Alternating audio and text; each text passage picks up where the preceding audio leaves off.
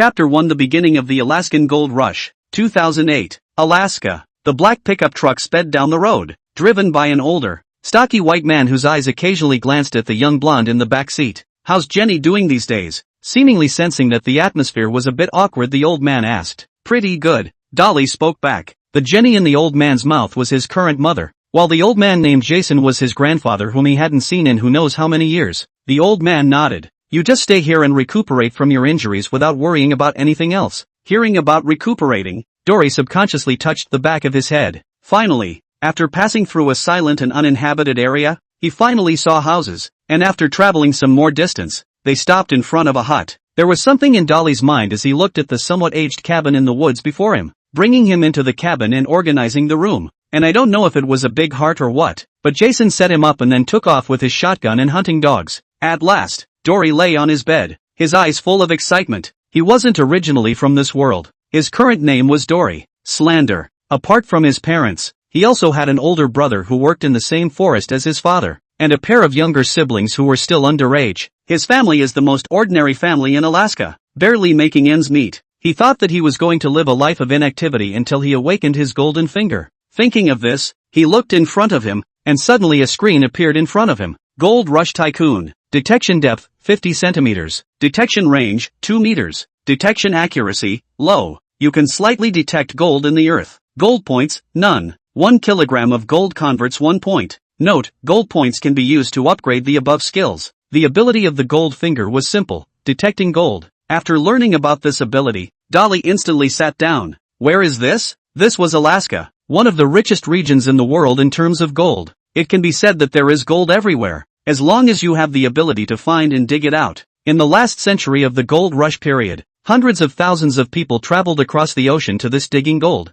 I do not know how many people in this realize the dream of wealth. Even now, according to incomplete statistics, Alaska's annual gold output is still more than 10 tons. It can be said that this is the dream place of all gold diggers. When he thought of this, Dory couldn't help himself, and immediately walked out of the cabin. He didn't come here to recuperate from his injuries. Looking around, he planned to explore the neighborhood a little first. Of course, he did not dare to go too far. This was the time in Alaska when bears were on the prowl, and he didn't want to go up against them. After walking along the path for a while, suddenly, Dory heard a sound of water, and immediately his eyes lit up. As everyone knows, where there is water, there is gold. Soon, a small stream appeared in front of Dory's eyes, and instead of rushing to do something, he started to explore along the stream. He wanted to try his ability first, but after walking around this creek for half a day there was no reaction at all. This made Dory a little worried. All he could rely on was his golden finger. If he couldn't detect the gold well, then his road to panning for gold had no way to start. With this worry, Dory continued to walk beside the creek. He also deliberately slowed down his pace, and from time to time he also lowered his head to pick at the ground a few times, expecting that this would yield something. But apart from a push of stones, he did not see any trace of gold. Could it be that there is no gold here? This doubt could not help but rise in Dory's heart. He sighed and looked ahead. Just a few steps. Suddenly he stopped. A strange feeling rose up, as if some kind of emptiness in his heart was filled. Dory looked at the ground beneath his feet, and at that moment, in Dory's mind, it was as if an image appeared of a shining star beckoning to him from beneath the darkened ground. Without any hesitation, he immediately squatted down and started digging, and then later on, he was too slow and picked up a branch left and right to start digging. Almost there. Almost there. Dory could clearly feel that as he dug deeper, the sensation was getting stronger and stronger. Finally, after the last few mashes, he managed to find it in a pile of messy rocks. Gold! It's gold! There really is gold here. Dory looked at the gold in his hand with an excited face. Although it was only a small nibble-sized gold piece, it was already enough to make him excited. This meant that he could indeed sense the gold underground. With this ability,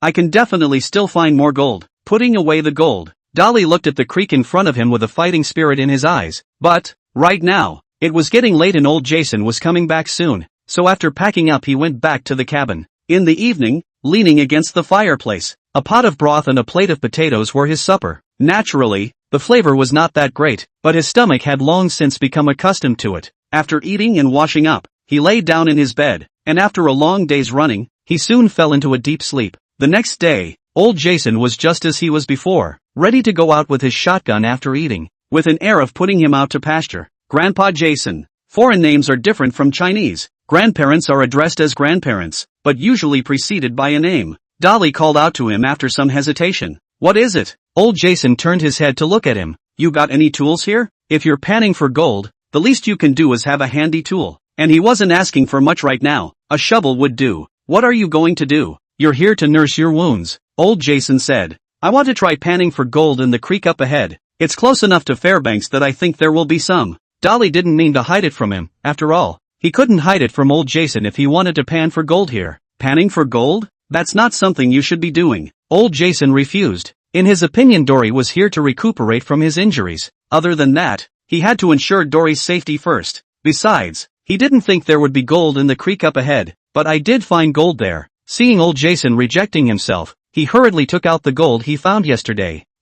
Hearing this, old Jason turned his head to look at the gold in his hand. He picked it up and weighed it. It was indeed gold without a doubt. Is this really what you found? Old Jason was a bit skeptical. I wouldn't spend my money on that. Old Jason looked at him, and then looked at the gold in his hands. Indeed, this kind of gold at a glance know that it is not processed after the process. He just opened his mouth, just a little bit of disbelief. The place where he had lived for so many years, there was really gold hidden? It's just luck, old Jason said and returned the gold to him. But I'm sure I'll find more gold, Dory said seriously as he looked at him. Chapter 2 Stream Gold Rush is exactly the beginning. In the end, old Jason still agreed to Dolly, but he still didn't feel comfortable letting Dolly act alone, so he also followed him. Grandpa Jason, aren't you going to hunt today? Dory looked at old Jason, who was carrying a shotgun, and spoke. There's enough prey at home. Old Jason responded to him. Soon, following the creek, they came to the place where Dory had dug yesterday. See, this is where I found the gold yesterday, said Dolly, looking into the distance. I'm sure there's more gold waiting for me up ahead. Then he continued on his way, with old Jason right behind him. With yesterday's experience, he wasn't in a hurry this time, because the gold wouldn't jump out by itself if he was in a hurry. But old Jason, who was following behind him, was frowning more and more tightly, looking at Dory's loitering appearance. He doubted if Dory was really here to look for gold. It looked like he was traveling. However, the old Jason also wanted to open up. This is good, as a mood to relax. This side, Dolly, walking, suddenly stopped. In the old Jason's surprised eyes, the wheel shovel began to dig up.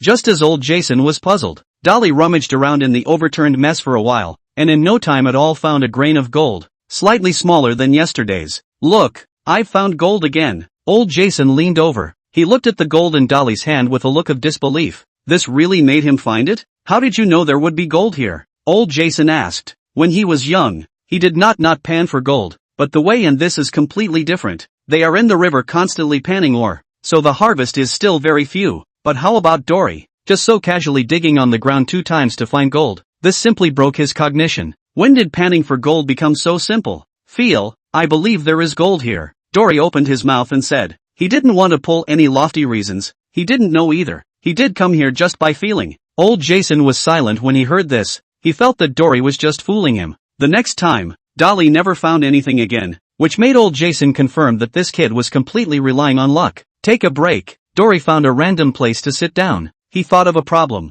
That is, this won't work. Although he could indeed sense the gold, but relying on this way to find it is not only inefficient, but also very tiring. But he didn't have any other good method right now. The depth he could probe was only 50 centimeters, and 50 centimeters was only how deep. If he wanted gold, he had to upgrade his ability, and if he wanted to upgrade his ability, he had to find more gold. He seemed to be in a bit of a dead circle here. Looking at the stream in front of him, Dory suddenly thought of something. Yes, why did he have to go to the shore to find it? The gold deposited in the water was the most. He should aim for the water. Then, Dolly told old Jason about his idea. You're going into the water? Old Jason shook when he heard this. Although the creek in front of him was not flowing much, he still didn't want Dory to take that risk. After all, Dory was still recuperating from his injuries. I can't find more gold without going in the water. Dory opened his mouth, but old Jason still didn't agree. Why are you so persistent? If this is a hobby, I advise you to stop as soon as possible. Panning for gold is a dangerous job.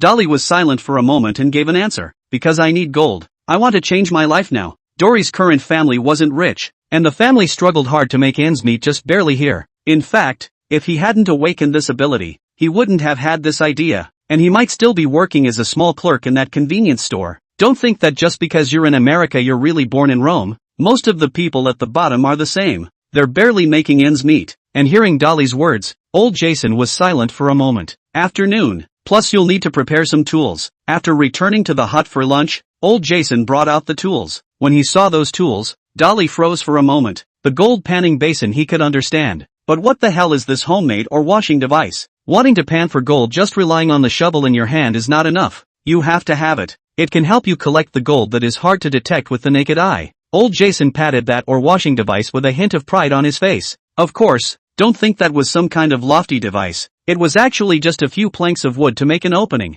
and a plank with a gold washing blanket laid diagonally underneath. The key is not this. The key is how did old Jason have this thing? Take the gold washing blanket for example. The average person wouldn't keep this thing at home. As if he could see Dory's doubt, old Jason coughed. I used to pan for gold when I was young. Thinking about it, how could people of that generation not have been exposed to this industry under such a hot wave? However, he didn't pursue old Jason's gold panning results. Thinking about it, if it was successful, he wouldn't be the one to see him here. Gathering up their things, they came at once to the creek. I say, is this necessary? Dolly looked at the rope around his waist blushing a little strangely. Of course, it's important to be safe at all times, old Jason said as he shook the rope from his hand. Dolly didn't retort. Although the current wasn't strong, no one could guarantee that there could be no accidents. And so it was that old Jason held the rope on the bank, and Dolly walked in the creek, which was a little queer. Anyhow, however, Dory's mind was already focused on the search for gold, and didn't care too much about this. In the water his speed was relatively slow.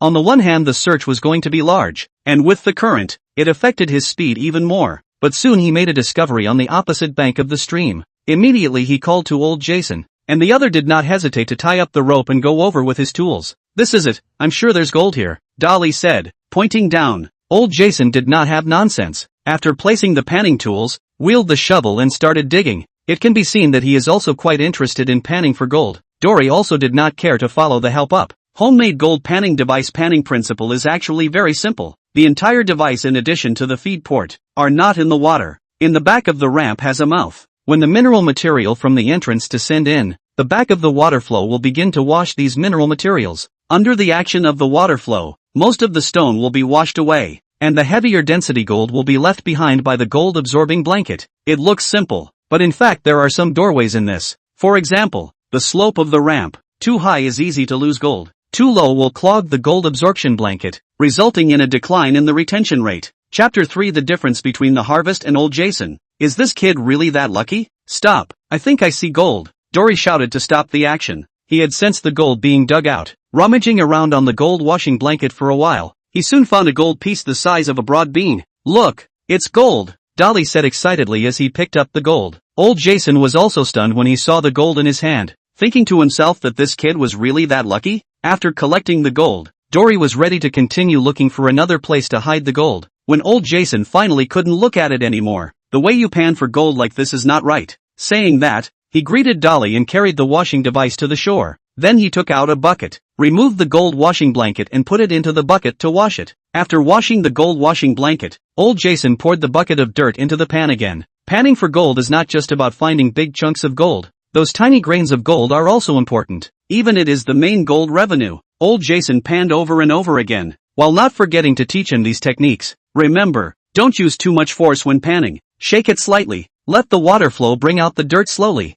and what's left is the gold. Although Dolly had seen such techniques on television many times before, this was the first time he had been this close. Soon there was very little dirt left in the pan that was being panned, and old Jason came forward and brought up the stream of water with his hand to rinse it a couple times. Look, old Jason handed him the pan of gold. Taking the gold pan, Dory immediately saw the tiny particles of gold at the bottom of that pan. If you want to harvest more gold, then you have to learn to find more of this kind of gold. After all, nowadays, large pieces of doghead gold are already rare. In the face of old Jason's teachings, at this time Dolly was in no mood to listen. Dory looked at the gold sand grains of the gold pan, but his ability did not react to this at all. Combined with the introduction of his ability, he probably understood something. It seems that my ability doesn't react to such fine gold particles. Go on, since we found gold here, there should be more, old Jason said and prepared to do it, but Dory shook his head. I don't think it's necessary. Old Jason looked at him suspiciously. If there really was this much gold, then the gold panners would have gotten rich already.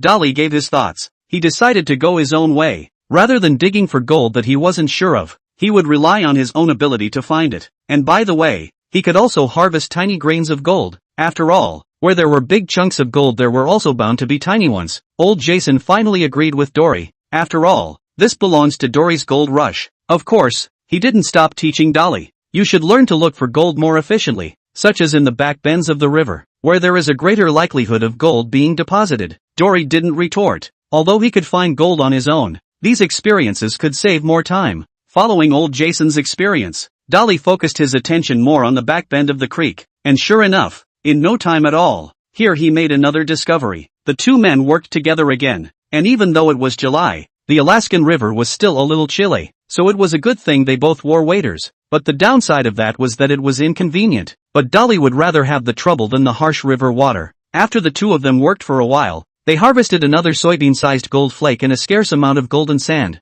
Looking at these harvests, Dory was getting more and more energized, and he felt that more gold was beckoning to him. In the end, the two men stopped due to physical exhaustion. Lying on the ground, Dory realized that panning for gold was indeed a physical job. Back in the hut, Dory immediately began to count the gold harvest. They found a total of 4 gold spots today, 3 of which were in the bay of the river, and once Dory even found 2 slightly larger pieces of gold there. Without a weighing device, it was impossible to accurately estimate the weight, but Doyle estimated that it was about 10 grams. But it was a pity that all he found were gold flakes. If only they were gold nuggets. In the evening, old Jason brought him to the only tavern in town. It was a remote place. Most of the buildings were still in the style of the last century, plus there wasn't much industry. So the tavern became the only place for people here to spend their time. Hey, how's old Jason doing these days? The tavern owner was an old man about the same age as old Jason, but his legs were a bit handicapped. I heard that it was a problem left over from the fights in his youth. Not great. Old Jason casually took the drink he handed him and drank it. Almost 80% of the people in Alaska were heavy drinkers, and with the cold weather,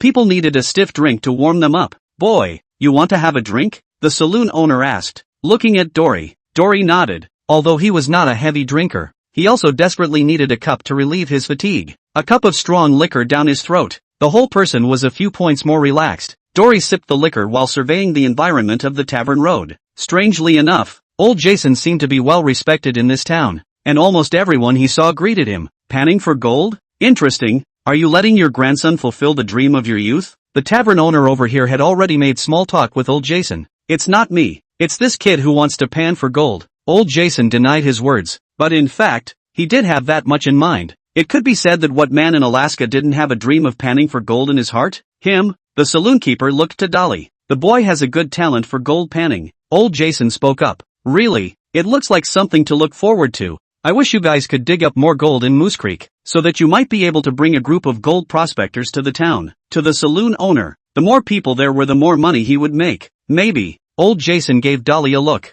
By the way, if you guys need anything you can contact me in advance. I can help you buy some supplies from the town for gold panning. The tavern owner said this to Dolly. The townspeople rarely went out and he was the one who traveled to the town every week. Dolly nodded. Back at the hut, Dory slowly calmed down from the joy of harvesting gold. At first glance he had a good haul for the day, but when he thought about it, it did seem a little meager, and he would have a hard time digging up enough gold if he kept going the way he was. Now it's already July. Alaska will enter winter in a month or so. The temperature here will instantly drop to -10 degrees, freezing the rivers and the earth altogether, and such a winter would last for half a year. Chapter 4 Riptide Gold Rush. The alternative. Dory needed gold, and only by panning enough gold would he have the strength to convince his family not to go back to work at the convenience store or the forestry farm. Moreover, only with enough gold would he be able to upgrade his abilities, giving him more confidence to follow this path of gold panning. Therefore, he had to find a way to get more gold. His goal was to harvest a kilogram, or almost 33 ounces or so of gold in this month or so. 1 ounce equals about 31 grams. For one thing, this gold could upgrade his abilities, and for another, he could also use this gold to exchange for funds to use on his own path of gold mining. But wanting to dig up 33 ounces of gold in a month or so was not a bit difficult. Suddenly Dolly's eyes lit up at the thought and he sat up from his bed. Yes, waterfalls, rapids, how could I forget that? Dory remembered a documentary he had seen before about the gold rush in the rapids. The gold panning squads in it were digging for gold under rapids and waterfalls, and what impressed him was that these squads used the most minimal equipment to dig for the least amount of gold. But that's not the point. The point is their reason for mining. They believed that in such rapids where no one had set foot, there was often rich gold underneath. Even though their final harvest couldn't be tied to abundance, one thing was certain, and that was that there was indeed gold hidden in that environment, and there was quite a lot of it. It's just that those people were constrained by the terrain and conditions not being able to bring it out. If I can find that kind of environment in Moose Creek, maybe I can take a shot at it. But there was another question in front of Dory's eyes. That is, did Moose Creek really have so much gold? Don't look at the gold they harvested today, but it didn't represent the true taste of this land. If the gold here was too barren, then no matter what kind of ways Dolly utilized and all kinds of efforts he made, there was no way. Therefore, finding a way to understand the situation of this area became his main point of focus now. The next day, taking advantage of the effort of eating breakfast, Dory began to ask old Jason. After all, the other party had been living here for decades, so he should have some understanding of the situation in this area. Grandpa Jason, has this area ever been mined by gold prospectors here? To be honest, he was hoping for both yes and no. If a gold panning team had come here, then it proved that there was indeed enough gold to be mined here. But if it had really been patronized by them, then there might not be much gold left for him. Old Jason spoke directly without thinking. I heard from people in the past that during the gold rush in the last century, a group of gold miners came here, but it seems like they didn't take much gold with them. After that, they didn't stay here too long and ran over to Fairbanks. Compared to Fairbanks,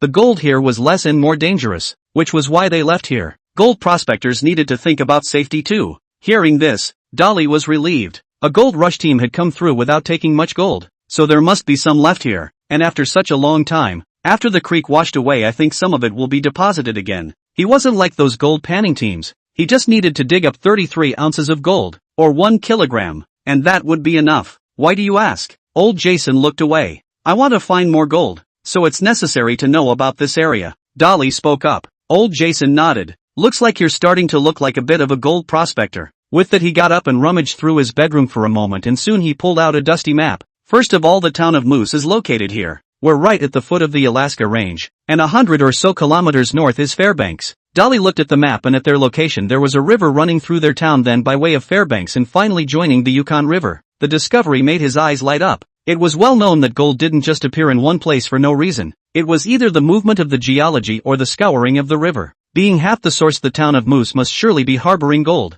But what problems he could think of, those gold prospectors could not think of? In the past it was limited by the conditions and mining techniques, but there was no reason why the gold prospectors nowadays wouldn't try it here. Thinking of this, Dolly set out this doubt. Old Jason was not hiding it. First of all, Moose Town is a relatively poor environment, and it's close to a natural park where the requirements for mining are relatively more stringent. Finally, outsiders are not welcome in Moose Town. The last one was the key, right? For those gold miners, the conditions and all that were not a problem. But if it was the human factor, there was no way around it. From what Dory had heard from these days and from what he had heard from the tavern, the people of Moose Town favored self-sufficiency, and such an environment would inevitably be somewhat hostile to outsiders. Guess that's why old Jason brought him to the tavern, to let the townspeople know about his Dolly's identity, so as not to cause some unnecessary trouble. Well, what else is there to ask? Dory shook his head. Are you going to continue today? Old Jason asked. Today I plan to explore the terrain here. Dolly's goal was to find an area of waterfall rapids that would be suitable for mining.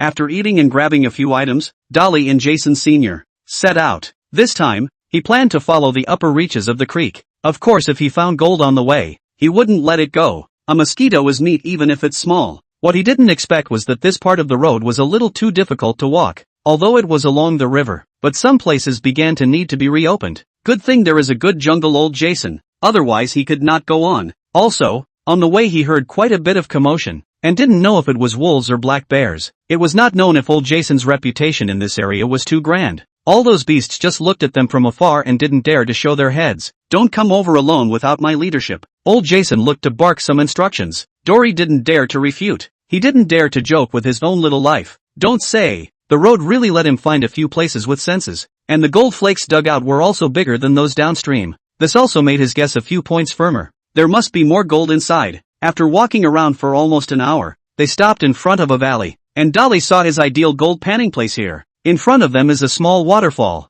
although the drop is only about 3 meters, but the water is very rapid, surrounded by large and small pebbles. Next to it, one could vaguely see the footprints of various animals. Apparently this was also considered a drinking area for them. Chapter 5. I'm sure there's more and bigger gold hidden down here. Old Jason, on the other hand, wasn't paying attention to that on his side. His hunter's habits were coming up again, and he crouched down to survey the tracks, as if guessing which animals they were. When he turned his head, he found Dolly staring blankly at the waterfall before him. What's the matter? I'm going to pan for gold here. Dolly didn't hold back his thoughts. Old Jason gave him a surprised look, then surveyed the waterfall in front of him as well. It's in a nice setting and doesn't look like it's been weighted. And with the valley above it, there's bound to be gold deposited down there after the river. Dolly voiced his thoughts, and then he pulled out the gold flakes he had found along the way. Look, the further we go here, the bigger the gold flakes get. I have reason to believe that there is more gold hidden here. Old Jason looked at the gold in his hands and spoke after some contemplation. You're right. From a gold prospector's point of view, this is indeed a good place to pan for gold, but there's no way we can take the gold from here. The current here is too big and there are rocks down there. I'm not going to risk letting you go down there, so give it up. Compared to panning for gold, old Jason cared more about Dory's safety. Dory wanted to retort but couldn't find a reason. He had to admit that old Jason was right. It was not like downstream here, and without equipment, there was almost no way for him to dig the gold out from underneath. Should he just give up? Dolly looked at the waterfall in front of him with resignation. Let's go. The situation downstream suits you better. Old Jason could see Dory's loss, but the reality is like this. The road to the gold rush is not that simple. Dory looked around and back the way he came, when suddenly an idea rose from his mind. Maybe it can be done. Dory snapped. It's not too far from our cabin, and I noticed that the banks on either side are wide enough. With a little clearing, we might be able to get the excavator in. Yes, the more he thought about it, the more he realized it was possible, and the main thing was that he didn't want to give up.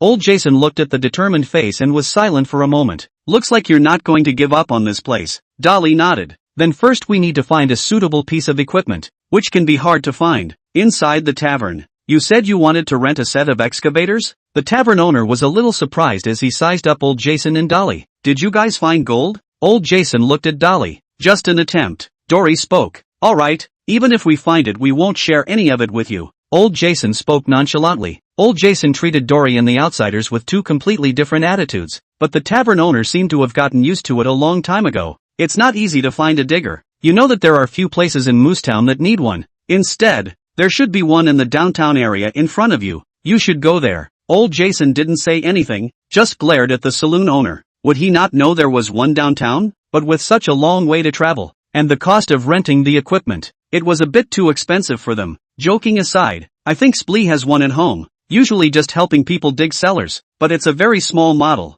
and I don't know if the surface will be able to meet your requirements. Splee? Old Jason nodded. Soon they were at Splee's house. Old Jason knocked on the door of the room, and the one who opened the door was a middle-aged woman, who immediately greeted old Jason when she saw him. Uncle Jason, what brings you here? Is Splee at home? There are some things I intend to discuss with him. In saying that, she invited the two inside while calling out. A bearded Splee walked out, and behind him were two children. They hid behind Splee, looking at Dolly with a curious face, and Dolly smiled and greeted towards them. Old Jason saw the two kids and teased them for a while as well. Splee, I'm looking for you here because there's something I want to discuss with you. Jason Sr. put down the kids and straightened his face. You say, Uncle Jason, I heard you have a backhoe. Can we take a look at it? Could be. Spur agreed readily. He then led Dolly and old Jason to the backyard and saw the backhoe set up in the yard. Well, Sable looked at them. Old Jason frowned as he surveyed the excavator in front of him. Small indeed, but it should barely be enough. Although the excavator was a bit small, they were in no position to pick and choose. Is it okay if we plan to rent this excavator of yours for a few days? No problem. We won't be able to use it for a while. Do you need my help? No, we can drive it ourselves. Then they discussed the cost of the rental. Spur was not going to ask for their money, but old Jason insisted, and so they rented the backhoe for $50 a day, and Dolly paid for the gas himself. The price was satisfactory to both parties, knowing that he usually helped people dig cellars and clean up yards and whatnot for only a few dollars a time. What are you guys going to do with this? Spur asked. Old Jason, who was familiarizing himself with the driving style on the backhoe, responded casually. Panning for gold. Wow. Looks like you guys found a nest of gold, doesn't it? Or you wouldn't be using this big guy. Splee said half jokingly. It's just an experiment. Who knows how it'll go? Dolly gave a vague cry. He didn't want to make too much noise. Let's go. Old Jason had already driven the little guy. On the way, Dolly sat on it and kind of experienced the old antique. The way it stumbled, he was afraid of accidentally rocking the flash frame for it. But fortunately, it still held up and arrived safely in front of the hut. After resting for a while, they formally started to open the road. As well as Dolly had envisioned it before, actually doing it was a different matter altogether. The bank was so soft that even an excavator of this size would have a hard time walking on it, and the slightest bit of inattention might sink in. Luckily, the land on the next bank was slightly harder to drive over. but there were too many obstacles, so most of the time was spent on clearing branches and obstacles. Old Jason also took the opportunity to teach him to drive. Driving machinery is a skill you'll have to learn if you want to go deep on the gold rush. Jason Sr. commanded Dolly. Dory understood this as well, and he was patiently learning, and he also longed for the day when he would drive his own excavator to mine his own mine. Chapter 6. Sure enough, the gold rush is still a machine. Facts have proved that nothing can be smooth sailing. This is not Dory on the hands of only a short time. This old antique on the ground, no matter how he operates, is not moving. The two looked at this guy, suddenly some big eyes. They cannot repair this thing. There is no way. They can only call spur to. Sibley looked at the excavator, has been lying down, did not say anything. He is also clear that this is not the cause of Dolly his operation. This excavator was too old. Some parts were close to their limits. It's not a big problem. It's all old stuff. With that, Spur took his tools and started to work on it. With his familiarity with his baby, Spool quickly took care of the excavator. Well, it's fixed. Say, how far are you guys planning on digging, and when can we start panning for gold? It was also the first time Splee had seen gold panning, and he was curious about that as well. It's still early. At the rate we're going, it'll be 2 days at the very least, old Jason said. It was not known if it was because of not panning for gold. His entire body now looked different in spirit. Alright, if there's a problem you keep yelling at me. Splee also understands that gold panning, this kind of private thing, did not continue to pry into the matter, packed up things and then followed to leave. Uncle Splee is pretty good, Dolly said as he looked at old Jason. The machine broke down without saying anything, came to help them repair, and did not charge any fees. Old Jason nodded, then looked at Dolly. Get a grip. Soon, under old Jason's command, Dolly started digging again. Damn, I really want to burn all these trees in one fire. Dory, who had been busy for half a day, was really annoyed by these branches. Not only did they affect his vision, some of them would also get stuck into the machine. If it wasn't for old Jason watching from the sidelines, he probably would have plopped down again. Then you might go to jail for this. Well, stop complaining. The road to gold rushes like this. Difficulties and setbacks are always with you. Jason Sr. disliked Dolly back nonchalantly. He just loved the feeling of teaching his juniors. Although Dolly's mouth was grumbling incessantly, the movements of his hands didn't stop. Until the evening they too had advanced no more than half as fast, partly because of the equipment and partly because they were also a little tired. I feel like I'm alive again, Dolly said as she sipped her potato soup. You youngsters are so out of it nowadays. When we had a gun and a dog that could go around a mountain range in search of prey. Old Jason scorned him, not forgetting to compliment himself in the process. Dory looked at old Jason's broad frame and couldn't say anything even if he wanted to retort. Alright, have a good rest, and try to get the road open tomorrow so that we can start panning for gold as soon as possible. To be honest, the old Jason was also looking forward to the bottom there. Would there really be a lot of gold hidden, as Dolly said? The next day, after the rejuvenated Dory finished his breakfast, he immediately started driving that old antique. Today he said anything to pave the damn road. He could not wait to see the gold. Perhaps it was because of the added power again or the more skillful driving. The road advanced significantly faster than yesterday. At noon, he finally drove the excavator to its destination. Looking at the waterfall in front of him, Dory's heart was thrilled. He could finally mine this waterfall. But just as he was driving the excavator and preparing to make a move on the small tan under the waterfall, something embarrassing happened. The bucket of the excavator couldn't reach it. Seeing this scene, Dolly didn't know what to say for a while. The excavator's bucket won't reach. I need to drive a little further, Dolly shouted to old Jason. No, there's a beach in front of us. The excavator could easily get stuck in it. Old Jason immediately dismissed his idea. There was no other way. Dory could only get down from the excavator to watch the situation. This is going to be a bit troublesome. Dory frowned as he looked at the situation. It is indeed a bit troublesome. What are you going to do? Jason Sr. asked as he looked at him. Dolly looked at the waterfall in front of him and thought for a moment, then stepped aside and crouched down to look at it. My idea is to block the waterfall above, so that the excavator can smoothly enter the water hole to dig, and I don't have to worry about the current washing away my gold. Block the river? Old Jason shook his head. It's too dangerous. The current's too strong here, and you can't promise to build a safe check dam in such a short time. Once it's overtopped by the current, then all of our lives will be in danger. Old Jason always did things from a safety standpoint. Then another pump will be used to pump some of the water down to relieve the pressure on the interceptor dam. It won't last long, but it will be enough for us to mine this small tan. The small tan in front of him was small in size. It wouldn't take more than half a day with the excavator, and that was still considering the complex terrain and mining depth that might exist below. Hearing Dolly's words, old Jason took a closer look at the immediate surroundings. Half a day, at the most, and no matter what the outcome is, we have to pull out of here. This was the maximum range old Jason could accept. Seeing old Jason agreeing, Dolly also acted immediately, and he directly excavated right next to him, thanks to the fact that the structure here this next to him was mostly rubble. Otherwise, he wouldn't have been able to straighten the excavator up. Soon he built a road to the top, then drove the excavator up and started to build an interception dam. He first used large rocks to build the base to prevent it from being washed away by the water flow, and then filled it with dirt and gravel afterward. It had to be said that his skills in driving the excavator had become more and more skillful, and he soon succeeded in constructing an interception dam. However, at this time, the dam was still seeping water, and it looked like there was still a hint of danger. At this time, old Jason also followed the path that had been opened up and came over with a water pump in his old pickup truck.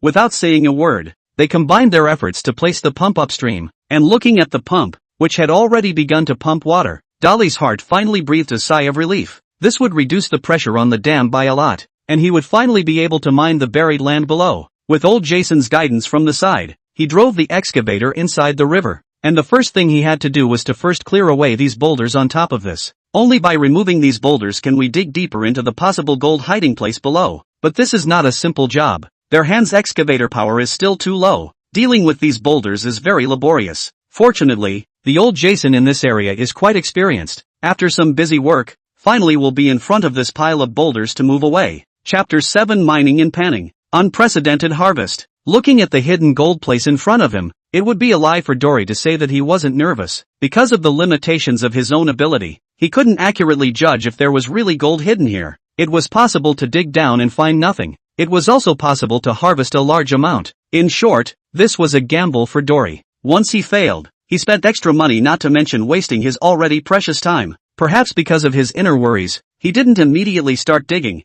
but walked down to probe, and the result was not what he expected. There was no harvest. It wasn't known if the gold was hidden deeper, or if there was no gold down there at all, but Dory was more convinced of the former. There was no hesitation this time. He immediately drove the excavator and started digging, and as a shovelful of soil was brought out, Dory's heart lifted up. Old Jason on the side also stared intently, afraid to miss every corner that may hide gold. After digging for a while, Dory again cannot help it. He again came to the bottom of the probe up. Old Jason will not be able to see directly to the excavator. Digging and digging, Dory suddenly shouted, "Stop! What are you doing again, kid? If we go on like this we won't have enough time." Old Jason said, disgruntled. Dory ignored him and walked to the dugout pit. At this time, it was obvious to see that the layer of soil underneath had changed. This change meant that they were immediately digging to the place where the gold was hidden. He sensed it carefully. 1, 2, and the familiar feeling struck again. It was gold. He sensed gold. Dory's heart hanging in the air at the moment finally relaxed. His guess was right.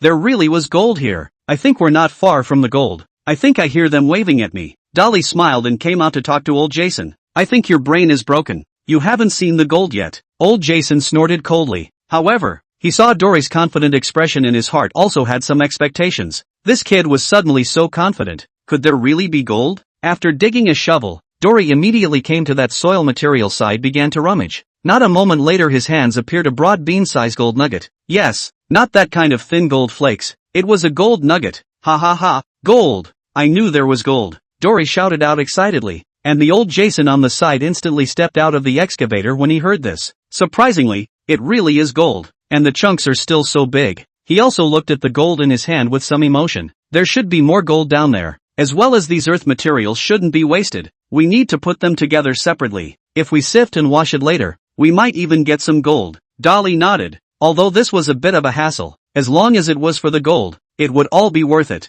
Seeing the gold, it was as if the two men had been given a shot of adrenaline. Gold panning work was like that, only motivated by the sight of gold. An hour later, the old Jason has completely dug out the small tan. He was afraid of missing the gold, incidentally also expanded outward a lot. At this time, the sky had already darkened, but looking at the mineral sands not far away, the two men had a burst of emotion in their hearts. Looks like we can't pan it today. We can only wait for tomorrow to come over and look at it. Old Jason looked at him and said, however, we should take care of this dam. Otherwise, when the dam is washed out, those currents will most likely carry our mineral sands with them. Old Jason looked over. To be on the safe side, it's better to get your hands dirty and move those mineral sands farther away. With that, the two men worked for a while longer, and only after they knew they were sure the place wouldn't be flooded, did they put away the pumps and open the dam. At once, the raging river gushed out wildly, filling the channel at once. Two people looked at the river for a while, to make sure that the safety of the ore and only then rest assured that driving back to the pickup truck. At this time, the sky has been completely dark. All around also began to come from a variety of animal sounds, but this does not affect the two people driving back to the pickup truck. Hastily eat a meal. Wash up. The two lay on the bed and slept. This day is indeed very tired. The next day, just at dawn, the two could not wait to set off. Gold! I'm coming! Looking at the ore in front of him, Dory shouted excitedly. Don't be lazy. Hurry up and work. This can't be finished in a moment. After placing the homemade ore washing machine in place, old Jason unceremoniously threw him a shovel. No way. The homemade machine feed opening is too small. The excavator cannot be used, can only manually panning. With this, the two men started sifting and washing, shovel by shovel. Naturally the efficiency couldn't be talked about as fast, and every now and then they had to take out the gold-absorbing blanket and put the concentrates attached to it into a bucket. I swear, I must buy an ore washing machine in the future, even if it's the smallest kind. Dolly couldn't help but spit out a sigh of relief. This manual panning was not humanly possible. That's only if you pan enough gold and have the money to do it. Old Jason disliked him as well. I've already seen quite a bit of gold, and this haul will be beyond your expectations. During the process of panning, he had already identified several pieces of gold that were not small in size, and he was very confident about that. In this way, the two people saw a shovel panning for a whole 5 hours, only to be able to panning these mineral sands. In exchange for the general machine, less than an hour on the dry finish. But to this is not finished. The next is to clean the concentrate. Need to use the gold panning basin slowly sieve washing. Shaking, shaking, shaking. At this time Dolly seems to become a hero. Repeat this action. Another hour or so passed. At this time has reached the afternoon. The two have also long been exhausted. But see that was sifted and washed out of the gold. The two faces are also revealed a smile. Wealthy. So much gold. At least more than 10 ounces. Dory said excitedly as he looked at the gold in the bottle. Most of it was lumpy gold, and a significant portion of it was also gold grains and gold dust from panning out. More than that, I'd put it at 15 ounces at least. Old Jason gave his guess. After resting for a while, the two men also returned to the lodge with the gold. After coping with lunch, old Jason took the bottle of gold and left. Because they had no weight-counting instruments here, they had to go to someone else's place, and incidentally had to show off like an old friend to go. Dolly didn't worry about it. It was all family anyway, and to be honest there really wasn't much that old Jason could use the money for, and it was time for him to send the old antique that had done so much good back. Hey Dolly, I hear you guys dug up a lot of gold? As soon as they met, Spur spoke to him. Chapter 8. Not that you're done showing off. So what am I doing? Dory was also stunned. This news spread so quickly? Looks like the old Jason did not less bragging off. Although understand, but boring to make a big fortune is not good. In case by the heart of the people who think about it. Thinking of this, Dolly opened his mouth. Just a little bit. Can't say I'm getting rich. I have heard Uncle Jason say, he is now showing off to everyone. Really envy you guys. Spur said. Dory was also speechless. How come this old guy started to be sick in this matter? Don't you know that wealth is not exposed? He quickly skipped over this topic and asked where old Jason was going. If he continued like this his pants were going to be shaking out for him. Uncle Jason, you can check the tavern. If not, he should be at the mayor's. Okay, Uncle Spur, I'll go first then. Soon Dolly was inside the tavern. If it isn't our gold digger boy. As soon as he entered, the tavern owner began to tease him. It's just luck. Dory laughed. Dory's expression was a little embarrassed. It seemed he was still late. Luck is also a part of strength. Besides, you are the only ones who have been able to find gold from Moose Creek for so many years. The tavern owner smiled. Looks like it won't be long before our Moose Town is renamed Gold Town. The residents drinking on the side followed suit. Well, you guys can't help it if you want to say that, but I'll first have to go look for Grandpa Jason, so I'll buy you guys a drink when I get back. The alcohol here was cheap, so buying them a drink would only be $12 or so. He could still afford that much. No need. Your grandfather has already helped treat them for you. The tavern owner looked at him with a smile on his face, and those residents followed suit by lifting their wine glasses to him.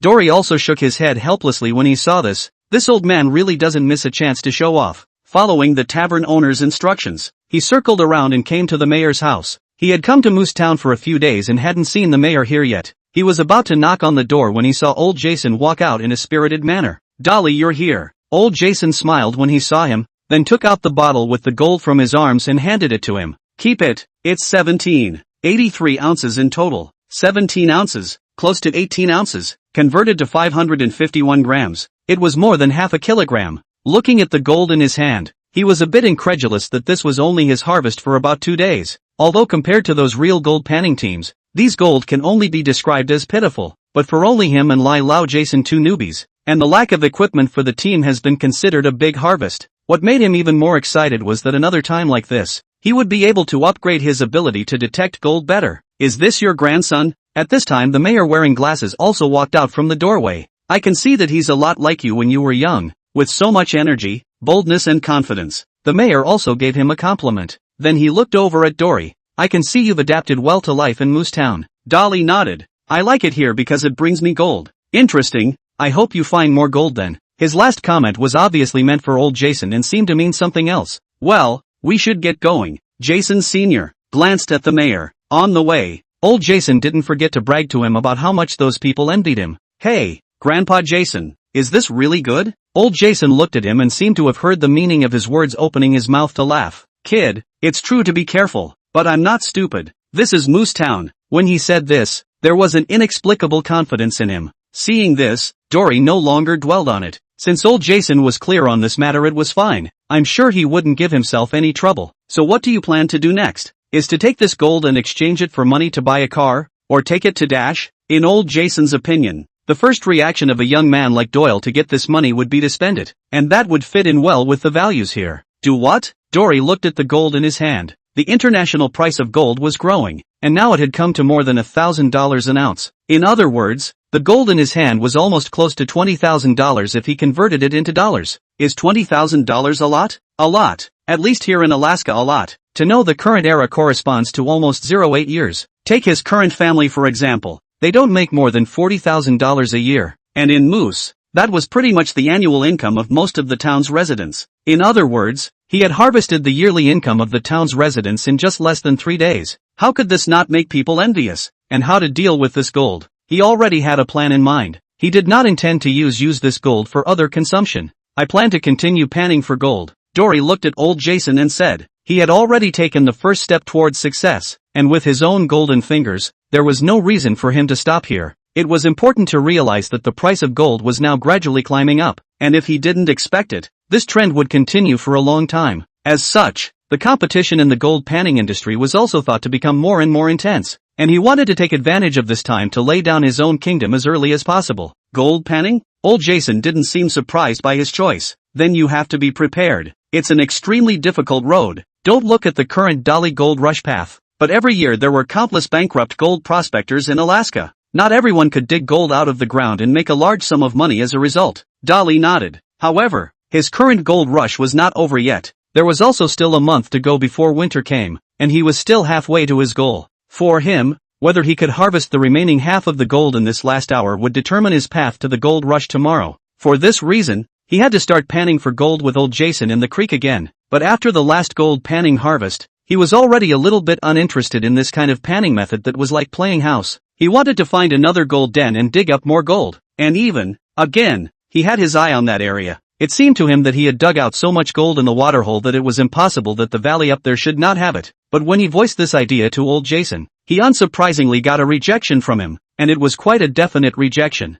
The environment of the valley above was too complicated and dangerous. The turbulent current, as well as falling rocks, were all factors that extremely affected safety. Seeing the time passing by a little bit, Dory's heart also became more and more anxious. Is his first gold rush going to end like this? Chapter 9: The water level falls. And the last gamble. It was another new day. Dory got up early as usual and started preparing for gold panning. Although panning for gold by the stream was very inefficient, it was always his last glimmer of hope, and he didn't want to give up until the end. But when he came to the stream side, he suddenly noticed something. The water level has dropped? He compared the previous water level again and found that it had also dropped quite a bit, which was naturally good news for Dory. It meant that his job was easier. Just as he was about to go into the water, he was suddenly startled and turned his head to look upstream. Then, without hesitation, he ran straight to the lodge and drove old Jason's pickup truck in the direction of that waterfall. Sure enough, as he expected, the amount of water upstream had also decreased a lot, which couldn't help but give him pause.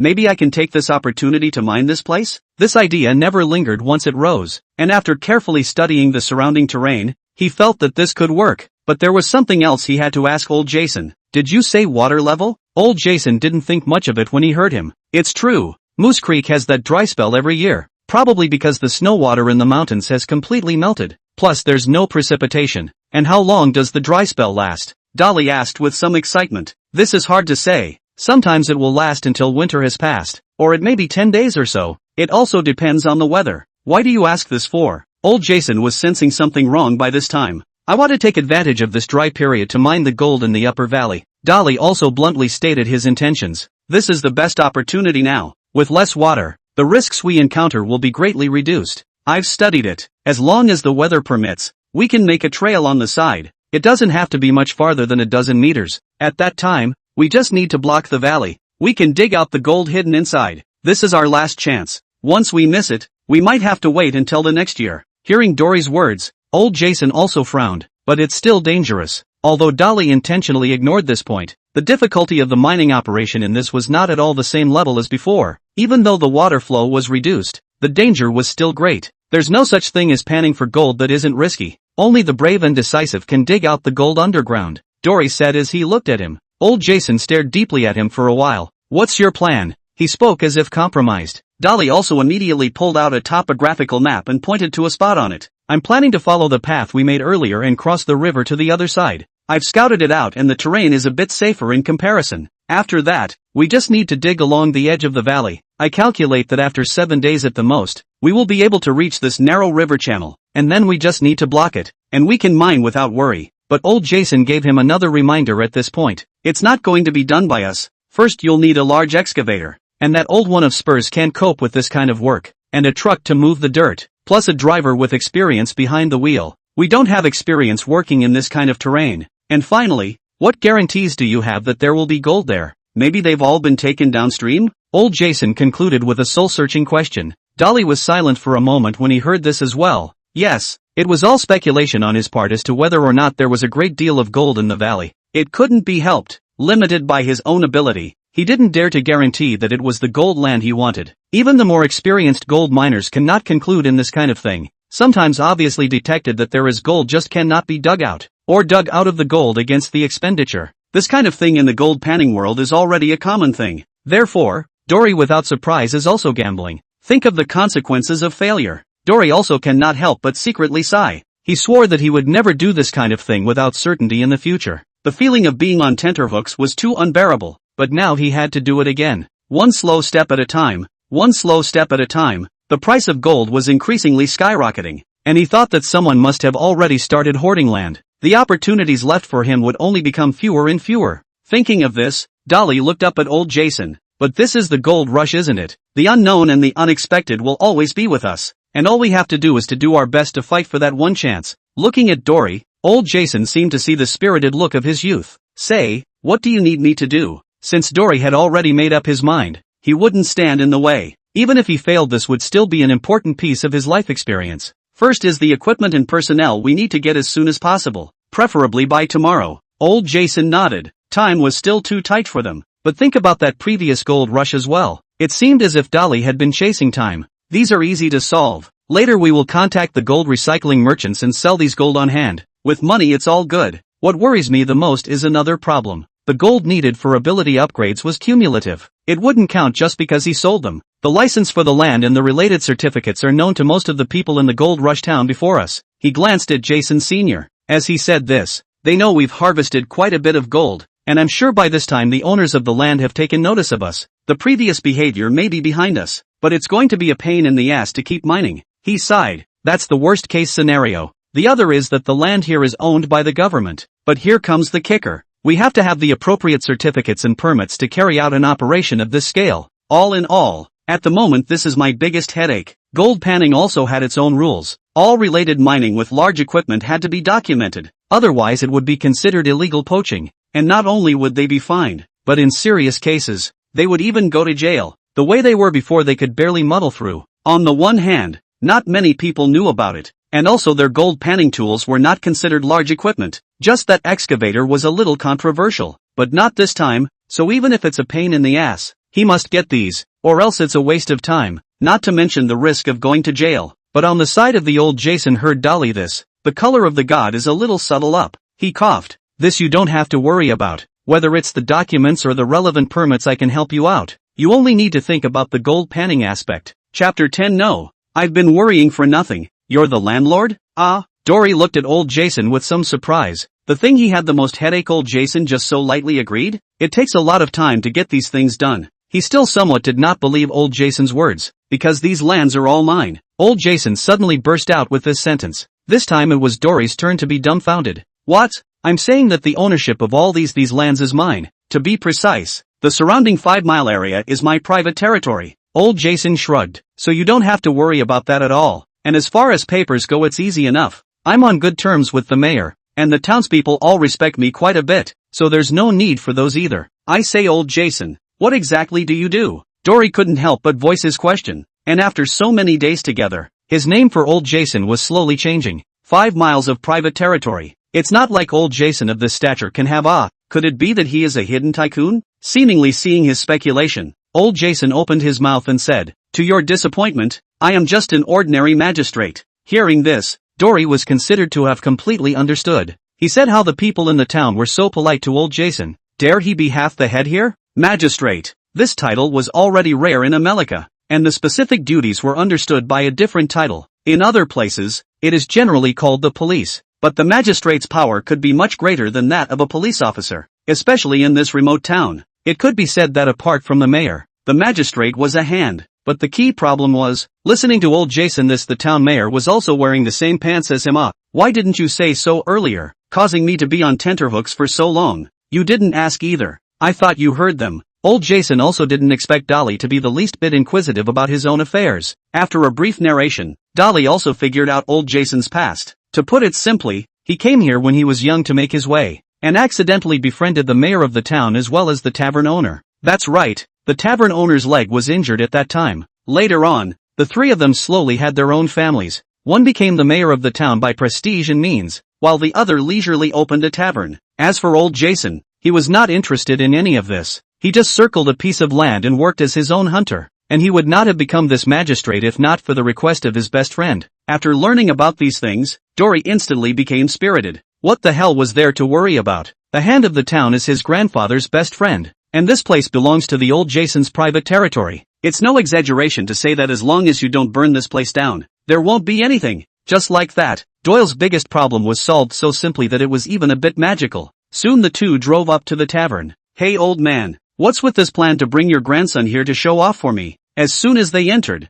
the owner of the tavern looked at them in a bad mood. Cut the crap. There's something I'm asking you to do. Help me find the nearest rental company to our place. I need a large excavator and a truck. I need to use them for about 10 days. Also, if you can, help me find a skillful driver. By the way, old Jason stated his needs. The tavern owner looked up. You're planning to do a big job here? I knew you definitely couldn't let go of that Thai place of yours. After noticing old Jason's eyes, he immediately responded. Don't worry, I'll get it done for you as soon as possible. It's a pity that I'm getting old. Otherwise I could still give you a hand. The tavern owner smiled. Old Jason said without looking back. Just you. I don't even want it for nothing. Who knows you won't steal my gold. Bastard. Looking at old Jason's back, the tavern owner also gritted his teeth and cursed, but soon he started to call and contact someone. Don't worry, that old cripple is still quick. Old Jason said, the most important thing for us now is to exchange this gold for cash so that we can continue the next mining. With that he paused for a moment looking at Dolly.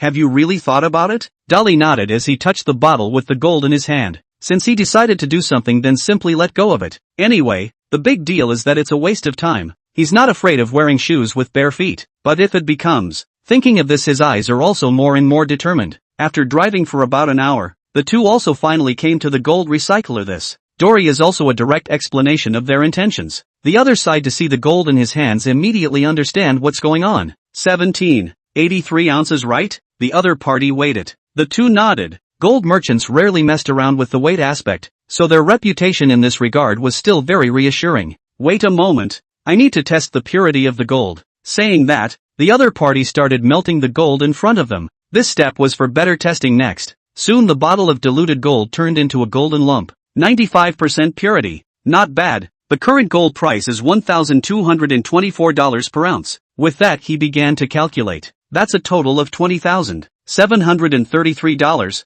Any questions? Dolly didn't dare to be careless and counted it after old Jason, confirming that there was no problem before nodding. Very well, so is it cash or check? Cash. Checks also need to go to the bank. Exchange is very troublesome. Cash to get the hand can be used directly. Looking at the large stack of cash in his hand, Dolly placed it in front of his nose and sniffed it vigorously. The smell of money. I didn't expect there would be so much. Dory also can't help but feel a sigh of emotion. He didn't expect the price of gold to rise again which is quite a bit more than what he originally expected. Now the price of gold is getting higher day by day. Maybe you come in a while the price will be even higher. The gold merchant said. Are there many people panning for gold now? Dolly tried to pry some news from him. A lot. Since the price of gold has risen, a lot of people have started panning for gold. After all, we are close to Fairbanks, and I heard that the price of land over there has started to rise. Speaking of this topic, the gold merchant also smiled. The more people digging for gold, then the more he would earn. There are a lot of small teams like yours, but they rarely dig for gold, and even fewer use it to earn back their costs and make a big profit. It seems the competition is getting tougher, but I'm sure we can dig up more gold. Dolly looked at the cash in his hand. I hope so too, and you are always welcome here. The gold merchant expected a lot from every customer. Thank you for your good wishes. After a brief chat, the two left this. Chapter 11 Recruiting New Team Members. After climbing with the store manager, Dory's mood was heavy again. The price of gold had risen so insanely that many people had lost their minds, but looking at the cash in his hand, he understood something again. Yes, in front of this kind of interest, what was a tiny bit of risk? It looked like he had to speed up his actions, trying to open the official gold rush season tomorrow. The current situation is related to his survival in next year's gold rush season. Back at the tavern, as soon as he saw them come in, the old cripple spoke. I've already contacted the excavator and truck for you. But the other party is asking for $6,500. In addition, you have to pay for the gas yourself. Also I can't help if you want drivers and repairmen. The ones I can contact have already gone out. $6,500? They're robbing us. Old Jason's eyes glazed over. It can't be helped. It's a hot time in the gold rush. Every machine is extra valuable. What do you say, old man? The saloon owner said as he looked at him. Old Jason didn't respond but turned his head to Dolly to ask his opinion. We'll rent it. What could he do? It was already good enough to have the machine now. As for the price, it was indeed a bit darker, but as long as he could dig for gold this was no big deal. However, there was no driver or repairman. This was a hard one. They have no experience of working in such an environment, and if the machine breaks down in any way, it will greatly affect their digging progress. Time was of the essence and there was no room for delay. The old cripple really doesn't have any more? Old Jason looked at him with some reluctance. We don't have much engineering work in this area. And the ones with a little experience have all gone out to take on jobs. So where are they now? Repairmen? There are even fewer of those. Most of the repair stores are over in Fairbanks. We do have a few on our side, but either they don't have experience in the field, or they don't want to go out. The tavern owner also spelled out the situation one by one. What's the status of the few that won't go out? Dolly asked. You want to go out to them? The tavern owner could see what he was thinking. That's fine. Maybe they'll change their minds if you come in person. With that, he pulled out an address. My suggestion for you guys would be to go to this one. He's in a town near us. He also has the largest repair store and has had experience in this area of repairing large machinery. Looking at the address in his hand, Dolly nodded. He then took out $7,000 and handed it to the tavern owner. Just $6,500. The tavern owner took out $500 and reminded him of it. I know, but this is the fee for you. Thank you for solving so many troubles for us. The other man's relationship with old Jason was one thing, but this was a favor Dolly couldn't let the other man do for nothing. The other man had already saved them a lot of time. The old cripple looked at Dolly and then at old Jason. What are you looking at me for? Give it to you and you take it. Old Jason snorted coldly, but looking at his expression he seemed to be in a good mood. Then I'll take it. The tavern owner smiled. Remember to ask them to send the machine over quickly. On his way out, old Jason barked a command at him. What? You want to go now? Back in the car. Old Jason looked at Dolly and said, it was also getting a little late. We have to hurry and make sure the machines are in place to work right away. Every bit of delay was another bit of danger. Who knew when this dry spell would end? The two drove a few dozen kilometers to a nearby town, and some inquiries quickly led them to the location of the repair store. There were a few cars scattered in front of the repair store, and just as they drove in, a clerk approached them. Are you guys looking for repairs? Not really. We have some things we intend to discuss with Mr. Vess. Wise was the owner of the store. Alright, I'll give a shout. Hello guys, I'm Vis. May I ask what's up? Vis looked at the two with some surprise. It's like this. I'm the sheriff of Moose Town, and I asked someone earlier to recruit a maintenance person from you. Old Jason opened his mouth. As soon as he heard the identity of old Jason's sheriff, Vis's attitude immediately relaxed quite a bit.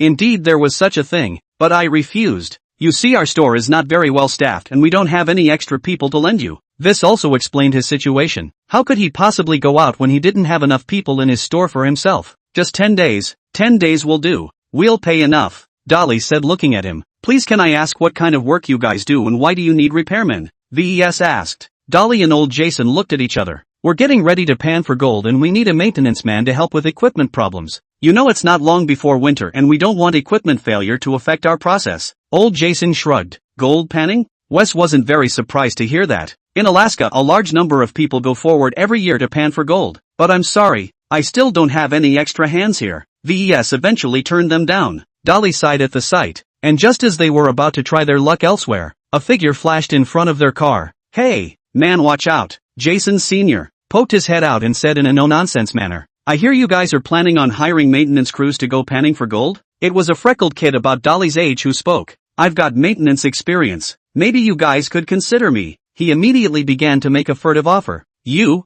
kid, panning for gold is no joke. You'd better go. Old Jason immediately turned him down. Are you kidding me? Where did he get the maintenance experience at such a young age? He's a machine, not a dancer. Hey, wait, I'm telling the truth. The freckled kid got a little anxious. I'm Wes's son. I've been fixing machines since I was a kid. I can repair any device. There was a stabbing sound and the car stopped. You're telling the truth? Of course, my name is Les, and I usually help out at the store, and I've repaired almost any large piece of equipment, and I have experience driving large equipment, so take me with you. I'm sure I can help. The freckled kid looked at them with a pleading face. Dolly and old Jason looked at each other when they heard this. This guy seems like he could. Being able to repair equipment and drive large machines at the same time. Where would one find someone like that? Then, the two began to ask for specific details. Say, why did you come to us? With such abilities you could have gone to a better place. This was the reason for Dolly's puzzlement. Chapter 12 picked up a treasure. Repairman and driver. No skilled type is treated poorly anywhere. It's simple. I want to strike gold. But the normal teens can't see me. They dislike my age. Les stated his reasoning. That's why I came out here when I heard you guys were going gold panning. If you want any other repairmen, I advise you to put that idea to rest. It's unlikely that any others will go with you now at this time. His point was simple. You guys have no choice but me now. Okay, Les, I admit what you said swayed me, but this job is dangerous. I've done it in the woods and on construction sites and have plenty of driving experience. Les said immediately. Yes, you do fit the bill for our candidate, but that's a question we'll have to ask your father. Dolly tried to pull him right in as well. I'm old enough to make my own decisions. Les let out an emphatic cry. But this is a dangerous endeavor, and I'd still have to get your guardian's permission. Jason Sr. said. The two men then turned to Wes to explain the situation to him. Here's the thing. We feel that Les he meets our requirements well, but we still need your consent whether or not he can work. Jason Sr. said as he looked at him. This didn't respond to them but looked straight at Les. Come with me for a moment, then turned his head to look at them again. I'm sorry, we need to discuss this. Boy, I think I'm afraid I'm going to have to make a wasted trip. That guy's old man doesn't look very happy about him coming to work for us. Jason Sr. let out a sigh of relief. I rather think not. Why? Jason Sr. was a little puzzled. No father would deny a child his dream, especially if the child is extremely persistent. There was some emotion in his heart as he said this. America's education in this area was still quite good, and the child had a strong sense of autonomy. It wasn't long before the two walked out, and by the look on Les' face, Dolly and Jason Sr. knew it was a done deal. I can agree to his request, but first you guys try to keep him safe. VES said. That I certainly understand, and as a matter of fact, I'll keep an eye on them as well. Old Jason responded solemnly as well. VES nodded. And as for the pay, how much can you give? Although gold panning work was his son's dream and expectation, he wasn't going to work for nothing.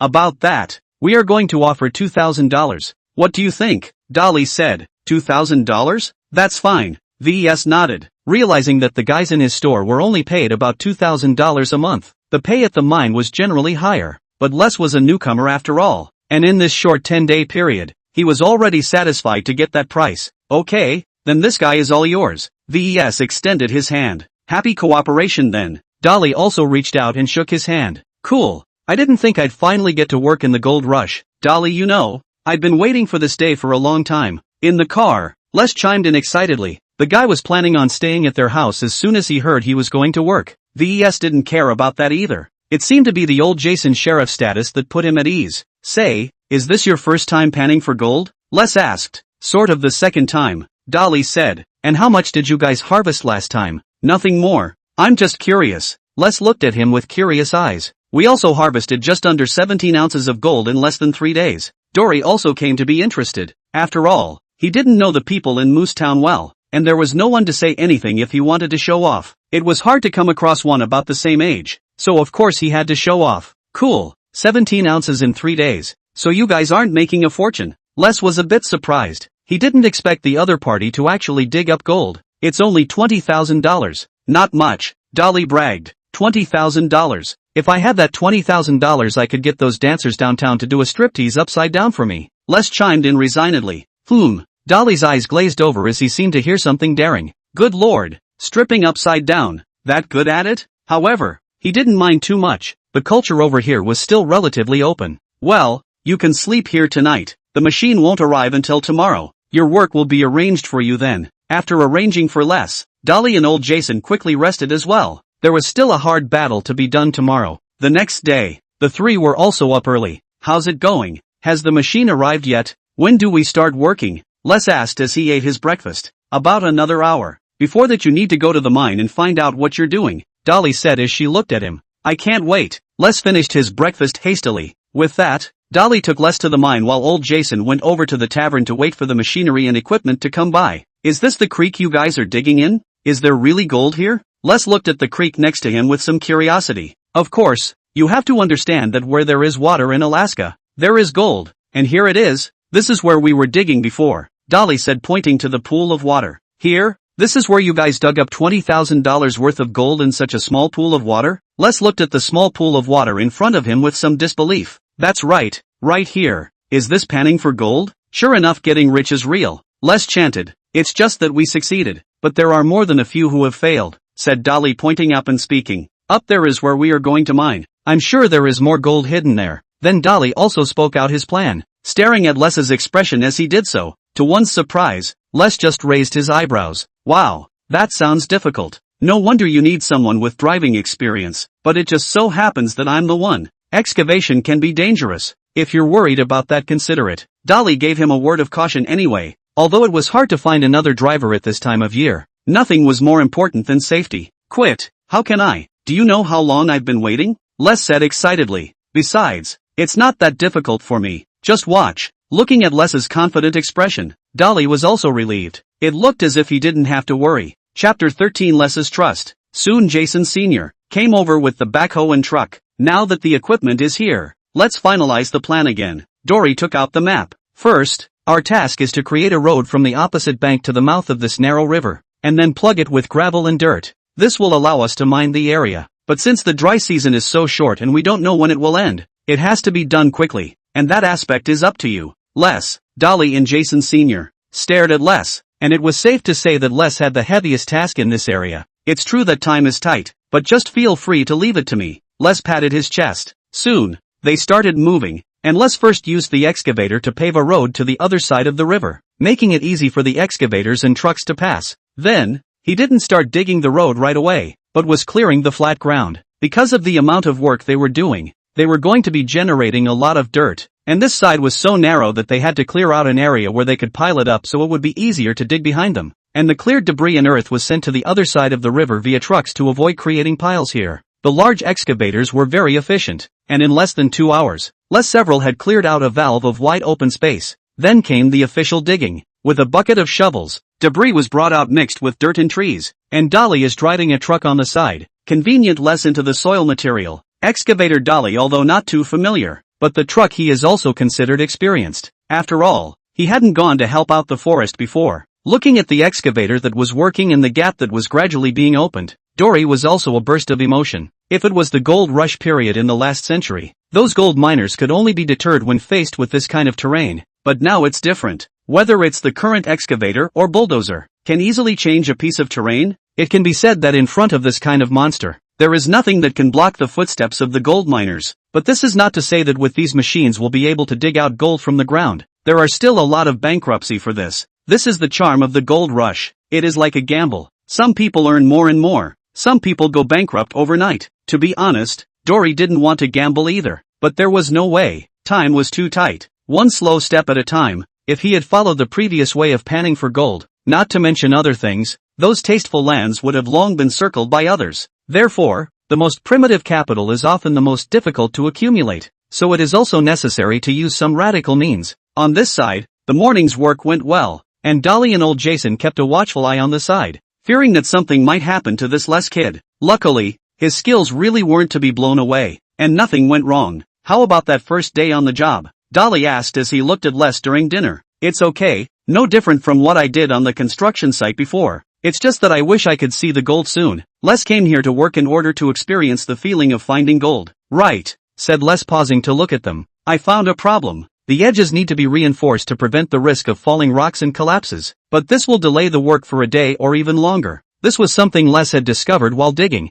There were times when guessing alone didn't determine exactly what was going on. Hearing this, Dolly nodded. You make the arrangements for the digging. Everything is safety-oriented. Even if in the end he couldn't mine because of various reasons. Dolly, he also admitted it. The heavens insisted on it. He couldn't reverse it. There was only one thing, and that was that there must not be any safety problems at his current mine. I know. I will try to speed up. After all, I am here to dig for gold. If I don't see the gold, then won't I come for nothing? After eating, Les went straight into work without rest. The terrain of this mine was unique. It wasn't curved like a normal valley. This section was like a gourd. For this reason he also purposely named this mine Gourd Mine. What they had to do now was to block the middle section of the gourd, so that the upper half of the area could form a reservoir. Even if the dry season passed, they would have some buffer time to move people and equipment. For the gourd mine, Dory had great expectations. He believed that there would definitely be gold hidden in such a terrain. But how much could only be known by waiting for the real excavation. A sudden loud bang made Dolly, who was driving, jolt, and it was too late to ask what was going on. He rushed in Les' direction. What's the matter? What happened? Old Jason was already present when Dolly arrived. Nothing. Les was dealing with a boulder. He moved it down there when he thought it would be hard to move in this terrain. That's what caused all the commotion. Dolly was instantly relieved as he looked over at Les. If you're going to do something like this, you should have said hello to us ahead of time. I thought it was just a minor thing, Les said with some embarrassment. It's small to you, but it's a big deal to us, and we don't want anything to happen to you here. Dolly looked at him with a grave expression. Okay, I understand. Les, too, sensing the concern in their words, assured them solemnly, I think we need to equip one of us with a walkie-talkie. It won't cost much and will allow for effective communication, Dolly said as he looked at old Jason. I'll contact old Cripple about this and have him prepare it. Old Jason was also agreeable. Aside from this little mishap, nothing else happened in the excavation process after that. It wasn't until it was almost dark that old Jason told them to stop working. I think I can still work a little while longer. And I can work the night shift if necessary, as long as the lighting is good enough, Les said. Unbeknownst to him, he was slowly getting used to the job at hand. But old Jason and Dolly wouldn't listen to him. Maybe in other mines there were night shifts, but their conditions here wouldn't allow it. Dolly, how much gold do you think is down there? Les didn't forget to question him about this during the meal. I don't know. Dolly shook his head. Well, do you think there's 100 ounces? 100 ounces? Are you crazy? How can that be? According to my guess, it's only about 30 ounces at most. Les, this guy really doesn't know how much 100 ounces is. Converted into US dollars, then it's $100,000. Ah, hey, I'm just kidding. But more than 30 ounces is a lot. Enough for you guys to make a big profit. Les laughed. Provided there really is that much gold. Dolly spoke up. I believe you. Suddenly Les looked at him with a determined face. I trust your judgment. Dory laughed. Why? You know I'm also just a newcomer to the gold rush. Although I dug up gold before, but that was probably just luck. There is no why. I just think you can dig up gold. Looking at Les' trusting look,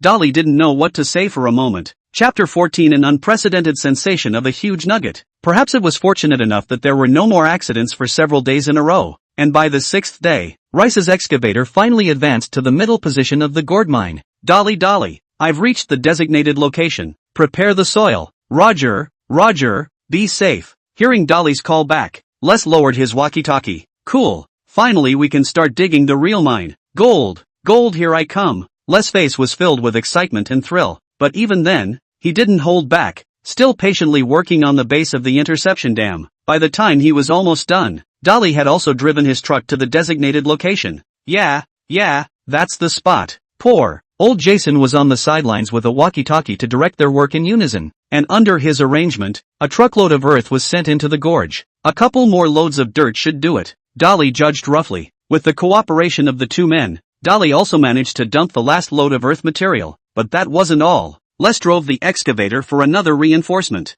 The dam was a matter of safety for the rest of their digging operation and should not be taken care of. Don't worry, the dam I built, as long as it's not a flood, it'll definitely be able to block it. Les was very confident about this. At this point, the work of intercepting the dam was considered to be completely finished, and there were only 4 days left for them. Good boys, well done. Old Jason came up and praised the two men. I told you that you made the right decision in choosing me. You couldn't have done this without me. Les was quite proud. Thanks to your help indeed. Dolly smiled. So can we start digging soon? Les looked at them. Don't be in such a hurry, boy. Let's finish lunch first. We'll have the strength when we're full. Also, the water here needs to wait for it to recede a bit, old Jason said. Returning from lunch, the river water in the mining area had pretty much receded, and the riverbed was littered with large exposed pebbles as well as some boulders. It looks like we still have to clean up the rocks, Les said. Yeah, that's on you. Dolly patted him on the shoulder. It was a good thing the riverbed below was hard enough to carry the weight of the excavator.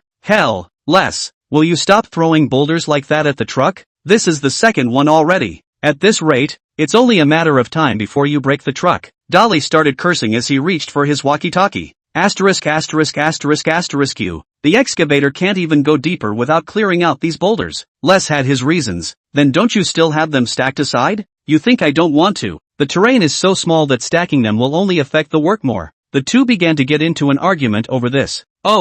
Boys, calm down, calm down. Let's talk about what's going on. At this time old Jason came out and persuaded them. After understanding the situation, he spoke up. Dolly, I think Les is right. He has to take those boulders away. Otherwise this will affect his digging very much. Alright, for the gold. Dolly finally compromised. He just hoped Les would be gentle and not blow up his rented truck. But the more you fear something, the more it comes. With a loud bang, Dolly looked at the smashed truck with a blank expression. I didn't mean to. Les was also a bit embarrassed. He did get a bit excited, leading to making such a simple mistake. Forget it, let's repair it when the time comes. Let's finish these jobs first. Dory couldn't care less at this point. It had all been smashed. There was no point in dwelling on this anymore. Finally, after some more effort, they finally finished clearing all the boulders here. And just as Les was fist pumping and ready to start digging, Dolly stopped him. He was still a bit uneasy and decided to detect the gold himself. Dolly just started walking around the mine, but the further he walked the more nervous he became. There's no gold? Could it be deeper? Dory was a little less confident. Logically speaking, there should be more or less some gold here.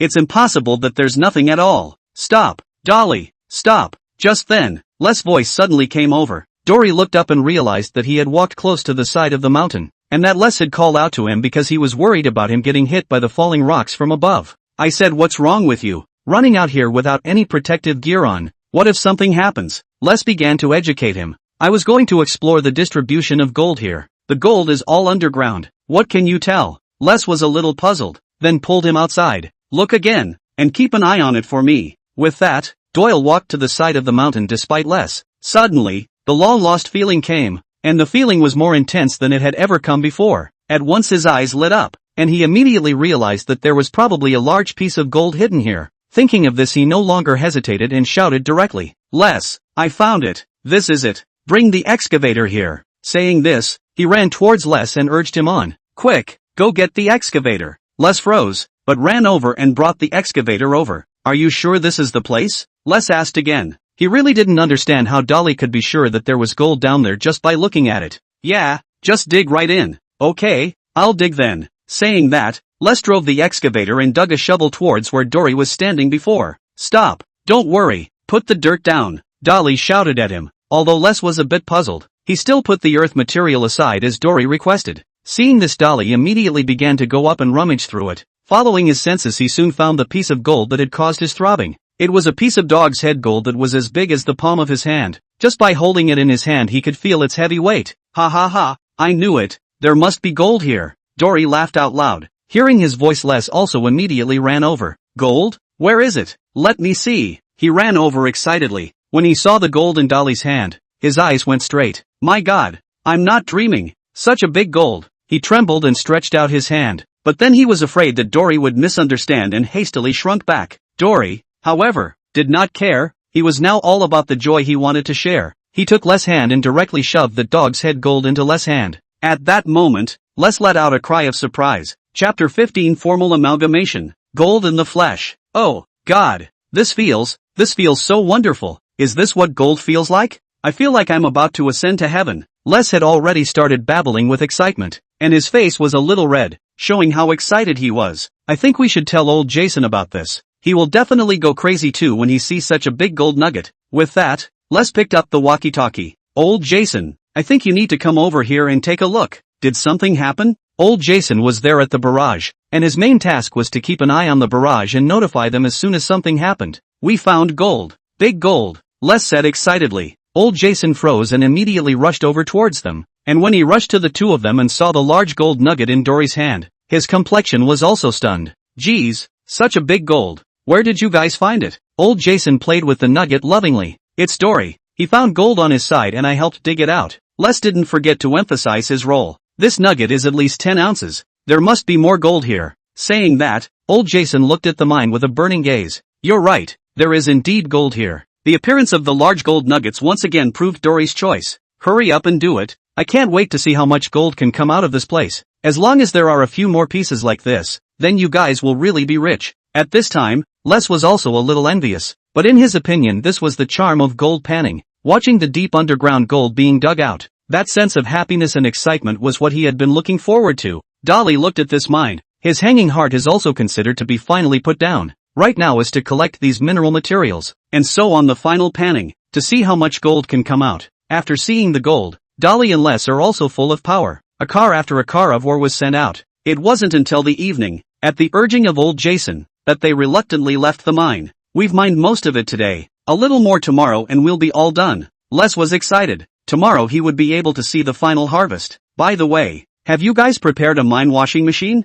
Les suddenly thought of something. It's already here today. But that's just a very small washing machine. Maybe it will take us a whole day to clean out all this gold. Dolly had expected this. Their homemade washing unit couldn't handle this kind of ore. Don't expect him to get a good one. Though, he picked the cheapest kind of smaller washing machine he could find. In the morning, Les visibly froze for a moment when he saw the ore washing machine in front of the clearing. This is our ore washing machine. It was a trommel washing machine that was only half a man tall. A bucket-thick trommel screen, plus a washing tank, and an engine made up this simple equipment. That, I admit it does seem a bit small, but there's no way around it. It's all we have the funds to support. Dolly was also a bit embarrassed. This guy said it was an ore washing machine, but in reality, it was a simple tool used in the mine to test the gold content device of the earth material. But this is such a guy also cost him $1,000. Can only say that the gold panning did not make money. I'll let these machines earn. Okay, don't care about this little thing. Today our task is to sieve those ore clean. Hurry to harvest gold is the most important. Dolly changed the topic. Coming to the mine,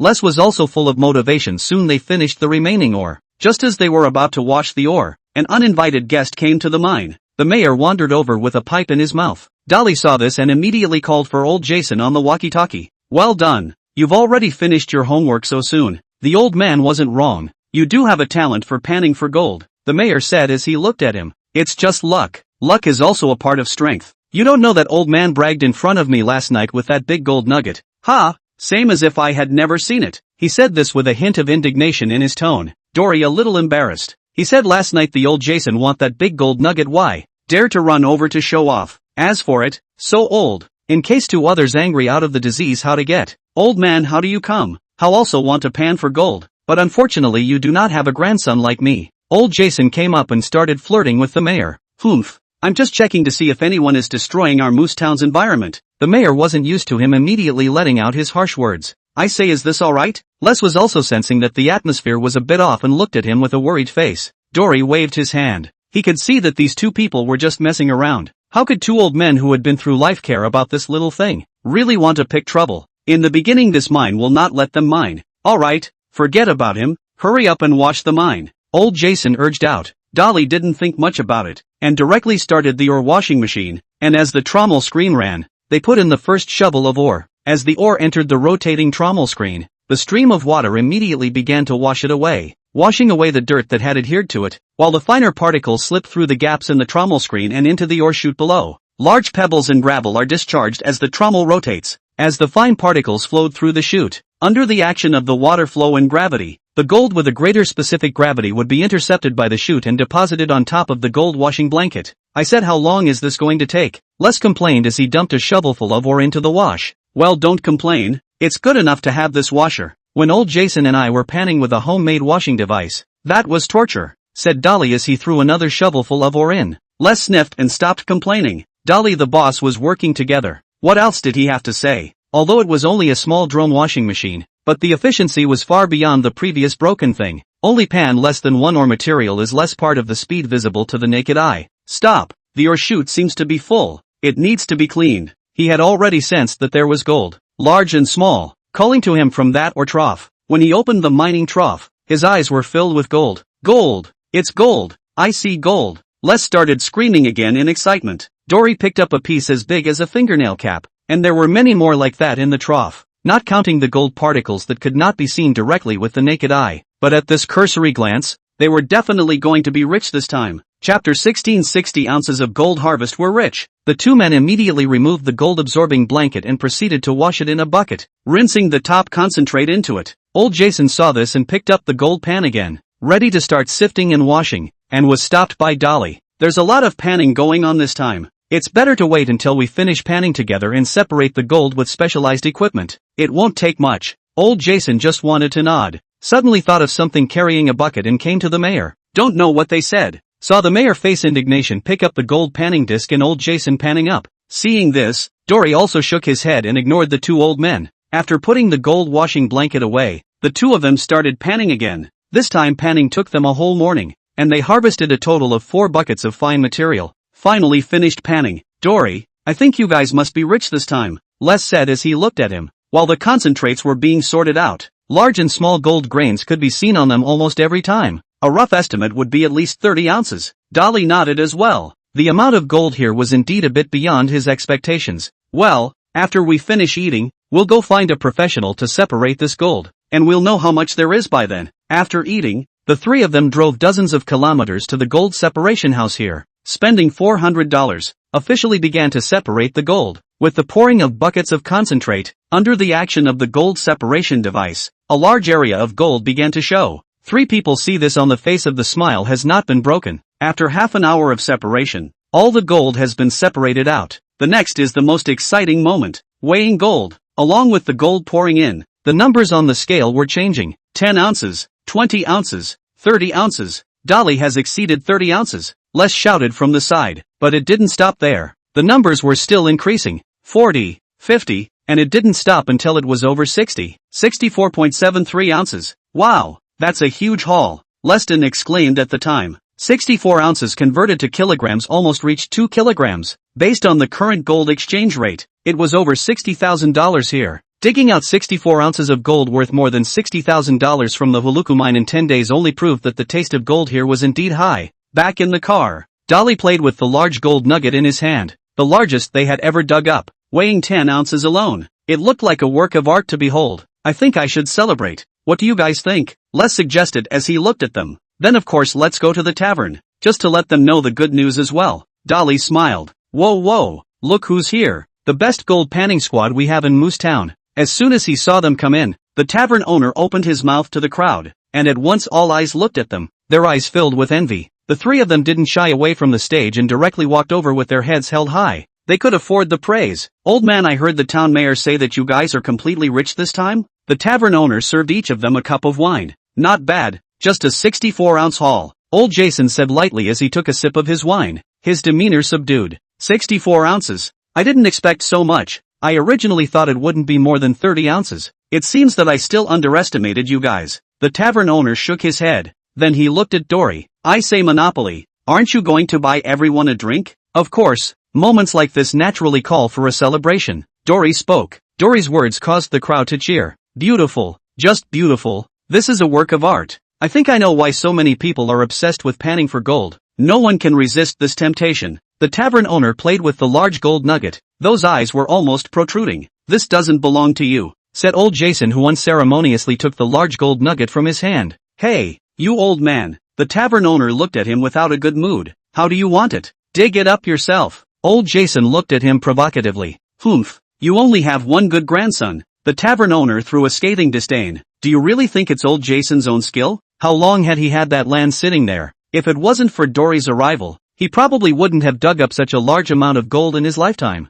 But one sentence from old Jason made the tavern owner break his defenses. Then if you can afford it, you can also give birth to a grandson who can dig up gold. The tavern owner was so angry that he didn't pay attention to him at once. Celebrations over, they dealt with the finishing touches of the mine and opened up the interceptor dam. And since then the role of the gourd mouth mine was completely over. What a delightful time. And sure enough, only gold panning is the best job for me. Les sighed with emotion. Seeing the harvest from this gold panning, his heart was once again firm on the idea of gold panning. Good brothers have to part ways, but don't forget me if there's another gold panning job like this in the future. Les smiled towards Dory. Of course, I can't do without an excellent team member like you. The trio hadn't seen Les's maintenance abilities these days, but after all these days, he'd already decided on the team member. Then they drove Les back, and as they were getting out of the car, Dolly stopped him and shoved a handful of dollars into his hand. Hey man, what do you want? I don't sell ass. Les exaggeratedly covered his ass and looked at him with a smirk on his face. What are you thinking? This is your bonus. It's not much. It's only $2,000, but you've worked hard for it all this time, right? Les looked at the dollar in his hand and then back at him and shrugged.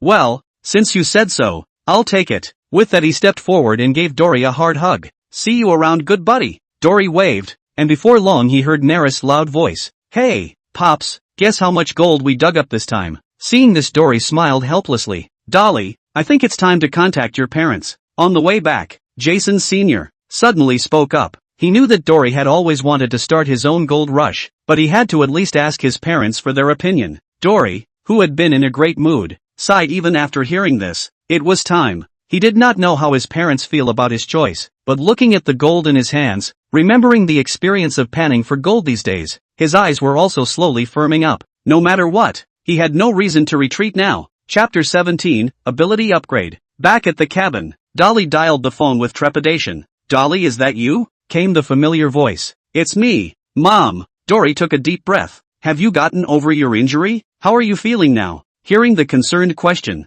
Dolly's mood eased a little. It's already healed. What about you guys? How's big brother and father? And where's Ryan and Ness? Dory also began to ask about the family. Once he thought that people abroad are all very thin family concept, but the actual experience found that, in fact, the family is the same, only the way of education is slightly different. We're fine. Ryan and Ness are also very obedient. By the way, I've heard father talk about your current situation. Hearing this, Dolly subconsciously looked aside at the older Jason, while the other man smothered his head and said nothing. Dory, panning for gold is a dangerous job, and your father and I and your elder brother don't want you to get involved in danger because of it. If you're not happy with your previous job, we won't force you, but we want you to find a safe job. Dolly listened to these words, patiently as he rubbed the large nugget in his hand. I understand, Mom, but I want to make an effort, but not to the point of risking your life. Not all gold panning involves risking your life. It's not the last century anymore. Dolly began to explain the difference in gold panning now. It was a good thing he had a patient mother who continued to listen quietly, despite not understanding much of what he was saying.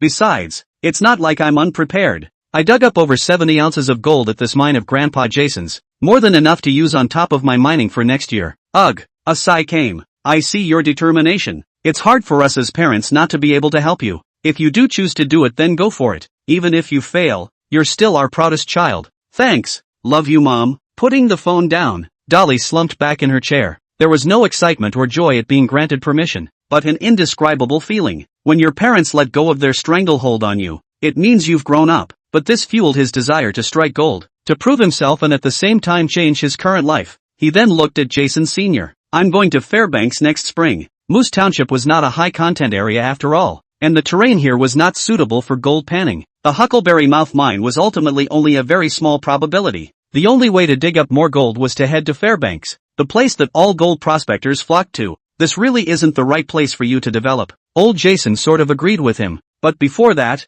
you have to find a group of trustworthy crew members. Gold panning is a dangerous job, and this danger is not only the environment, but also the people. In this land of Alaska, old Jason had seen too many robberies and killings, most of which were related to gold. Even the killings that happened because the crew was divided into gold were not few, which is why Jason Sr. emphasized it so much, because in this land, the slightest carelessness is death. I'm going to recruit Les as a teammate. Although it was only of just 10 days together, he thought that Les was indeed a trustworthy person. The move of finding the large gold nugget in the first place could tell a thing or two. In addition, even after they had harvested so much gold, the other party did not mention anything about a share or bonus. Well, Les is indeed a good boy. Mentioning Les, old Jason was also satisfied, but then he shook his head. but just the two of you won't be enough. How about Uncle Splee? That was all he could think of. After all, it was really hard to find one who was familiar with and could drive a backhoe in Moose Town. Splee, you can indeed, but he has children. I don't think he would risk going with you. Old Jason also gave his judgment. Old Jason had been in the town for so long that he was basically familiar with what people and what they looked like. So you say there are other candidates? Dolly threw the question at him. Not at the moment. If only Kurt were around. Dory scratched his head. Kurt was his big brother. Damon went without saying in the trust department. And the other man worked in the woods, driving vehicles and equipment on a regular basis. But the thing was, there was no way he was going to call Damon in at this point either. The family had less to spend on him now. But if Ryan and Ness grew up as well, the family's spending would naturally be higher as well. Calling Damon over at this time, wouldn't this all put the pressure on his dad? There's no need to rush. It's still a long time until the gold rush season. Old Jason gave a relieved cry. Dory nodded. That was the only way to look at it now. Gold Rush Tycoon. Detection depth, 2 levels 1 meter. Detection range, 2 meters. Detection accuracy, low. You can slightly detect gold in the earth. Gold points, none. 2 kilograms of gold converts 1 point. Charging, 587/1000. Note, gold points can be used to upgrade the above skills. Looking at the screen in front of him, Dory had a bit of a headache. This season, he had dug out a total of 82 ounces of gold in this Moose Creek, converted to 2.5 kilograms. He had thought that he would be able to gain 2 skill points, but he didn't expect the gold points to go up. This meant that he had to utilize every gold point. After some thought, he still added the skill point to depth. Since he was considering going to Fairbanks to develop,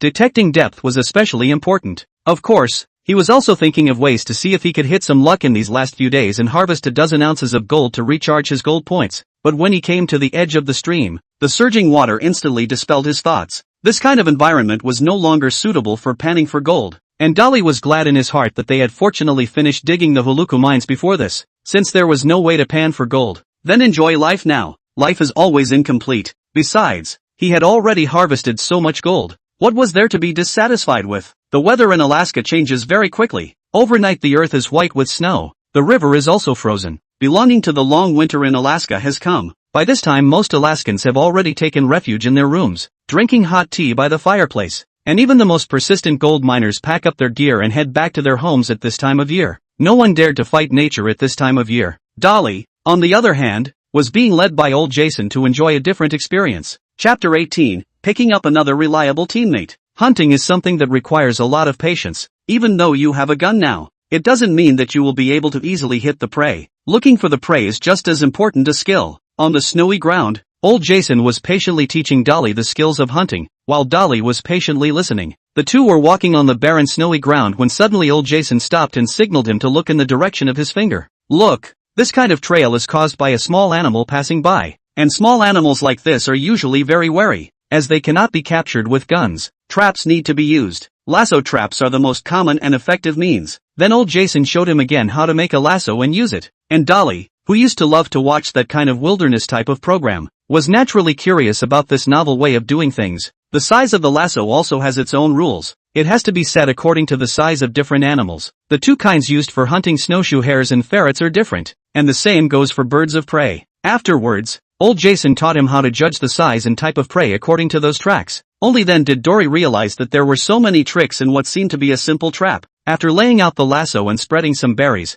the trap was considered done. However, there were still a dozen more such traps to be made, so as to ensure the success rate of the hunt. By the time they came the next day, there were already frozen prey hanging on the traps, including snow rabbits, ferrets and some unknown pheasants. The snow hares and pheasants went straight to them as food for the winter, while the ferrets, in turn, showed old Jason a new skill making pelts. A full ferret pelt now costs between $150 and $200, as it is an important source of income for us hunters. Jason Sr. was glad to have Dolly along on his hunts, and he had no reservations about giving Dolly his skills. In his opinion, it was a skill that a man who lived in Alaska had to learn. Afterwards, Jason takes him on a hunt for a large moose, one weighing several tons, which provides enough meat for them to consume during the winter. In addition, he experienced some ice fishing, making holes in the ice and sitting in his tent over a fire to enjoy a relaxing fishing session. It could be said that this was a life that Dolly had never experienced before, and he enjoyed it. Of course, the arrival of winter is not without a program. The traditional Alaskan dog sledding program. When he saw a large group of Alaskans and Huskies pulling sleds and running wildly on the snow, he was sure of one thing. The cold was really bringing these guys' IQs online, though the outside world had a less than friendly name for them. The Three Stooges of sledding.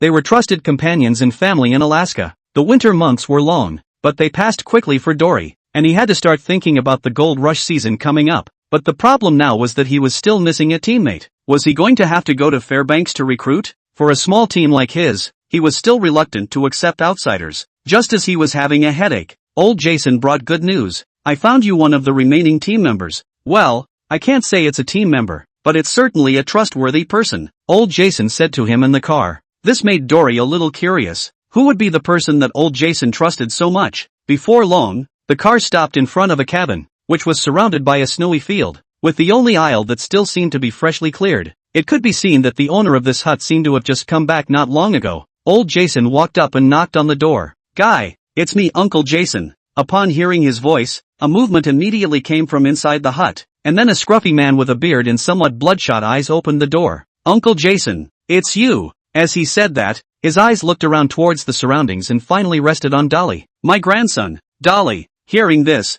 Guy then dropped the caution in his eyes and opened the door. Come in. Dolly stepped inside, just as cluttered with furniture scattered around as he'd expected, with only the blazing fireplace to give life a warm feeling. Just got back without tidying up. Have a cup of hot tea first. Guy brought up 2 cups of tea. Uncle Jason, what is it that you are looking for me for? Guy asked directly to the point. There is indeed one thing, but I want to ask you, have you found a job now? Guy shook his head. I've had a hard time adapting to a normal job since I came back. This return to Moose Town is where I plan to stay permanently. As he said that, a flash of pain appeared on his face. This guy couldn't be an addict. Looking at that look on Guy's face, Dory got a little worried. He didn't want an addict as a teammate. Seemingly seeing his suspicions, old Jason spoke. Guy is a soldier. He just came down from the front line last year. It's hard to, well, adapt to the modern living environment for a while. Old Jason said it euphemistically, but Dolly understood. Yes, Guy hugged his head with a bitter laugh. I'm suffering from war syndrome, and it's agonizingly painful every day. And as you can see now,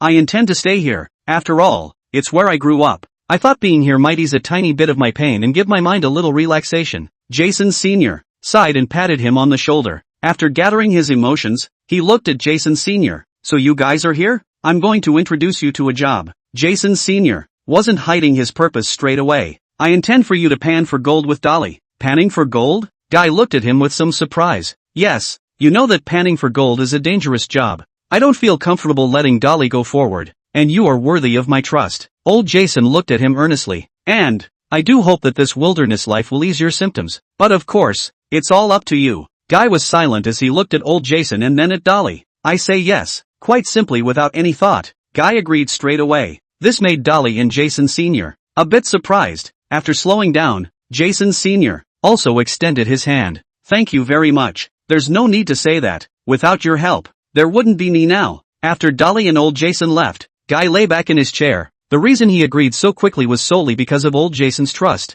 It was a feeling he hadn't experienced in a long time, ever since he had gotten off the battlefield. Afterward, he glanced at the bottle on the table, and some sort of resolution seemed to settle in his eyes. Chapter 19 Departure. The legendary Gold Rush Mecca, Fairbanks. And over here, old Jason was beginning to tell of his and Guy's past. Guy and the others didn't start out as people from Moose Town. His mother strayed here with him and his brother about 20 years ago. It was the mayor and I who took them in and gave them some living supplies, and took much care of them afterward. But then, Guy's mother died anyway because of the drugs, leaving only Guy and his brother behind. But it was good that they had the ability to take care of themselves even then. With our help, it was kind of safe to grow up. And then, they both started joining the army. Though he didn't say much about it, Dolly could see how much the elder Jason and also the mayor had helped them back then. It was no exaggeration to say that without their help Guy and his mother and son would never have survived a winter. Not to mention what it was like to grow up safe. And in Alaska there was no telling how many bums died in the cold every year. Later, I heard that Guy's brother died on the battlefield,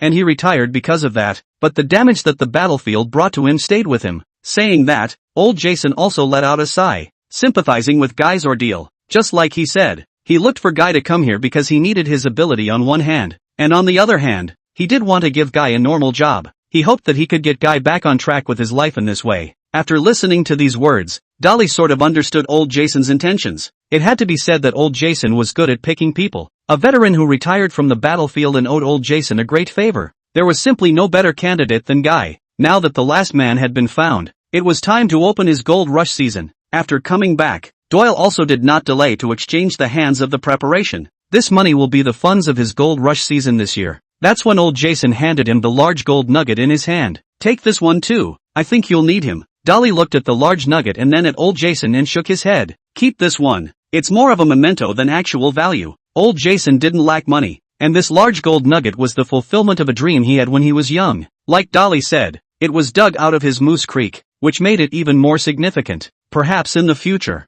whenever he saw this large nugget, he would recall this past event. In the end, old Jason kept the big nugget. Then I will trouble you to take care of him in the future. Old Jason looked at Guy and barked, Uncle Jason, don't worry. Guy also nodded heavily. After bidding farewell to old Jason, they immediately drove towards Les' direction. Hey Les, what are you looking at? Hurry up and get in the car, Dory said as he looked at him. Dolly, is this your car? We're taking this car to Fairbanks? Les looked around the car with a look of disbelief. Hell, you made $60,000 last year and you bought this piece of? Dolly was driving a pickup truck he'd picked up from the used market for a few $100s. You got a problem with that? Dolly looked at him without amusement. Les put his bags away, opened the door and got in. A car like this is not worthy of your status. What's my status? Do you know anything about spending your money where it counts? We've only got $60,000 to campaign with this season. Dolly looked at him in dismay. Excluding the large nuggets of gold left for Jason Sr., the rest of the gold plus the remainder of what he had left over from earlier was just over $60,000. Hey,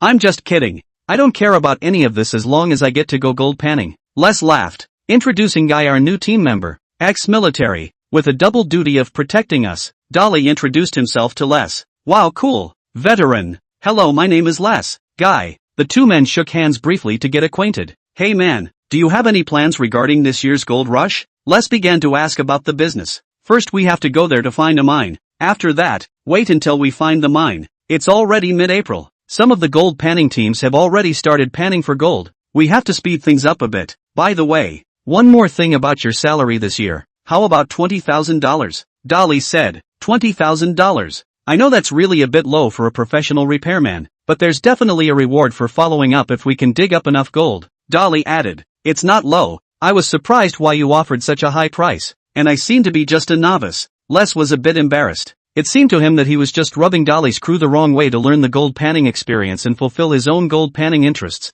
and it was a little hard to justify paying such a high wage. Old Jason said, a gold panning team wants to be solid, then never draw a check when it comes to money. Only if both sides have common interests can they go farther, said Dolly after a moment, and I'm sure you're worth the salary. Wow, I'm really impressed. Les put on an exaggerated expression. I hope you're not looking at my ass to say that. Dolly nonchalantly gave him a middle finger. Guy, besides you get paid the same. I don't need a paycheck. You just make sure I eat and drink, Guy said lightly. He hadn't thought about a paycheck at old Jason's request. For him this was both a chance to repay old Jason's favor and a mission. No one will be without money. Guy, Dolly said. Hey man, how much more gold do you have left from panning when you're paying us such high wages? Les asked. It's not like we're paying now. As I said before, $60,000 is all we have to start with. It seems hard to support us for a big gold panning, right? Les was a little concerned. Of course, that's why we're aiming for some small gold mines. Don't worry, trust me, we'll find gold, just like the Huluku mines back in the day. Dolly's face was full of confidence. After a day's drive, they finally arrived at Fairbanks, the place that all gold prospectors love and hate. Upon arriving at the place,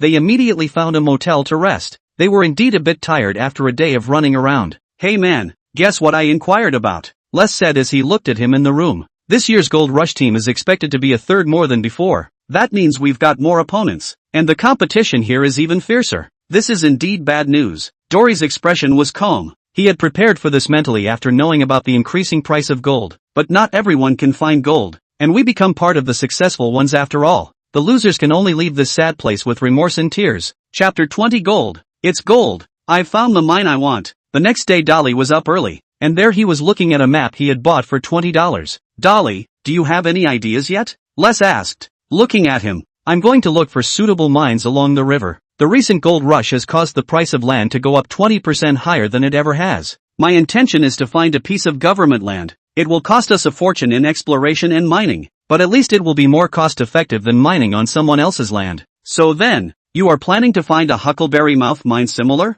He was impressed with this place where Les had first panned for gold, especially the large nuggets. Dolly gave him a look. Of course not. the Huckleberry Mouth mine was an accident, and even if we find a similar setting, it's going to be quite a hassle trying to get permission to mine it. The government and the Environmental Protection Agency aren't just going to let you mine right out of a riverbed. What about the Huckleberry Mouth mine that we mined before? Les was a little confused as to why they were allowed to before if they weren't allowed to, so that was an accident. Dolly sighed. There were 3 things that made the Hulk Mouth mine a success. One was the remoteness of Moose Town. The eyes of the government had a hard time noticing that. Second, that's old Jason's private territory. And third, the mayor of the town is old Jason's man. It had always been clear to him that it wasn't him who had succeeded in the Hulk mines. It was old Jason. And there was no way he could have harvested half a grain of gold there without old Jason's support. Well, you're the boss, listen to you anyway. Les didn't say much when he saw this. Dory continued to look at the map. And soon he found a river that happened to be surrounded by mostly government land, and he decided to check this out.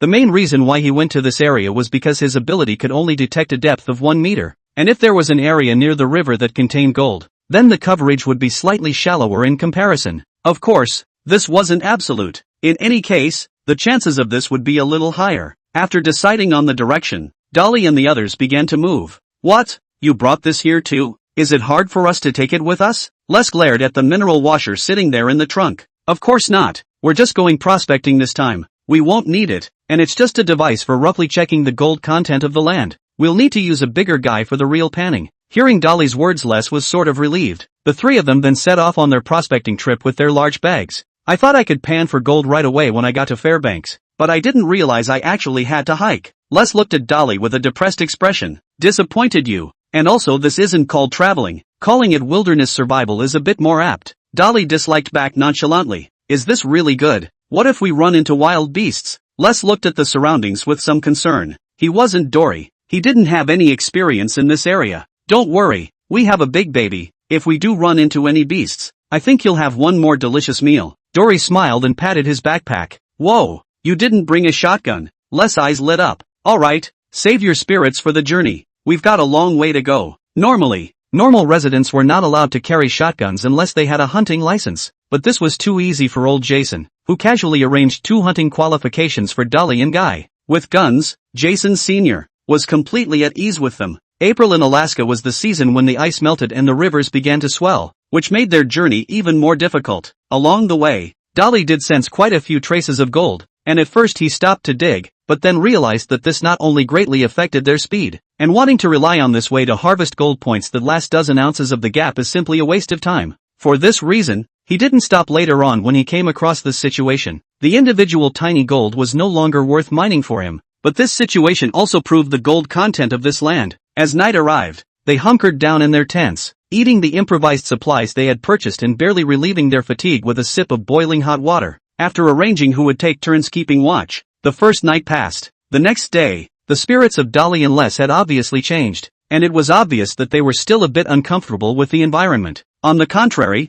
it was Guy who was more energized by this environment. For Guy, this field full of dangers and unknowns was equivalent to another battlefield. Dory still underestimated the difficulty of prospecting. Coupled with the fact that they had no luck for several days, their moods slowly began to fall. By this time, he finally understood why most of the newbie gold prospectors preferred to bear the high price of land rent, rather than going to mine for gold on their own. On the one hand, it was because they didn't know the land. On the other hand, it was too hard work, and they were not like Dory. Searching for gold mines was all about luck for them. Once they failed, they would be bankrupt or even in debt, and it was worth it to them to bear the high rent. A week had passed. Dory still had nothing to show for it, and the supplies they had on them were almost depleted. Although they can rely on hunting to maintain, but the mental fatigue is difficult to eliminate. According to the words of Les, again cannot find gold, he will die in this wilderness. Is it really necessary to mine on someone else's land? Dory looked at the environment in front of him with some confusion. He didn't know if he was just too unlucky, or if there were really no mines worth mining here, or if the gold was hidden in a deeper place. Last day, Dolly looked at Les and spoke.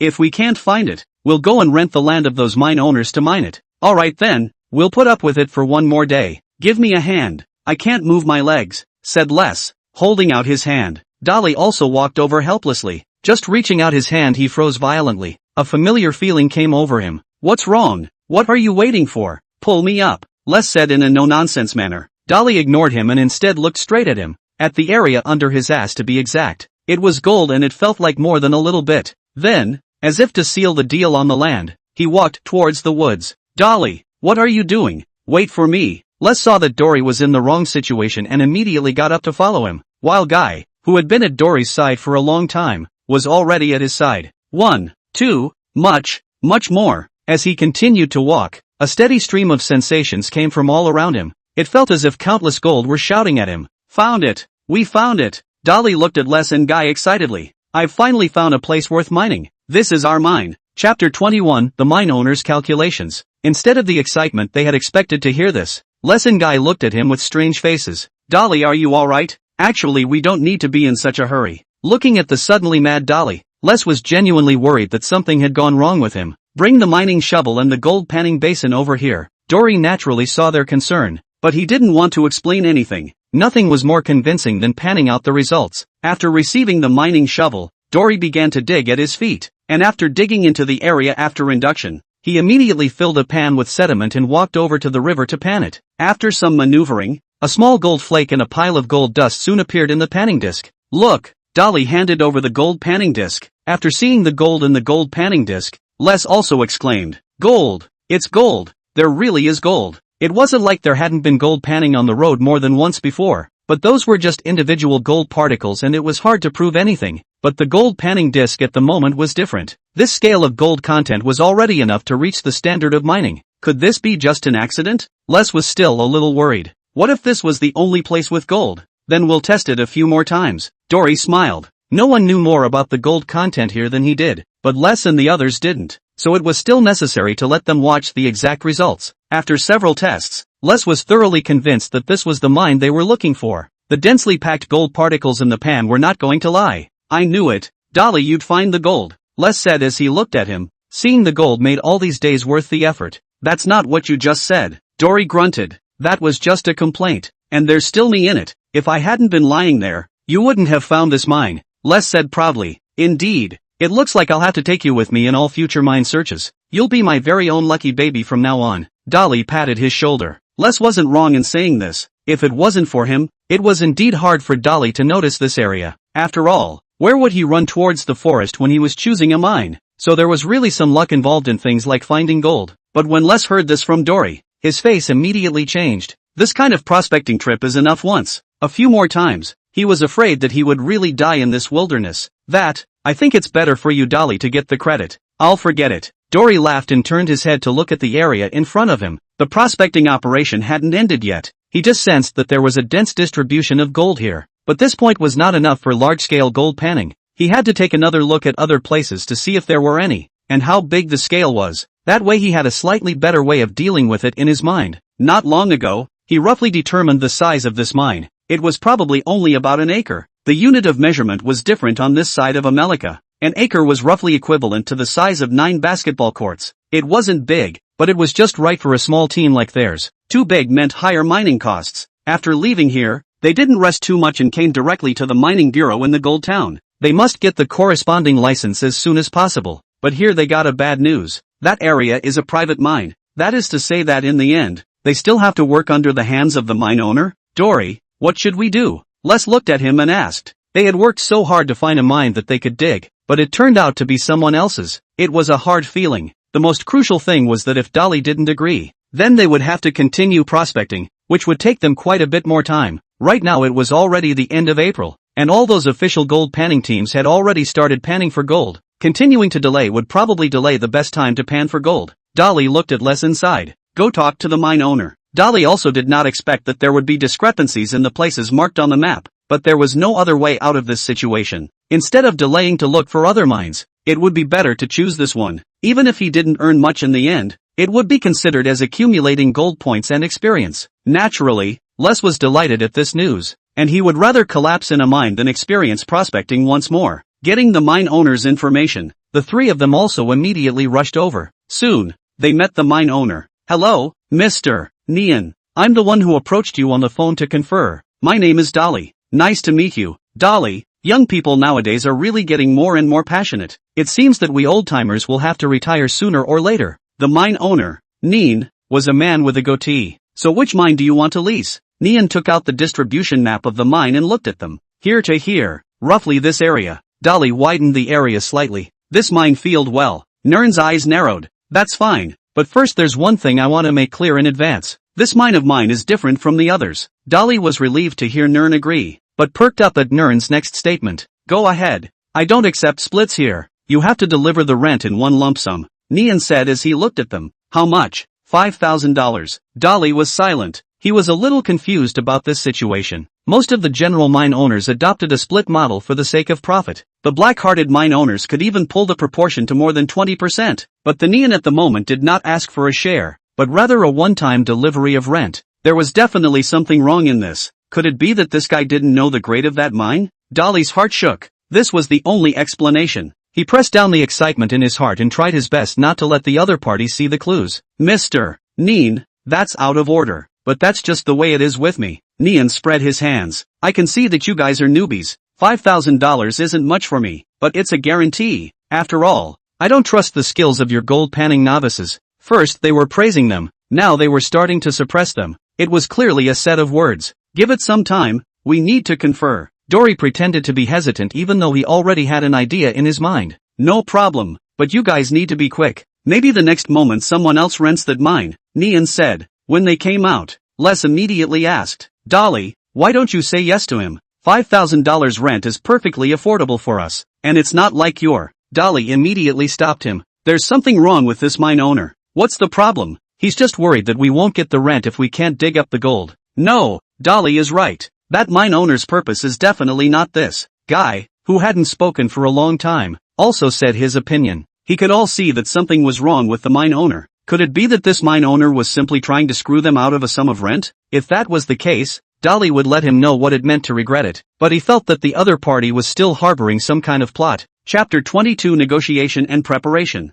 What then? Is it possible to abandon this mine? Les scratched his head a little. Guy didn't say anything but looked at Dolly. It's not so bad to give up, but first we need to understand the situation. If there's not any big problem we can still rent it. Dolly decided it was better to give it a try. Soon they returned. Looks like you guys made your decision. Nian seemed to expect it. Yes, we discussed our intention to rent that mine, but before we do that can you show us the relevant documents and permits? He guessed that the other party might do something about that. Looks like you guys are very careful, but that's normal. Documents and licenses. Well, I'll look for them. Nian smiled, and then after looking around, he took out various documents. Dory also looked over them one by one. What surprised him was that these documents and related permits did not have any problems. The land mining and water use permits even had a 3-year term. This makes him wonder. This guy in the end in holding what bad? He does not believe in the benefits for no reason. The other side is not the old Jason. How's that for reassurance? I think we still need to sign a contract. No problem. Facing this kind of request Nian shrugged, not really caring. After checking that the contract was free of problems and pitfalls, Dolly immediately delivered the rent and proceeded to sign the contract. Just as they were about to leave, Nian called out to them. Wait a minute. Any more questions? Mr. Nian? Dolly asked. Looking at him, Nian smiled with his big yellow teeth showing. It seems to me that you haven't prepared any equipment for panning for gold. You can't mine that field without large equipment, and I'm afraid all the equipment from the rental company has been rented out in the meantime. Some small equipment would be a big delay in your gold panning. Are you trying to talk us out of panning for gold? Dolly frowned. Of course not. What I mean is that I happen to have a bunch of equipment here that I can rent to you if you want it, and I can give it to you cheaper. Dolly finally realized where the uneasiness was coming from. Dare he wait for them here? Looks like we have a deal to talk about. Dolly sighed. What? $3,000? You're robbing me. Les couldn't help but stand up. Calm down, young man. This is a large bulldozer from the Carter D9 series. $3,000 a day. Is that expensive? Nian looked at him with a smirk on his face. But you've had this in disrepair for I don't know how many years. How do we know there won't be other problems? Les wasn't going to spoil him. He couldn't interject in other areas. But this was his strong suit when it came to mechanical equipment. Not only those, but that 325B backhoe, and an A25G truck, all have all kinds of problems, and none of those machines are worth the price you're talking about. But they're cheap. Cheaper than if you went to another rental company. Nian argued with Les at this point. But we could go to another mine and rent them. I think they might have some extra equipment. At least it would certainly be better than these broken pieces of yours. Okay, kid. Let's each take a step back. $2,500, that's my limit. $2,000? If it doesn't work we'll look at another mine. Les was not sparing him in the least. Playing this game with him over machinery and equipment? Alright, $2,000 is $2,000. Nian was finally convinced by Les. After all, Les was right. there were other mine owners to choose from without him. After that, he rented a 325B excavator and an A25G Volvo truck for $16,000, which was of course a month's rent. After all, the excavator and the truck were commonly used equipment, and they were indispensable for subsequent mining. What about an ore washing machine? I don't think you guys have one either, do you? How about this one? Approved screening efficiency is between 60 and 80 yards of dirt, just right for you guys. Neen turned his head and pushed his ore washer again. Not for now. We need to get the mine cleaned up a bit and find dirt suitable for screening and washing, Dolly said. Renting this ore washer back now would be a sight to see. Well, good luck then. Les, is there really no problem with these machines? Dolly let Les haggle with the other party because he trusted him, but he also needed to know something about the specifics of these devices. Don't worry, Dolly. Would I harm you? Those machines are a little old, but it doesn't affect their performance. Well, I'm just a little heartbroken. Dolly was truly a little heartbroken. Counting the rent on the land and the equipment, he'd already spent $23,000 before he'd even broken ground. And that didn't include the subsequent fuel consumption, not even counting the cost of the ore washing machine. Who wouldn't be distressed to lose a third of a $60,000 in the twinkling of an eye? Well, Dolly, when we dig up the gold, then you'll be able to make another killing. And by the way,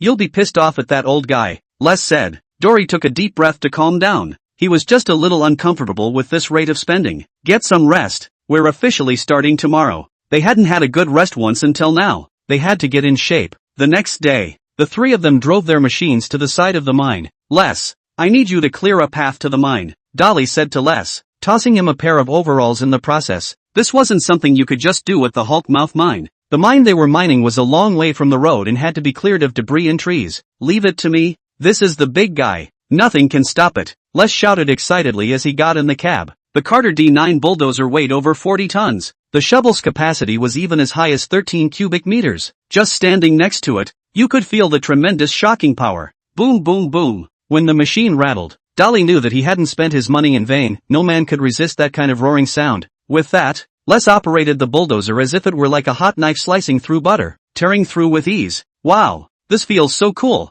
Dolly, you should come try it. It's a monster, Les exclaimed as he sat up. Dory couldn't help himself and went up and sat next to Les. With this big guy we can clear out that mine in a day. How about that? I kid you not. You wouldn't be this efficient with a D6, Les said looking at him. Come on, sit up here and try it out. I'll teach you. Trust me, you'll fall in love with this big guy in no time, said Les as he made room for him and began to teach him to drive the bulldozer. Chapter 23. That's the beauty of machinery. Under Les's teaching, Dory quickly and simply familiarized himself with the operation, and as he sat in the driver's seat, he watched the dirt and trees in front of him being continuously torn apart in front of his eyes. An unprecedented sense of smoothness came over him. Bulldozers, like excavators, were born to destroy and rebuild, but the bulldozer was more violent. The tracked wheels allowed it to better adapt to various complex environments, and with an output of more than 300 kilowatts paired with that more than 40-ton size, it was simply a destruction machine. Whoa, what a feeling! Listening to that roaring sound, Dolly couldn't help but cheer as well. When he was in China, it was said that men regardless of their age like to watch excavation work, and he would like to add that it was not only China. It was all men who couldn't resist this temptation.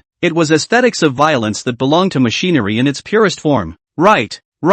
I told you you'd love it. I feel like I can't stay away from it for the rest of my life, Les said. After playing with it for a while, Les couldn't sit still. Okay, it's my turn to play. No, it's time for me to work. Don't delay the project. With that he squeezed Dolly off. By the way, Les, the road needs to be widened a little more to facilitate the subsequent entry of the ore washers. Dolly looked at the width of the road, feeling the need to widen it some more. Don't worry, this big guy's bucket is over 4 meters long. 2 round trips will be enough to pair any large equipment. To make it easier for me to operate later, you'll have to drive the excavator now to help clear the trees. Les handed him another task. Dolly didn't argue with that. His team was so small now that a lot of things would require him to step in. He then followed behind Les in the excavator to clear those trees. Guy just watched from the side. Not that he didn't want to help. There really wasn't any use for him right now. Soon, under the cooperation of the 2 men, a road that was hundreds of meters long and nearly 8 meters wide was repaired. And this only cost them less than an hour or so in total, which was horrifying.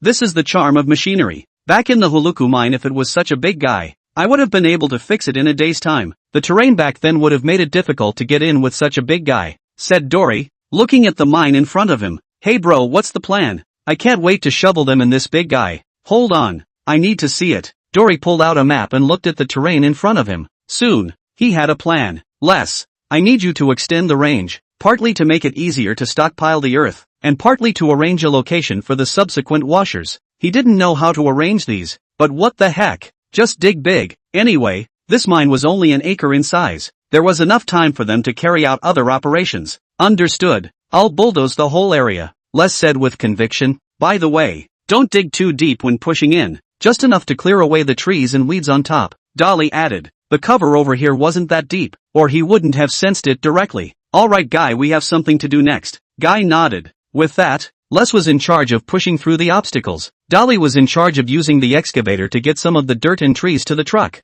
and then finally Guy would drive the truck to the designated place. The three of them quickly agreed to work together, and by the end of the morning, the general size of the mine was cleared. Dory walked down the minefield, the gravel under his feet making him frown as he lowered his head to look at the large and small pebbles. What's wrong, Dory? Les ran over to look at him. I think I know why that guy was in so much pain. Why? Because it's tailings that have already been mined. The pebbles in front of him were the best proof of that, and he said why that old thing didn't want to share but just delivered the rent, and also find excuses to say that they are worried that they can't dig up the gold because of their lack of skills. A piece of tailings that has been panned by people. Even if a more professional gold panning team comes, there is nothing they can do about it, and where they are the mine, just a small part of the tailings. But the old man did not expect, these leftover tailings actually have a part of the really hide a lot of gold. That was him. Any other team wouldn't dare to take such a big risk. Damn it, this old thing, even lied to us. I'm going to find him to settle the score. Where could Les stand this anger? According to the rules, it was necessary for the landowner to explain the situation of the mine when he rented it to the team.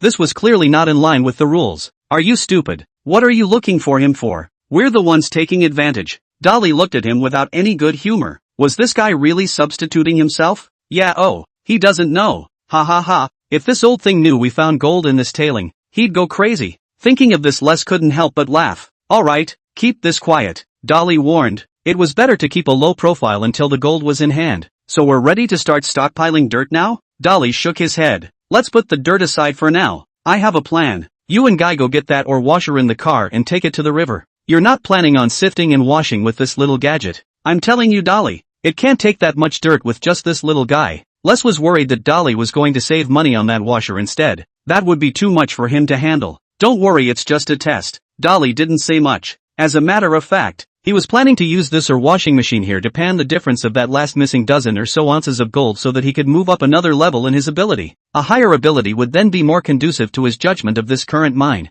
Soon Guy and Les had moved that washing machine to the river. Good, Les. Guy is now at my disposal. Dolly turned to them and gave them another task. Les, now you drive the backhoe and listen to my orders. Make sure you listen. Guy, get the truck ready. Now dig a shovel towards where my feet are. I say, Dolly, what the hell are you up to? We don't have time for this. Les was a little confused as to what he was doing. Listen to me. If you want to dig for gold, listen to me. Les had no choice but to do as Dolly asked. Right. Very well. Put the dirt on the cart. With that he jumped down again. And after realizing again that there was still sense deeper down, he directed Les to dig down again. That's the trouble with tailings. Naturally occurring gold in gold mine settles at the very bottom near the bedrock layer. But the tailings were different. Its gold distribution was messy. Some were gathered together to form a small nest of gold, while others simply had none at all. Some of the gold was in the center, and there were even some near the upper layers, which could not be predicted, and could only be confirmed by Dolly's ability to line up step by step. Of course, he didn't want to determine all of them. He wanted to see what the average content of these gold-containing earth materials was. This is convenient for him to calculate the overall value of this mine. Of course, if by the way can dig to a dozen ounces of gold to make up for the gold points, that would be great. Chapter 24 Tests and Preparation of the Ore Washing Machine. Black-hearted Neen. Soon, by Dolly's arrangement, they had stocked half a carload of earth, and after setting up the small ore washer, they immediately began panning. Shat, Dolly, if you're still going to wash the ore with this thing after that, I'll slap a shovel on your head. Les couldn't help but curse. The area of this mine was several times the size of the Gord's Mouth mine, and it produced at least 1,000 yards of dirt. So if he relied on this thing to wash it, he'd have to swing his shovel around and make it smoke. Well, it's said to be a test. Dolly soothed as he dropped the paint into the feeder. Soon they were partway through the dirt test. Dolly also couldn't wait to open the chute, and all of a sudden the dense gold particles on the gold-absorbing blanket were revealed to them. Ha ha ha, it's gold. I really love this baby. Les still couldn't help but be excited at the sight of gold. Afterwards, They collected these concentrates and put them into the gold pan for a more detailed separation. There was no way. They didn't have a gold separation device, so they had to use this simple means. Then, he took out the gold weighing device and began to weigh the gold panned out. The result soon came out. A total of 0.23 ounces, which was about 7.13 grams. It's only this much. Les was instantly a little disappointed when he saw the weight. It's already a lot. This isn't the gourd mouth mine. Most of the gold over here is in the form of gold grains or even gold dust. Plus this is another tailing that has been mined by someone else. Those big chunks of gold must have already been taken. Unlike Les' disappointment, Dolly had expected this. Can it still be mined? Then, why not? Dolly said, looking at him. After the tests we just did, I've roughly calculated that there's at least 100 ounces of gold in this mine. So do you think it's worth it for us to mine? This was not a random guess on his part, but a judgment based on the actual panning. Even Dolly might be considered less. After all, he was only estimating on those areas where gold had been found, but there was no way for his ability to detect the tiny bits of gold, and those happened to be the big ones. 100 ounces. Cool, so we can start stockpiling dirt? Dolly nodded. Seeing this, Les immediately piloted the D9 and started shoveling like crazy, while Dory and Guy used the excavator and forklift in tandem to place the dirt in the designated area to hoard it. Although a large portion of it was gold that he hadn't detected, the D9 was still on lease anyway, so he just hoarded it all together, and it would be nice if there were some surprises along the way. Well, that's enough. Dolly kept an eye on how deep they were mining. After mining about a meter or so, he stopped, partly because this earth was enough for the time being, and partly because the depth hadn't been probed yet. In case there was no gold down there, then not only were they working for nothing, they were also wasting gas money and time. Alright, let's do it here today. Tomorrow we'll go find that old guy to rent a mine washing machine. Looks like you guys are planning to rent the mine washing machine? Nern laughed as he looked at Dolly and the others. Yes, I wonder what the price is. $20,000. Neon out gave the answer. Dolly didn't respond but looked to Les. It was better to leave that aspect to Les. $20,000. Why don't you go and grab it? This old equipment. We'll add a little more money. It's enough to buy one. A washing machine of this type was probably around $40,000 to $50,000 on the second-hand market, and they were asking them for $20,000 just to rent it. Wasn't that robbery? Of course, they couldn't take that much money right now, but the bottom line had to be put out. But I have a full set of equipment here. Water pipes, water pumps and a generator. All of this equipment together for only $20,000, is it too much? Neen gave his own reasons. Who else but us would have this or washer? It's so inefficient, and we don't need to use it that long. At best, they had enough mine dirt to last them about a week, and considering the problems that could occur, 2 weeks would be the limit. Dolly had already discussed this aspect with him before he came. In the end, after some haggling, the two sides settled on a 2-week lease for $8,000. While they were hauling the equipment, old Neon got uneasy and kept watching from behind, afraid that they would break his precious belongings. It wasn't far from their mine, but they had no experience in this area, so they had to move it slowly, step by step, with a steel cable and a backhoe. It took them several hours to get the equipment to the mine, but Neon realized the problem when he arrived at the site. You can't use the washing machine in this place. The base of the washing machine must be hard enough so that the vibration won't cause the washing machine to shift. You'll have to reorganize it, as well as leave a location for discharging the tailings, as well as the wastewater discharge can't pollute the river, which would attract the Environmental Protection Agency. In the face of these difficulties from Neon, Dolly accepted them with a great deal of humility. They really were a bit of a blank slate in this regard. He first drove the excavator back and forth in the mill, then dug a sedimentation pond next to it to facilitate the deposition of wastewater. This didn't take him much time. After placing the washing machine in place, the next step was to connect all kinds of wires, laying water pipes and water pumps. This is troublesome. Good thing there is Neon in the stair. Of course, Neon is not for nothing to guide. He also wants to Dolly $200 of labor, the name of the guidance costs. Dolly had no choice but to bite the bullet and accept it. After a series of preparations such as wires and water pipes were ready, Dolly was also excited to start the washing machine and water pump.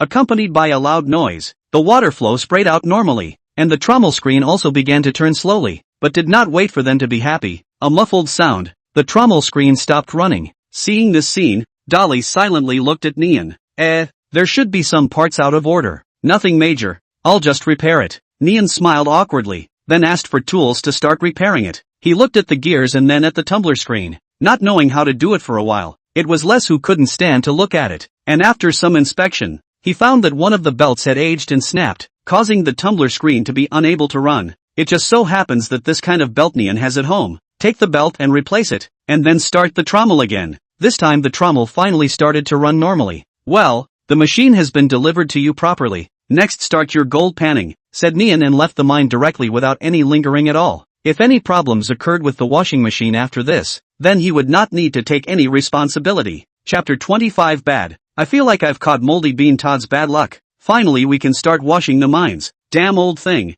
We still fell for it. These broken things aren't even worth the price. Les cursed again after Nern left. Alright, just be able to wash the ore. Start running the equipment. Let's see how the panning is going. With limited equipment and only one backhoe, they had to take turns driving it while the others watched the equipment from below. Les fed a shovelful of dirt into the feeder and the ore began to sift and wash in a constant stream of water in trommel screens. The chute soon began to get cloudy and he went to the back of the trommel screen where the tailings were discharged and examined the discharged tailings. And at once he noticed a problem. Stop, Les. The water flow is too low, and there's still a lot of slag on the tailings. With that, he immediately shut down the ore washer. Les, we have to deal with the water flow or we'll lose a lot of gold if we keep panning. Equipment was like that. It was one thing to idle but another to actually run it. Dolly had no experience in this area though. But haven't eaten pork, haven't seen a pig run? He was a man who had watched I don't know how many Gold Rush documentaries. I'll go check it out. Les didn't have any nonsense and immediately started to troubleshoot the problem. First, it was the header in the trommel screen to see if it was clogged, and then it was the water pipes to see if there were any leaks, but Les found those to be fine. Then he drove the excavator and took the pump out, and after some inspection, he broke into a fit of rage. Shit, this damned old thing. This pump doesn't have enough pressure. Dolly, we're going to have to get a new pump. Dolly's face was also a bit ugly when he heard this. He didn't expect that old thing to actually screw them over again on this. They had no choice but to go back to town to see if there were any extra water pumps to rent. In the end, they spent another $4,000 to rent a large water pump. The more they arrived at this golden period of gold rush, all kinds of materials began to rise in price like crazy, but there was no way. They could only accept it with gritted teeth. After placing the new pump, start the machine again. This time the water flow obviously became turbulent a lot. After checking some tailings, found that it is also very clean. In this way, they worked normally for more than an hour, and the broken thing finally didn't make any more trouble. Okay, stop. We need to check the chute for gold harvest. Dolly called out to stop Les. They opened the chute, but the scene in front of them made them freeze. The chute was almost hard to see traces of gold. What's going on? Where's the gold? Les was also surprised. Dolly see the situation is not right. Is also hastily collected a pot of concentrate began panning.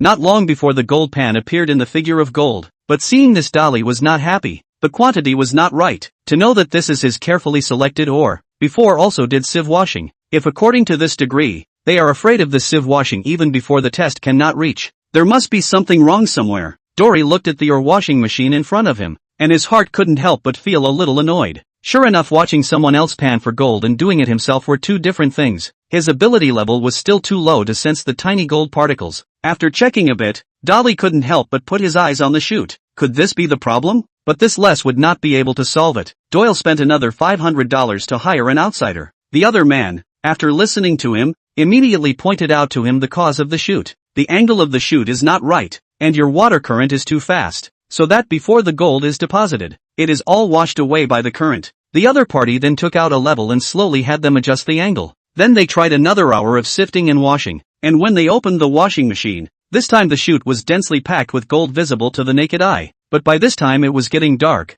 and they hadn't even had a full sieve wash yet. I'm hoping now that nothing will happen to the machine tomorrow. Les didn't have the strength to spit now. They hadn't even eaten all day today. They had been working all day. No surprises. We'll be able to sift and wash normally tomorrow. Dolly also looked haggard. Dolly, I think you should equip another excavator so that it's convenient for us to pan. Otherwise I'll have to transfer the ore back and forth in a very delayed manner, and the tailings need to be cleaned up on a regular basis as well. I'm sorry, we don't have enough funds anymore. I spent almost $5,000 today just to fix these problems. We're almost at the bottom of our available funds now. Dolly broke the bad news. What? How long can that last? Les got a little worried. He was about to start the official panning, so he couldn't just drop the ball. It can probably last for another week. If there is no gold coming in this week, then I will really be broke. And then this gold panning will have to end there. A week? Don't worry, Dolly. As long as the equipment is running, we can definitely harvest gold, Les said as he looked at him. Dory laughed. Just kidding.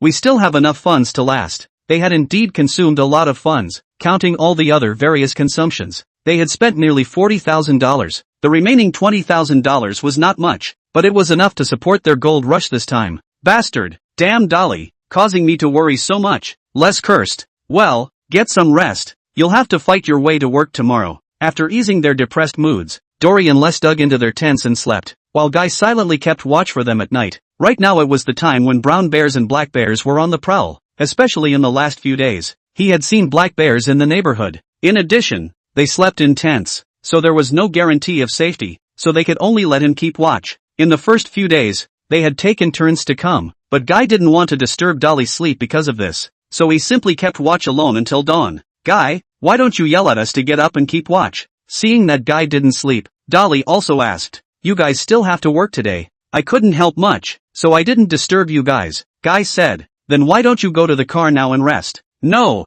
I'm fine with that. Guy didn't really care about that. He was supposed to help take care of Dolly, and besides, it was just one night without sleep. He was used to it on the battlefield. However, Dolly still forcefully asked him to go and rest, and in the end, Guy agreed. When Guy got in the car, Dolly and the others also started working immediately, starting the generator, turning on the washing machine and water pump. Looking at all the normal equipment, Dolly and Les looked at each other and immediately started to work. Chapter 26 Green Lotus Mine. First gold harvest. Green Lotus Mine. This was the name Dory gave to the current mine. Green Lotus occupies a very strong color in the mythology of China. Green Lotus Tao Foundation, Green Lotus Throne and so on. He hopes that this mine is just like his name. It can give a solid foundation for his own road to gold rush. I thought that the accident experienced yesterday was the end, but I did not expect it to be the beginning. The washing machine, which had just worked for 2 hours, suddenly stopped working again, and the reason turned out to be because of the clogged feeder. Dolly and Les had to clean it out a little with a shovel. Damn,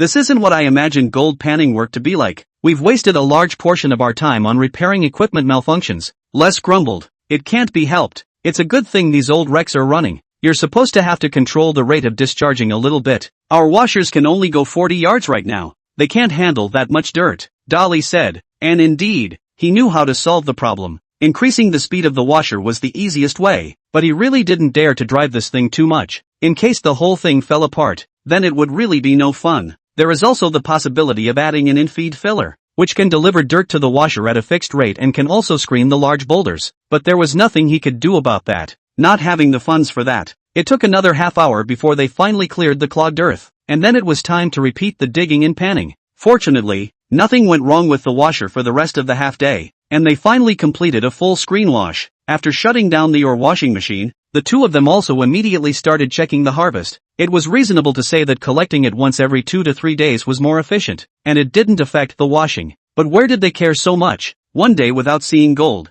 their hearts could not let go. When they saw the golden color of the gold shoot, they instantly felt that the day's labor and exhaustion had value. After collecting the concentrate, the two of them also started to separate the gold. In the end, they also got the results of this harvest, a total of 20.13 ounces, valued at over $20,000. 20 ounces? We've only panned this much ore. If all that ore was like this, then we'd be completely rich. Les was already fantasizing. There's no need to have such high expectations. The gold content of the tailings is very unevenly distributed. That's something we've tested before. Dolly shook his head. But it's definitely more than 100 ounces. Les was confident. If it's only 100 ounces, then I'll be in deep. Counting your wages, I'll be working for nothing. Dolly let out a bitter laugh. This was the risk of gold panning. It wasn't that you could make money just because you could dig up gold, in which the consumption of team members, equipment, and land were all a considerable amount. All too often there are quite a few gold panning teams that go bankrupt digging, like Dolly's previous gourd mouth mine.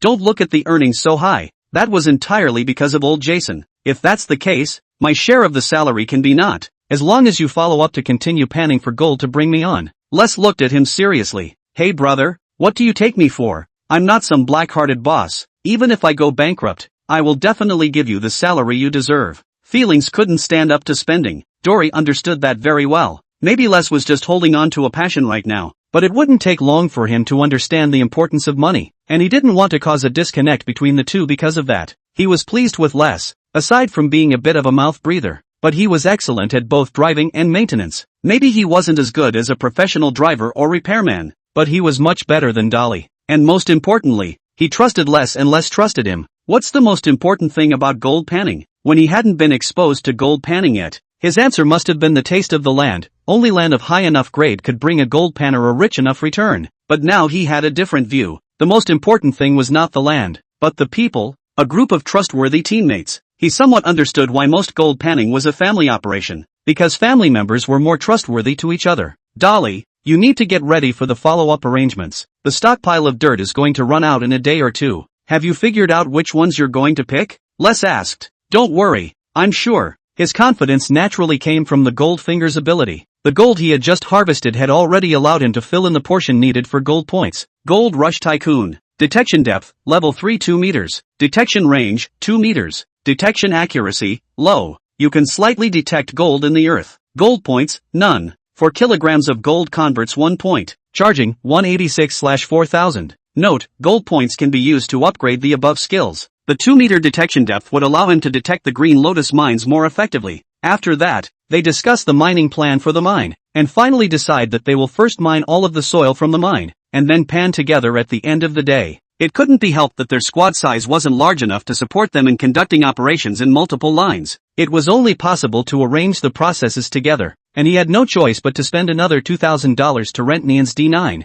They were going to have to prepare a bigger place for stockpiling ore. I say, Guy, you don't have to come help. It's hard enough keeping watch at night, Dolly said looking at Guy. But Guy insisted on helping, and with his help the work went quickly. Dory was responsible for the selection of the ore, Les was responsible for the digging, and Guy was responsible for the transportation. And one day down the line, the Green Lotus mine's earth material was soon hoarded. At this time, the Green Lotus mining ground was littered with large and small pits, some even reaching more than 5 meters deep. At first glance, it really did look a bit like a lotus platform.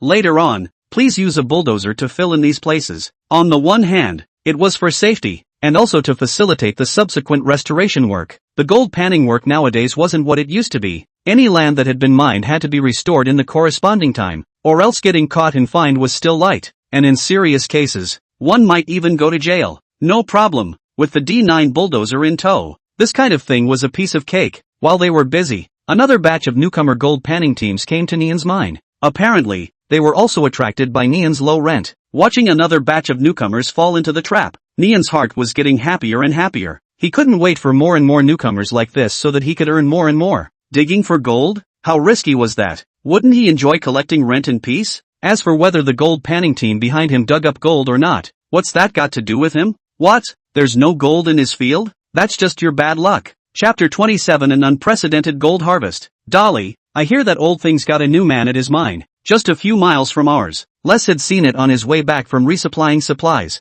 They're renting that old thing's equipment just like we are. The bastard. He's making a killing just from the rental fees, Les said indignantly. So what? Do you think we should talk to them? They're sure to get into a fight with that old thing. A bad idea suddenly occurred to Les. Dolly looked at him and continued to drive the excavator to feed in a shovelful of dirt. And then what? What do we get out of this? What then? Relief, of course. That old thing screwed us over so much. Are we just going to watch? Les couldn't swallow that. Dolly sighed. Les, you have to be clear. We signed a contract. Whatever the harvest from the mine is up to us. Of course he did withhold some of the information, but that is not a violation of the contract. Even if you had told them, nothing would have happened to Nian. All we have to do is dig the mine in front of us. No, Dolly, you're just going to let him off the hook? Les looked at him with some surprise. First of all, we're here to dig for gold, not to fight. And, compared to your kind of method, I think you might as well just lay the harvest in front of him when the time comes. It would be more of a relief. According to that old thing's temper, if he knew that they had dug out so much gold from this pile of abandoned tailings, he still didn't know what kind of heartache he was going to have.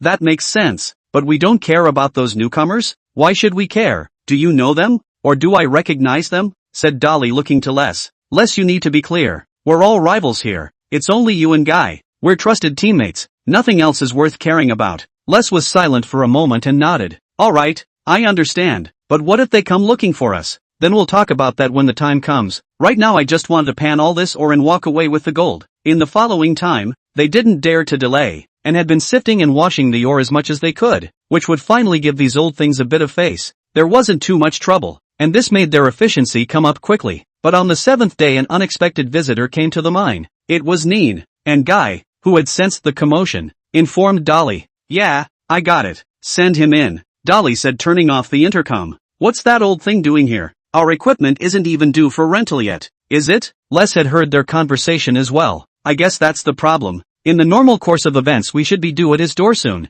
Now I guess he wants to come and see what we've got going on here at the Green Lotus Mines. Dolly said. That's just right. Let him see our gold harvest later. Piss him off. Les had already begun to imagine the other party's blown-out expression. Dory shook his head. No, we can't let him know. Instead we have to act anxious. Ha? Why? So relieved he couldn't understand why Dolly was doing this. Just listen to me. When he came to pan for gold, old Jason had told him the truth that the only gold that really belonged was the gold that was in his pocket. Never overestimate human nature, especially in Alaska. Even if it was superfluous, Dolly was not willing to take the risk. Soon enough, Guy came over with Neen, who first surveyed their mine, and finally set his eyes on their washers. Hello Mr. Neen. What's the problem? Dolly asked as he stepped forward. Nothing, just came by to see what's going on in your mine. By the looks of you guys, you seem to be finding quite a bit of gold? Neen wasn't exactly a cutie pie. Dolly and the others were still panning the ore material now. They must have found gold. Yes, we found some gold when we were testing, but we don't know why less and less gold is coming out behind us. If this continues this year we won't even be able to get the cost.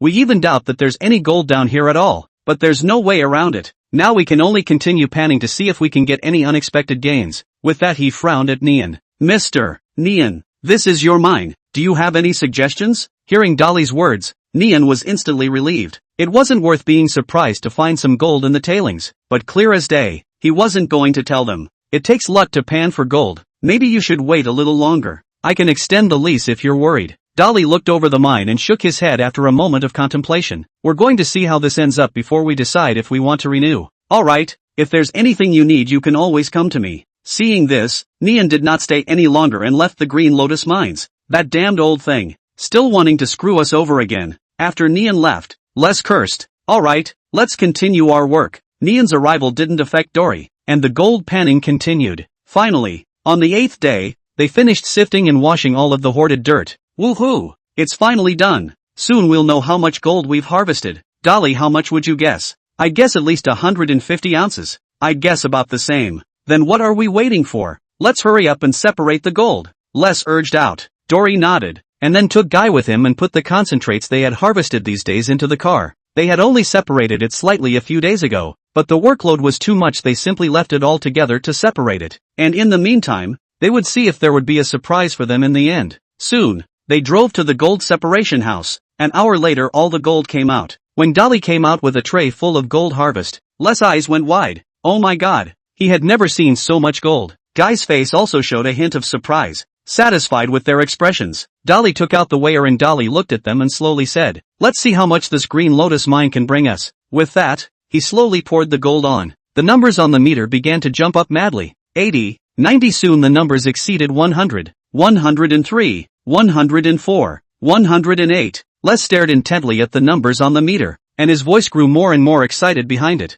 212 ounces. Oh my god. Dolly, we're rich. Seeing the final result, Les couldn't help but jump up and ended up hugging Dolly in delight. No, there's also counting before us. So our real haul is 232.13 ounces, more than 200 ounces, which translated to 7.4 kilograms of gold. The value was even more than $200,000. This time they could be said to have truly won big. Dolly also couldn't help but give them a high five to celebrate. Brothers, we did it. This is a bumper harvest. Dolly's mood was very excited. He also didn't expect it to be more than 200 ounces. It seems that he still underestimated the content of the tiny gold. They are the big head. Chapter 28, Nin's difficulty. Guy's shock. This success meant that he had truly stepped into the industry of gold panning. Of course, what meant more to him was that with these gold harvests, he could continue upgrading his skills and then go in search of more gold. Beautiful. Les has to celebrate whatever he says this time. I'm going to find a dancer. You pay for it. Les immediately showed his mouth. The nearby gold town had driven a whole bunch of industries because of them.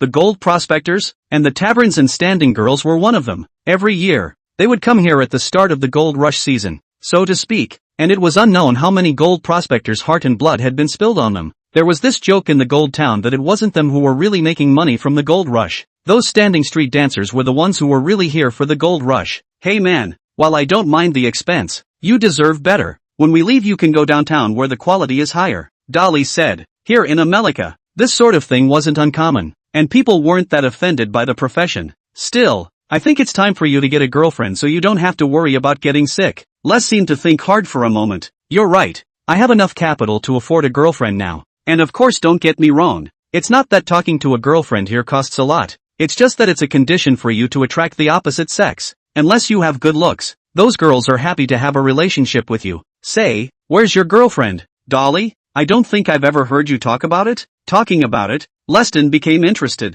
Dory's appearance wasn't bad, and in his opinion, he was still the type that didn't lack a girlfriend. Split up, Dory said lightly. Women and whatnot would only affect him in panning for gold. After organizing the gold, they also went to the tavern to celebrate. Congratulations, it looks like you guys made it. The owner of the tavern knew at a glance that they had made a gain. Of course, we can be the best gold panning squad, Les said nonchalantly. With that said, the two of them brought the topic to Nern. That damned old thing even used the tailings to cheat us. If not for the gold we dug up, we're afraid we'd still be sticking it to him. Les pounded the table in indignation. Nian? I've heard of him. He has a bad reputation in this area, often cajoling you newbie gold diggers to earn your rent. The tavern owner also shook his head. It looks like he failed this time and lost a lot. That's because we're great, but you guys have to be careful. He might have some trouble if he knows that you guys dug up gold in his mine. The tavern owner gave a reminder. Humph, he still has the face to come to the door? Les was disdainful of this. In fact, the tavern keeper was right. As Dolly and the others were finishing up the filling and getting ready to leave,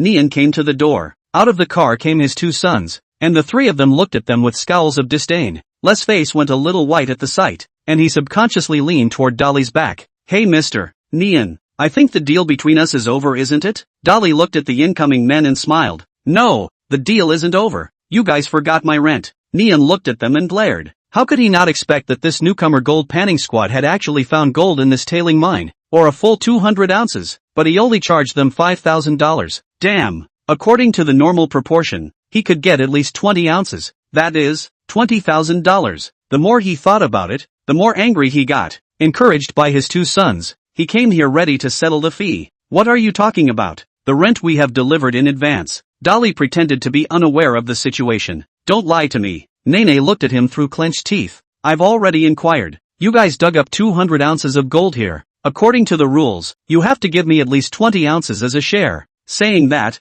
Nian's two sons slowly leaned towards him. But we have a contract. That's not what it says. Les shouted at this time. I don't care about the contract. If you don't hand over the gold today, I'll let you know what the rules of my mine are. Nian threatened. Interesting. Looks like you guys are planning to rob it by force, guy. Dolly shouted without pretending. And an expressionless guy with a shotgun in hand slowly walked out, incidentally tossing the shotgun over his shoulder as he approached him. So, Neen, come on. Dolly grinned toward him. At the sight of Guy and Dory, who were holding shotguns, the three Neans froze as well. What's going on? Go on. Dory pointed his gun at them with a provocative look. The three Nunez looked at each other. I can't believe you dared to shoot. Nian spoke up. Who knows? You dare to bet? Dolly shrugged. Then he looked to Guy. Guy, what do you say? Guy didn't say anything, just watched them quietly. He wasn't pointing his gun at them like Dory was, but the muscles in his whole body had tensed. As soon as they made any movement line, he was instantly ready to strike. As a matter of fact, he was already a bit pressed.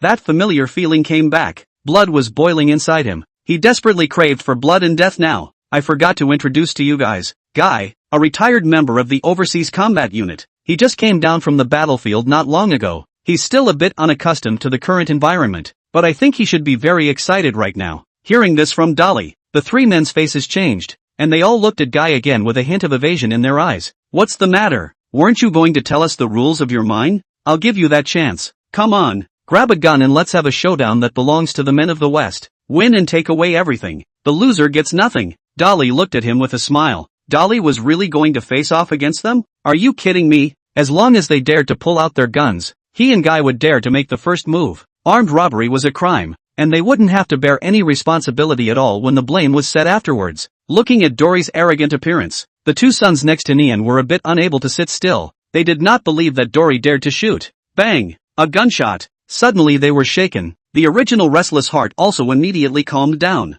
Sorry, it went off. Crazy, you're just crazy. Nian stopped his two sons. In the end he calmed down. Risking this for $20,000 was a bit not worth it, and who knew if Dory and the others would actually shoot? A retired battlefield veteran and a young, angry young man. How much you dare to bet on this situation? Chapter 29. Violence is the most effective means of gaining status. Seeing that they didn't make a move, Dory also smiled as he put away his gun. If there's nothing else, we'll leave, but of course, you can always regret it. With that, he looked to Guy. Guy's gone. But this time, Guy was a bit uptight. His gaze was getting colder and colder. Nian and the others even dared not move at all when they saw this, afraid that if they made the slightest movement, Guy would shoot. Have killed people and have not killed people eyes are different. Especially Guy, this kind of battlefield down. Just that a murderous intent let a person chills. Guy, that's an order. Dory immediately increased his voice. He understood that he couldn't make any moves against Guy at this time, even if he was a teammate. Who knew what the highly stressed Guy would do when he received the stimulus? But fortunately, it seemed that Dory's command had brought back some of Guy's sanity. He exhaled a long breath and looked meaningfully at Nian and the others. Then he put away his gun and followed Dory, and Les gave them a hard stare. But even Nian and the others still didn't dare to make too many moves.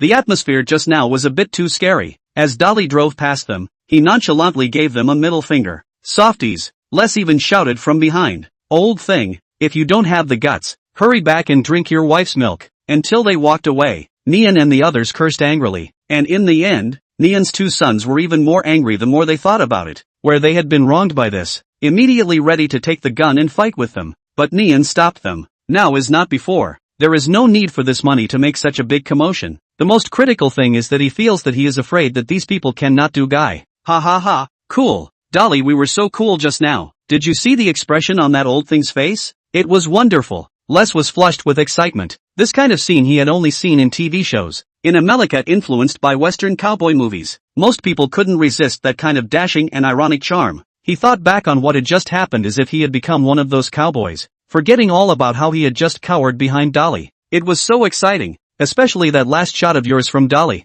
I was ready for a dry run, even if you were. Are you going to go up there with a mining shovel in your hand? Dolly let out a laugh. Hey, you can't slander me like that, but I've always stood behind you. I'm your strongest backing, Les said immediately. Dory was also amused by his words. Although Les had acted a bit timid just now, at least he had always stood behind him, which was rare enough for him. By the way, Dolly, if they do pull out their guns, you don't really want them to duke it out, do you? Les asked. Of course not. Am I that stupid? Told you. It's too dangerous. Les sighed in relief. As soon as they dare pull out a gun, I'll just do it. At once. Les was taken aback by Dolly's remark. You're kidding, right? Les' expression was a bit complicated. Intimidation and shooting, which were two completely different things. What's with the intimidation? Dolly gave him a look. Les, it's not the gold rush it used to be, but if you're not prepared for this, I'm afraid the gold rush really isn't for you. Did you know that Alaska is one of the few continents with the highest crime rate in America?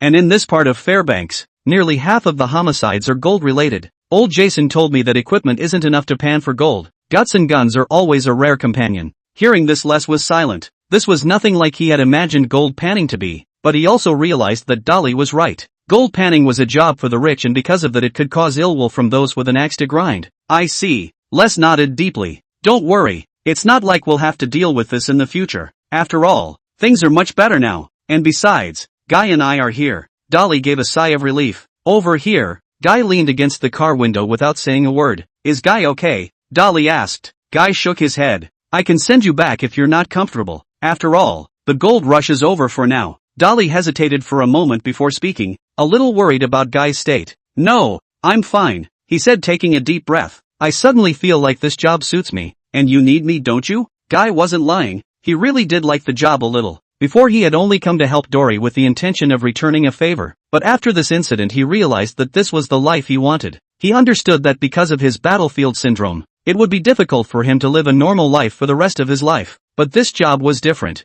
in that it allowed him to rediscover what it was like to be on the battlefield. Here his enemies were nature, the ferocious beasts, and the thieves who coveted the gold. He didn't need to keep an eye on everyone around him. He only needed to target those people and animals, which greatly relieved his stress. The most crucial thing was that he didn't need to have any psychological burden at all to do this job. He was just protecting Dolly and the mine. Good, then it looks like we can continue again, Dory said. What do you mean? Are we going to keep panning for gold? Les spoke up. Of course, it's only May. We still have over 3 months until the end of the gold rush season. That's enough time for us to find a new mine to exploit. 200 ounces of gold and he's satisfied? How can that be? He wants more. Back in Gold Town, he immediately found a gold recycling merchant just to be on the safe side. The price of gold now had climbed to $1,120 per ounce, and it could almost be said that it was rising every day. These gold were exchanged for a total of $250,000. This was a fortune he had never had before. It's a shame. If I had waited until next year,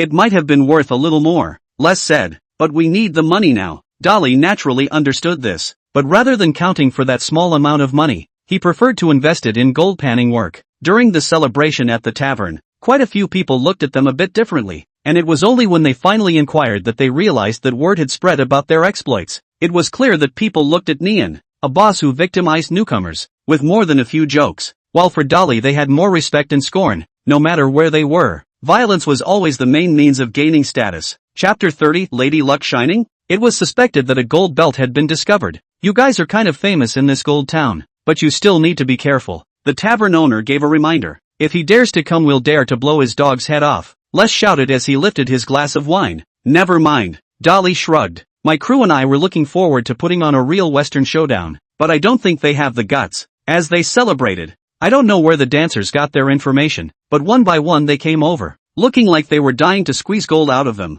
Dolly immediately is also immediately rebuffed. He and the mine exhausted hard to earn some money. To this also have to pay overtime? Guy was not too interested in this aspect, and Les resisted the temptation. After a good night's rest, Dolly began to examine the terrain again. This time he had learned a lesson and paid $500 for a detailed map of the latest land situation in Fairbanks. Seeing the map, Les's expression instantly became a bit abashed. The prospecting experience was still haunting him when he thought back on it now. Dory looked at the map in his hand. It was marked with large and small gold mines. These were beneficial for him to analyze and find the mines. Based on this information alone, the $500 was worth it. Soon his eyes were on an area that was unmined. I'm going to take a look here. Here? It's never been mined. Could there be no gold here? Les asked. There's never been a shortage of gold in Alaska. It's only the people who find it that are lacking. And there's a common knowledge that most gold prospectors have when looking for gold. The closer you get to the big gold mines, the smaller ones are bound to exist around them. And those areas that are a little more remote, few people will take the risk of mining them because they are not sure of the gold content of the land. But that's what we want. Dolly spoke up. Those rich areas had already been occupied by other long ago, and gold panning squads like theirs couldn't even get a taste of the soup. Only by going to those unmined areas would they have a chance. But that would be a big risk. Trust me, I can definitely find gold, Dory said confidently. His confidence of course came from yet another upgraded ability. Gold Rush Tycoon. Detection depth, level 4 meters. Detection range, 2 meters. Detection accuracy, low. You can slightly detect gold in the earth. Gold points, none. 6 kilograms of gold converts 1 point. Charging, 2758/6000. Note, gold points can be used to upgrade the above skills. Last time, he had harvested more than 200 ounces, close to 7 kilograms of gold, and had already satisfied the demand for gold points, and he immediately added gold points to depth, which was more important to him at the moment. But what he didn't expect was that the depth of detection came to 4 meters at once. 4 meters of detection depth could already allow him to detect some normal mines. In this way, they immediately drove to this area, so that they are somewhat surprised. Here actually also encountered a gold panning team. After inquiring, they realized that they had come here to try their luck. When Dolly asked about their situation, the other party is also a great deal of bitter water. We surveyed here in the early stages and did find traces of gold, but the subsequent mining has left us disappointed. If we can't find areas that are truly rich in gold, then I'm afraid none of us will be able to make it through this gold rush season. This was the current situation of most gold panners, always on the verge of bankruptcy. Why don't you guys do a detailed survey so you can avoid this risk? Les asked. The other party also let out a bitter smile when he heard this. A complete exploration costs tens of thousands of dollars less or more than 100,000. It's simply not something that a small gold panning team like us can afford. And even if we carry out the exploration, the gold produced in the end won't necessarily be up to expectations. Don't think that the gold survey can guarantee the gold production 100%. Even the most accurate detection can only determine an approximation.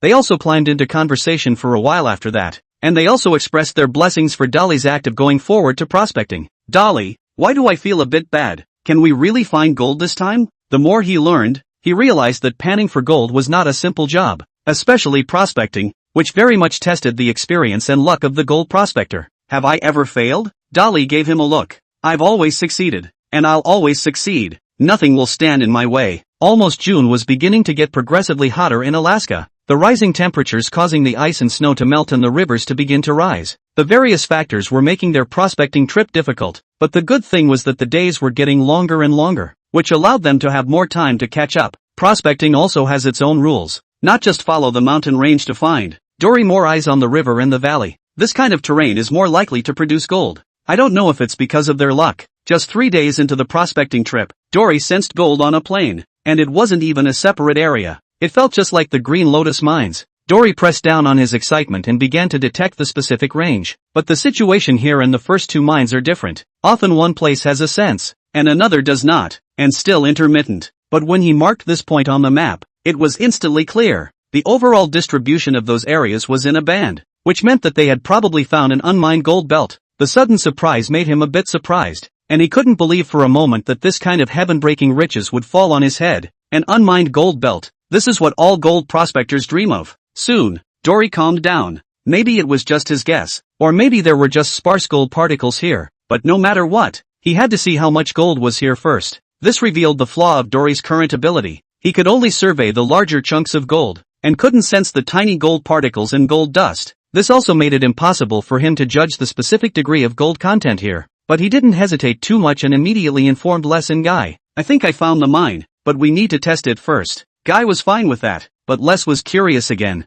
Dolly, are you sure there will be gold here? This terrain doesn't look like it could have gold at all. Chapter 31, an unexpected development. Taking over the mine's equipment. Les's suspicions were justified, but Dolly couldn't explain that much. Just listen to me. There's bound to be gold here. Okay. Les chose to believe him. After all, Dolly did manage to find gold a few times before. But how are we going to test it? There's no existing road here, and to bring the excavator in, you'll need to make a new road. This was the flaw of the original unmined land. The lack of transportation made it difficult to get equipment and such in. Dory immediately took out a map, and soon he found a solution. Remember that gold panning squad we met earlier? Their mine is less than 5 miles from here. Cutting a road through from them will save us a lot of work, Dolly said, pointing to the map. But will they agree? Les asked. It's all we can do to try now. You guys mean you plan to cut a road out of my mine? The owner of the mine, named Ram, had owned a restaurant in his youth. His reason for panning for gold was also simple. He wanted to make a fortune with it. But reality hit him hard. Looks like you guys found a place worth mining, Ram said. It's just a test. We'll only know when the results are in. Dolly, of course, wouldn't give out the specifics. Yes, no problem. Ram agreed straight away without much hesitation. Also, I have another request. If it's possible, I intend to rent an excavator. Hearing this, Finn pondered for a moment as he looked at Dory. You guys are also a newcomer gold panning team, right? Dory was a little unsure, but nodded anyway. For some reason he always had a bad feeling when he heard that. Then I guess you guys must not have any equipment. It just so happens that we are also preparing to leave, and it will cost me quite a bit of money to ship this equipment away. So if the price is right, I intend to sell it to you. Hearing this, Dolly froze. Wait a minute. I need to think. Dolly called Les and Guy over. I mean, Dolly, you're not really planning on buying his equipment, are you? I'm thinking about it. Now is the golden period of the gold rush. This is the time to go and rent the equipment. There is no not to mention. The price will definitely be much more expensive. It might be more convenient to buy it directly from him. Dolly voiced his thoughts. What do you think?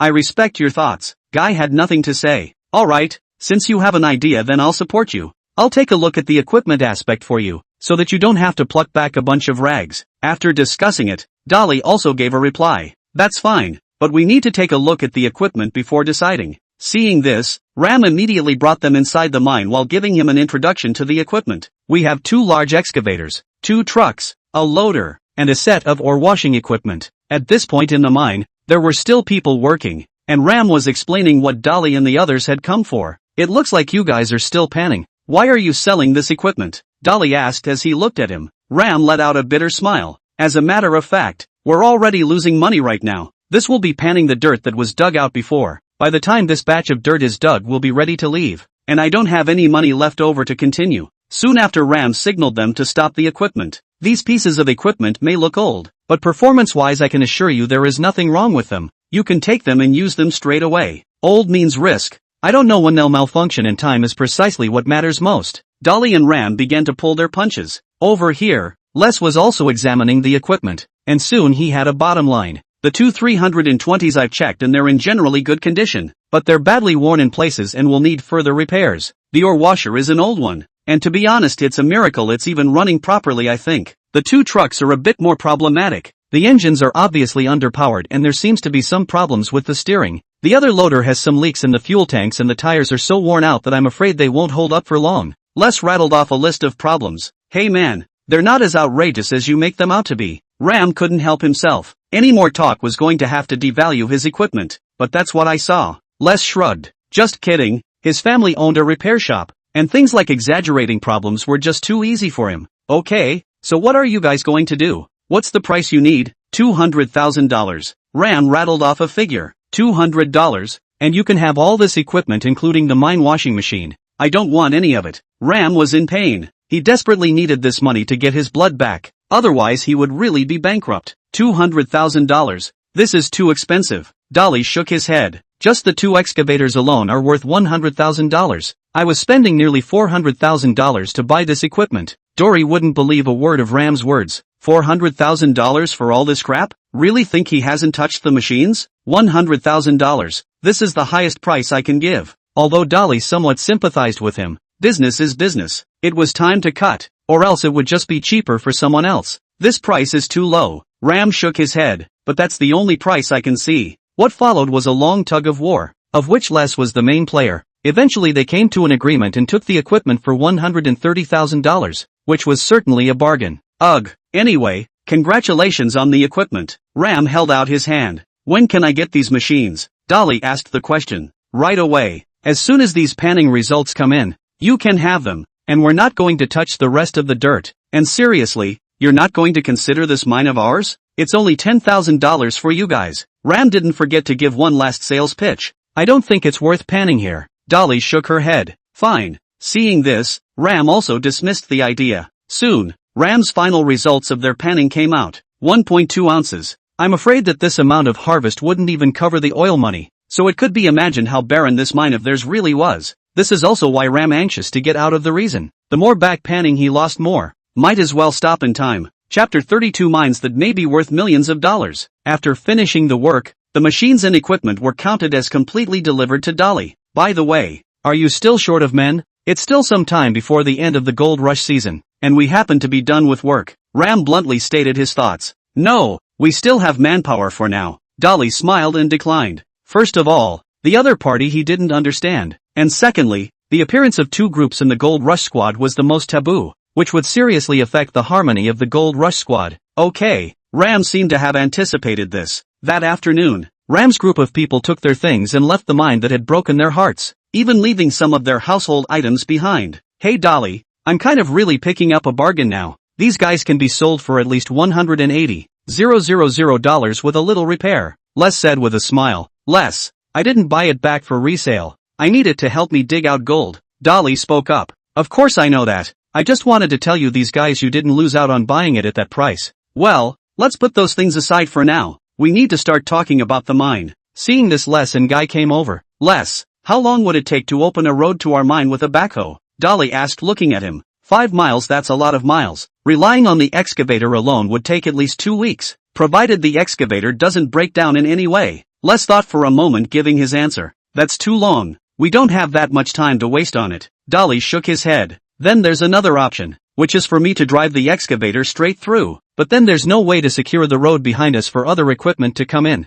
That's fine. At this stage, the main focus is on testing. First explore the grade of the mine, and when that's confirmed, I'll get the bulldozers to formally build the road to make it easier for the equipment to come in. If that's the case, then I can drive over there tomorrow for testing. Dolly, I think we're a little short-handed right now. You need to pay attention to that. At this point, Guy spoke up and reminded Dolly. Indeed, if this mine is confirmed, then there is no way that just the 3 of us will be able to finish mining this mine before the end of the gold rush season. Les nodded. I understand, and I'll take care of that aspect, but it will all have to wait until we've finished testing and taken the mining rights to the mine. Only after determining the approximate gold content of the mine could they strike without fear. That night, the 3 of them squatted in Ram's camp to rest. Finally, I don't have to sleep in a tent. Dolly, if that mine opens, you strongly urge to bring this camp all over, Les said as he looked at him. God knows how he got by these days. Indeed, Dolly, it's about time you paid attention to the quality of life in gold panning. You're bound to have problems with your health in the long run. Guy himself was fine with it. He had stayed in harsh conditions. Do I look like such a petty person? Life before just wasn't the conditions. Dolly gave them a blank look. What were the conditions back then, when it would have been a penny he had to treat as 2, or he might have gone broke if he wasn't careful? Well now, with $260,000. No, now it was $130,000 in his arms. There was 10,000 left over from the earlier gold rush at Nin's. After a peaceful night in camp, the next day, Les drove the excavator almost brutally toward the mine. But it didn't take long for Les to run into trouble. It was fine when he was among the woods. The soil there was slightly hard, but right now the soil of this plain was too soft. The 320 excavator weighed 20 tons. If not careful, it would sink in, and then it would be troublesome to get it out. As a last resort, Les could only slow down and try to make sure that he got to the road before passing, which caused him to spend half a day more. It wasn't until the afternoon that he was able to safely bring the excavator onto the mine. After resting for a few moments, he got on the digger again. Let's take another break. You can let Guy help with this side of things, Dolly said as she looked at him. No, of course I have to do something as important as digging for gold myself. Well, cut the crap and hurry up and say where to dig. Les prodded. Dolly was also a bit helpless. They then began to carry out the test. Here, just this place, you have to pay attention. The covering here is very thick, at least 3 meters. You must pay attention to safety. Don't worry, don't you still trust my skills? Soon Les had dug out a large hole and Dolly had been keeping an eye on the soil brought out. Stop, dig another shovel. Now the part you dug is the soil that contains the gold. Hell, Dolly, how did you know that? Les asked. Intuition, Dolly smiled. Then they took the dirt to a small watering hole and began to fire up the test washer. The concentrate from the suction blanket was collected for the next step of separation. The last thing that appeared in the pan was just a small pile of sands, and Dollyton was relieved to see it. How come it's only this much? Les frowned. The sieving and washing situation, not to mention the Huluku mine, even come to the Green Lotus mine cannot compare. Dolly gave him a blank look. This is the normal gold content of the mine. Qinglian mine is tailings. Huluku mine is gold nuggets. The nature of the mine is different. Dolly explained it to him slightly. But can we make any money on just that? If the area under test was full of it, do you think we could make money? With that he patted Les on the shoulder. 100 yards of earth we can produce an ounce would be considered a rich mine. And the way it's being detected right now it's perfectly achievable. Les did some mental math and his eyes lit up. Dolly, if we go by that, wouldn't this mine have thousands of ounces? It was important to realize that this plain was over 10 acres in size. It's not that much. There are probably only so many areas that are really rich in gold. We'll test the size of the mine now while we determine the gold content. If it was that big, he could really sit back and count his money. This test was a long one. It took 3 days, but the results he got in the end made Dory excited. According to his own ability and the detection, the size of the mine now reached 7 acres. Of course, due to the distribution problem of the gold, the mine field as a whole was in the shape of a long strip, which could be seen at a glance on the map he marked. And through his rough estimation, there were at least 800 ounces of gold here. But according to the experience of the previous excavation, there might be 1,000 ounces of gold here. 1,000 ounces would be 31 kilograms, worth $1 million. How could this not make Dolly's heart flutter? After determining the situation of the mine, he did not dare to delay. Immediately went to the mining bureau to apply for a mining license, as well as a series of permits. Chapter 33 The Countercurrent River Mine. Old Jason brought people to support. I don't know if it's because of the current gold rush, but when communicating with those related staff, surprisingly he didn't encounter any trouble. After spending $15,000, he also smoothly took down this mine. Things went smoothly somewhat out of his imagination. $15,000. And we took that 10-odd acres of land? Les was still a little surprised. $15,000, or less than 2 ounces, and they had a mine of their own, and he finally understood why Dolly was looking for government land. It simply wasn't that much cheaper compared to renting it from a landowner. But it's only for a year. After a year this land doesn't belong to us anymore. Dolly gave a word of caution. 1 year is enough time for us to sweep the land clean of gold. Les laughed. Yes, brothers, now we are the masters. Dory was also a little excited. By the way, Dolly, have you thought of a name for this mine? Les suddenly asked. Name? Then let's call it the Reverse River Mine. The mine was distributed like a river, while the countercurrent rivers represented his determination to not advance or retreat. At the same time, Countercurrent River had another layer of meaning, which was perseverance. He hoped that he would be able to persevere on this path of panning for gold. Les and Guy looked at each other. Under Dory's explanation they kind of barely understood one of the layers of meaning. As for the deeper meaning they couldn't understand it. So can we get to work now? Les asked. Right now our manpower is too small. We need to get a few helpers over first, and before that, I think we need to set up our camp. After all, at the rate we're going, we're definitely not going to be able to pan all of the gold this panning season, so we have to be prepared to be stationed here for a long time. Dolly spoke up. Leave that aspect to Guy and I. Well, let's see. Let's start with $20,000, Les said as he reached out. Here's $30,000. Get some tools for repairs and spare parts by the way. The countercurrent river mine is huge and I'm worried about that aspect of the equipment. Dolly barked out. He would rather spend a little more money in this area than have a particular malfunction cause a shutdown when the time came.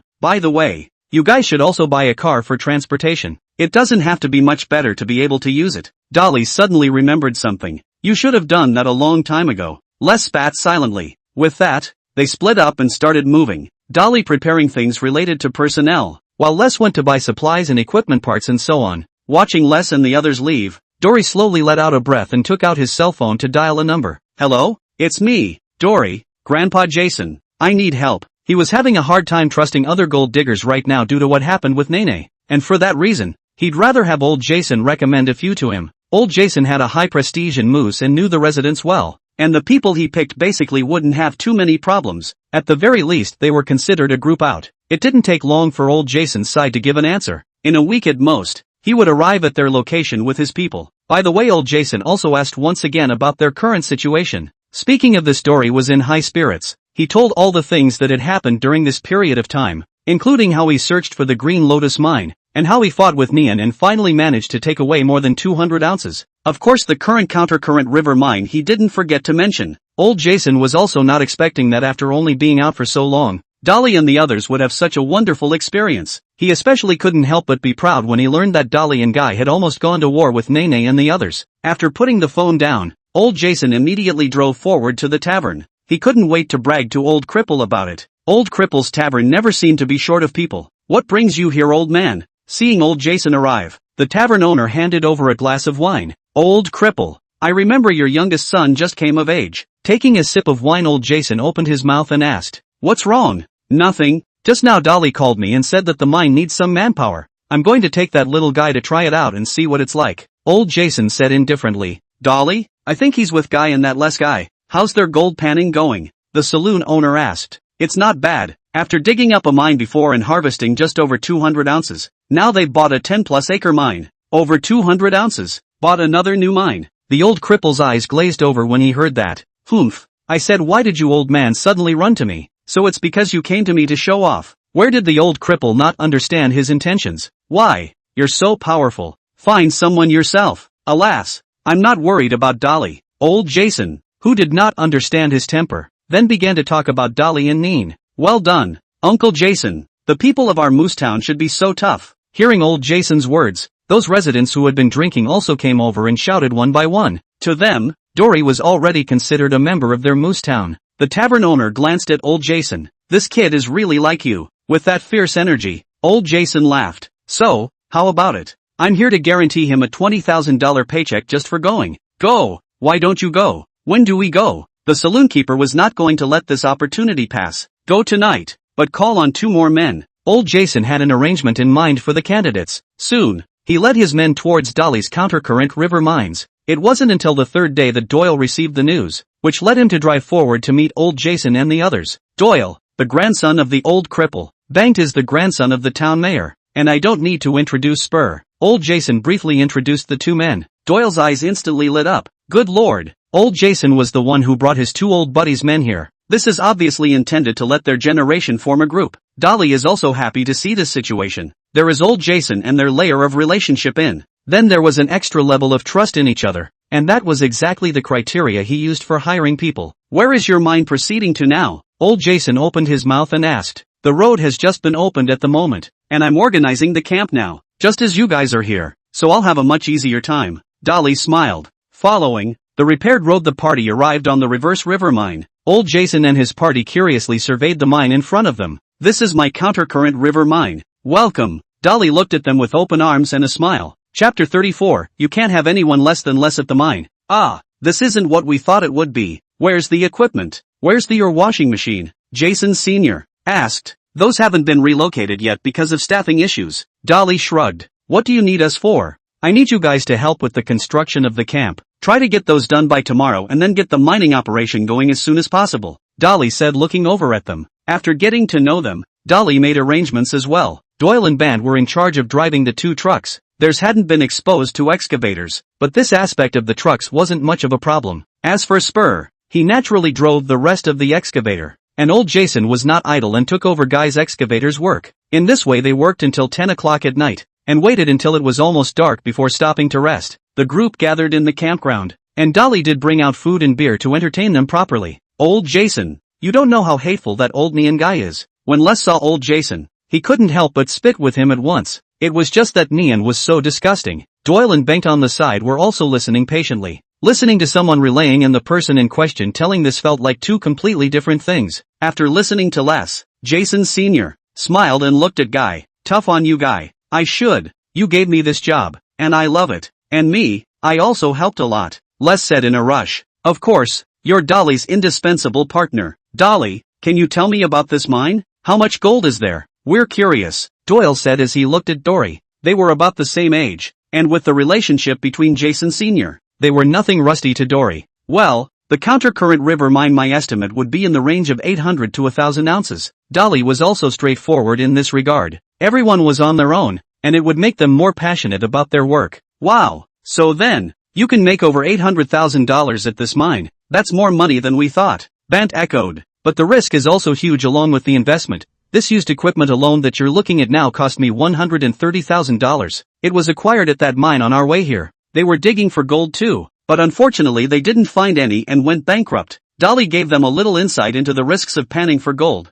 There were times when it was like that, when regular people only saw the glory and paid little attention to the risks of it. That's the way it is with gold panning. Risk and opportunity. The night passed and the next day, everyone was eating breakfast together, and Dory took this time to make his arrangements for the day. Today I'm going to finish up the work on the final move. I've called for the trailer and I'll be in charge of that with old Jason and Bent. Les, your job is to drive the D9 bulldozer and do the overburden stripping of the mine in the middle section of the reverse river. Spur and Doyle, I'm going to need you guys to cooperate. We're on a tight schedule and it has to be done in the fastest time possible. The crowd had no problem with Doyle's arrangement. Also, and most importantly, I want you all to wear coveralls and helmets while you're working. I don't want any accidents to happen to any of you. With that, they began to move in two directions. There were quite a few things to be moved from the camp, mainly containers that were slightly remodeled to make a nice house. In Fairbanks, a lot of gold panning squads use this quick way to set up temporary camps. The biggest thing is the ore washing machine. It is too heavy. Want to rely on the excavator to drag a little bit too time-consuming. Dolly simply used the trailer to transport them together. After spending a morning, Dory and the others finally relocated all the equipment to the Countercurrent River mine. After a brief lunch, he came over to Les's side to check on the progress of the work. At this moment, Les was driving the D9 to keep reclaiming the overburden, while Spur and old Jason were driving the excavator to clean up the dirt. Doyle and Bengt were in charge of sending the dirt away. For their actions, Doyle also watched. Les worked this, needless to say. Old Jason and Spur were also okay. After all, both had a little experience. Doyle and Bant were a bit of a drag. They were too slow to keep up with the digging speed of Jason Sr. and Spur, but Doyle also understood that this was normal. On the one hand, they had little experience, and there was also the fact that it would take some time to break in. The mine in the middle section of the reverse river was specially selected by him. The range was about 2 acres. The cover was only about 3 meters. It was considered the least difficult to mine. He was not asking for much, only that the screening and washing of these 2 acres of earth be completed before the end of the panning season. If nothing goes wrong, that should be perfectly adequate time. What's scary comes to pass. Doyle's voice came over the intercom. Dolly, I need help. The truck won't start. Dolly couldn't help but slap his head. Les, I hear you. Hell, I'm on my way. Work on the mine overlay had to slow down due to Les's departure. Such were the limitations of a small gold panning party like theirs. Being undermanned was one thing, and having a singular ability. Let me fill in for Les. That's when Guy suddenly spoke up. Dolly spoke with some surprise. You know how to drive a bulldozer? Had exposure to it in the army. Guy spoke up. Then you go ahead and I'll go over to Les and try to fix the truck as quickly as possible. Guy was different from the rest of the team. The others were paid for their labor, but Guy was different. He was exchanging his life for money. The nature of the work of the two was different, so in general he would basically not let Guy meddle in the work. Before, the Green Lotus mines was out of the question, but now that the manpower was a little more adequate, Guy could get out of the way. As for why he was given this kind of treatment, the last dispute could tell a thing or two. Perhaps a similar incident would only happen once, but who could guarantee it? He cared more about his own little life than losing a manpower. He could recruit if he didn't have enough manpower, but his life would be really lost if he lost it. With Guy joining the work, Jason Sr.'s side of the job was able to get going again, but with one less truck, the progress slowed down considerably. When he arrived on Les' side, he found the guy sprawled out under the truck tinkering. How's it going? Need any help? Dolly spoke up. It's not a big problem. It's the wiring, it'll be done in no time. Dolly's voice came from under the truck. Okay, try to get it started. Dolly climbed out. Doyle got in immediately as well, and with a rattle, the vehicle was soon moving. Thank goodness for you, Les. It does seem that you were right. You are indeed an excellent repairman. Dolly laughed. Of course, Les admitted as much without ceremony. Just as he breathed a sigh of relief, he turned his head and saw a sight that made his heart skip a beat. Chapter 35, The Much Troubled Minds. Stop! Stop! Stop! Dolly shouted in a panic as he looked at the distant truck, which was shaking continuously as far as he could see from his perspective. Seemingly realizing that the other party couldn't hear him, Dolly hastily picked up his walkie-talkie and shouted, "Bengt, stop! Hurry up and stop!" But as soon as the words left his mouth, he only saw the truck shaking for a while, and then it violently tipped over on the ground. Bad. What's the situation? Old Jason's voice came over the intercom. Bengt overturned. Get a backhoe over here immediately. Bengt, are you okay? Dolly shouted as he ran towards him. Les was also close behind Dolly when he saw this scene. I can't seem to move. Bent's voice came from the intercom. Dory was temporarily relieved to hear that the other would talk back. Stay still for now. We'll be right over. As Dolly and the others arrived at the scene of the overturned car, he and Les both worked together to get Bent out. Is it all right? Any injuries? Dolly looked at him worriedly. Nothing's wrong. Sorry for overturning your truck. Bent looked at Dolly guiltily. It was indeed embarrassing for him to have a whole accident like this after only being on the job for so long. But Dolly smiled. It's my fault for not paying attention to the road. No, it was me being in a hurry. I didn't want to delay the progress of the mine because of the repairs on Doyle's truck, so I had them load me with extra dirt. Doyle patted him on the shoulder. As much as I'd like to get the work done as quickly as possible, I'd rather not see you guys get hurt because of it. These were Dory's sincere words. He couldn't account for an accident at the mine once it happened. At this time, old Jason also arrived at the scene in his excavator, and was also relieved after seeing that Bengt was unharmed. Sorry, Grandpa Jason. It's good that the person wasn't hurt. Well, now let's hurry up and get the car up. Old Jason also didn't care about this little thing. After getting it up and checking it out, it was good news to find that the truck didn't have any too much damage from it. Looks like we're going to have to fix the road. Dolly spoke up. Due to the terrain, the road surface here was relatively soft, making it difficult to carry a truck weighing several dozen tons back and forth, crushing it so much. Les, you go get the loader. Old Jason continued to be in charge of clearing the dirt. Doyle and Bengt, I need you to bring the dirt here to be used to pave the road. They had no problem with Doyle's arrangement. It's going to take us a lot of time. When they were gone, Les looked at Dolly and said, that can't be helped. Safety is the most important thing. How could Dolly not understand this matter? But with the accidents in the mines, no one knew when they would come, and it was true that the probability of something going wrong would be high for Bengt and Doyle and the others as novices. But even the most experienced drivers would inevitably encounter some accidents. There are still 5 days left in the D9's lease, and without the D9 bulldozers to follow up, the progress of clearing the overburden will slow down considerably. Les gave him a reminder. The D9 bulldozer was their most important reclamation tool, but Dolly had only rented it for 10 days before, and the first few days had been used on the road and on top of the camp construction. It was only today that they were officially reclaiming the overburden, and if they followed this pace, there was no way they could strip the overburden in the remaining 5 days. And now that it was only 2 months until the end of the gold rush season, they'd be hard-pressed to finish screening and washing in the time they had available once they were missing the bulldozer that was the D9. I know, but first let's get this road paved. Dolly sighed. Luckily, the road wasn't very long, and with the cooperation of several people, the road was initially paved, but Dolly was unsure and had Les drive the D9 back and forth to grind it again. Under the crushing of the 40-ton D9 tracks, the road also gradually became tighter, and after being busy with all this, the time had already come to night. The mood of the crowd wasn't very good, and it was obvious that they were concerned about what had happened today. What's wrong? Everyone is in such a low mood. I'm sorry, Dory. Doyle and I have affected the progress of the mine. Bengt looked at him and spoke, his face full of remorse. Doyle smiled. Like I said, you guys are already helping me the most by coming over. You don't have to worry about the mine. Speaking of which, none of you are aware of my first gold rush, are you? Dory digressed. The crowd also immediately raised their interest, and to be honest, they were also very curious about Dory's fortune. With almost the same conditions, how was Dory able to go ahead of them? At that time, I came to Moose Town just to recuperate from my injuries, but I was idle and bored, so I slipped by the stream and inadvertently found a small piece of gold.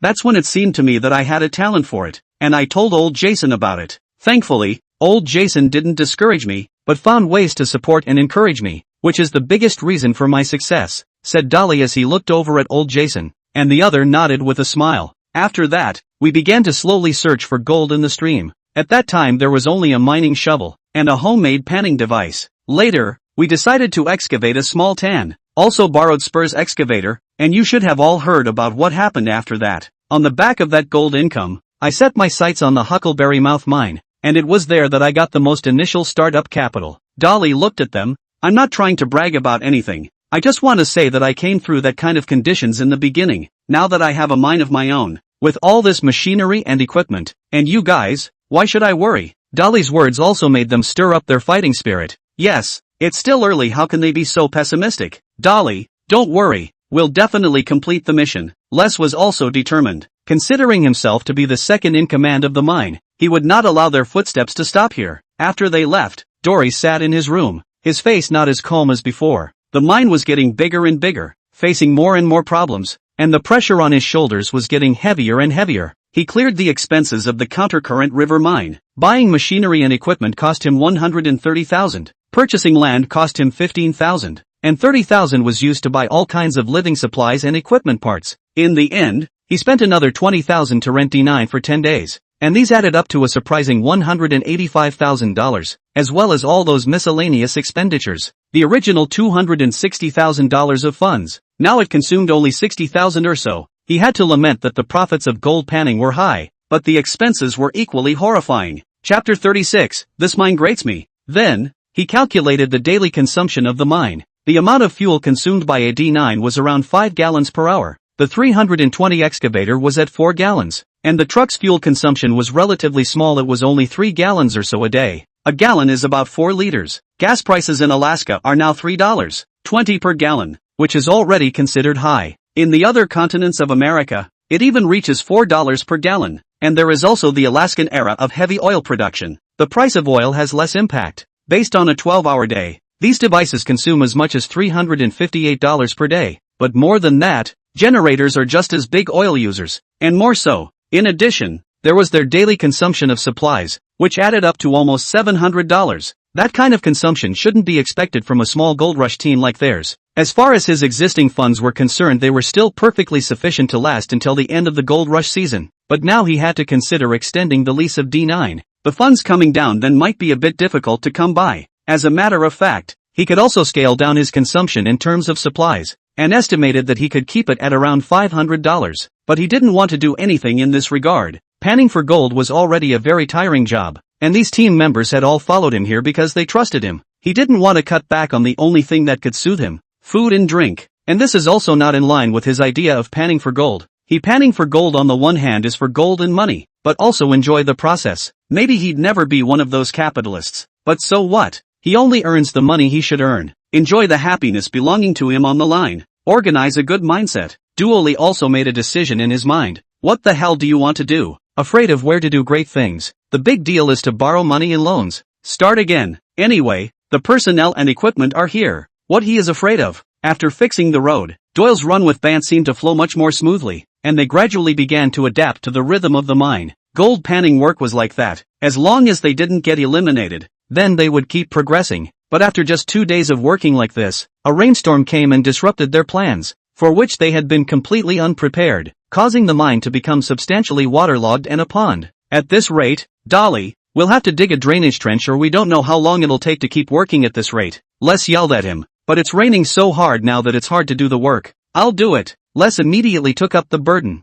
Dolly had already given too much for this mine. He had to do something too. Looking at Les' determined look, Dolly sighed. I'm with you. He then looked over at the stupid Spur and the others. You guys just wait here. Spool and the others were already inexperienced, and the rainy operating environment was complicated, so it would be a hindrance for them to go. With that, Dolly put on his raincoat and Les walked into the rain. Because of the driver's cab, it was difficult for Les to make a judgment on the situation in front of him, so it was time for Dory to help. In this way, under the cooperation of the two, they also managed to dig a drainage trench. Looking at the rainwater that had been gradually discharged, a smile appeared on the faces of Les and Dolly. The weather in Alaska was unpredictable, and the rainstorm came and went as it pleased. Les wanted to continue working, but Dolly asked him to take a break and let Guy take over his shift. In order to speed up the drainage, Dolly also let them remove the pump of the washing machine to pump water. half a day's time they finally finished the water drainage of the mine. But the rainstorm caused more than that. The muddy road made it more difficult for the trucks to walk.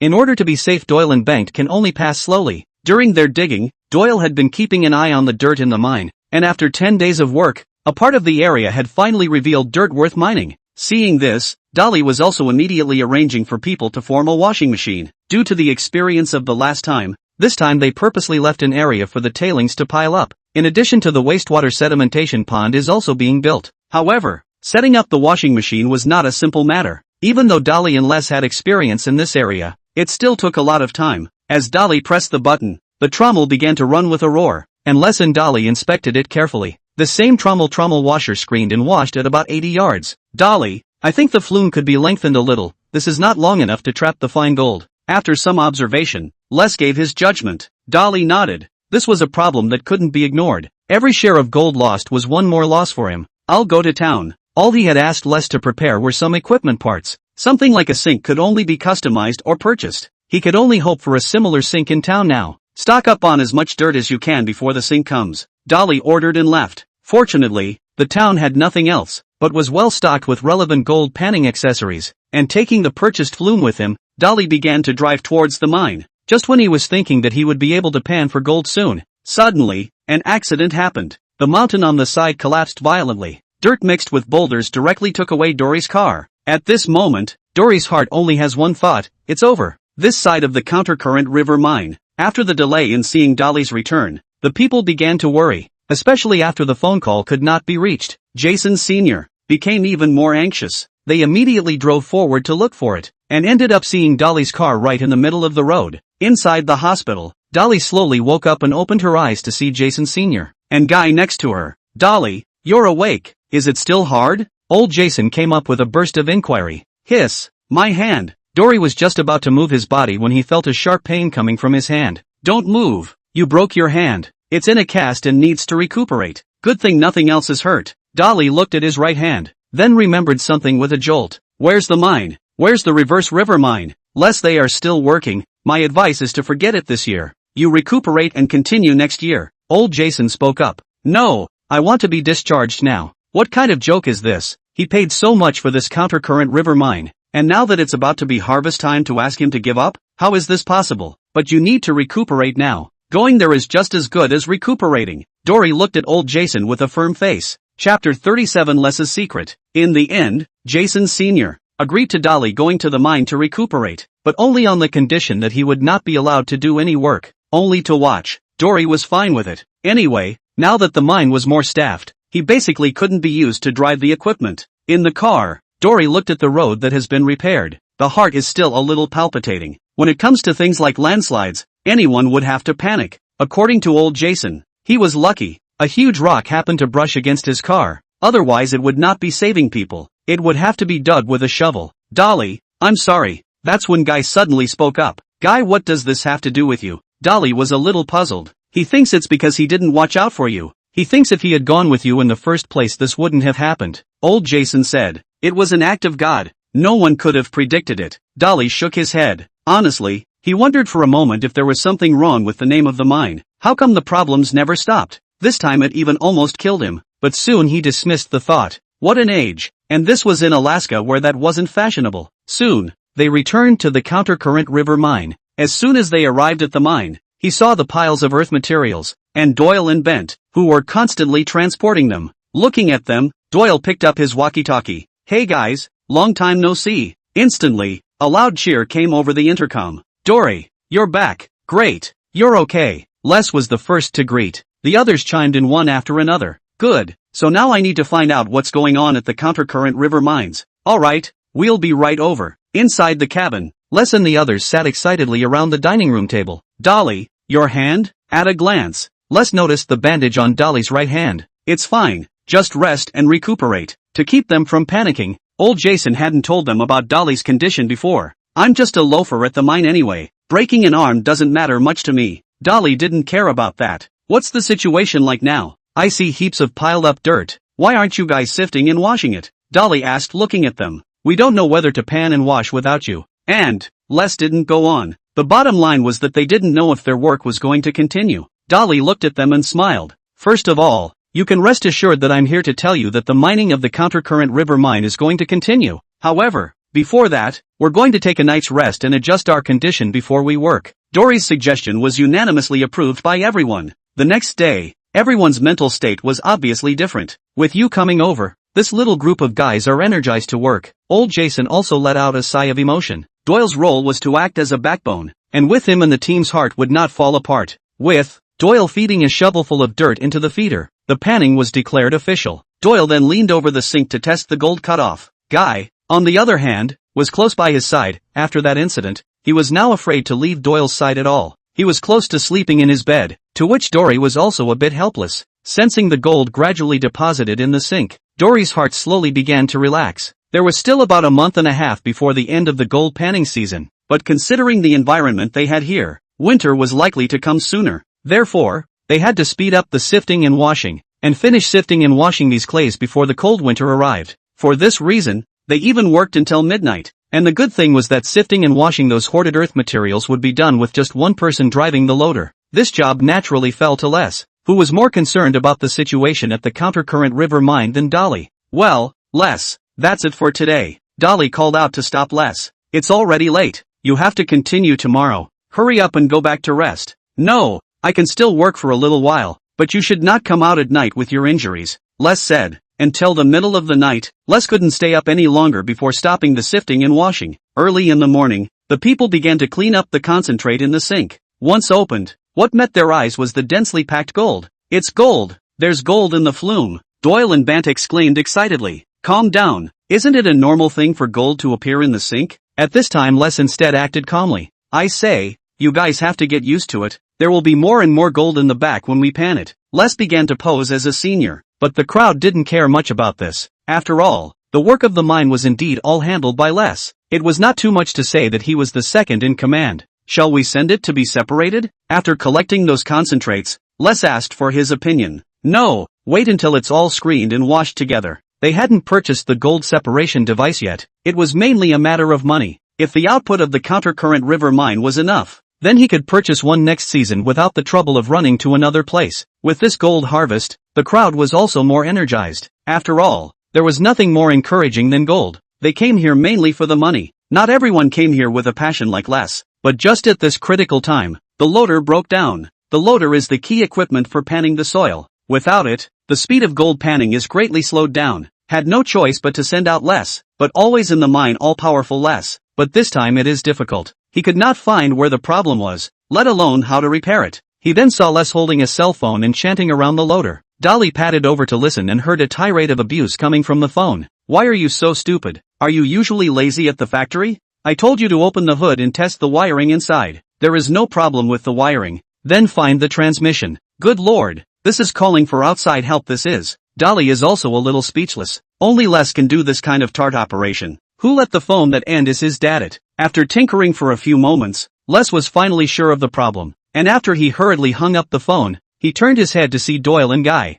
My father is more experienced in that area. Les' expression was a bit embarrassed, as if he was caught by the teacher stealing food in class. Dolly was also looking at him with a smirk on her face. It's just a broken screw. I'll replace it now. Les panicked and left to run for the screw. Who would have thought that just one screw would paralyze the machine? Fortunately, Dolly had the foresight to let Les purchase some parts in advance, and after replacing the screw, the loader started up normally, and the hydraulic levers could be raised and lowered normally. Chapter 38, The Curse of the Countercurrent River Mines. Looks like you found out after all. Les looked at Dolly with some embarrassment. As far as you can see, I'm not actually very good at repairs, and I have to ask my dad for some slightly more troublesome problems. Isn't that disappointing to you? I'm not a qualified repairman. I even have to ask for help with things like repairing equipment. Saying that, Les let out a bitter smile, completely lacking the spirited look he had before. Because of this little thing? Dolly laughed a little. Little thing? You should know better than anyone how important a qualified maintenance man is to the mine, and I'm obviously not qualified for the job.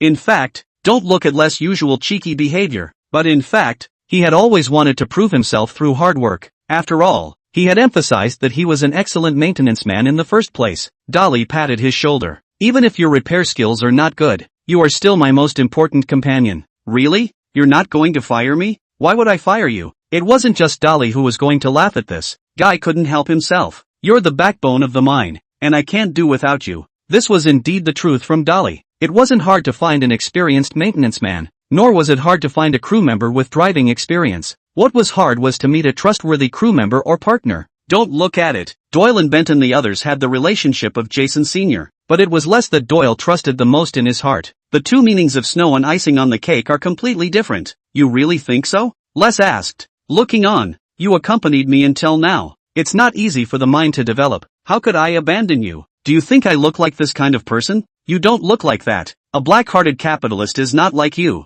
Les gave his answer after some contemplation. Then what is a black-hearted capitalist like in your eyes? Dolly was a little curious. They'll try to squeeze as much out of us as they can, make us work without sleep, and they'll use whips to push us around. Hell, that's the old ranchers you're talking about. That's something you'd better cut back on. Luckily we don't have such at the mine. Dolly was also startled. If anyone heard this, they wouldn't be able to brand him a racist? What are you afraid of? This is in Alaska. Les, on the contrary, showed a face of indifference. Alright, stop gossiping. If you're lazy again I'm going to take a whip and whip you hard. Dolly scolded with a laugh. I didn't think you had such a fetish, but I'm not going to sell my ass for any amount of money. Les covered his ass and resumed that cheeky look. That's when another call for help from Bant came over the intercom. Les, help me. My truck flipped over again. God, were you Alaska in your last life? This is the third time this week, and my domesticated Alaskan has learned to drive after pulling for so long. Les couldn't help but curse when he heard that. What's going on?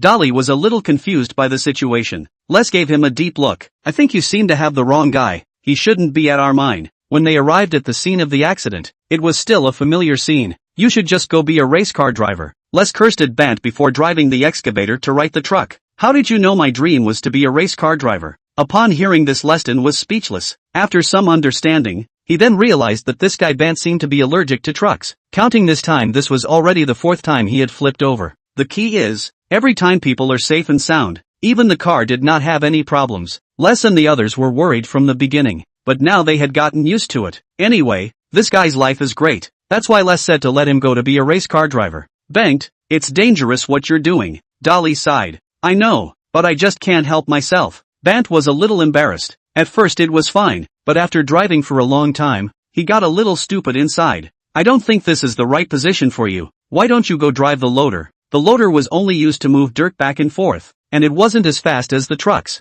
After these interludes, the mine was once again calm, except for the occasional laughter that still came from them over the intercom. Apparently, they were laughing at Banked, to which Bant replied, "You guys are obliterating a future great racer." Dolly shook his head as he looked toward the reverse river mine in front of him. He then took Guy and began touring the counter-current river mine, mainly touring the areas that had not been mined. He wanted to make a plan for the coming year. This year had been so hastily prepared, and the personnel were still breaking in, and the equipment problems were all over the place, and he hoped that all of these things would improve next year. We've had better luck with all the permafrost here. It'll save us a lot of trouble next year. Dolly spoke up. Permafrost was a situation that no gold prospector wanted to encounter. It would not only greatly delay the time of panning for gold, but also increase the wear and tear of the equipment. It was important to realize that solid permafrost was no worse than concrete. Just as he was thinking about next year's arrangements, there was a sudden rumble in the bushes in front of him, followed by a large brown bear poking its head out. At once, Dolly's eyes glazed over. Brown bear? How could there be a brown bear here? It was just about salmon run season at this time of year, and the bears should have already run out to hunt. They had made sure that all the brown bears had disappeared before this, but now is not the time to think about this. He now has to think about how to escape from the mouth of this brown bear. Brown bears in Alaska are the top predators in this area. They weigh between 400 and 800 kilograms. Their recipes are wide-ranging. Berries, weeds, salmon, and even black bears. Yes, you heard right. Black bears are also in their recipes. Dory looked at the brown bear in front of him. He did not dare to have the slightest movement. The brown bear has a very high intelligence. Once it realizes that you escape, will not hesitate to chase. As for what the internet says about playing dead, brown bears actually eat carrion. As for climbing trees, that is even more. Don't think about it. That is someone else's home skills. Black bears in this regard are not comparable. In Alaska, the average hunter will rarely take the initiative to provoke this beast. Dory now only hoped that this brown bear is just passing by here. But the brown bear seems to smell the flavor. It's violently upright. Nearly 3 meters of body paired with that huge size. This sense of oppression was simply suffocating. Dory took a look at this situation. He knew it was bad. This was the brown bear's move to test the prey. And at this time, to his surprise, Guy slowly stood in front of him. Chapter 39, Old Jason's hunting moment. Dolly, Run as soon as I get that brown bear's attention. Then call out for help. With any luck they might hear you. Guy spoke softly to him. Their current location was beyond the range of the walkie-talkie, and the satellite phone was not with them. Guy was regretting it now. Had he known he would have carried a shotgun with him? Dolly froze as she looked at him. This was no way to play hero. This wasn't a fight. Without any weapons, trying to fight with a brown bear was like looking for death. To know the adult brown bear's bite force is enough to easily bite open the human skull. The scariest thing is that bears don't kill you right away. They bite you while you're still alive. At this moment, the brown bear moved. It didn't directly pounce towards the two, but watched from the side. This is where the brown bear is cunning. It usually doesn't directly attack its prey. Rather, it pretended to not care, waiting for you to relax your guard before attacking you. And Guy also bent his body, ready to respond. But just at this time, the brown bear suddenly stood up again, and then ran away without looking back. Guy and Dolly were first stunned. Then their bodies went limp as if their bones had been drained away. Dolly, Guy, are you guys okay? At this time the intercom on their waist came from old Jason's voice. They turned their heads to see that old Jason was driving his car towards them. It's all right already. What did he say? How did this brown bear suddenly leave? It turned out to be because he saw the truck driven by old Jason. Grandpa Jason, how did you get here? Doyle asked. At this time of the day the other man should be busy at the mine. Doyle saw you guys running this way and I was worried about you. Old Jason spoke. What just happened? It was a brown bear. A brown bear came out of nowhere. Luckily you got there in time. Dolly said with a heartbeat. How did a brown bear get here? Old Jason wondered too. At this time of the year not properly go to catch salmon run here to hang out what? Not afraid of wintertime boil death? Not sure. And it's an adult brown bear. Alright, hurry up and get out of here. Old Jason spoke to them. Then he half smiled at the direction the brown bear had left. In the evening, the crowd also learned about the events of the day from Dolly and Guy's mouths. That brown bear isn't going to sneak in here in the middle of the night, is he? Doyle spoke with some concern. Their simple camp couldn't stop a brown bear. Everyone was also a little worried about this. I'll keep watch at night. Guy spoke up. It was his responsibility to protect the mine and Doyle's safety. Old Jason, on the other hand, faintly picked up his shotgun and got up. Don't worry, I'll take care of it. You guys work hard. After saying that, he closed the door without waiting for the crowd to react. After coming out, old Jason's eyes suddenly became sharp. Over and over again. Really think he has no temper? It was already the second time that Dory was in this mine. There was nothing he could do about the collapse. It was an act of God. But a brown bear also dared to appear in front of him? Think he, an old Alaskan hunter, is a vegetarian? If he let more accidents happen, how could he explain to Jenny? Thinking of this, he violently drilled into the jungle. Old Jason is gone for 2 days. No news. If it is not Dory has seen his power. It is estimated that this will have sent people to search and rescue. Until the day of the weekend, the old Jason came back, and at the same time brought 4 pairs of bear paws, and a pile of bear hearts. It's okay, the brown bears in this area won't come over, old Jason said lightly as he looked at him. Dory looked at those huge bear paws, and the hearts that were strung up. The corner of his mouth couldn't help but twitch. Good old Jason was really angry. Is everything alright? Dolly asked. What could be wrong? Old Jason gave him a look and took a few hard gulps of water. Forget the bear paws. What's the point of getting those hearts back? Dolly said. For you to eat. Eating the hearts of prey was a tradition of the Alaskan natives over here now. And old Jason had learned a little from his frequent contact with them. They believed that the heart of the prey was a strong place, and eating it could make a person fitter and stronger, and it also had a restorative effect if someone who was injured ate it. He purposely kept this. As for the bear's paw, they were not going to be able to cook it, but they could sell it for money, while the bear's skin was because it was inconvenient to carry, so he didn't do it. When Doyle and Spur and the others saw the bear paw that old Jason had brought back, they understood that old Jason was completely pissed off. Tori Sake, tonight everyone ate bear's heart meat. Of course said so, but in fact the taste is not as good as beef. The main figure of freshness. And by the way, to vent the recent mood, after dinner the group got ready to go to work. The days were getting longer and longer now, which meant that winter was fast approaching. They had to make the most of every minute. But that's when Dolly called out to them. I think you guys should come see this. With that he held up a thermos. Doyle and the others looked at each other, obviously not sure what Doyle was selling. But Les knew. It's weight gold, isn't it? Damn it, Dolly. You actually stole it to separate it. Les sat down in a huff. I thought you guys might be more motivated to see this. Dolly grinned. Let's not talk about it yet. Let me guess. There should be 50. No, I think 70 ounces here.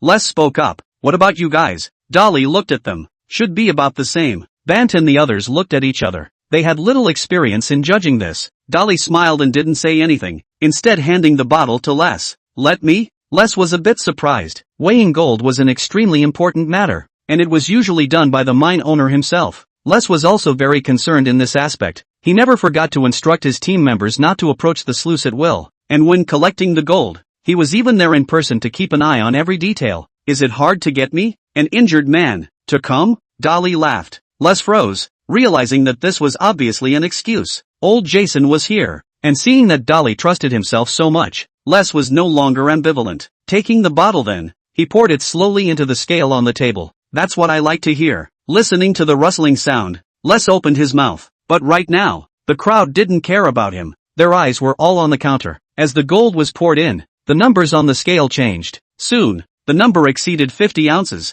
and then easily crossed 70 ounces. In the crowd's astonished gazes, the number finally stopped at 112. Chapter 40 The Amazing Harvest of the Countercurrent River Mines. After a short silence, the crowd immediately erupted into a cheer. 112 ounces. My God, is this really our harvest for this week? Les was a bit incredulous. In fact, it seemed to him that around 50 ounces for a week was already high, knowing that the remaining soil was still enough for them to sift and wash for a month. Even at this level, they would end up with more than 200 ounces. But now the harvest of over 100 ounces directly doubled that number. 112 ounces is $112,000. Harvesting 3 years of our income in 1 week. Is this panning for gold? Bant chanted. He now understood why so many people even risked bankruptcy to go gold panning. This income was simply too ferocious. Brothers, as you can see, the gold content of the Countercurrent River mine we're digging now is very high. Even though we encountered all sorts of difficulties and accidents before, it was all worth it. Gold won't lie to us.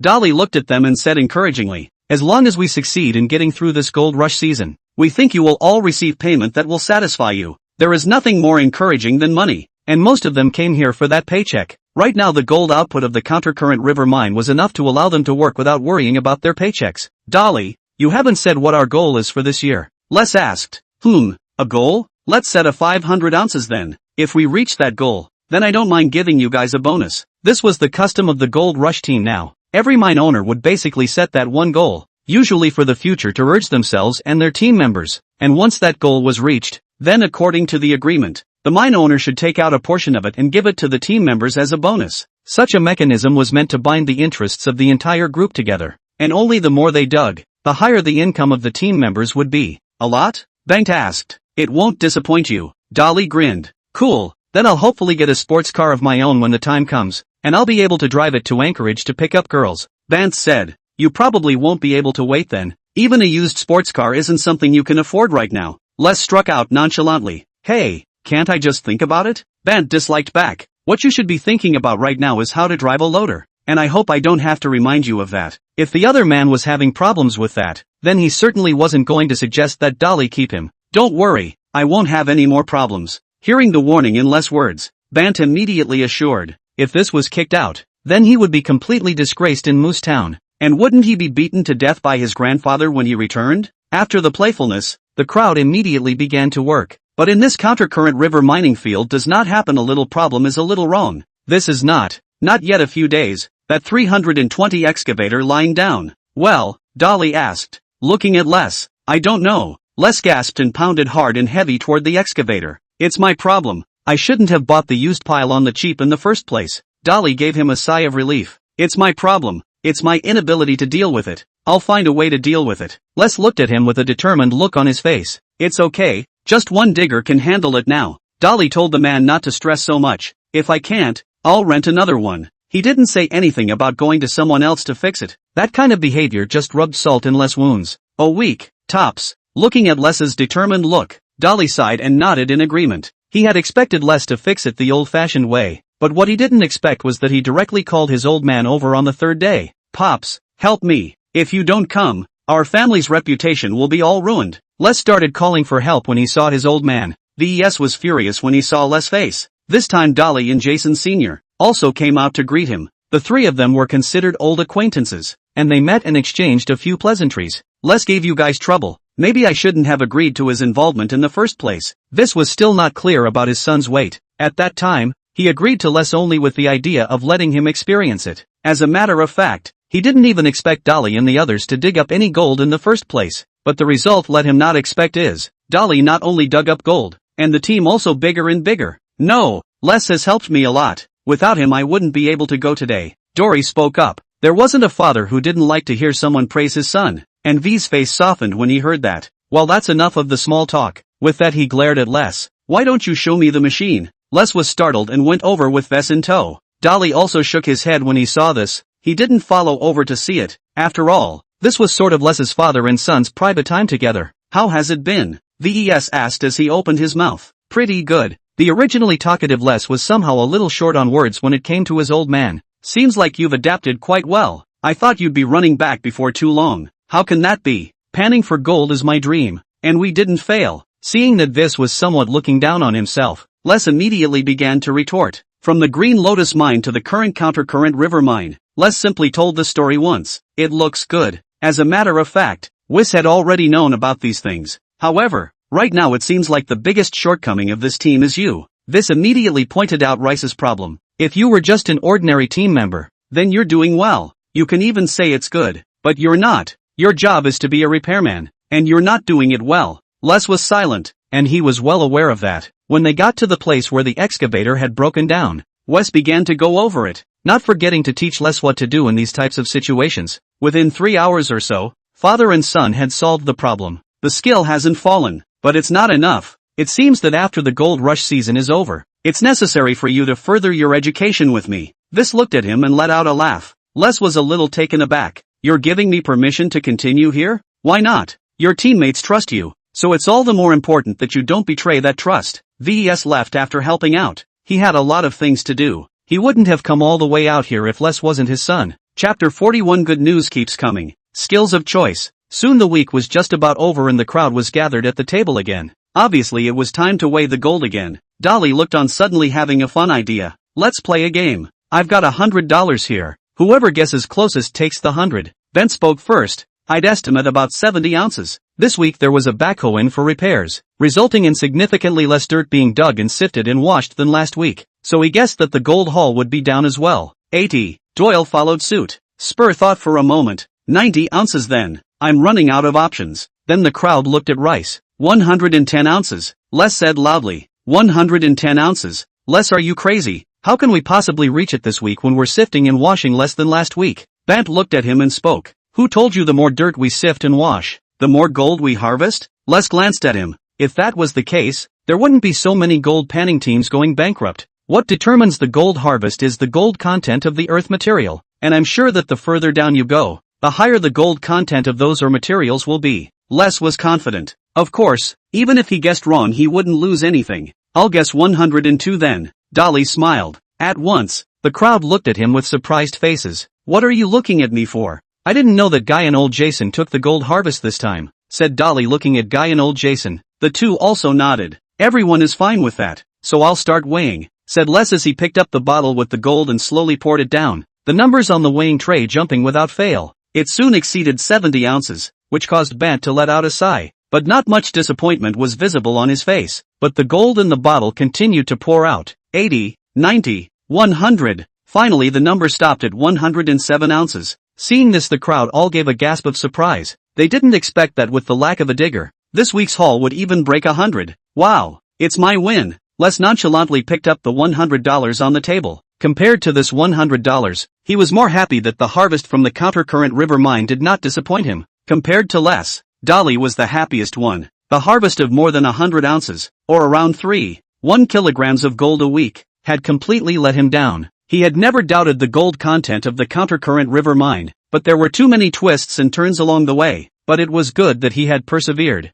No, it wasn't just him. Les and Bant and the others were also persevering, and it was this perseverance that allowed them to obtain the current harvest. Countercurrent river. Ah, countercurrent river. It's kinda like that, Dory said and shook his head rather emotionally. Then, he looked in front of him. Gold Rush Tycoon. Detection depth, level 4 meters. Detection range, 2 meters. Detection accuracy, low. You can slightly detect gold in the earth. Gold points, 1.8 kilograms of gold translates into 1 point. Charging, 3547/8000. Note, gold points can be used to upgrade the above skills. Yes, he had accumulated another point of gold. Looking at the hard-won gold points, Dolly began to fall into deep thought. The value of gold points was very high, and judging from this situation, gold points would become more and more valuable in the future. so he had to utilize them carefully. He looked at the list of his abilities. At the moment, the two he needed the most were: one was the depth of detection, which was crucial in terms of whether or not you could find gold in the land.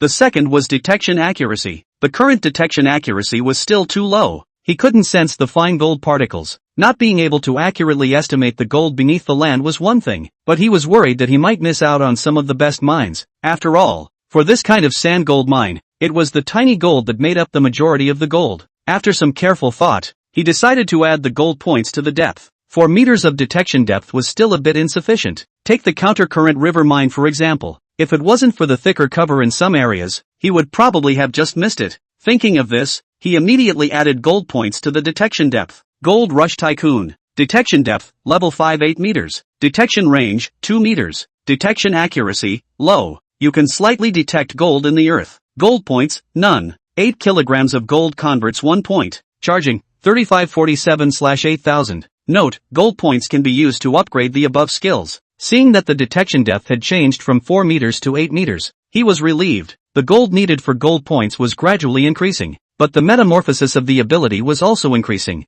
8 meters of detection depth was already enough in Fairbanks. Most of the cover was that thick. As for the kind that exceeded 10 meters, it was rare. And even if there were, Dolly would have to consider the cost of mining. If the gold produced wasn't enough, it might not be enough to cover their expenses up front. In that case, let's use the next gold spot for detection accuracy. Dolly nodded. As for the detection range aspect, he didn't need it for now. The gold needed for the next gold point was only about 5.5 kilograms, and according to the current progress of the mine, it would only be 2 weeks if there were no accidents. But as it turns out, people sometimes can't think too well. Dolly looked at the paralyzed ore washing machine in front of him for a long time. It's a problem with the ore. The ore's interspersed with a lot of rocks, plus this 2-washer is too old. The metal inside the trommel screen can't withstand it, resulting in it being pierced by the rocks. Les looked at him and sighed. It's not that big of a problem. It just needs to be welded on, but I don't know how long this will hold up. Use it for now. What else could Dolly do? He looked at the feed to this trommel, then at the trommel screen, and finally at the dirt. It wasn't the dirt that was the problem. There were some rocks mixed in with the dirt, but nothing of the particularly large kind. And this kind of trommel wash was designed with this kind of situation in mind. And now that this kind of problem has occurred, it can only be said that this trommel is not working. The aging in all aspects was too serious, but he had no regrets. Without this or washing machine, it was impossible for him to harvest gold so quickly. And with all of this equipment packaged together for that price, what was there for him to be picky about? Dolly's request now was to hold out until the end of this year's gold rush season. 4 hours later, Les finally got the gap welded, and incidentally repaired the sink below as well. After the repair, the crowd immediately turned on the machine panning. According to their current harvest, every hour of downtime, they will lose more than an ounce of gold. Chapter 42 700 ounces. The rewards of perseverance. Alaska in August had begun to gradually move into winter, and the gradually dropping temperatures were the best sign of it. And at that moment Dolly was sitting in his room enjoying the heater, a special treat he deserved as a patient. It's so deserved.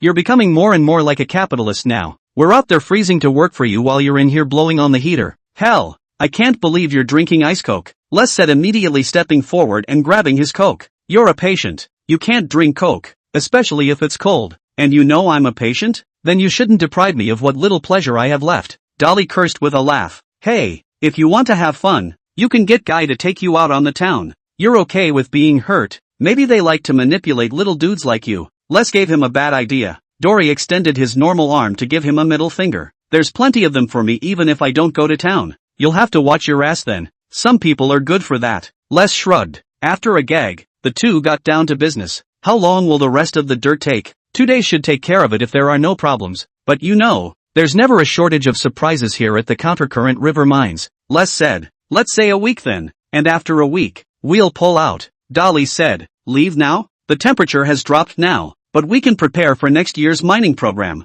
After all, the cold winter hasn't really come yet. Les gave his thoughts. Dolly shook his head. Not every member of the crew thinks like you do. I've promised them a vacation when I finish this mine. I can't go back on my word. Besides, my parents' side of the family knows about my situation and they're pushing for it. Then it looks like we'll have to quit early. Les was somehow relieved. He had barely rested at all on this reverse river mine, and this kind of intense work did somewhat wear him out. It was only the sight of those gold harvests that could give him a slight reprieve. What are your plans for next year? Les asked. I'm going to buy some equipment. The ore washer I'm going to replace. The 80-yard washer is a bit too slow to keep up with our screening and washing. Yes, and it's really time for it to retire. It's just torturing me too much. Les let out a sigh. And a signal receiving device. I'm going to install one as well. Guy and I ran into one of those accidents last time. Installing one would be good for us to communicate with each other, as well as make it easier for you guys to get in touch with your families. A cook, and a chef. The mine is up and running. You should have a dedicated cook,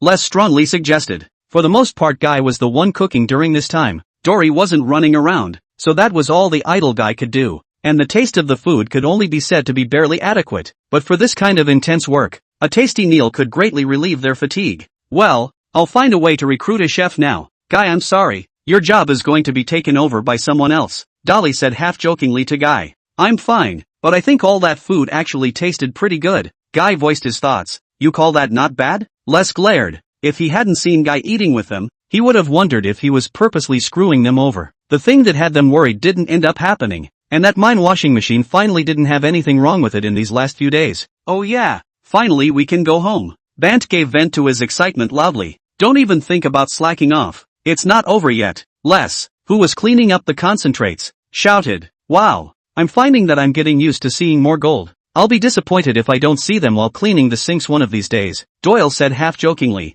Then you're going to have a hard time this winter, because you're going to be going without seeing them all winter. Doyle laughed. But I have the bills with me, don't I? With them, gold is just with me in a different way. Doyle said. Hey Dolly, you haven't said how much of a bonus you're going to give us, and as I recall we've already reached our goal. Vance spoke up. Back in the previous week, they had gotten over 500 ounces, and now this week, plus the last 2 days hadn't even come out yet. It will please you all. Soon Les was handing over the collected concentrates to Guy and old Jason, and Dolly stayed behind to also arrange the final finishing touches. The equipment needs to be put away. I don't want to see them dumped in the ground when the time comes next year. It's best to put it on an elevated spot so it's also protected from the flooding from the incoming rainstorms. Dolly barked carefully at Les. The ore washer won't be needed. We'll get a new one tomorrow. Also the generator needs to be protected. You check it one last time, and take care of any fuel you don't use up. And the doors and windows of the campground remember to close, to prevent brown bears from going in and destroying.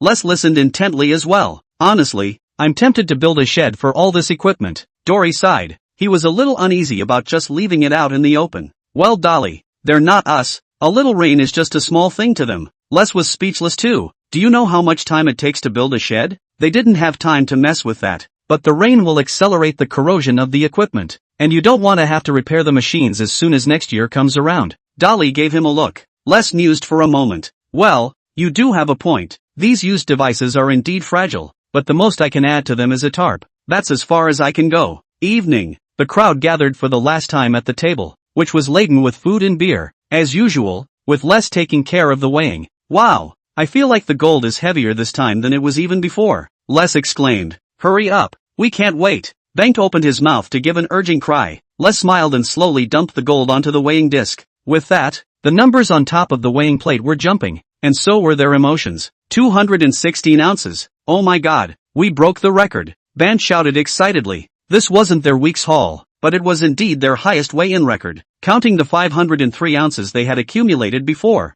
Then their gold panning haul in the Countercurrent River this year was 719 ounces. Chapter 43, a satisfactory payment. 719 ounces, which translated to roughly 23 kilograms, was calculated based on the current price of gold, which was $1,115 per ounce. The value of this gold amounted to $800,000. $800,000 is a huge amount of money in this day and age. Let's put it this way. A brand new Rolls-Royce Phantom convertible on the market right now was about $410,000, and a Mercedes-Benz was about $500,000. In other words, he could now buy almost 2 Rolls-Royce Phantoms, or a Mercedes-Benz. This was something he wouldn't even dare to think about in the past. Of course, not all of this money went into his pocket. Part of it had to be used to pay the players' salaries, and part of it had to be paid in taxes. The thought of paying taxes gave him a headache, but it was inevitable. There was a saying in America that the only things that were unavoidable were death and taxes. You could even deal in contraband, but you couldn't owe taxes. Looking at the expectant crowd, he knew it was time. He looked to Guy and the other man immediately pulled out a box. First of all, I'd like to thank you all for coming here to help me, and as we said before, I'll pay you to your satisfaction. He took out 2 piles of dollars from the case. One was $10,000. Here is $20,000. Your salary, and another $5,000 for your bonuses. $25,000. That was all Doyle and the others would get. Wow, my God. I've never touched so much money in my life. Banks shouted excitedly as he held all that money. With this money, we can get a bunch of girls to come over to the house and have a party. Doyle was also excited. This guy and Les had the same interests now. Both liked young and beautiful girls. Of course, he did too. If that's the case, make sure you give me a shout. I can take care of the drinks. Les had a serious look on his face when he heard this. Don't worry, you're a good buddy of mine. Doyle, don't even think about it. You'll only steal the girls that belong to us if you come. Doyle said. Don't worry, he only has one hand. Les laughed. Doyle shrugged. Actually, I could have done without the hand. You know how enthusiastic those girls are. Hell, if I hadn't seen you hurt, I would have had to beat you up. You're such a pain in the ass. Les said indignantly. Girls throwing themselves at him and all. He wanted to too. On the side, Spur looked at the money in his hand and tightened it with force. Unlike young people like Bant and the others, he had a family. This $25,000 would get him through the winter season nicely. He had even thought about what gifts to buy for his family with this money. Well, it's time to hand out yours next. Les and Guy, said Dolly, taking out the money he had prepared and placing it in their hands. Same as them, $20,000 base salary, plus a $20,000 bonus. Les looked at Dolly in a moment of disbelief. He knew his bonus might be higher, but he didn't expect it to be this high. This, Dolly, take it. You deserve it. And Guy, don't you turn it down. You two were the ones who got me through the hardest times. Dolly looked at them. I probably wouldn't have been able to run the mine without you, Les. And you were the one who basically took care of the grunt work after I got hurt.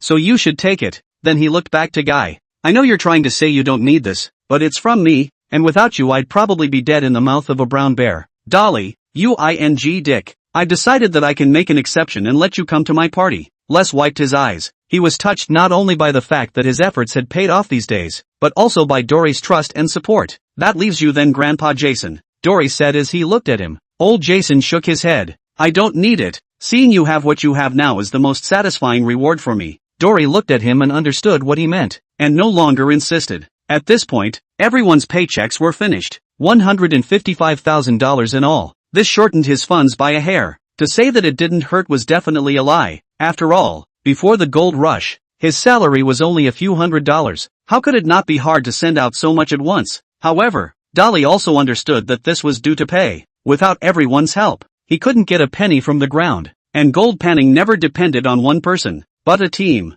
Without enough trust and interest binding, then this team cannot go too far. What he wants is not just the immediate benefits of this point. Thinking of this, he looked to the crowd and raised his glass. I hope we can still meet here next year for the gold rush season. They then began to party, a group of people drinking wine and enjoying the delicious food. After the gold rush was over, Dolly didn't return to Moose Jaw, but booked a flight to Anchorage. But of course old Jason naturally wouldn't let him go back alone. Anchorage left, the largest city in Alaska, and also the largest economic center in Alaska. Close to 300,000 people were gathered here, accounting for 40% of the entire Alaskan population. This was certainly not a place for Dolly and the others to live. They could not afford to live in such a large city in their condition, but it was not a problem now. Stay here is also not for other reasons, but intends to buy some gifts for his family. Almost a year, he did not go back. Do not bring something is afraid of some cannot plug their mouth. Oh. So, with the gifts, he and the old Jason embarked on the road back. The small town of Hull is a timber town located in the western part of Alaska. Every year it has to deliver a lot of timber for Anchorage. It was also where Dolly grew up.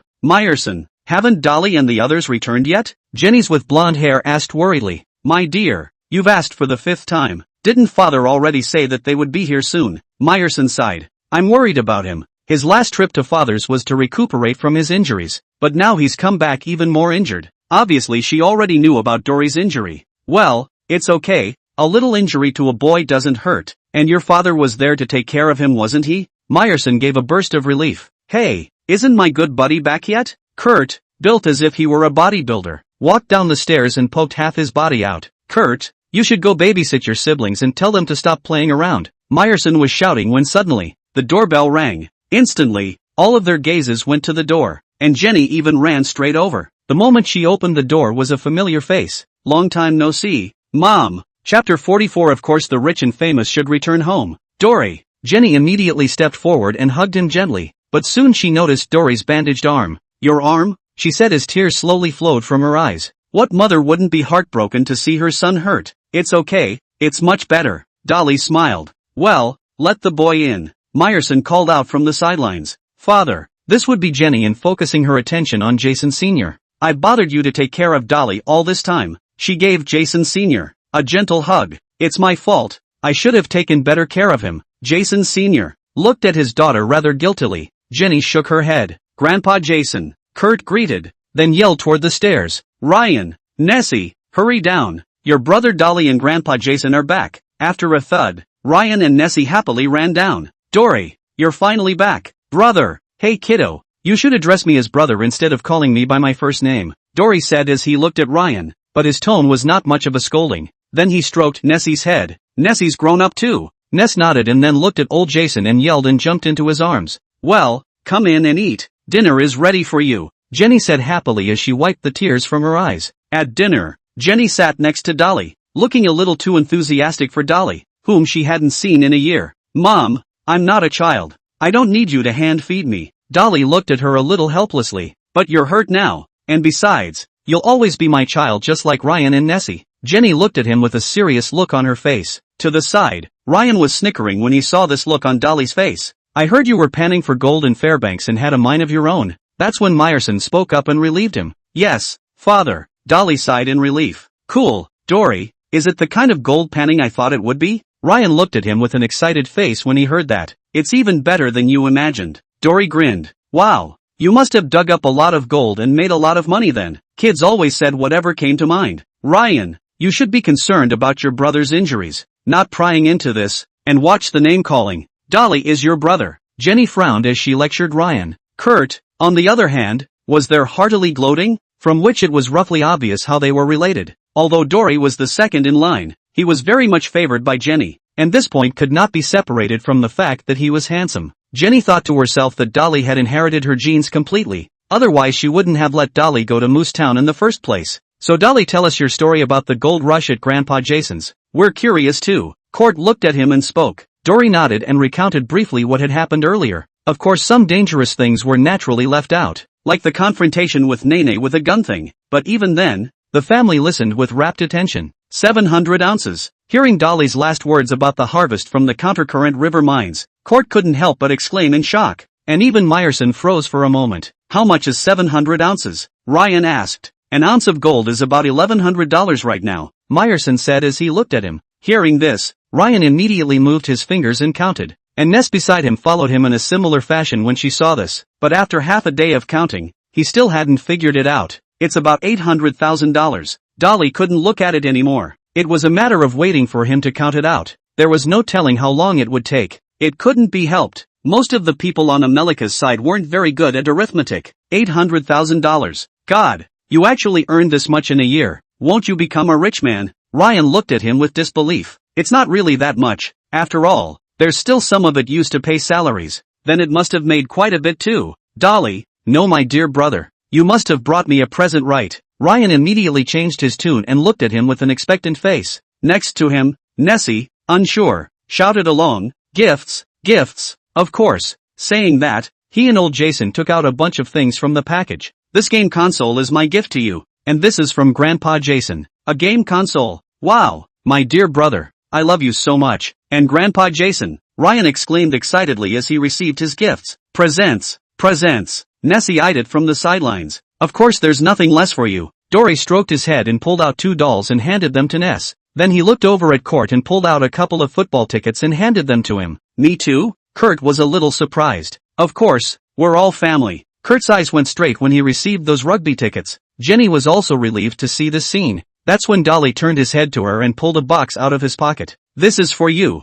I won't need it. Just give it to your siblings. Jenny smiled and shook her head. Dolly didn't say anything, but put the box on the table and slowly opened it. It was a pile of jewelry made of gold, which gave off a dazzling glow under the light. For a while, everyone's eyes were on top of those jewelry. This was the charm of gold. Father, put it on Mom. Dolly shouted towards him. Meyerson immediately stepped forward and put the necklace and earrings and bracelet on Jenny one by one. Jenny looked at the jewelry on her body and froze briefly. It was said that jewelry was a woman's favorite, but how many could resist the beauty that gold jewelry brought? No, this is too expensive. Jenny admired it and was ready to remove it. Keep it. These were made for you from the gold I plucked out. Consider it a testament to my hard work during this time. Dolly persuaded her. It wouldn't take much gold to beat these pieces of jewelry. Jenny looked at him and stepped forward and gently cradled his head, giving him a light kiss on the forehead. For me, having you back is the best gift of all. She never expected Dory to bring her any gifts. She just wanted Dory to be at peace. What about your father's? Wouldn't say there wasn't one for him, would you? Jenny said, looking over at the somewhat embarrassed Meyerson. Of course I prepared it, but it's not here. Dolly got up and went to the door and opened it, then called out to Meyerson. The crowd looked over curiously as well, and they were looking forward to what gift Dolly would bring Meyerson. Dolly smiled towards them, then pulled a key out of his pocket, then pressed it, then a light came on not far away. This is my gift to you. With that, he handed the key to Meyerson's hand. Looking at the symbol of the key in his hand, Meyerson's breathing became a few moments shorter. He seemed to have some disbelief, and then ran madly towards the vehicle. Oh by God. Chapter 45. Are all gold rushes so lucrative? The crowd also ran over to the car with curiosity, only to see Meyerson milling around by the car with a look of excitement on his face. A Porsche GTS, yelled Kurt. Still brand new. This would be something he couldn't resist. That's your gift to your father? Kurt looked at him in some disbelief. There wasn't much to give, so that's the car I chose. Dolly shrugged. God, that's as easy for you to say as it is for you to fling a bill out with your hand. But you do have that going for you now. With that, Kurt chimed in. A brand new Porsche GTS. If I were to go out in this car, I'm sure it would attract a lot of hot girls to get into it. Kurt let out a sigh of emotion. Don't even think about it. This is what Dolly gave me. Just drive my previous Ford. Meyerson spoke up immediately like a stimulated lion. Hey, you can't do that. That Ford of yours is years old. Kurt was a little disgruntled. Then you can choose not to drive it. To a man, a nice car was a temptation he couldn't resist. Say, Dolly, how much is this going to cost? Kurt asked. $70,000 all in. And it just so happened that there was a new one in the store that I drove it back. $70,000. You could have gotten a different one. This is too expensive. A Toyota or Mercedes would have been fine. Meyerson grumbled with his mouth, but his eyes never left the car. This was a Porsche GTS, and it was brand new. There wasn't even one in the entire town. He had already thought about how the neighbors and workers would look at him with envy when he drove this car out. No, I'm getting a little envious. You give father a brand new Porsche, mother a set of gold jewelry, and just a few football tickets. Dory, you don't care about me as a big brother anymore. Kurt looked at him with sultry eyes. Kurt, how can you say that about Dory? He was injured and didn't forget to bring you gifts. Jenny spoke up. Mom, I was just kidding. Kurt said. Meyerson, stop ogling that car of yours and get back in there. Jenny yelled at Meyerson, before the other party retracted his gaze fondly. So gold panning is so lucrative. In the future I want to go gold panning when I grow up. Ryan sighed with emotion. No way. I will never allow you to do such a dangerous thing. Jenny looked at him with a serious face. Then why can Dolly? Ryan said weakly. It is because of the sight of him that I won't allow you to go. The injuries he has are proof of that, said Jenny looking over at him. Dory, now that you've dug for gold, get some rest next. Dolly shook his head. No, I'm going to continue my path of panning for gold. No, it's too dangerous. I can't accept you risking so much for this kind of work. Jenny treated him the same way. But it could make me a lot of money. But I just want you to be safe. Jenny looked at him with a worried expression.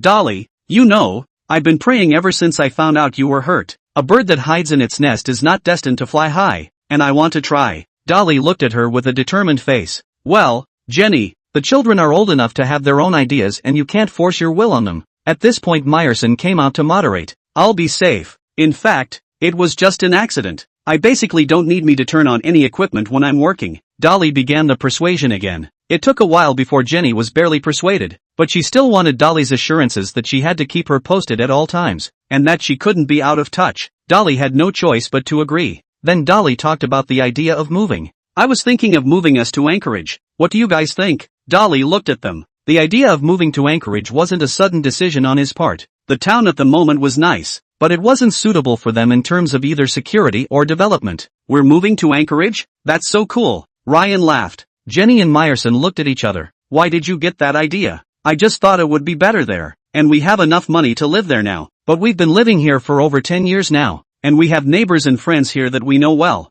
Jenny said looking at him. Then Meyerson added, it's not that we don't want to move, but have you considered how we're going to live when we get there? Are we still going to be on your dole? Then that would be too bad of us as parents. Dolly frowned. Indeed he hadn't thought about it as much. Well then, let's leave the moving for a while. And Anchorage isn't the best settlement. I think New York would suit us better when I have the money. New York? That's a big city. Dory, are you really going to take us and move there? Ryan looked at him. Even in America, New York was rumored to be the land of gold swinging for them. Of course, there will be opportunities. This time, Jenny and Meyerson didn't say anything. Who would break one of their child's dreams? By the way, Kurt, any plans for next year? Interested in coming to work at my mine? Pulling Kurt in had been on his mind for a long time. Sorry, I'm afraid I can't make it. Kurt gave his answer after a moment of contemplation. He just got a girlfriend, and going up to the mines with you and not seeing her for at least a couple of months is not an ordeal he can stand. Jenny didn't hesitate to tear him down. Hey mom, you can't do that. I'm your son too,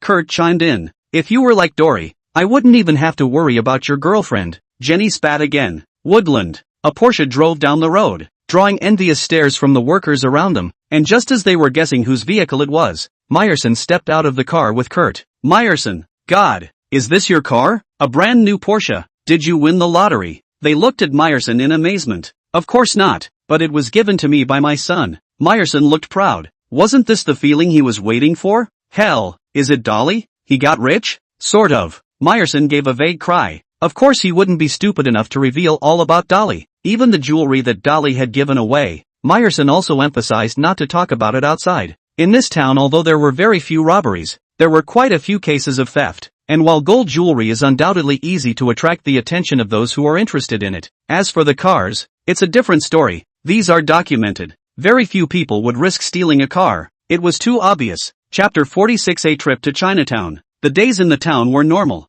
Occasionally he just teased Ryan and Ness. The only bad part was that those ex-girlfriends of his used to hear that he was back, and out of nowhere, they heard that he was rich, and one by one, they came to his door. For them, a handsome and rich man, which can let go. Dory had also seen their crazy side, but he was not in the mood to take care of them now. Dolly, I think you should go out and socialize. You can't stay in the house all day. Those girls are too crazy. Dory shook his head. Kurt would complain about you if he knew you said that. It's something he's always dreamed of. Jenny smiled. What about Grandpa Jason? Dolly didn't continue the conversation. Took Ryan and Nessie with him. What's bothering you? Jenny could see something was wrong with him too. I was thinking about taxes. Hell, why do they charge such high taxes? Dolly grumbled. But it's unavoidable. It's our obligation. You live here, taxes are inseparable from you. But if you're having trouble with that, why don't you go to a professional? A professional? Haven't you heard? Those rich people have their own means of avoiding taxes. They pay even the same taxes as we do, but it's really legal.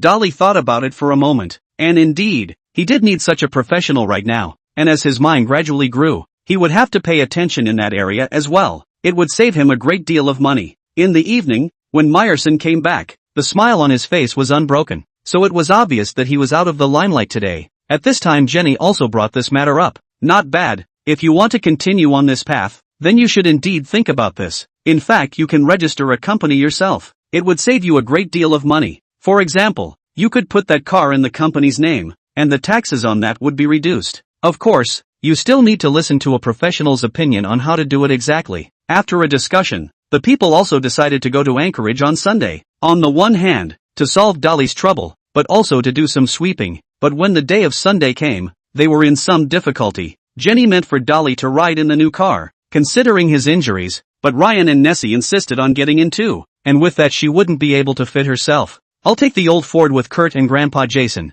Dolly didn't really care about that. Nah, I want to drive the Porsche too, Kurt cried out. In the end, it was Jenny who decided that Kurt would take her and Ryan and Nessie in the Porsche, while Meyerson was hustled off to drive the old Ford. Jenny's explanation was that Meyerson was more familiar with the old Ford. Naturally, Meyerson was full of resentment, and he couldn't bear to part with his new car. And Kurt, who had gotten this opportunity, was exceptionally happy. In America, there is such a group of people who specialize in helping people deal with tax issues. After a few operations, his originally exorbitant taxes instantly became very little, which made him realize that as he carried out his business, a specialized accountant had become somewhat of a necessity. For what it's worth, he did register a corporation under the other party's arrangement. The continent of Alaska, which had a great deal of tax relief compared to other continents, was where a lot of people registered their companies through various means. But Dolly wouldn't need to go through so much trouble. He was the one here. After finishing these businesses, he was also a little hungry. Looked at the old Jason, Meyerson, and they all ran off to go shopping, and did not want to go to them for a while. Dolly simply wandered around here with old Jason, and in no time at all, he noticed a different street. When he saw it, his eyes lit up and he was ready to go in. This is Chinatown. Not our place. Dory froze, half listening to the meaning of old Jason's words. Overseas, there was a well-known thing that wherever Chinatown was, that area belonged to the internal forces of Chinatown. Of course, old Jason wasn't worried about getting into trouble. Now in this day and age, all those fights of the past had basically disappeared. He was just trying to tell Dolly that there was no need to go in here where the language was not understood. But Dolly just laughed at that. Entering Chinatown, the familiar feeling came to him, no matter from the building or the clothes. It gave him the illusion of dreaming back to his hometown. But the crowds were obviously not suitable for a visit here. And Dory also saw many lavish restaurants on the side of the road, which could not help but have people like them going in. But he knew that all these places were pits for foreigners, and that if he wanted to eat truly authentic dishes, he would have to look further down the alleys. As Dolly led old Jason through the alleys, the people passing by were amazed at the pair of them. Just as he was about to inquire, he suddenly smelled a fragrance. Following the scent over, a humble restaurant appeared in front of them. Unlike the surroundings of this place, it was almost full of people. Dory nodded. Not bad. It looks like the flavor here shouldn't be wrong. After looking at it for a while, seeing that someone left, he immediately brought the old Jason over. Would you like some? A young girl saw Dory and visibly froze. She hadn't expected any foreigners to come to their little restaurant either. Shouldn't they be going to one of those fancy restaurants down the street? Just as she was embarrassed, Dolly spoke. Where's the menu? This was not only her who froze. Even old Jason froze for a moment. He didn't know that Dolly knew Mandarin either. They don't have any menu here. It's all the nearby neighbors who come over to eat, and the dishes they eat are all those home-cooked ones. Forget it, have a lamb hot pot. This one has it, right? Dory didn't want to dwell on it. It just so happened that he had some hot pot flavor too. There is. Okay, then first 2 pounds of mutton, a plate of tofu, a plate of veggies, and the hot pot should be a Mandarin duck pot. Don't put too much spice. Looking at Dory's gushing manner, the others in the restaurant froze a bit. All heard? Got it. Mandarin duck lamb hot pot. Don't make it too spicy. Add tofu and veggies. The girl also immediately repeated it. Just then, he looked at old Jason to think of something. Is there any wine? Yes, but home brewed. Home brewed is fine. Let's start with 2 or 2. After saying this, Dolly signaled that there was no more. Only then did the girl leave with an odd look on her face. What's wrong? When they arrived at the back kitchen, the boss asked when he saw that she was not in the right state. A white man arrived at our store. A white man? Should have left. This is no place for them. The owner didn't pay much attention. No, he also ordered a lamb hot pot and 2 tails of our own wine. The girl's face looked a little weird even as she talked about it. What? Chapter 47. You speak more authentic Chinese than I do. The boss also froze for a moment. He poked his head out and looked. Are you sure he's speaking Mandarin? I can still hear it wrong? The girl looked at him with dissatisfaction. Odd Lou, no matter, as long as in our store to order food is a guest. You good hospitality. After all, it is in there. This is in Alaska. This kind of thing is rare but understandable. Dolly, when will you speak Chinese? Old Jason looked at him with a surprised face. Learned for a while. Dory coped. Didn't hear you speak it. There's not much to say. By the way, just now I ordered a lamb. It's the authentic Chinese way. You'll try it later. While they were talking, there were quite a few people beside them looking at them. Obviously they were also quite curious about this white man who could speak Chinese. Soon, the hot pot was brought up. Do you need help? The girl asked, looking at Dory's injured hand. That's a bother. Pouring the food into the hot pot, along with the heated fire hen cooking, a unique fragrance suddenly floated out. Old Jason was also a bit impressed when he smelled this flavor. Dory picked up his chopsticks and tried a bite. Then his eyes lit up. This was the flavor. Sure enough, there is nothing better than having a mouthful of hot mutton hot pot in this wintertime. Old Jason looked at his enjoyment. Also tried to use chopsticks, but half a day he could not get the hang of it. Dory smiled and gave him a piece. After taking a bite, old Jason was also quickly enamored with the flavor. How about it? Delicious. Come and try this wine. Saying that, Dory put down his chopsticks and handed over a glass of wine to old Jason, who tasted it and looked like he was very uncomfortable with the flavor. Eating hot pot and drinking wine, what could be more pleasant than this? Brother, how is it? Does it taste right? At this time the boss came over. Not bad. Authentic enough. Dory also gave a satisfied thumbs up. The boss's face was happy. Then asked, where are you guys from? Listen to your accent like you're from the southern side. Me, native Alaskan. Unlike, Dolly was also a little amused. You're better at this Mandarin than I am. The boss was a little disbelieving.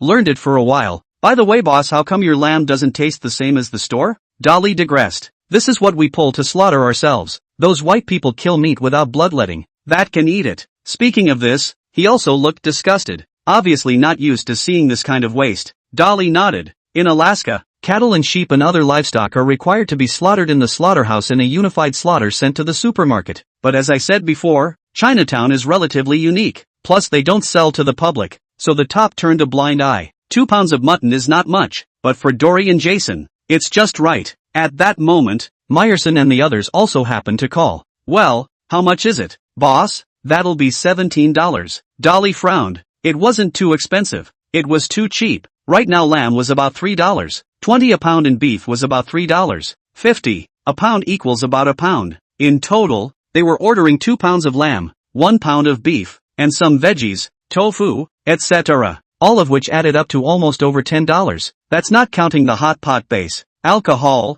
and labor. Seemingly thinking that he was too expensive, the boss hurriedly opened his mouth. Brother, this is really not a pitfall for you. I'm a real deal, and the neighbors come here at the same price. Misunderstood. Not that it's expensive, but it's too cheap. You can't eat such good food for more than $10 outside, said Dolly, handing over the money. Those stores outside don't look like a big place, but the taste is really not as authentic as ours, and they specialize in pitting those white people. But saying that, he felt that something was wrong. Dolly was also white. Dolly didn't mind this. Ugh. No, this is more. The owner counted the wrong number and opened his mouth. Consider it a reward for your service. Leaving Chinatown, the crowd converged again. Damn it, Dory, you actually sneaked out to Chinatown to eat food and didn't bring me along. Ryan looked at him with dissatisfaction. Going to Chinatown to eat cuisine or something? He also wanted to go, and he could brag about it when he went back. There will be opportunities later. Dory, when did you learn Mandarin? Jenny's focus was on that instead. Self-taught. Self-taught? When? How come I don't know? Ryan looked at him suspiciously. You have to know everything? Dory rubbed his head. Well, the cooking will come later. Dory, you guys are all done, right? Meyerson looked at him. Dory nodded. On the way, Ryan seemed to be over the novelty of the new car, and ran over to Dory, making small talk with him at one point or another. I really envy you, Dory. You can dig for gold everywhere. When can I go too? Digging for gold isn't that simple, and Mom said she won't let you get involved in this, Dolly said with a smile. Then when I grow up, can I go work at your place? I also want to try my hand at digging for gold, and then use the gold I dig to beat a set of jewelry for Mom as well, to be better than yours. Then you'll have to work hard. Maybe one day I'll really need you on my mine. This Dory did not joke. In the future the scale of his mine will become bigger and bigger, and his footsteps are not destined to be limited to this Alaska. Then some of the minutiae of the mine would have to be handed over to trusted people, and his family was undoubtedly his first choice. That's why he wanted Kurt to go over there so badly. He wanted to cultivate Kurt as early as possible, but it turned out to be a bit unsatisfactory. But there would be plenty of opportunities later. After dealing with the tax issue, he began to live a quiet life again. To be honest, it was fine at first, but after staying for a few days, he missed life in the mines more and more. The conditions there were a bit worse, but there was more of a rush. Bored with idleness, old Jason took him around the town. When he passed by a convenience store, he suddenly heard a burst of shouting and cursing, which was quite sparse, but one of them spoke in Chinese, which instantly caught his attention. Get lost, you bum, this is no place for you. The shopkeeper was driving away a man in rags. I just want a little food. Please give me a little food. Just a little. The man kept praying with a mouthful of words, but the clerk didn't care about that and he didn't understand. And seeing that he was about to do it, Dolly walked over. What happened? Dory asked as he stepped forward. Nothing, just a bum from nowhere, the clerk said without a care in the world. Dory looked at the man and spoke. Who are you and why are you begging here? Chapter 48, Old Countryman seeing Old Countryman a shot in the back. Seeing Dolly speaking Chinese, the man was like grabbing a life preserver and spoke in a panic. I just want a little food. Please just give me a little food. He looked at Dolly with a pleading face. In this cold weather, he had been starving for a few days. If he couldn't find any more food, he would really die here. He just wants to think about asking for a little food. Dolly looked at the clerk and spoke. We're not a charity here. The clerk spoke. He was just a small clerk. He didn't have the power to decide what was in the store yet. I know. Dolly didn't mean anything more than to tell him that the other man didn't mean any harm. Get a hot cup of coffee, a loaf of bread, and I'll pay for it. Dolly handed over the money. The clerk looked at him and shrugged. Sure. Soon the clerk went in and brought out a cup of hot coffee and bread. Eat. Dolly handed the food over. Thanks. Thanks. The man took it with a grateful face, and then began to eat frantically, although he was very unaccustomed to the taste of the coffee. But right now, in this cold winter, being able to have a mouthful of warm coffee was already a great happiness for him. Well, where do you live? Do you need me to send you back? Dory said. On the one hand, He was indeed a bit bored. On the other hand, he also really didn't want to see the other party freeze to death here. The cold winters in Alaska were horrible. When the man heard this, his face stiffened and he spoke awkwardly. No thanks. After saying that, he bent his head at Dolly and prepared to leave. Where do you want to go? There's no place for you to beg in this town. Although it's not clear how you got here, but if you continue to go on sooner or later you'll freeze to death here. Dolly looked at him and spoke. The man stumbled to his feet and looked a little hesitant. Tell me about your situation. See what I can do to help you. I'm the only one here who can understand what you're saying. The other man, apparently convinced by Dolly, turned and walked back. Tell me, why are you here? If I'm not mistaken, you should be smuggled in. Hearing the word stowaway, the other man's expression was obviously a bit tense, but then he covered his coffee and sighed. Yes, I was smuggled here. You should know about Chinatown. It's full of Chinese. Do you need me to send you there? Dolly spoke up. No, I don't need to. Looking at the other party's nervous look, Dolly was a little puzzled. Even if he was a stowaway, how could he still be so repulsed by Chinatown? Did you offend someone in Chinatown? The other party did not speak. If that's the case, then I can't help you. Dolly sighed and prepared to leave. Casual kindness was fine with him, but he didn't want to get into any trouble for it. He had to think of his family. I escaped. Seeing that Dolly was about to leave, the other party hurriedly opened his mouth. Then, he slowly told the story of his passage. It was actually not as complicated as Dory thought, but it was also very sad. It was nothing more than a person who wanted to venture outside, being cheated by his fellow countrymen and then almost dying, which also explained why he was so repulsed by Chinatown. Even though Dolly repeatedly explained to him that Chinatown was not full of that kind of people, the other party was very firm in his refusal. Dolly could see that the other party was already dead in the water. Otherwise he would not have risked his life, preferring to beg in this remote town rather than go to Chinatown. For this situation, he also secretly sighed. Sometimes you think that fellow villagers outside are all good friends, but unbeknownst to you, a shot in the back comes from a fellow villager meeting a fellow villager. It wasn't that he had any prejudice against these people, but this kind of thing happened too much, and it was indeed very chilling. Then what do you want to do now? Keep begging here? Dolly looked at him. I don't know. He had no other thoughts now. A day to live was a day to live, and he didn't care anymore as to when he died here. So do you know how to cook? Dolly asked suddenly. I happen to have a job here that needs a chef, and I also like Chinese food. The other man snapped his head up to look at Dory. That gaze was complicated, and only after a moment did he speak. I used to work as a help cook in a restaurant for a while. I know a little. A drowning man would still grab the last straw to save his life. How could a man in the darkness give up this glimmer of hope? Then it's settled. Well, for wages, I can only give you $600 a month here for now. $600 was already the lowest price here. Normally chefs were paid around $2,000. Some would be higher, but in this case, $600 was already enough. How's that okay? Dolly said, looking at him. Sure. By the way, what's your name? Lin Youngyan. Dolly nodded and turned his head backward. Follow me. Lin Youngyan froze and quickly followed. Along the way, Dolly was explaining to old Jason what had just happened. You want to bring him to your mine? No, Chinese are a pain in the ass. Old Jason frowned. But I do want a cook who can cook Chinese food, and he only costs $600. Well, I'll find out about him for you, and if it's not too much trouble, you can hire him. Old Jason was also relieved. Then what are you going to do with him in the meantime? I'm going to find a random place to rent for him to live in. Well, and pay for it with his wages. You can't find any decent house for $600. Old Jason muttered. It doesn't take much of a house, just enough to keep out the wind and snow and live in. Soon they found a vacant basement not far away, and Dolly they rented it for $200 a month. Dolly took the key and turned to Lin Youngyan. Let's go. This will be where you live from now on. I say Dolly, you're going to give this place to this bum to live in? The other party frowned. No, he'll be my personal chef from now on. I've already arranged a job for him. Making a bum a chef? The other party was obviously a bit surprised. He's no hobo, just a lost traveler. Fine, as long as he doesn't destroy it here. Seeing this, the other party didn't say anything more.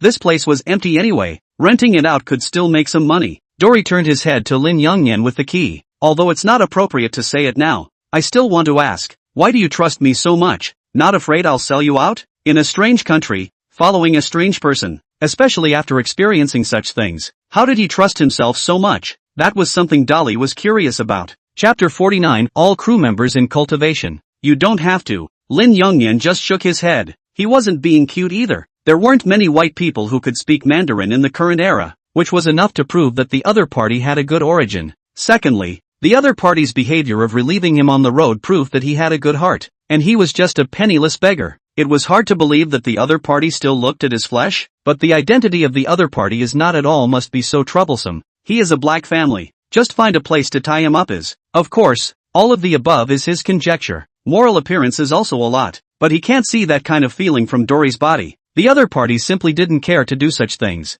Hearing that, Dolly smiled back. Come on in. Walking into the basement and turning on the lights. It was covered in dust and cobwebs, and it was obvious that it hadn't been cleaned in a while. Looks like you're going to have to clean it up. Well, it's not a great place but, it's your home from now on, Dolly said as she looked at him. Home? Lin Yangyan looked at the basement in front of him, and in an instant, all sorts of emotions flooded his heart, and rolling hot tears involuntarily flowed out. Since he had traveled thousands of miles to this other country, it was the first time he had heard the word home. Old Jason on the side also saw his hardship and gently patted his shoulder. Well, you can stay here for now. Clothes and the necessities of life and whatnot. I'll help you arrange it afterward. Saying that he paused, but these have to be deducted from your paycheck. You don't have a problem with that, do you? Of course not. Dolly nodded. When he got home, he spoke to Meyerson and Jenny about it briefly with them. There won't be any trouble, will there? Jenny looked to Meyerson worriedly. There shouldn't be any problems. We're far away from Chinatown here, and normally they won't interfere here, but for safety it's better to ask around.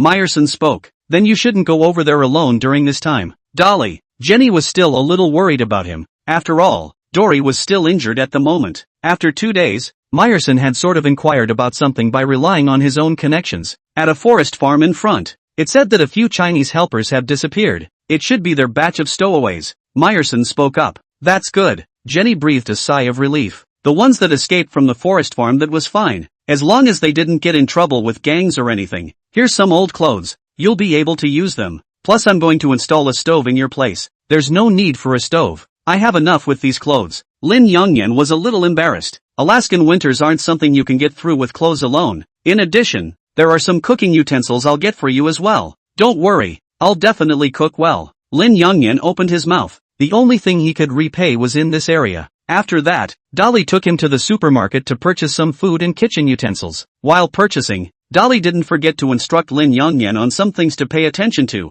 such as where the commonly used foods were located and how much they cost. Of course, the main thing was to bring him to get to know the shopkeepers here. After all, because of his dad's matter, he was quite famous in this town. Oh, you're Chinese chef? I see. I hope he won't steal anything when he comes here in the future. Otherwise I'll put it on your tab. If that happens, then I'll just have to fire him. Dolly smiled. Don't look at this as just a small action, but realize that this was Alaska, and without Dolly's his level of status, Lin Yangyan wouldn't be able to avoid a lot of trouble. After putting things in place, Dolly brought Lin Yangyan to their home. Of course, this was just to try out his cooking skills. At first Lin Yangyan was a bit formal, but when he got to the kitchen, he quickly got busy. For him, this was the only way to repay Dolly, and Ryan finally got to eat the Chinese cuisine he had been longing for. Halloween. Hey my dear Dolly, happy Halloween. Les's light-hearted laugh came over the phone. Happy you too. At the sound of his voice, Dolly couldn't help but smile back. How's the wound healing? Les asked.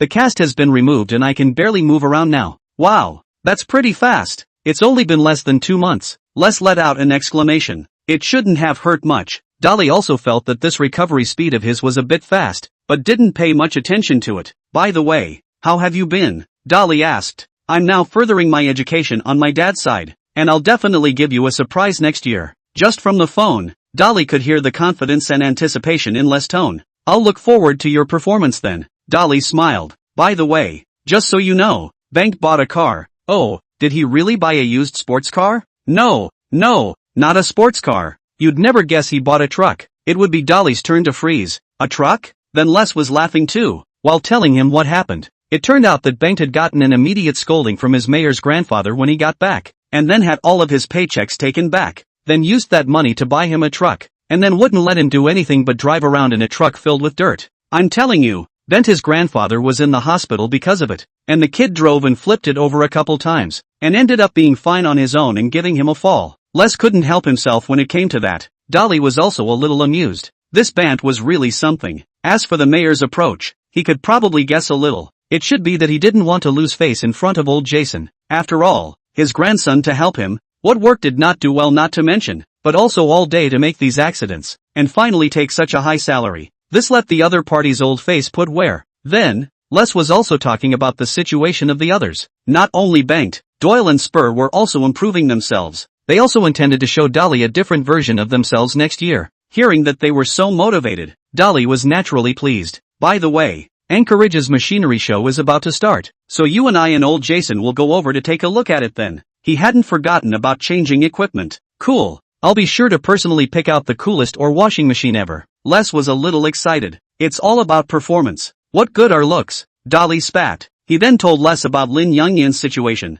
and hearing that he had found a Chinese cook, Les also raised a bit of interest, and he said that he would definitely try the other party's cooking next year. Chapter 50 The Shock of the Alaska Machinery Show. At this time of the year in Alaska, a grand machinery exhibition would be ushered in, and those machinery manufacturing companies also will be at this time vigorously display their products. This is a belong to the large-scale machinery of a grand banquet. In addition to some machinery enthusiasts, more are their kind of miners. Among them there are also many big heads in the industry. Some people took advantage of this opportunity to communicate with their contacts and make some business exchanges. And this is in Dory they have no chance. Their current scale is still relatively too small. Simply put is not on the stage. But Dory did not care. He just started. One day he will stand in the top of this industry. There are a lot of machinery exhibition area, and they are now visiting the exhibition area where the Carter Company is located. Carter Corporation was a famous mining company in America, and the products it produced were mainly all kinds of heavy equipment, which were very popular in the industry because of their outstanding performance, especially those used equipment. Even Dolly saw decades-old stuff over in Fairbanks,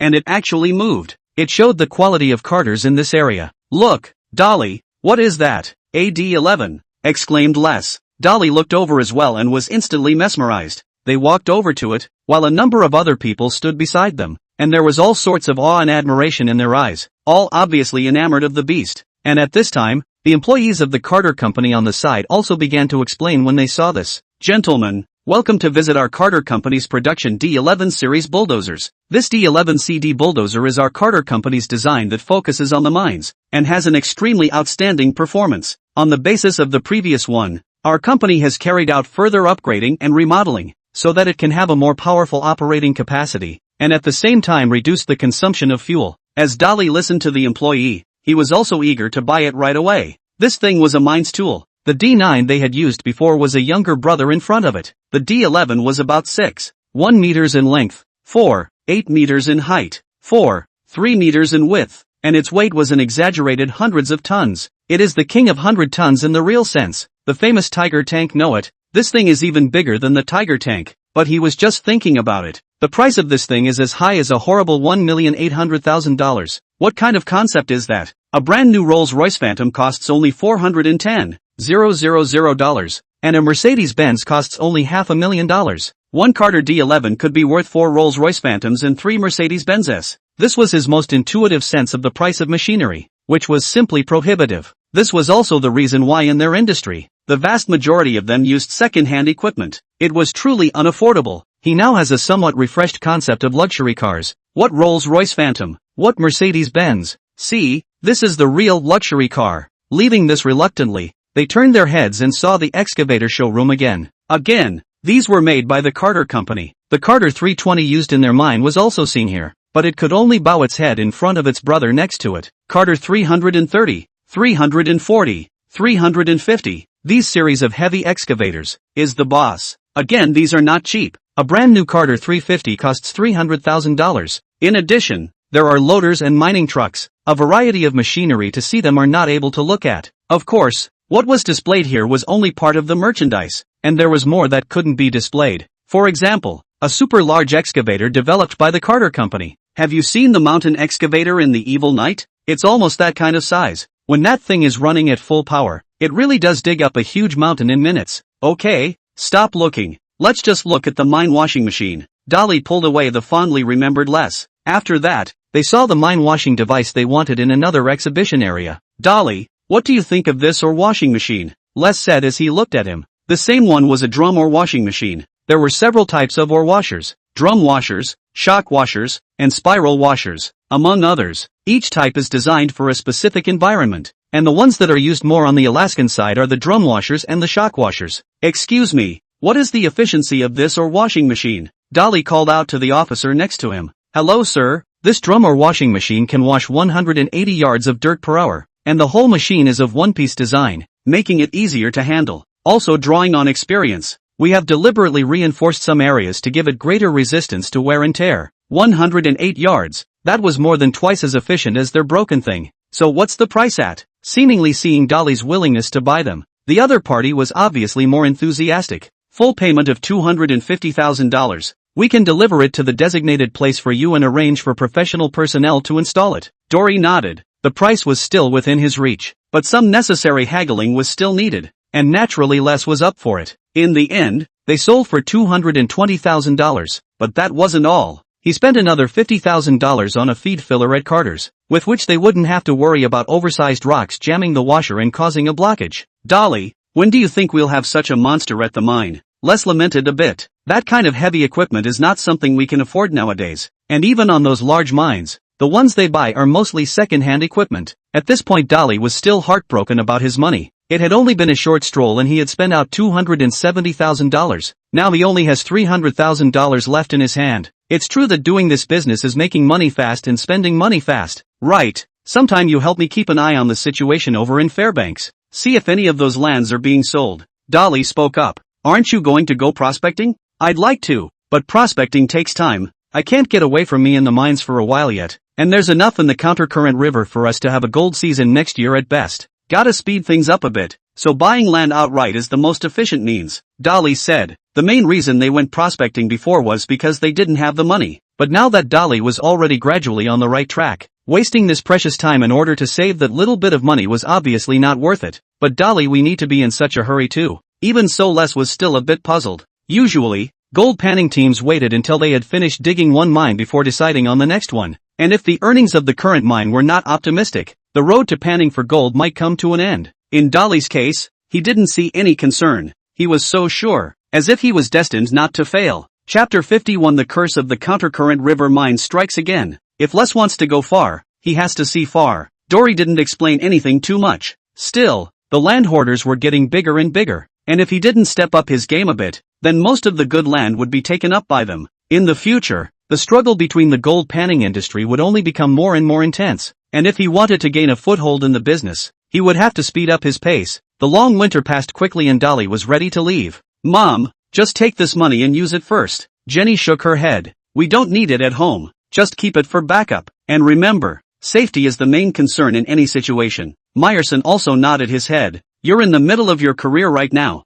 keep it for yourself. The family has me and Kurt to hold on to. Seeing this, Dolly didn't insist and took old Jason and Lin Youngyan towards Moose Town. Before this, Dory had already talked to Lin Youngyan about the situation of the mine, to which Lin Youngyan had nothing to reject. After so many days together, he could say that he had complete trust in Dory. Just after arriving in Moose Town, Les drove up in his car and couldn't wait to greet them. My good brother, I've missed you. Les went up to him and gave him a hard hug. Where are the guys? Dolly grinned. Waiting for you in the tavern, Les said, looking aside to Lin Youngyan. Dolly also introduced them, and although he couldn't understand them, Lin Youngyan greeted the other party warmly. Arriving at the tavern, the people had already gathered here by now. Without any words, the crowd began the initial gathering, and it was worth mentioning that the town mayor had also come. He was happy that Dolly would continue to carry Bant, and he also assured Dolly that Bant would not hold him back this year. Bant looked at his own old man, opened his mouth but didn't say anything. He was puzzled as to why the old man thought so highly of Dolly. In his opinion, Dory was just a little bit lucky. Yes, he thought that a large part of Dory's success depended on luck. Happening to find a small gold mine in old Jason's territory, then coming across tailings in Fairbanks that his predecessors hadn't sifted and washed, and finally happening to find the reverse river minerals. It seemed to him to be something other than luck, and of course, because of the relationship between their two families, he wouldn't make that thought known. But what he didn't know was that what the mayor cared about wasn't this luck. What he valued was Dory's boldness, insight and vigor. It was true that everyone's success could not be separated from luck, but it also depended on the person. He could be said to have watched Dolly grow up step by step, and that boldness, insight and vigor were not inferior to their younger days. It was even stronger than them. In his opinion, people like Dolly would succeed sooner or later. It had nothing to do with luck. This was also the reason why he was so insistent on asking Bengt to exercise himself. Although Bengt couldn't become that kind of person, he definitely wouldn't lose out by following closely behind him. Dolly of course didn't know what the mayor was thinking, and of course even if he would have known, he wouldn't have cared. The next day, the crowd collectively rushed towards Fairbanks, officially starting their New Year's gold rush season. This time, old Jason didn't come along. He was more used to staying in his own place compared to the mine, but of course he would have gone to help if Dory needed it. After a long day of running, they finally made it to the Countercurrent River mine, but the road into the mountains was a pain in the ass. The melting snow had made the road so wet and slushy that it could slip if they weren't careful. Dolly, we can't keep going ahead. There's a section where there's a cave-in. Rice's shout came over the intercom. Hearing this, Dolly frowned. Their equipment was still in the mine. There was no way to deal with the collapse in front of them. Trying to break through by manpower would take who knows how long. Let's go back first. Rent a bulldozer to come over and organize the road first. Starting off with something like this gave Dory a bad feeling in his heart. After renting a D6 to come over, it didn't take long for Les to clear the road into the mine. Finally, we're at the mine. I can't wait to start digging, Les shouted out. He was always so passionate. Seeing Les in this state, the crowd also raised their spirits quite a bit. It looks like we haven't encountered any harassment from the brown bears at our campsite either, which is good news, Dolly said, and the crowd laughed twice. After a massacre that could be described as insane like old Jason's, I'm afraid that the area around the Countercurrent River mines will be a lot quieter in the next few years. Alright, Les, why don't you guys go ahead and check over the equipment, and I'll contact the site of the washer manufacturer and have them rush the washer over here. Les nodded and took Doyle and they ran off to check the equipment. This is our mine, for the next few months again. Your job is to provide us with food, Doyle said as he looked at Lin Youngyan. This isn't like the mine I imagined. Lin Youngyan spoke. The mine he imagined was the kind of dark cave where a group of people were naked and struggling to smash rocks. It's the age of technology now, and digging with large equipment is the most effective way, so you don't have to worry about becoming a coal worker anymore. Dory half-jokingly patted his shoulder. Lin Youngyan also smiled awkwardly, and just then, his walkie-talkie rang. Dolly, I have some bad news for you.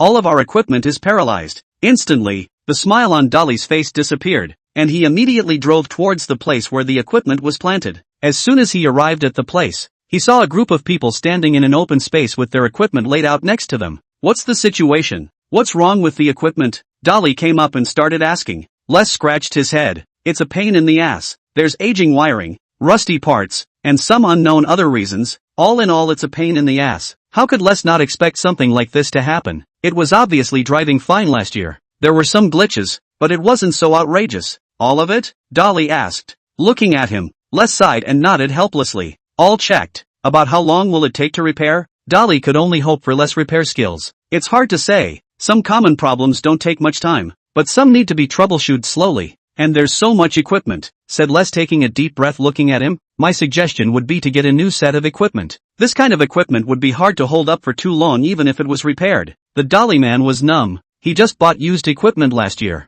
and it's only one winter past and you're telling him he needs a new one? Who could accept that? He wouldn't say anything even if it lasted through this year's gold rush season. I'm sorry, Dolly. It's my problem, Les said guiltily. He had a big part in purchasing the equipment. Dolly waved his hand. Naturally he wouldn't blame Les for that. Let me think. Dolly covered his head and stepped aside. Guy, what do you think I should do now? Dory asked as he looked at him. Chapter 52, The Proper Use of Abilities. Guy was at a loss for words when confronted with Dolly's inquiry. That's when Les came over, knowing full well how troublesome this situation was for Dory. Les, it looks like we have to take that step. Dory sighed. Dory, you're not going to give up, are you? I can help you if you're short of money. I'm leaving my paycheck there. Les spoke up in a panic, fearing that Dory would soon disband the team. I can too, Guy added. He couldn't leave this job anymore. Dory looked at them and let out a bitter laugh. What are you guys thinking? How could I give it up? And what are you doing? I'm going to go to the bank and borrow money, Dolly said with a deep breath.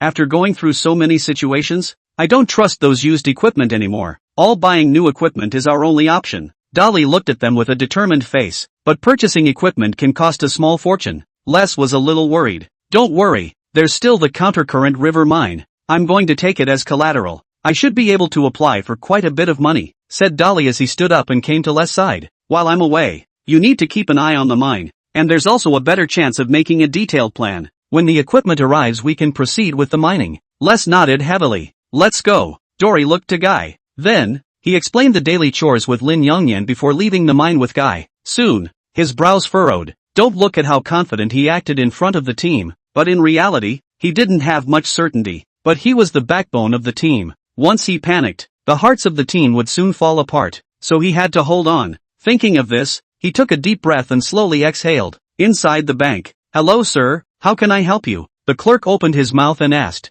I need to apply for a loan business. Here is my information, Dolly said, handing over the information in his hand. Sir, I've read your information. Your company has only been established for less than a year. We can only give you a small loan on our side. I know, that's why I'm planning to use my mine as collateral. Dolly looked at him seriously. Mining field? It's a gold mine, right? The other man asked. Dolly nodded. We do have business in this area on our side, but we have to conduct a review first, and only after passing the review can we give you a loan based on the situation. On Fairbank's side, due to the rise of the gold mining industry, the bank's side had also opened a relevant business. What do I need to do? We will send a professional team to your mine to conduct testing. Of course this cost needs to be paid by you. What about the amount of the loan? This was Dolly's main concern. This has to be judged based on the inspection, probably around 1/3 of the value of the mine. Hearing this, Dory frowned. 1/3 of the mine's value. This was not good. He had roughly estimated the gold content of the Countercurrent River mine. The remaining land was estimated to be able to mine around 1,200 to 1,500 ounces. The reason why he was so sure was because his ability had been upgraded. Gold Rush Tycoon. Detection depth, level 5 8 meters. Detection range, 2 meters. Detection accuracy, upper middle. You can keenly detect gold in the soil. Gold points, 0. 20 kilograms of gold translates into 1 point.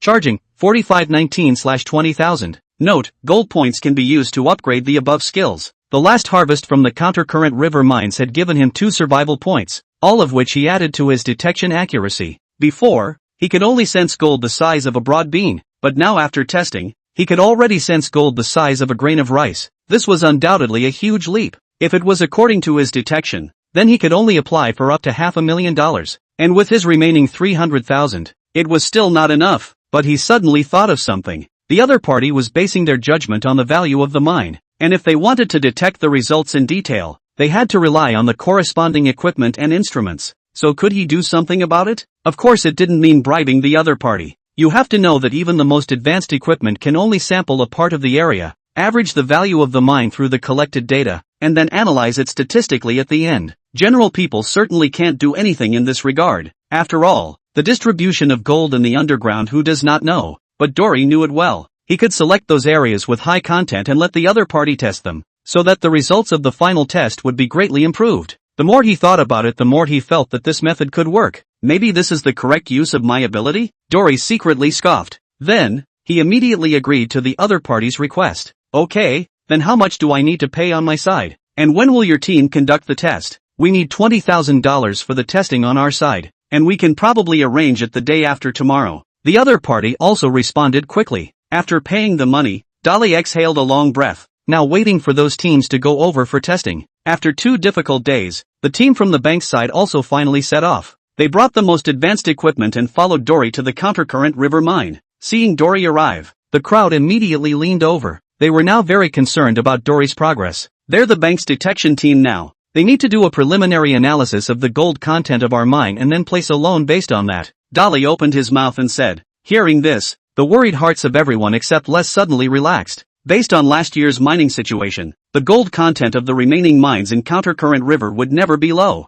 That amount of money was enough for them to buy a batch of second-hand equipment. Yes, they still thought that Dory was trying to buy second-hand equipment. Only Les knew clearly that it was not enough to buy brand new equipment with that loan, unless the gold content of the remaining mines in Countercurrent River was really beyond the ordinary. But Les didn't expect much from such a thing. Trust me. In the face of Les's concern, Dolly just nodded lightly. Then he came to the leader of the detectors and pointed at the area in front of him. This is the rest of our mine. We mined one of the pieces before this, and we harvested over 700 ounces of gold in there, and that area is only 2 acres. I'm sure the rest of the area will be even higher in gold. This was no time to be subtle, and blow as much hyperbole as he could. Then, he took out the drawings and pointed to the area labeled above and said, as a matter of fact, we have already conducted a probe before this, and the predicted result at that time was that this mine could contain more than 3,000 ounces of gold. Chapter 53 Equipment and machines will fail, but I will never. On the sidelines, Guy's heart skipped a beat when he heard Dolly say that.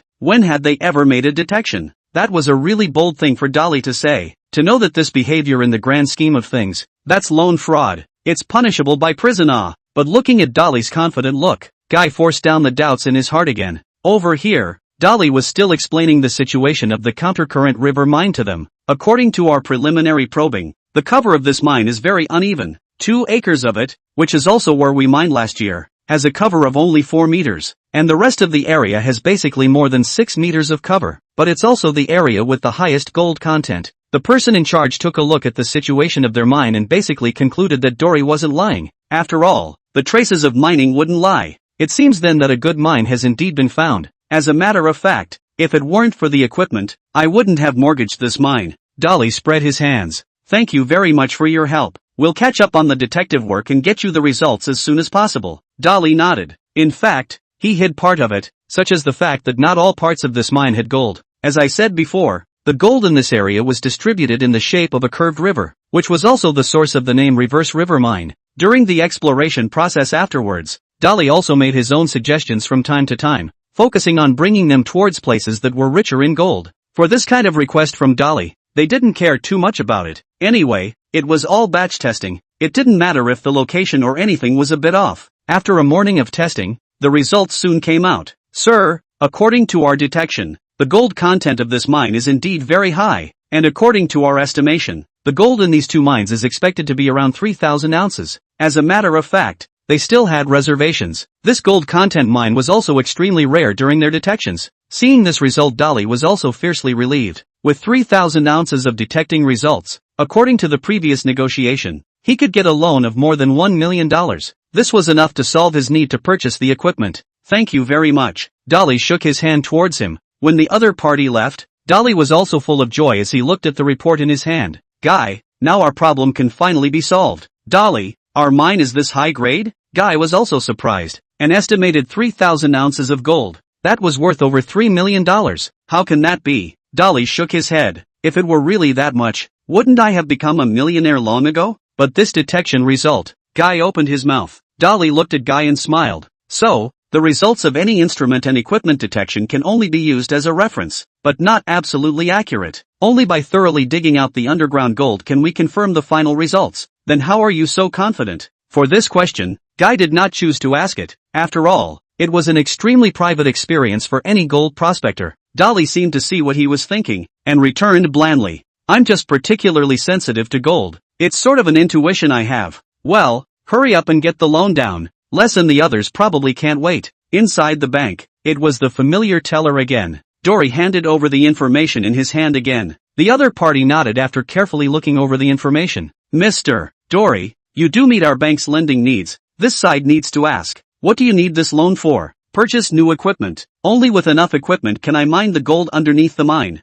Understood. We need to pass the manager's review on our side. Wait a moment. After saying that, the other party left. Dolly also waited there patiently. Not long after, the other party walked in. Mr. Dolly, we have approved your loan. The amount is $1 million. According to our bank's requirements, you must repay this loan within the specified time. Otherwise, we will seize all the properties of the company under your name, including the equipment. Of course, Dolly's reply was painfully clear. In addition, for the gold mining industry, our bank has another repayment method. If possible, you can use the second one. With that, he handed over the contract. Dolly took it and looked at it. It was nothing really. It was a mode of changing the form of repayment from cash to gold. 900 ounces of gold? Yes, at the current market price of gold, that's about $1,080,000. According to the present price of gold, it is true, but now the price of gold is trending upward. Then also no. Perhaps when that time comes it will not be this price. The price of gold is now about $1,200 an ounce, and it is rising almost every day. And based on Dolly's previous experience, this trend would remain for a while longer, and then another increase would come in the future. Yes, but you are applying for a loan at this time now, so what are your options? The other person wasn't offended. The second one, of course. This is relatively cheaper for me, so why not? Dolly shrugged. He knew very well that the only reason why the bank was doing this was because it wanted a large amount of gold reserves. Gold was a crucial reserve for any bank. It was a matter of survival for the whole bank. Thank you very much. If you're sure the contract is in order, I think it's ready to be signed. Dolly nodded and looked carefully at the clauses at the top of the contract. In this regard, even though he had a bit of a headache from reading it, he still read it patiently. Now there were problems that could still be solved. If something really happened after signing, then there would be nothing at all that could be done. Fortunately, the bank in this regard to him is also relatively lenient. Did not give him a whole what ambiguous treaty. Soon, Dolly signed the contract. After confirming that there were no mistakes, the other party also nodded. Regarding your loan, it will be credited to your account tomorrow. and if you have any questions, you can consult our bank by phone. By this point, Dory was finally relieved. Walking out of the bank, he instantly felt that a large part of the pressure on his body had been reduced. Then, he looked at Guy and said half-jokingly, "I haven't become a millionaire yet,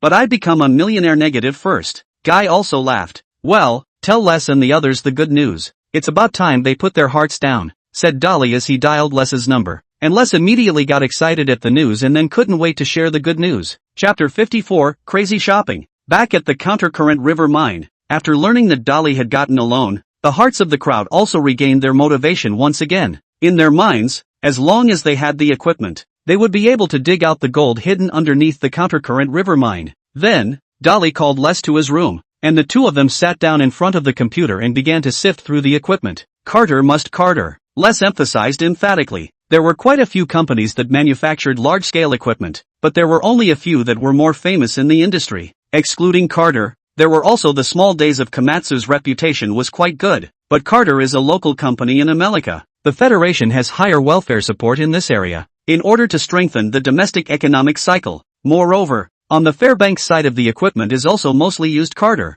Maintenance and whatnot is also very convenient. Dory nodded. His first choice is also of course Carter. Soon Dory had selected two Carter 320 excavators. The price was not expensive, adding up to less than $300,000. With what 320? To choose, definitely choose 350. Les immediately dissuaded him. 320 is only suitable for small mines. Large excavator operations still need 350. Dolly, you can't forget. The remaining mine cover of the Countercurrent River is more than 6 meters. The most critical thing is that the price of the two units together is only a little more than $600,000. To buy certainly one step. Dolly thought about it as if that was the case. After all, this was a new machine. It couldn't be used just this once. As they increase the size of the mine in the future, it is definitely more appropriate to use 350. Seeing Dolly agree, Les smiled back. And don't forget about the trucks. It's best to get them from Volvo. They're of higher quality. Les emphasized a sound. It wasn't that Carter Corporation didn't produce trucks. On the contrary, their specialized mining trucks were quite famous. But Volvo's articulated trucks were more suitable for small to medium-sized mines like theirs. Those kind of mining trucks were usually only used for mining mega mines like coal mines. So it's still an A20? Asked Dolly. With all the 350s for excavators, the A20 certainly won't cut it. Just the A40, Les said. Looking at the model number, one could roughly tell the difference between the two. The A20 truck capacity was at 20 tons, while the A40 was at 40 tons. Generally speaking, the A20 would be enough for most mines. Dolly, trust me on the A40. We'll be mining more and bigger mines in the future. And with the A40, it'll be able to fit in even some of the bigger mines. Les emphasized with a cry. Dolly sighed. Let's just say the price was just stuck on his mental line. They ended up spending another $200,000 on a Carter 990 large loader. Finally Dolly began to settle the bill. The two Carter 350s cost him $620,000, the two Volvo A40 trucks $340,000, and a Carter 990 loader $200,000. Together it was over $1 million. Anything else you need? Dolly asked. Right, there's the water pump. We're still using the same old pump we had before, and it's very hard for it to be powerful enough for the new washer. Les thought about giving an answer. Dolly also nodded. The problem of the water pump could not be ignored. Since it was replaced, it would be better to simply replace it all. Dolly took a big swing and bought another large water pump worth $60,000, and also spent $4,000 on two sets of corresponding water pipes. Money is money. He didn't bat an eye. Great, Dolly, with this equipment, we can start digging soon, Les said excitedly. He could finally do his favorite gold digging work again. Have you made all the relevant preparations? Dory asked as he gathered himself and looked at him. Don't worry, I've been thinking about this all the time you were gone, said Les as he pulled out a map of the mine. Since we need to mine 2 areas this year, I'm going to install the washer on the mine we originally dug. That way, it saves the hassle of having to carry the ore washer afterwards, and it also reduces fuel consumption. Dolly nodded. But don't forget,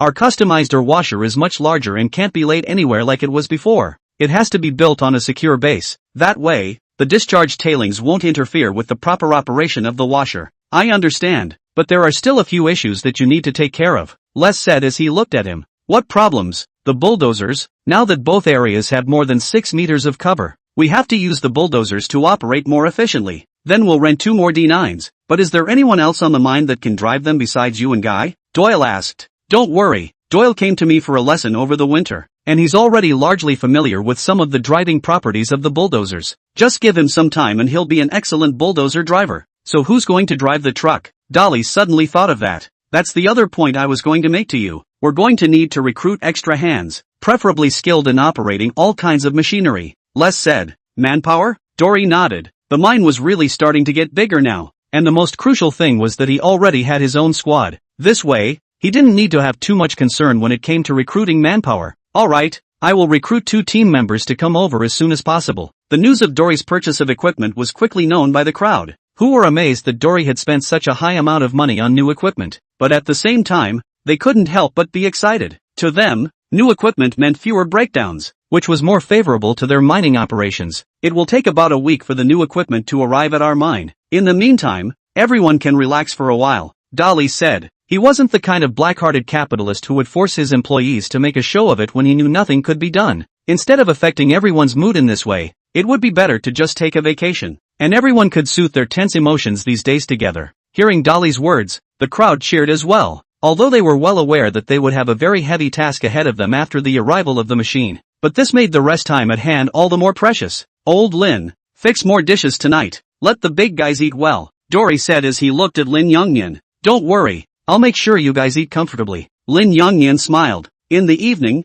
looking at the dishes on the table, everyone's eyes lit up. Where had they eaten this kind of thing before in the mine? They had all just casually coped with it. Even, Lin Yongyan had deliberately made Western dishes for the other half in order to satisfy everyone's tastes. Chapter 55. It is the hard rock gold mine that is the noblest dream of the gold prospector. Well, is his cooking still to your liking? Dolly asked. Not bad. I didn't realize that he would actually cook our side of the world. I thought I would only be able to eat Chinese cuisine from now on, Les said. But Chinese cuisine does taste good. Doyle spoke up. What's wrong? Doesn't it taste good? At this time Lin Yongyan came out and asked. No, they complimented you on how well you cook, said Dory, giving a thumbs up. The others saw this and followed suit with thumbs up praises. Although the language barrier, expressions and attitudes don't lie, Lin Yongyan also smiled awkwardly and, I'll go grill a fish for you guys. In fact, when he first came into contact with white people's rice, Lin Yongyan still had some worries in his heart, but after studying at Dolly's house for a while, he basically grasped that people's food over here was actually quite simple. Most of it was eaten with potatoes, and flour or fish. There is basically no operation skills.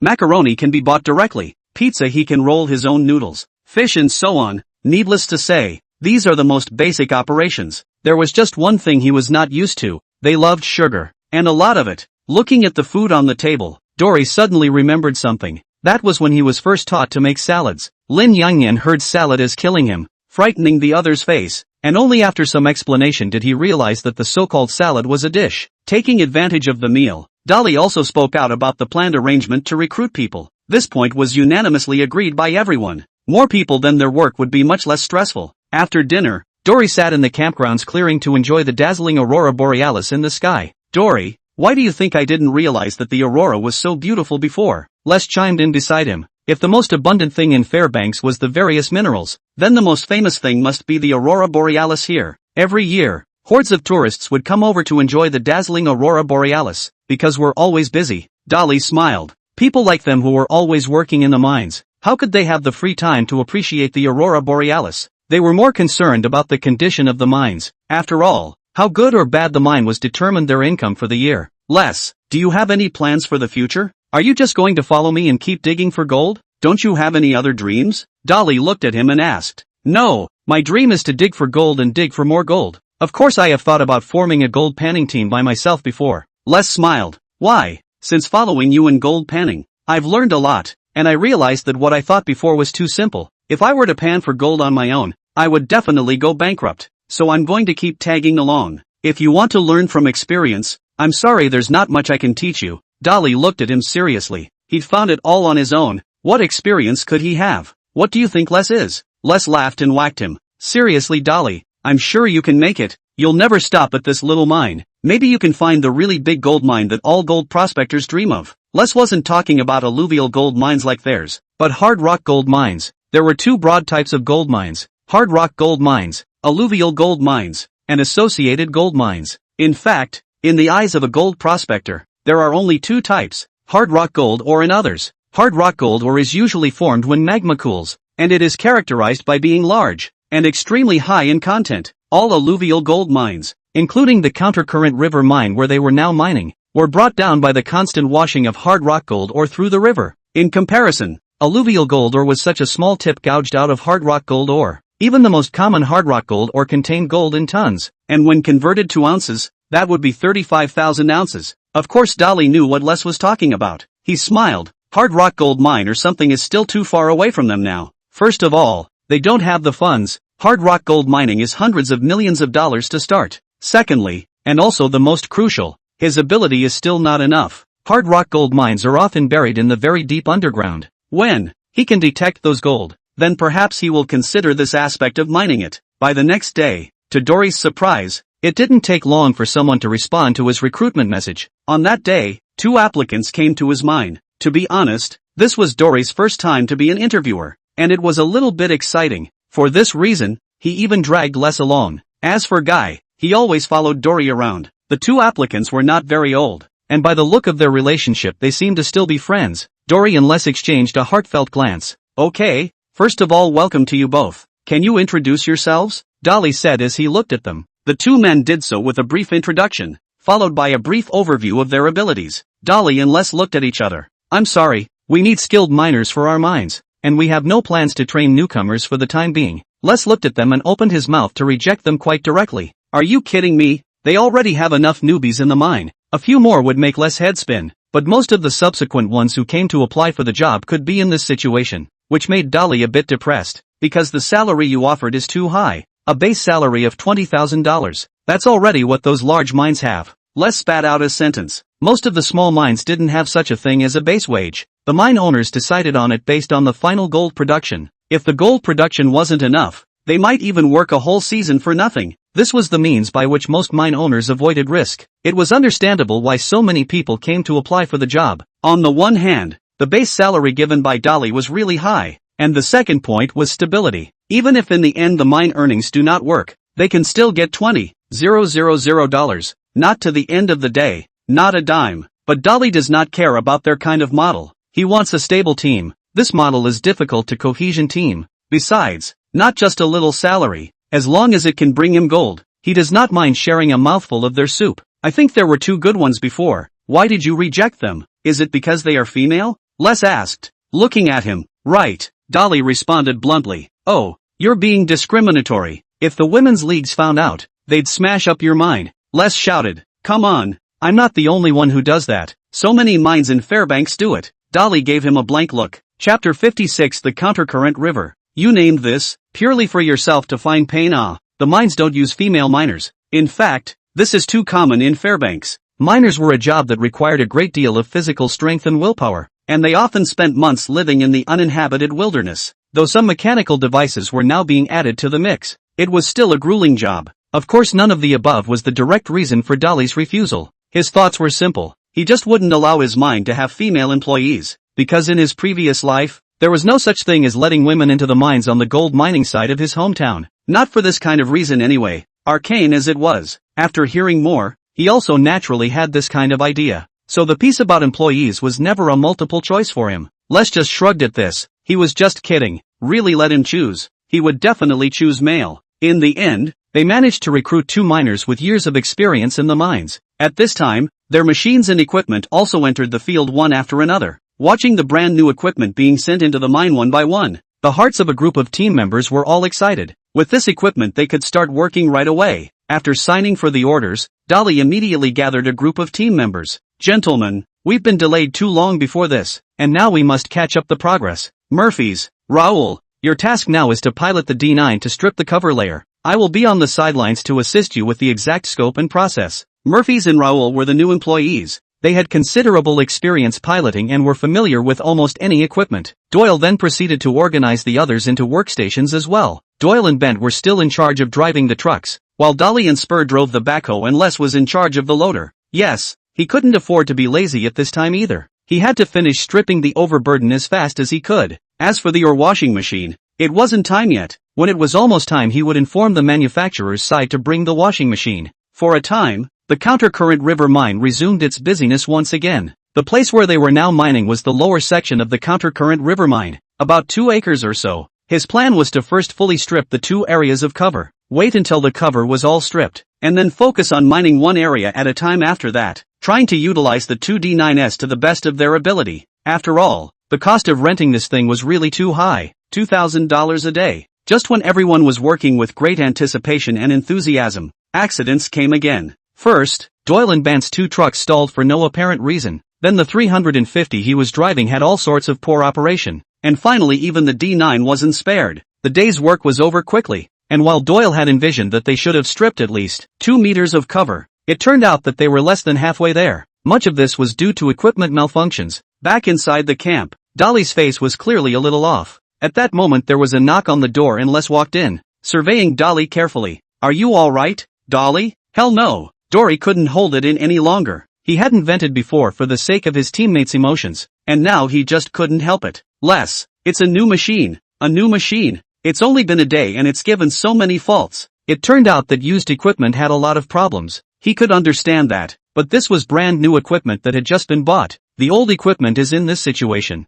and the new equipment is also like this. So what did he change it for? To be this big wrong seed? "Dolly, calm down. New equipment always needs a little time to break in. A little problem is normal." Les gave a comforting cry. "And do you think that's normal?" Dolly asked rhetorically. Les was silent. Of course he knew it wasn't normal. Even if there was a problem it couldn't happen this often. "Have the manufacturer send someone over tomorrow to check it out," Dolly said. That was one of the few benefits of buying a new machine. You could have the manufacturer overhaul it for a certain amount of time. But when Carter and Volvo came over, they checked it up and down with all kinds of instruments, and even tested it themselves, and they couldn't find anything wrong with it. The instruments, circuits, engine, transmission, etc., were all normal. It seemed that the so-called malfunction was just their illusion, but after they left, Dory drove it himself, and from time to time, some minor problems appeared again. At this point, Dolly's mood was beyond words. A group of team members also kept their heads down and didn't say anything, not daring to affect Dolly again at this time.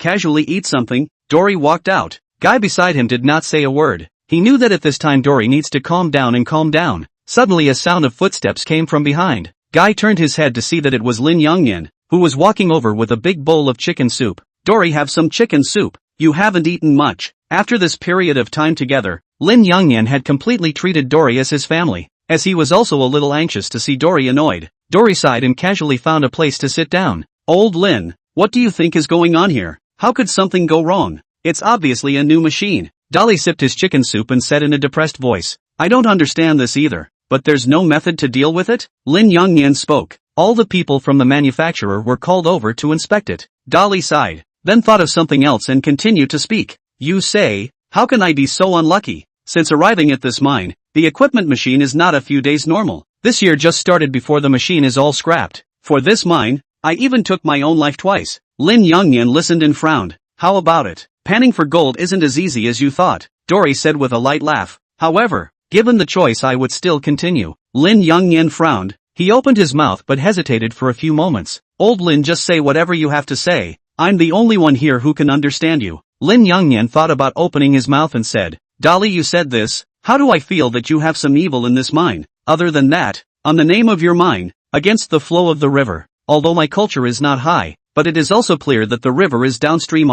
You're going against the river. You can walk easily." Dolly froze when he heard this, and Lin Youngyan was still talking. "I don't know about anything else, but I know a little bit about the names of the mines. Like our mine owners over in China, the names are all leaning towards the auspicious side. What Yongxing, Dashing really cannot use the name of the place. This whole countercurrent river is not purely to find their own pain." Chapter 57. The god of the mountain is the god of the mountain. There is no distinction between domestic and foreign. Dory heard that it really seemed to be the case. Ever since he took the name of countercurrent river, it seems like he's never had a smooth ride in this mine. Machines and equipment are constantly breaking down, and even his life has almost been taken twice. "You do have a point. Why don't I rename it now?" Dolly said, looking at him. "How can this change? This is equivalent to our little child, born to say what is what, which has halfway to change." Lin Youngyan said. "Then how can this be done?" Said half a day. "This is not a whole thing for nothing." Dolly sighed. At this time Lin Youngyan looked around and came in his ear and asked softly,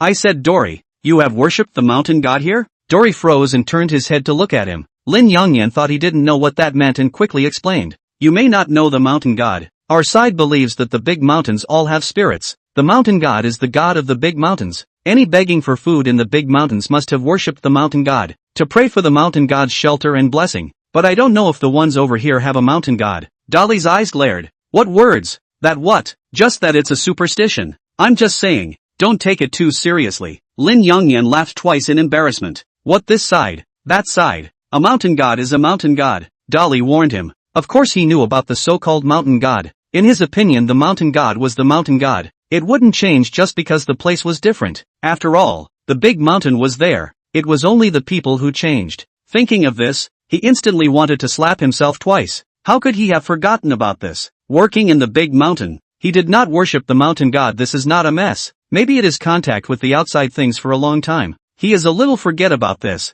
No wonder he is always so moth-eaten. The mountain god is not happy. He can have a good day. Thinking of this he finished the chicken soup in 3 or 2 mouths and stood up. The method of worshipping the mountain god is clear to you, right? Tomorrow go out with me and prepare the things to worship the mountain god. We should also honor the mountain god lord. Dory let out a long sigh. The next day, Dory instructed the crowd to stop working for the day, then took Guy and Lin Yongyan towards the town. The method of worshipping the mountain god is different from place to place, but the offerings must be there. At least a whole pig's head, and then incense and paper are also indispensable. Well, it's best to have some firecrackers as well. I just don't know if there are any here. Lin Yongyan was talking about things related to worshipping the mountain god in the car. What whole pig's head? Directly on a live pig, just in the mind to give to the mountain god lord. Dory waved his hand. He was still short of this amount of money? Previously buying the equipment cost him 920,000, then renting 2 D9s cost him another 40,000. Counting the rest of his previous hand now has more than 300,000. When you have money in hand, you won't panic about anything. Alaska sighed. Due to the above restrictions, most of the ranch livestock are sent directly to the slaughterhouse. It is basically difficult to buy live. But this is in the capital country. Money can do anything. Dolly directly spent $3,000 to buy a cow and a pig. Even the chicken did not forget. So even if a simple collection of 3 animals, and then they pulled to the mine. But incense and paper, and firecrackers, these things are difficult to get. No one on this side of Alaska to get this thing. They can only run to the nearby Chinatown. Good in Chinatown have to sell this. After all, 4 people far away from home. This is kind of the only way for them to mourn their hometown and family. After buying the stuff, they also immediately returned to the mine. Dolly, what are you planning on doing? What did you buy all this livestock for over here? How do you plan on feeding us extra? Les asked as he looked at him. Not for us. Dolly shook his head. Then who is it for? Les was a little puzzled. He was a little confused by Dolly's whole stunt. Dolly didn't explain anything. He looked at Les and spoke. Afraid of blood? I asked if you're afraid of blood? Les shook his head. Fine, 2 more. Just say that we're going to kill a cow and a pig later, and the bold ones come over and help out.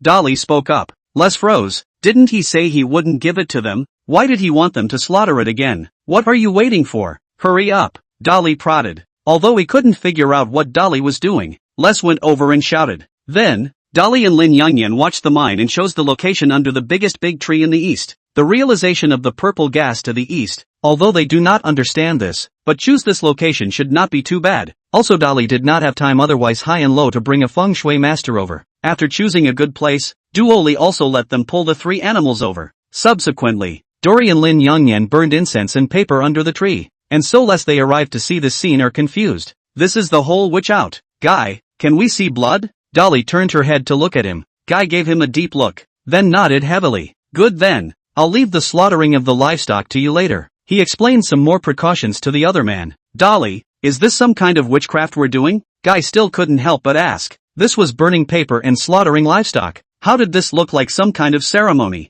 This is a sacrifice to the gods of the Great Mountain. Dolly opened his mouth and said, the gods of the Great Mountain? Guy looked at him with a puzzled expression. With all the things that have happened at our mine, I suspect that it is the gods of the Great Mountain that have been offended. So these rituals are being used to ask for its forgiveness. Guy wasn't very superstitious about such things, but since it was Dolly's request he chose to comply. And anyway, it was only slaughtering livestock, not killing people, so what did he have to be afraid of? When Les and the others who had arrived here saw the scene in front of them, they all froze for a moment. Dory also patiently explained to them. It is worth mentioning that, come to the old staff, the 2 new employees seemed to be unable to see this bloody side, whereas Les and the others had no worries in this regard. Especially Spur, who was a hunter himself, and he had done too much of this kind of slaughtering livestock, so the other job of butchering was given to Splee. I say Dolly, is this really going to work? Les asked. he was still a little half-hearted about this stuff. There are gods on the big mountain. Without waiting for Dolly to open his mouth, Spur spoke at him. As people who had been making a living in the big mountains all year round, they, the hunters, valued this aspect. Therefore, when they hunted, they usually didn't slaughter randomly or hunt unrelated prey. In their view, people eating prey was likewise a natural cycle, and the big mountain would not blame them. Hearing Spur open his mouth, Les also stopped asking more questions. Looking at the three animals that were bound, Dory took a deep breath and turned his head to look at the large tree in front of him. Chapter 58, Machine Soul Great Joy. Dory then took a deep breath and looked at them and nodded. Almost at the same time, Guy, Lin Yongyan and Spur simultaneously stabbed their knives in, and an ear-piercing shriek rang out. Blood began to spray wildly. Those two pigs and cows were even more frantic in swinging, but being bound, they could only struggle in place. Watching this bloody and brutal scene, Les couldn't help but lean towards Dolly, but the other people's faces remained unchanged. Living in Moose Town, they had long been accustomed to this kind of scene. Dolly followed the old Jason also did not do this kind of work. The sprayed blood dyed the ground red, and finally converged into a small stream. Lin Yongyan was preparing for the next prayer. Who knew that Dolly picked up 3 incense and lit them and immediately knelt down? The mountain god lord is on the mountain. Dolly, slander has offended a lot here. Today with 3 sacrifices, I hope that the mountain god lord will bear with me, and wish us a good start and everything will go smoothly. After saying this, he inserted 3 sticks of incense into the ground and fiercely cowed out a few times. Lin Yongyan saw this scene and froze. No, in the end who is a Chinese how come you are more familiar with this process than I am? At this time a breeze blew by, lifting up the burning incense paper, after a few circles and then calmed down, and that struggling 3 animals also at this moment no movement. Seeing this scene Les also stared straight in the eyes. In the dark Dory felt as if this had come true. He stood up and took a long breath, then looked at Lin Yongyan. The other party immediately brought firecrackers and began to send off the mountain god elder. Waiting for the firecrackers to finish and the incense and paper to burn out, Dory then turned around, his gaze lingering on Guy for a moment. Guy, too, seemed to understand what he was worried about and handed over the sharp knife. Alright, let's get these things back. The 3 animals had already been sacrificed, so naturally the rest couldn't go to waste. Several people worked together to transport these animals back into the camp, and Lin Yongyan couldn't wait to start dividing them at this point. On the side, Spur was also helping out with the labor. Dolly, is this done? Les asked, looking at him. I hope it will be good. To be honest, he wasn't entirely sure about this. After all, this thing was too arcane. He didn't expect anything else. At the very least, just don't give him any more safety incidents on this countercurrent river mine. Equipment is broken. He can still find a way to repair. If people have an accident, it can be a big trouble. Looking at the equipment on the mine, Dolly suddenly thought of something. Old Lin, is there any more joss paper left? There's still a little left. Take the pig's head and bring the joss paper. I still have use for it. Dolly looked at him and said. Although Lin Yongyan was a bit surprised, he still prepared these things as he requested. Dory, what are you planning? Les couldn't understand his operation again. Les, you tell them to drive the equipment all together, and we'll appease the machine spirits. The mountain gods had been sacrificed anyway. It wasn't that bad of a thing. Dolly, I suspect you've been playing too many games. Les chimed in but did as he was told. There was nothing to do right now anyway. He also wanted to see how Dolly was a pacifying machine spirit. Arriving at the mine, by now Les had all the equipment laid out in a row. Dolly didn't hold back, put down the pig's head, lit incense and paper, followed by a skillful kneel. The 2 new members of the team to see Dory this situation is also a bit puzzled. This how to say kneeling on the knee? But this is no big deal to Dolly. There is an old saying in his hometown that a man's knees are covered with gold. Kneeling on heaven and earth, and kneeling down to his parents. Kneeling to the mountain god, which is normal. And these equipment machines in front of him are the guys he eats, equivalent to his food and clothing. Of course, also kneel. All machine souls, I guarantee that in the future, the oil to you burn the best, parts also give you to change the latest, beg you to play a little spirit stub up. Even Dolly was afraid that they did not understand, and said it again in the local language. At night, the crowd's interest is still not high, and perhaps because of Dory's unusual behavior today, the 2 new team members began to mutter in their hearts. They suspect that Dory is not mental where there is a problem. Of course, they do not dare to say, this mine in addition to them, is all Dory's own people. The next day, after eating breakfast with a heavy heart, Dory brought them to the mine. He looked at the equipment in front of him, reached out and touched the 350 in front of him, and softly recited, good brothers, it's all up to you. Then he turned his head to the crowd and yelled, action, sitting in the cab. I don't know if it was because of the sacrifices and prayers he had made yesterday, but he felt that this 350 was a bit different from before. Murphy's and Raoul were still driving the D9 for the stripping of the covering layer, and they were ready for the equipment to malfunction at any time. But what surprised them was that the equipment had been operating peacefully for the entire morning. Not only them, but all of the equipment stayed up and running as well. Dolly, this is amazing. At lunch, Les looked at him in amazement. All the equipment didn't malfunction at all this morning. Not even a single noise. Upon hearing this, the crowd also looked at him with a look of admiration. Dory put down his chopsticks and looked at them. The gods of Oyama have allowed it, and the machine spirit is happy about it. So what could possibly go wrong? To be honest, Dory was also a bit worried. He had stayed up almost the whole night last night worrying about the machine malfunctioning. It would greatly affect their morale, but now the results were looking quite good, and the crowd was pumped up. I've decided that from now on, the spirits of the machines will be calmed every day before work begins. No exceptions for anyone. You are to treat them as if they were your friends, trusted companions, not of a mere and cold machine. There were few rules in Dolly's mind, except for a few necessary safety codes, and the crowd wasn't exactly repulsed by Dolly's comment about appeasing machine spirits. The crowd was also riveted for the rest of the day, all in an effort to sift and wash as quickly as possible. At this rate, they should be able to complete the stripping of the covering layer of the two areas before the expiration of the lease. But just then, news came from Murphy's side. Boss, I think you need to get Les over here to take a look. I seem to have a malfunction here. Dolly didn't dare to delay. D9 was their main force in opening up the overlay. Les, get your ass over here and take a look. Les went over and solved the problem in no time,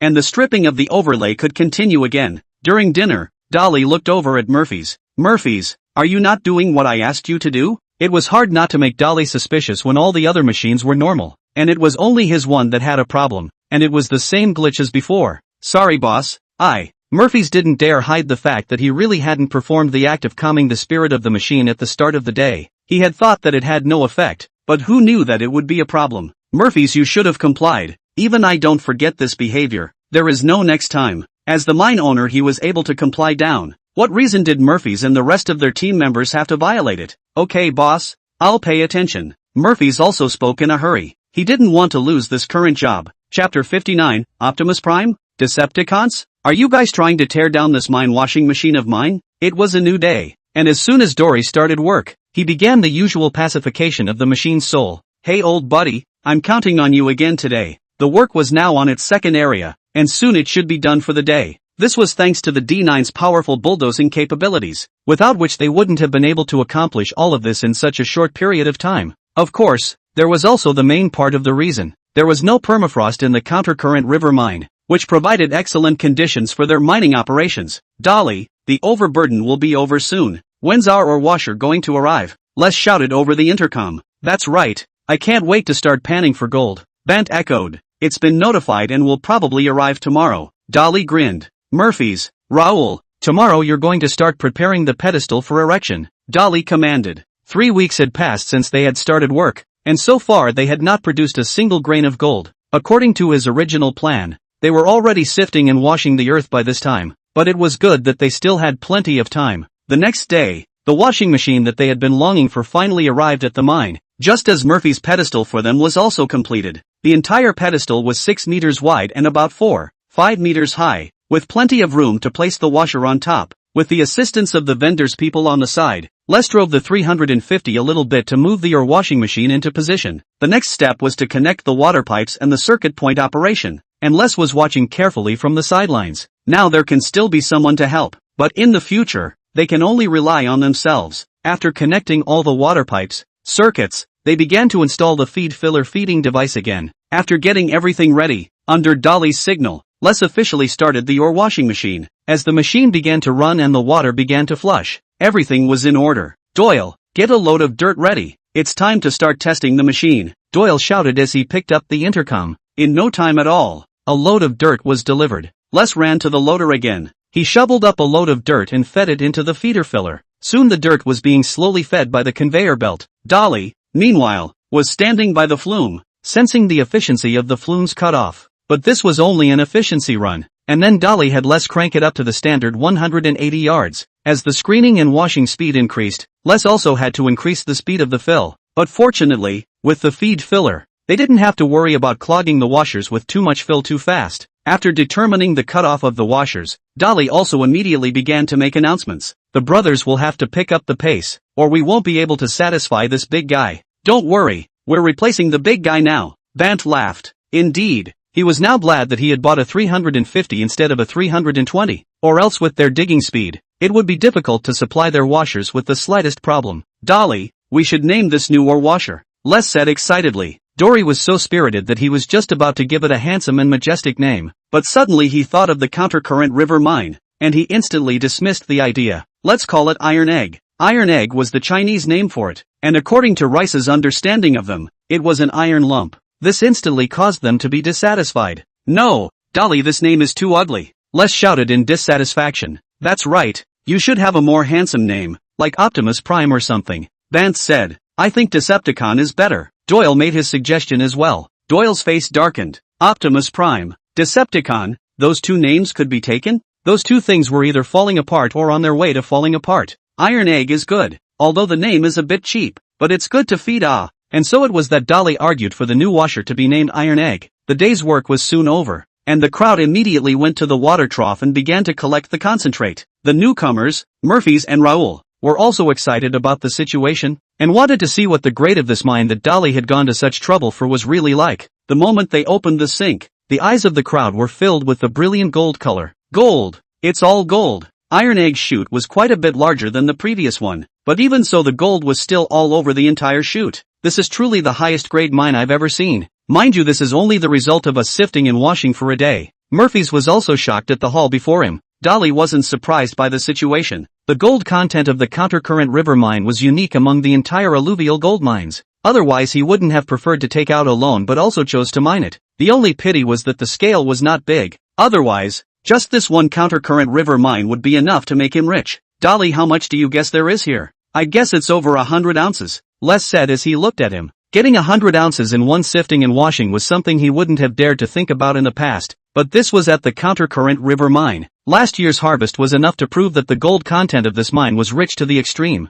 Who knows? It'll have to wait for the results of the separation. Well, take these concentrates to the gold separation house. I'm going to work overtime and start working. Yes, they had their own gold separation house now. They didn't need to travel far to another place. I'll come too. How could Les miss such an opportunity? The others could only watch at this. Although they were all on good terms with Dolly, only Les and Guy could participate in this aspect. They were the ones who had initially accompanied Dory on his journey, and they were the ones Dory trusted the most. It could actually be seen from the way the two were treated. Dolly had almost handed over the entire deployment of the mine to Les. As for Guy, he had been following Dolly around whenever Dolly wasn't piloting the device. The operation of the gold separation device was actually quite simple. It just required a little patience. Les poured piles of earth into the separation device, while Dory slowly collected the separated gold with a brush. Guy also helped out from time to time. I really wish I could keep working like this, watching the gold being constantly separated. There is no better feeling than this,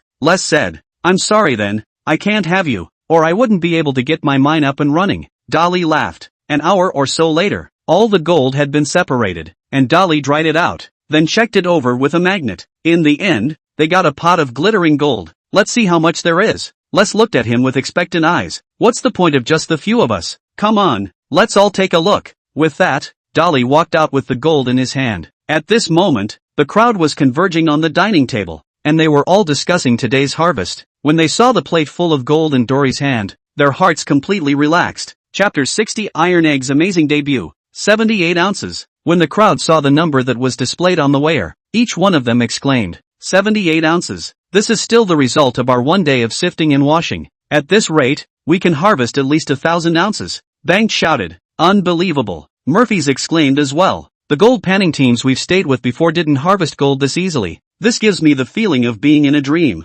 Raoul chimed in. That's why they always fail. As long as the equipment doesn't malfunction, our team can always harvest gold, Les said confidently. This was the confidence that Dolly had given him. Murphys and Raoul looked at each other. Looks like we did find a good team. No, it's entirely thanks to Dolly. We can't mine the gold down there without him, Les said. The crowd also cast admiring glances at Dory. Regardless of how Dolly had found this countercurrent river mine, the fact remained that there was a lot of gold hidden here. Enough gold to make them rich. Alright, brothers, hurry back to rest. We still have to catch up on work tomorrow. Dolly looked at them and smiled. Les, you stay. Dolly left Les at the end. What's up, Dolly? What else do you have planned? Les asked, looking at him. How long do you estimate it will take to finish mining the current mine? Les looked puzzled. At the rate we're sifting the iron eggs now, we'll be able to finish sifting this mine in a month at the most. Dolly nodded his head. Yes, the countercurrent river mine is not large enough. All must find subsequent mines that can be mined as soon as possible. We are still too misinformed. After all, we know so few people that it is difficult to be the first to know about the sale of the mine. Les said. That's why I'm going to contact those mine owners. Before that I need to leave for a while. You'll have to arrange all aspects of the mine. Don't worry, I'll take care of the mine. Les looked at him seriously. After the D9 bulldozer expired, Murphy's and Raoul officially took over Les and Dolly's work, which freed up Dolly's time. Without too many orders, he took Guy and headed for the town of gold. It was the familiar saloon again, and Dory had just walked up to the bar with Guy when the saloon owner looked at them with a smile. If it isn't our cowboy gold rush? Because of what had happened earlier at the Nene mine, they had become a bit of a celebrity here. The cowboy gold rush was their flirtation with Dolly. I heard that you recently changed a bunch of equipment and recruited some team members. It looks like you found a mine with good taste. The tavern owner smiled and handed over 2 cocktails. Just luck. Dolly shrugged. This should be the busiest time of year for your mine. What brings you to my place? Came to see you old-timers and ask for some advice. Dolly said. We old things can't compare to you guys. Tell me, what is it?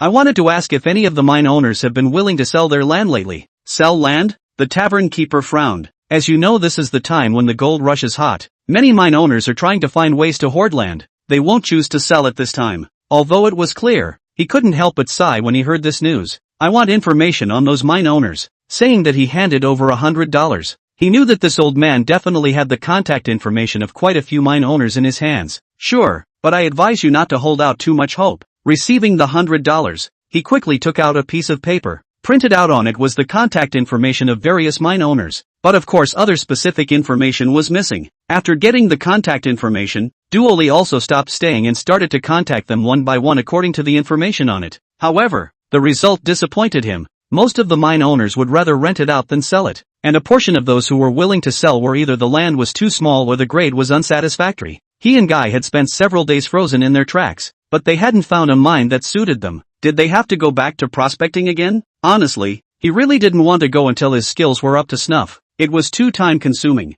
A week or 2 if he was lucky, and if he was unlucky that would be at least a month. But what he lacked the most right now was time. Back to the countercurrent river minerals. At this time just arrived at the weekly weighing time. Les also placed all the concentrates harvested during this period of time to the gold separation house. Dolly, also not ambiguous with Les, began the final separation work. Looking at the gold that was gradually separated out, his mood was slightly better. How's it going? Les asked. None of the current mine owners are willing to sell their land, so maybe we'll have to prospect again. But then a lot of this year's gold rush season is going to be wasted. Dolly sighed even as he talked about it. It's okay, I believe in you. Even if we wait until next year, I'll still continue to follow you, Les said. Dolly looked at him and smiled. Maybe that was what it meant to be a partner. Having Les around really added to his confidence. Soon the results of the separation came out, and in front of them were several large trays full of gold harvest, not to mention the crowd. Even Dolly and Les were surprised at the results of the gold this time. After several weighings, these gold reached a terrifying 431 ounces, counting the previous 78 ounces. Then their complete harvest this week was 509 ounces, weighing 15.7 kilograms. At today's prices it was even more than $61,000. It was hard to imagine that this was their week's harvest. 509 ounces. Dolly, you found a real treasure. The countercurrent river mine is an absolute gem, Vance said excitedly. A single week's harvest of more than 500 ounces of gold. What kind of concept is this? The general small gold panning team is afraid to harvest this much in a season. At this time, Murphy's and Raoul had been too surprised to speak. There was nothing more shocking than the gold that was in front of them. They were previously worried that the last weigh-in was an accident, but judging from the current harvest, they had still underestimated the gold content of the countercurrent river mines. Say, Doyle, did you find the mine? After calming down, Doyle looked at Dory and asked. Upon hearing this, the crowd also turned their eyes towards him. The harvest from the countercurrent river mine could be said to be a done deal, but the problem was that there was less and less soil available for them to sift and wash. If they couldn't find another mine, then there wasn't much left after paying off the loan from the current output of the countercurrent river mine. And in that case, I'm afraid that all they'll get is the most basic salary. I'm still in contact about the mine, but I can guarantee that this year's gold rush season will never end here, Dory said seriously as he looked at them. With Dory's guarantee, the crowd was sort of putting down their hearts. They didn't want to just get a guaranteed salary of $20,000. They followed Dory to make big money. Of course they hoped to dig out more gold. After the meeting was adjourned, Dory took out the map. He was thinking about which direction to prospect in next. A suitable direction can save him a lot of time. But just at this time, he received a phone call. Chapter 61 700 acres of land. Dolly looked at the unfamiliar number or chose to connect. Dory, is it? On the other end of the phone was the voice of a middle-aged man. I heard that you are planning to acquire land? Yes. What's the name? Dory opened his mouth and asked. He wasn't surprised by the call. He had contacted too many mine owners these days, and the news of acquiring the land had long spread. Just call me Raven. I have 700 acres of land here, are you interested? The other party opened the door and said, yes, but I'll judge the specifics after I inspect the mine. Of course, I wish to meet and discuss. My location is. After noting the other party's location, Dolly immediately called out to Guy to drive over. The other party was hundreds of kilometers away from their location, and after reaching the location, he immediately contacted Raven. Not a moment later, a black Hummer came over. Your cowboy, Dolly? Raven looked at him with interest. It seems my reputation has traveled so far. Dolly smiled and shook his hand. Young and accomplished new mine owners are on our radar. You've been making a lot of moves lately. We'd be hard-pressed not to notice. Let's go inside. With that, Raven led them to his camp. You are bold, Raven said as he looked at him. As far as I know, you're the first of the small gold panning parties in all of Fairbanks to buy a full set of new equipment. There must be a lot of people laughing at me. Then, Dolly shrugged. Most of them laughed at you, then expected to see you go broke and finally buy the equipment off your hands at a bargain price. And which are you? Dolly asked. Looking at him, Raven didn't answer directly. Those who dare to do so are either hopelessly stupid or have absolute confidence in themselves. So Dolly, which are you? His gaze was fixed on Dolly, as if he wanted to see through the young man in front of him. Of course it's the second kind, and it always will be. Dolly uttered very arrogant words. You're very confident, which is very much in keeping with your young man's style, and you seem to have succeeded. Well, that's enough of the small talk, said Raven as he straightened his demeanor and took out a map of the mine. This is my mine, a total of more than 700 acres. Over the years there have been gold panning teams mining here one after another, and the gold production is more than 10,000 ounces. You can totally trust the gold grade of my land. Things like the output of the mine could be known basically by just asking around, and Raven wouldn't lie about such things. Oh, I wouldn't be willing to sell such high-grade land if I were you. Dolly looked at him and laughed. If it was really like what the other party said, even sitting and collecting rent was more profitable than selling it outright. He couldn't believe that the other party didn't understand that. Well, there is a real reason for that. My mining license is going to expire this year, Raven said as his tone increased a few notches. It's all because of a damned gold panning team in front of me. They didn't pan for gold according to the norms, and the wastewater they discharged polluted the river. Not only did they make me take a fine, but they also restricted my permit. Speaking of this, Lavin are there gnashing their teeth. Who can accept this? A good pot of treasure. Because of the gold rush team's mistakes to the hands of the destruction. Dolly heard this, eyes light up. He seems to feel that this time there is a play, but he didn't show it either. Instead he frowned and said, a license that expires this year? Sorry, time is too short. With that Dolly prepared to leave, seemingly unwilling to say another word. Wait, you can test the grade of the land before you think about it, Raven said as he looked at him. Mr. Raven, regardless of the grade of the land, the time is too short. It is now less than 4 months until the end of the gold rush season. Counting all the preliminaries, I'm afraid the time left for me is only 3 months or even less. Dolly looked at him and sighed. It's too much of a risk to try to take the gold underground in such a short period of time. But if it works, the profits are high, aren't they? You just need to find one of the areas worth mining, Raven said, throwing out another temptation.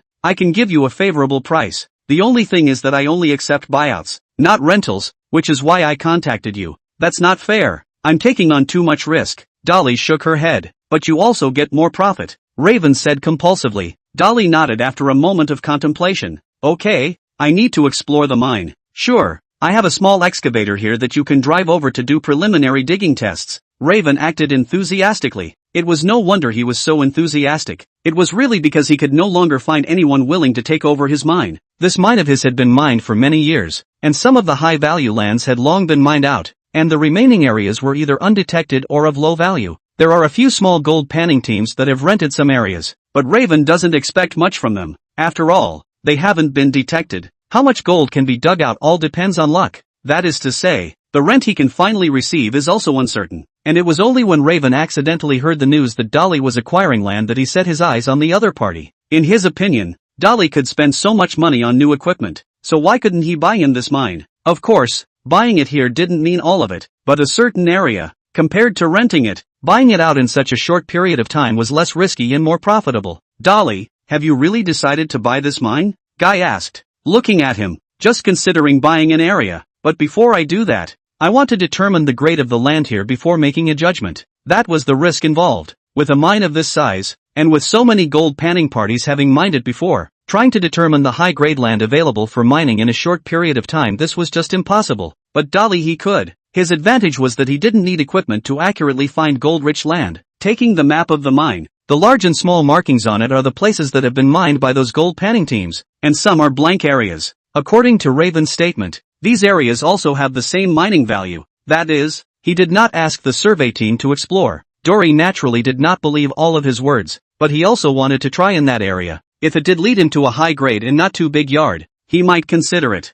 And so it was that Guy took Dolly to that unsurveyed area in his backhoe. Dolly looked at the terrain in front of him and decided to survey the area near the river first. It was known that where there was water, there was gold, and the area along the river would have a better chance of finding harvested gold. Chapter 62, 1,000 ounces? No, I'll take it all. I want it all. In order to detect the gold grade of the land here, Doyle even took getting gold points and added them back to the depth of detection. Gold Rush Tycoon. Detection depth, level 6, 16 meters. Detection range, 2 meters. Detection accuracy, upper middle. You can keenly detect gold in the earth. Gold points, 0. 30 kilograms of gold translates into 1 point. Charging, 298/30, 000. Note, gold points can be used to upgrade the above skills. The depth of 16 meters of detection. He believed that it was enough to meet the needs of most mines. The only thing that made it a little difficult for him was that the detection range was too short. With a detection range of 2 meters, the chances were that it would just only allow him to walk through those areas over and over again.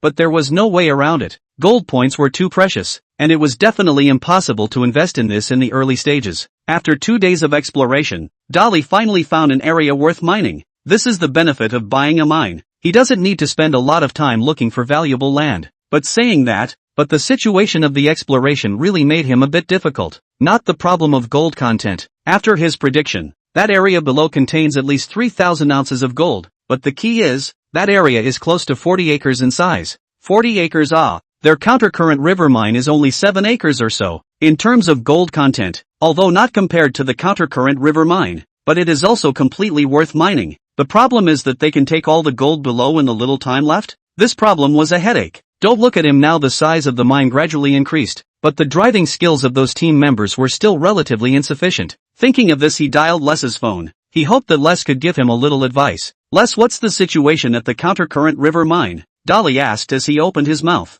Good. All this new equipment has barely broken down. It's Bant who's driving the truck over again. But you know, the car and the man are fine. Les let out a soft chuckle. I'm surprised it's taken him this long to have an accident now. Dolly was also covering his forehead. He didn't know what to say about this particular skill of Bant's. Being able to drive over a truck and not get hurt a bit every time was a skill that really left a lot to be desired. Anything? Or have you already found a suitable mine? Pretty much, Les exclaimed before Dolly could finish. Cool. True to form, Dolly. How's the mine doing? How does it compare to our current countercurrent river? Les asked. The mine is about 40 acres in size. The gold content is not as good as the countercurrent river mine, but it's definitely worth mining. Great. I was worried that it would be another small mine. This is enough for us to mine until next year, Les said. I'm afraid there isn't that much time. Dolly sighed, and proceeded to tell this side of the story. Les was also silent when he heard it. 40 acres, 10 meters deep cover, to mine it all in the remaining time? With our current manpower and equipment, this is an impossible task.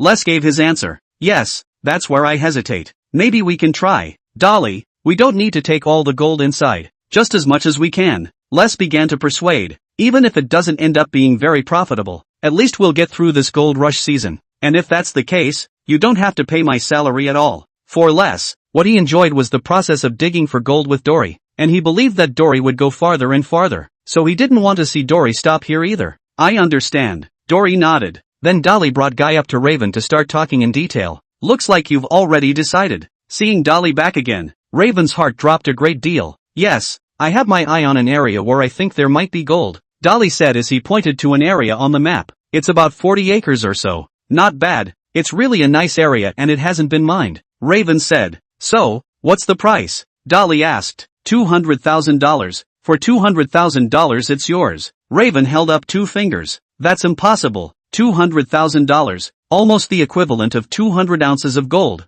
That's too much. Dolly shook his head. But you're also likely to gain more, aren't you? Even at 10% ground rent I'd need to dig up 2,000 ounces of gold there. Do you think there could be that much in that area? Who knows? Maybe the only way to find out is to dig it up. Raven's skin was thicker in this regard than Dolly thought. I don't see your sincerity, Mr. Lavin. If that's the case, I'll have to give up. Dolly wasn't the least bit worried that the other party would continue. Knowing the situation of the other party's mine, he was the only one who could accept such an unreasonable agreement as a buyout. There was no way any other Gold Rush team would take such a risk. Sure enough, just as he thought, Raven relented anyway. Alright, you win. Tell me, how much can you give? $80,000. Dolly stated the price. $80,000. That's impossible. Raven immediately balked. 40 acres of land would cost $40,000 or more to purchase from the government. $80,000. So what else would he make? At least $150,000. $90,000. After some tugging and pulling, the two sides finally closed the deal at $1,100,000. Signing the contract, Raven's face immediately transformed. He shook Dolly's hand and said, I hope you guys can dig up enough gold there. In fact, he didn't think much of Dolly's choice of that area. $110,000, which was roughly equivalent to 100 ounces, meant that the other party would have to dig up 1,000 ounces of gold there for him to lose money. But was that possible? Raven didn't believe it. Dolly, on the other hand, thought he'd made a profit. And while it was a lot more expensive compared to going to the government and buying it there, it was a lot cheaper than leasing it. Other than that, couldn't he have taken 1,000 ounces of gold with him? After completing the transaction, he and Guy also immediately rushed towards the Countercurrent River mine. At this time the work of the mine was still going on steadily. Les, who was directing the scene, saw Dolly and their arrival and also rushed over. How's it going? Dolly didn't say anything, but directly handed over the contract. $1,100,000. Won't this be a bit expensive? Les frowned. So, based on a 10% ground rent, we have to dig out more than 1,000 ounces of gold there so that we don't lose money. Dolly said, just 1,000 ounces? That shouldn't be too hard. Les nodded. 3,000 ounces worth of land for just 1,000 ounces of harvest. That meant they only needed to mine a third of the area. In the remaining time, they were fully capable of doing it. No, I want more than 1,000 ounces. Dolly held out his palm then clenched it tightly. But all of it. Chapter 63, Les's position. How is this possible? Dolly, are you out of your mind? Les looked at him in surprise. That's a whole 40 acres, and the cover is even as high as 12 meters. How can we possibly dig it all with the equipment and manpower we have? I have my plans, but until then, we need to pick up the pace. In the evening, taking advantage of the meal, Dolly also broke the news of the new mine. Great, now we can pan for gold again. Bant spoke up, their worst fears finally resolved. The others were also relieved, but just then, Dolly looked at them with a grave expression. I intend to finish all of that mine this year. I know you guys have a lot of questions, but you don't need to question them, just follow my plan. First of all, the Countercurrent River mine must end its mining mission here within a week. Wouldn't a week be a little tight? Doyle frowned. There's not that much time left for us to waste. After that your tasks will get heavier and you'll have to relocate once the Countercurrent River mine is finished. Dolly brought up the fact that the tasks weren't heavy before, and with all the newbies, he didn't ask for much, but now it was time to bring up the efficiency. Looks like we're going to have to work overtime. Les said, not that he had much of a problem with that. The others didn't have a problem with it either. After all, they were on Dolly's payroll. Good, Les, then this place is all yours, Dolly said looking at him. Don't worry, I'll set them up and won't let them slack off, Les promised with conviction. Dolly left, including Les not knowing what he went for, only that he took all the gold from earlier. Spur your loading could be faster. This is no time for you to be lazy. Doyle, what are you dawdling for? Bant is loading the second car. In the mine, Les kept directing them. He could always pick something out of something. Les, Bant, he's a future racer. Of course I can't compete with him, Doyle spat out. This is a mine. It's not a place for you to have fun. If you can't keep up, figure it out. My job is to supervise you guys. Go talk to Doyle if you want to explain. Les rebuffed them nonchalantly. Although Les's attitude made them very dissatisfied, they could only endure it. Regarding this matter, Dolly had told Les before he left that he didn't have to care about their feelings, and that this was a process for him to establish his authority. Les had behaved well before, but only as an employee. Now that Dolly was letting him manage a mine, he would have to learn to change his identity. There is no such thing as peace and harmony in the mine. A little conflict is normal, but as long as Dolly can lead them to dig up the gold, give them enough pay, these are not a matter of fact. A week's time quickly passed. Iron egg worthy of the name of iron egg. In these days even an accident did not happen. Les came to the gold separation house, carefully checking each bucket of concentrate, although Dolly gave him the permission to separate the gold. But he still wanted to stay and wait for Dolly to join him. He wanted to share this joy with Dolly. After confirming the amount of concentrates,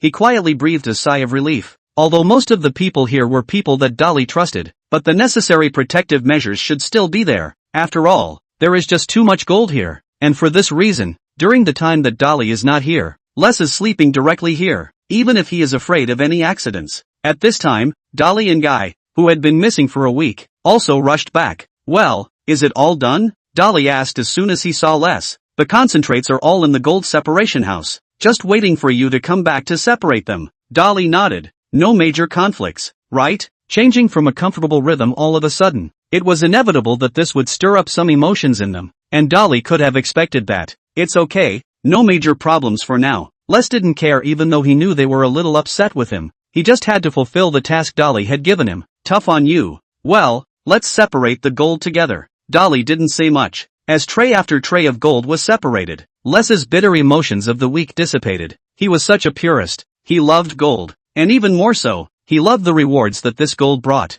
Well, it's time to get these out and give them a good look, Dory said with a smile. When the crowd saw Dolly walk in with Les with several large trays of gold, smiles immediately plastered on their faces. I know it's been hard for you guys to get used to the new pace this week, but it's been worth it. With that, Dolly and Les began to weigh the gold, listening to the rustling sound of the gold being poured into the scales and watching the numbers on the meter jump. The hearts of the crowd grew tense. 726 ounces. Are you guys still satisfied with this result? Dolly said as he looked at them. Couldn't be more satisfied. Bengt spoke up. They also didn't expect to dig out more than 700 ounces of gold at the end of the day, which was 23 kilograms of gold, counting the 509 ounces from before. Our harvest from the Countercurrent River mine this year reached 235 ounces. Les tallied the data. Did we dig up that much gold? Doyle exclaimed. That was over 1,000 ounces. That's not even counting our harvest from last year. Les laughed. Over 1,000 ounces. And that's still less than a month's worth of our results. Even those large gold panning teams couldn't do it.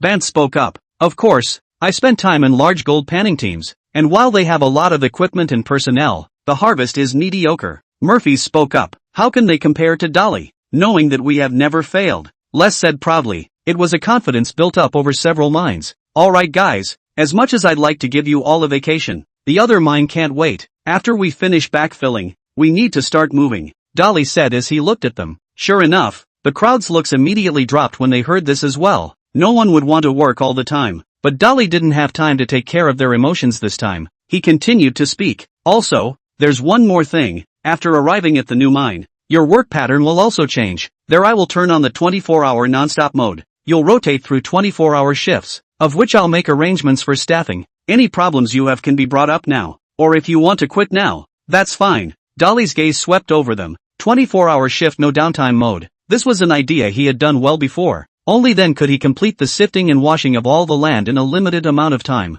Chapter 64, Sudden Accident and Gunfight. 24 hours without downtime. Hearing these words, they could already imagine how heavy the subsequent tasks would be. For a while everyone was silent. A moment later the new arrival, Murphy's, spoke. I have no problem with it. I experienced it back in the other mines, and I was prepared for it before I came. Raoul on the side nodded along in agreement. Is there a break? Doyle asked. There'll be a day off about 2 weeks, and by the way, you'll be allowed to switch shifts. It's so short that there's really no way to free up more time. Doyle shrugged. That I can. Doyle responded. I need the money. Spur responded with a simple sentence, but it made his attitude clear. Then everyone looked at Bant. What's everyone looking at me for? Bant was a little surprised. What about you? Bant, do you still choose to stay? If I go back now, the old man won't beat me to death, and I'm not in the habit of being a deserter. Bant smiled. Very well then, we all sort of agree. I'm here to make sure that your efforts won't be in vain, and that you'll all be paid to your satisfaction in the end.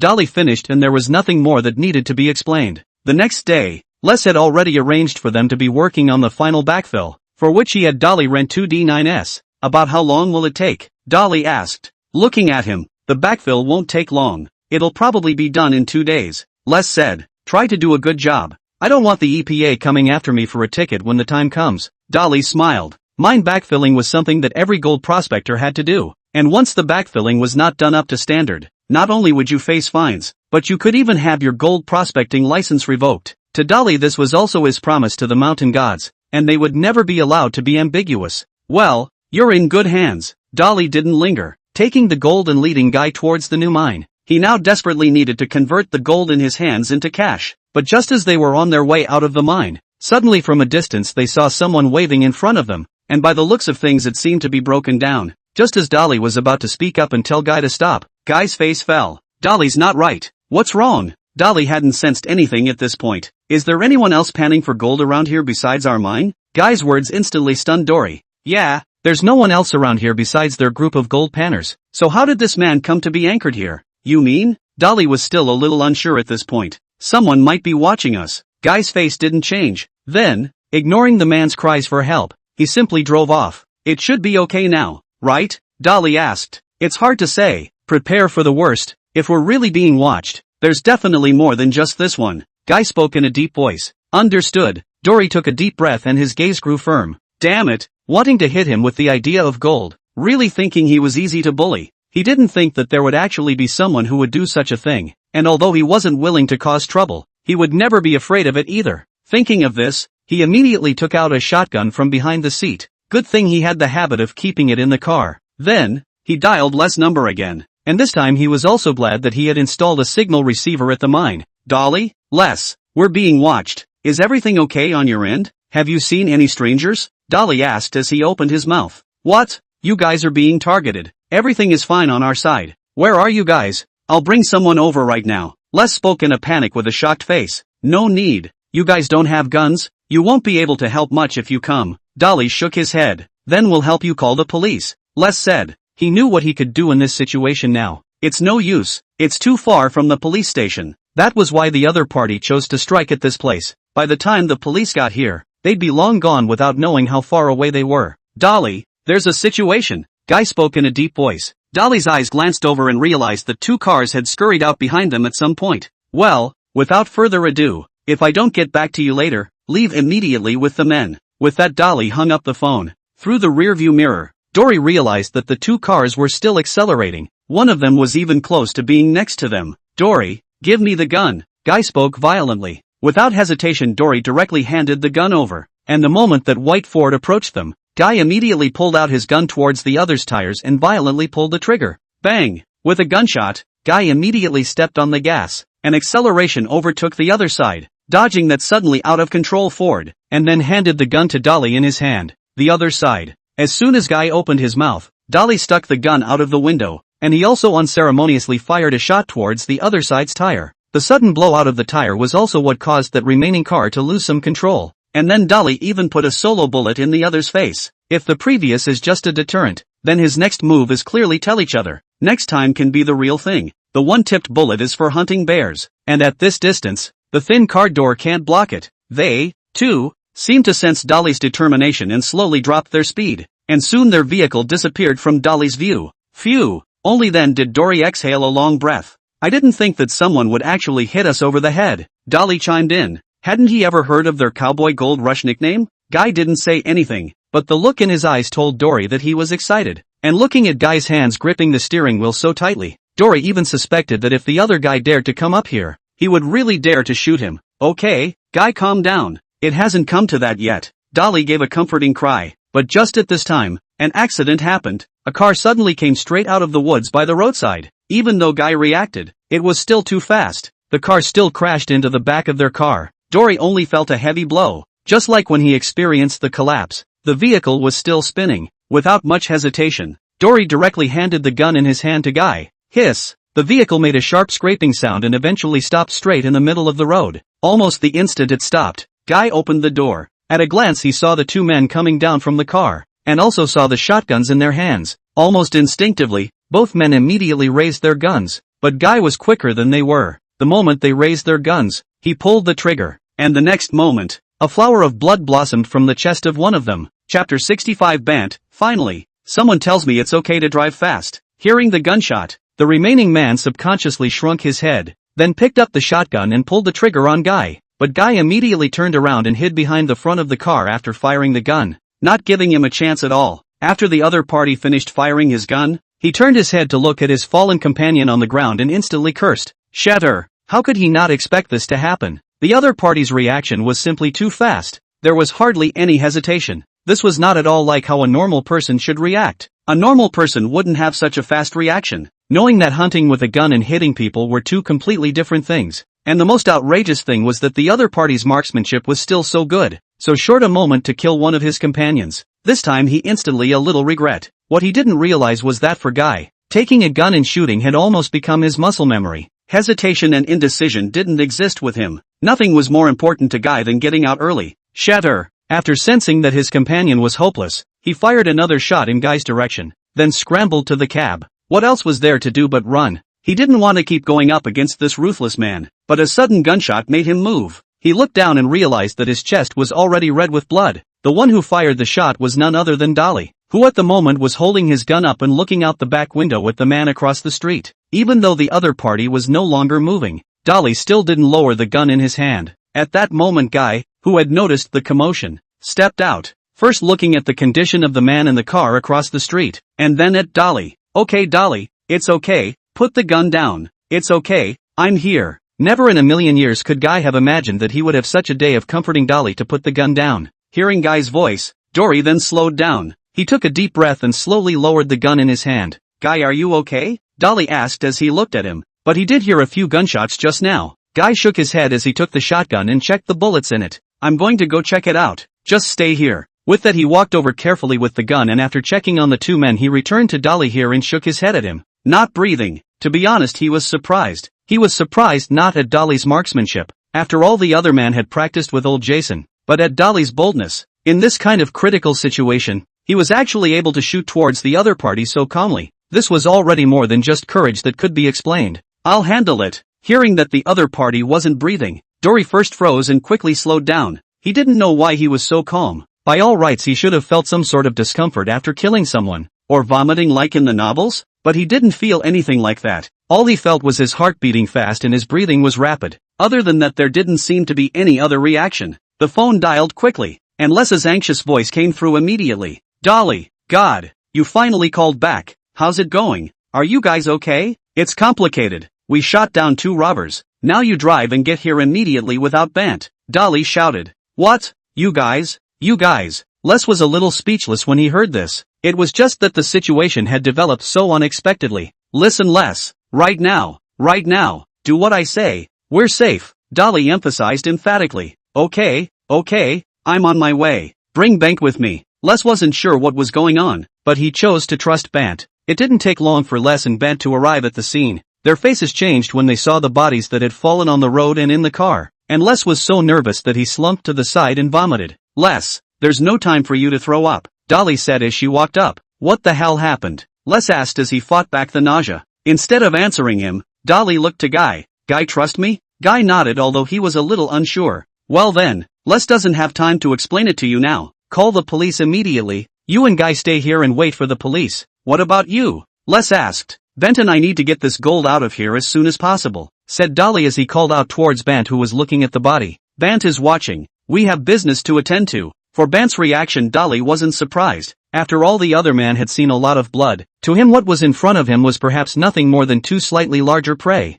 "Ha? Just us?" Bant froze. "Get in the car." Dolly didn't have time to give a hesitant prod. Bant immediately got into the driver's seat. When Dolly looked at him and said meaningfully, "Bant, it's all up to you now. We have to get out of this gold as soon as possible. So run for it, future racer." "You mean I can drive fast now?" Bant was still a little incredulous. "Of course, that's why I asked you to come. Come on, show me what a future racer is capable of." Bant laughed, then his complexion instantly became grave. "You are provoking my dignity as a racer." With a swish, the vehicle directly lifted off. Dory didn't know what had happened in between. It was as if he had lost his memory. After arriving at the location, he even directly squatted on the ground and vomited. "I swear to vomit in the future. Oomph, this is what happens when you provoke a racer." Bank lifted his head and said proudly, "Give me a hand." Dory was really surprised. He originally thought that Bant was just a guy who liked racers, and he thought that he could just let him drive faster, but did not expect the other side is really a guy. After a quick shot of gold, Dory's heart was finally put down a large part. As to why he did so, it's simple. Don't hold too much hope for America's police, especially when you're carrying hundreds and millions of dollars in your body. You can still fight back with a gun when robbers rob you of your money, but there's nothing you can do when they really get physical. In fact, he would never have called the police if there hadn't been a murder. But of course, there was a more important intention. He wanted to convey a message to those ungrateful robbers to think clearly before making a move. They are not any soft persimmon. Don't come to their trouble without the intention of giving your life away. Let's go. It's time to go to Les and the others. Now that it was done, it was time for them to go to the police station to fish for someone. Dolly, you're finally here. Les was thrilled to see Dolly come over. They've got Guy in jail. Dory nodded. Don't worry, leave it to me. He then looked at a police officer and spoke. I'd like to see your sheriff. Chapter 66 The Gold Rush Miner's menacing past. Only after making sure he had no dangerous items on him did the other cop lead the way to the sheriff's office. Hello, Mr. Sheriff. I'm Dolly. Dolly stepped forward and opened his mouth to introduce himself. What can I do for you, Mr. Dolly? The sheriff looked at him. I'm here because of the incident of the mine robber. The one who killed the robber was my employee and I was there at the time. According to the situation this should fall under the act of defense. Dolly also said directly to the point. You are the mine owner? Whether this matter is a robbery and murder case or not needs to wait for our investigation, but your employee is indeed suspected of a hit. I understand, Mr. Sheriff. Without waiting for him to finish, Dolly pulled an envelope out of his pocket. This is his bail, and I'm sure you won't wrongly accuse any of the good guys. The sheriff glanced at the thickness of the envelope and his eyes changed color. Of course, Mr. Doyle, isn't it? I certainly won't wrong any good man, and I'll never let any criminal off the hook. I'm sure your employee is innocent. With that he passed a wink to the officer next to him and the other nodded knowingly. Thank you very much, Mr. Sheriff. Dolly got up and smiled. The truth was that there would be no need to investigate this case at all. Dolly understood that the other man wanted nothing more than to take some money. This was normal. In America, police officers' income were not very high.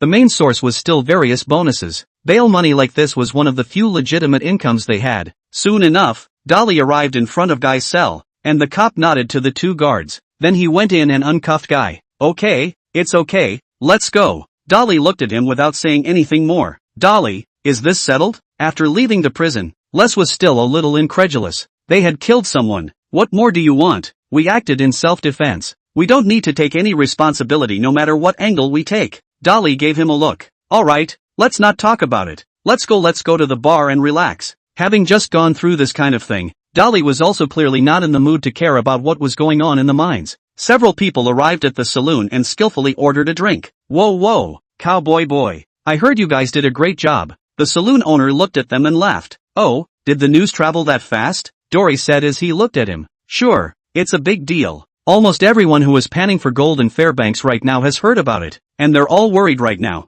Put their minds at ease. I've taken care of their troubles. Dolly smiled. Who are all the robbers? The tavern owner asked the most concerned question. Not sure. Dory shook his head, and his complexion was grave when he spoke of this. Based on our encounters, the robbers were at least 5 or more. There were those who attracted attention, those who intercepted them, and finally there were even those who directly took action. It's not like they came out of nowhere. It's more like they came on purpose. How many did you guys take out? The tavern owner asked. 2. The one in the center who was responsible for intercepting was scared away by us, and we followed up with a battle with the other 2 and killed them. Dolly said lightly. That means a couple others got away? The police side didn't find them. They should have run away. Dolly said. Those swine who only know how to eat our taxes. What can they do? The tavern owner also looked angry at the mention of this. Dolly smiled and raised his glass in agreement. But after this happened, they shouldn't choose to do it again. And to be honest, if they hadn't run into us, I'm afraid they would have already gotten their hands on us. Dolly wasn't boasting. Not every mine had a ruthless man like Guy who dared to outright kill at the drop of a hat. The tavern owner also nodded. Not bad. You guys did solve a big trouble for us. Then I'll waive your consumption today. Old man, you're so generous? Les was a bit surprised. In Fairbanks all of us miners are on the same side. Does this happen a lot? Guy looked at him and spoke. The tavern keeper shook his head. Rarely. It seems that the recent high price of gold has gotten that into some people's minds. But there used to be many. During the previous gold rush many miners were robbed and even gave their lives for it. And what did you do to those people before? Les asked curiously. I don't think you want to know. The tavern keeper showed a mouthful of yellow teeth and a chill ran down his spine at the sight of Les. Our most merciful punishment for those who steal gold is to hang them on the mine as a warning to those who do. The tavern keeper said imploringly. The previous era was not like now. There was no telling how many people would have to die in the gold rush back then, so screwing a few robbers to death was completely stress-free for them. It could even be used as a way for the players to vent their tension and fear. Dolly nodded. Old Jason had also told him before that it was precisely experiencing those times that made him ask for Guy to accompany him. As things stood now, the elder Jason had been truly prescient as well. But of course, that had to do with Dolly's caution as well. He would hardly let Guy engage in any work in the mines, and it was this trust that would keep Guy on his guard at all times. Well, that's it for this matter. I heard that you've made another big move recently? The tavern owner looked at him with a smile on his face. The gold hunter's main concern was of course gold hunting. Are you all hounds? Dolly looked at him without a good look. There's nothing absolutely private over here. Tell me, how much did you harvest at the last mine? Don't worry, after what happened, I don't think anyone dares to hit you guys anymore. Just over 1,200 ounces, not much more than those big gold panning parties, Dolly said with a smile. 1,200 ounces. The saloon keeper was also stunned by their haul. Les and Band were also satisfied with this expression on his face. It's only been a short while and you guys have harvested over 1,000 ounces. It seems like you guys have really found a rich mine. The tavern owner let out a sigh of emotion. Sometimes it was just so helpless. Panning for gold not only required experience, luck was equally important. And in his opinion Dolly's kind was pure luck. What about the other gold panning teams? Les asked. He was also curious to know how their harvest was. It's just the beginning now. Not all gold panning teams are as good as you guys to have this kind of harvest in such a short period of time. In fact, even in the end, very few gold panning teams will be able to surpass your achievements. Don't think that just because you have a machine here in Fairbanks, which is full of gold, that you will necessarily be able to dig for gold. There are plenty of them that go bankrupt and quit the business every year. Chapter 67 didn't think so. I owe money for equipment again. They rested for the night in the town, and it wasn't until the next day that the rest of the mine realized what had happened. They also expressed their shock at this, but fortunately, the storm had passed and the backfilling had been completed, and they began to officially relocate under the command of Les. Due to the fact that they had a lot of equipment, Dolly had purposely equipped them with several trailers. Les was the first to arrive at the mine, and he hugged Dolly as soon as he came up. How's it going? Dolly asked as he looked at him. The equipment is all on its way. It'll probably be here tonight. Where's the mine?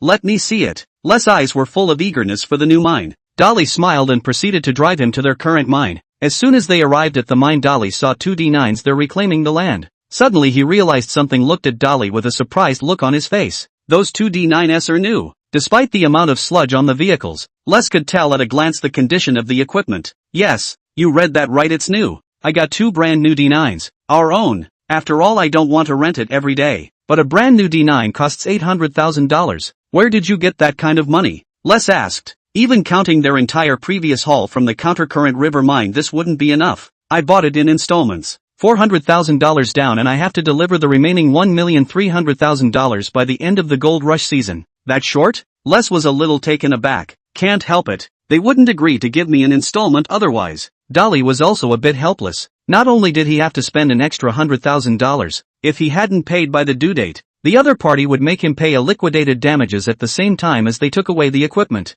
Dolly, you're taking too much of a risk. Counting the bank loan, you're already carrying a $2 million debt on you, Les said excitedly. Yeah, I'm in the negative before I'm a millionaire. Dolly shrugged. But if I succeed in taking this mine down, then not only will I be able to pay off the loan, but I'll also own the equipment at the same time. That's crazy. Dolly, really, you're the craziest gold prospector I've ever seen. Les shook his head. Dolly patted him on the shoulder. But it's also the most successful, isn't it? That's the thing about the Les Gold Rush. It looks like a lot of haul, but most of the money is actually spent on land and equipment. And I'm just getting into this stage early. If we want to win in this gold panning industry, which is getting more and more competitive nowadays, we have to take a little risk. At Dolly's words, Les was silent for a moment. Well, it's the only thing we can do for now. But can you let me know in advance if this kind of thing happens in the future? Let me be a bit prepared? Dolly smiled and nodded. Well, while the equipment is still here, let's discuss the next arrangements for the mine now. Saying that, Dolly took out the map.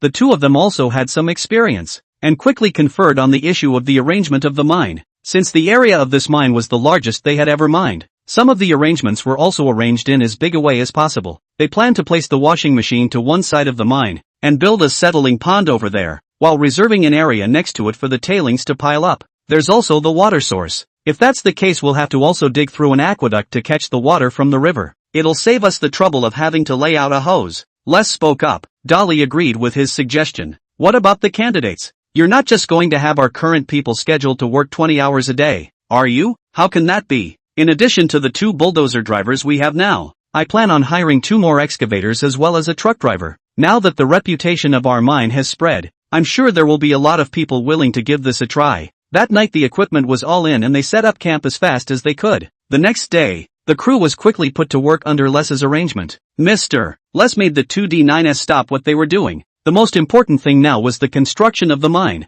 Both the piling up of the soil and the construction of the sedimentation ponds could not be done without this big guy. Everyone was working hard. Even the two newcomers knew how heavy the task was. It took them 2 days to set up the basic structure of the mine. But of course, the washing machine had not yet been started, and it was still too early to get the washing machine. Dolly's idea was to remove all the overburden in one fell swoop, and then do a full-scale sifting and washing, rather than stripping the overburden while sifting and washing. When the 3 remaining employees arrived, Dolly also immediately arranged for them to begin a 24-hour shift pattern. With the exception of the 2 dozers, everyone officially began working shifts. The efficiency of the mine was gradually accelerating, but just at this time, bad news came from Rice's side. Dolly, we've dug up frozen soil on our side. Dory immediately rushed over. At this time both bulldozers stopped in place. Dory went up to take a look. A white trail appeared in front of his eyes. How big is it? Is it just this area or both? Dolly asked. Not sure at the moment, but it's seriously affecting our digging progress. What do we do now?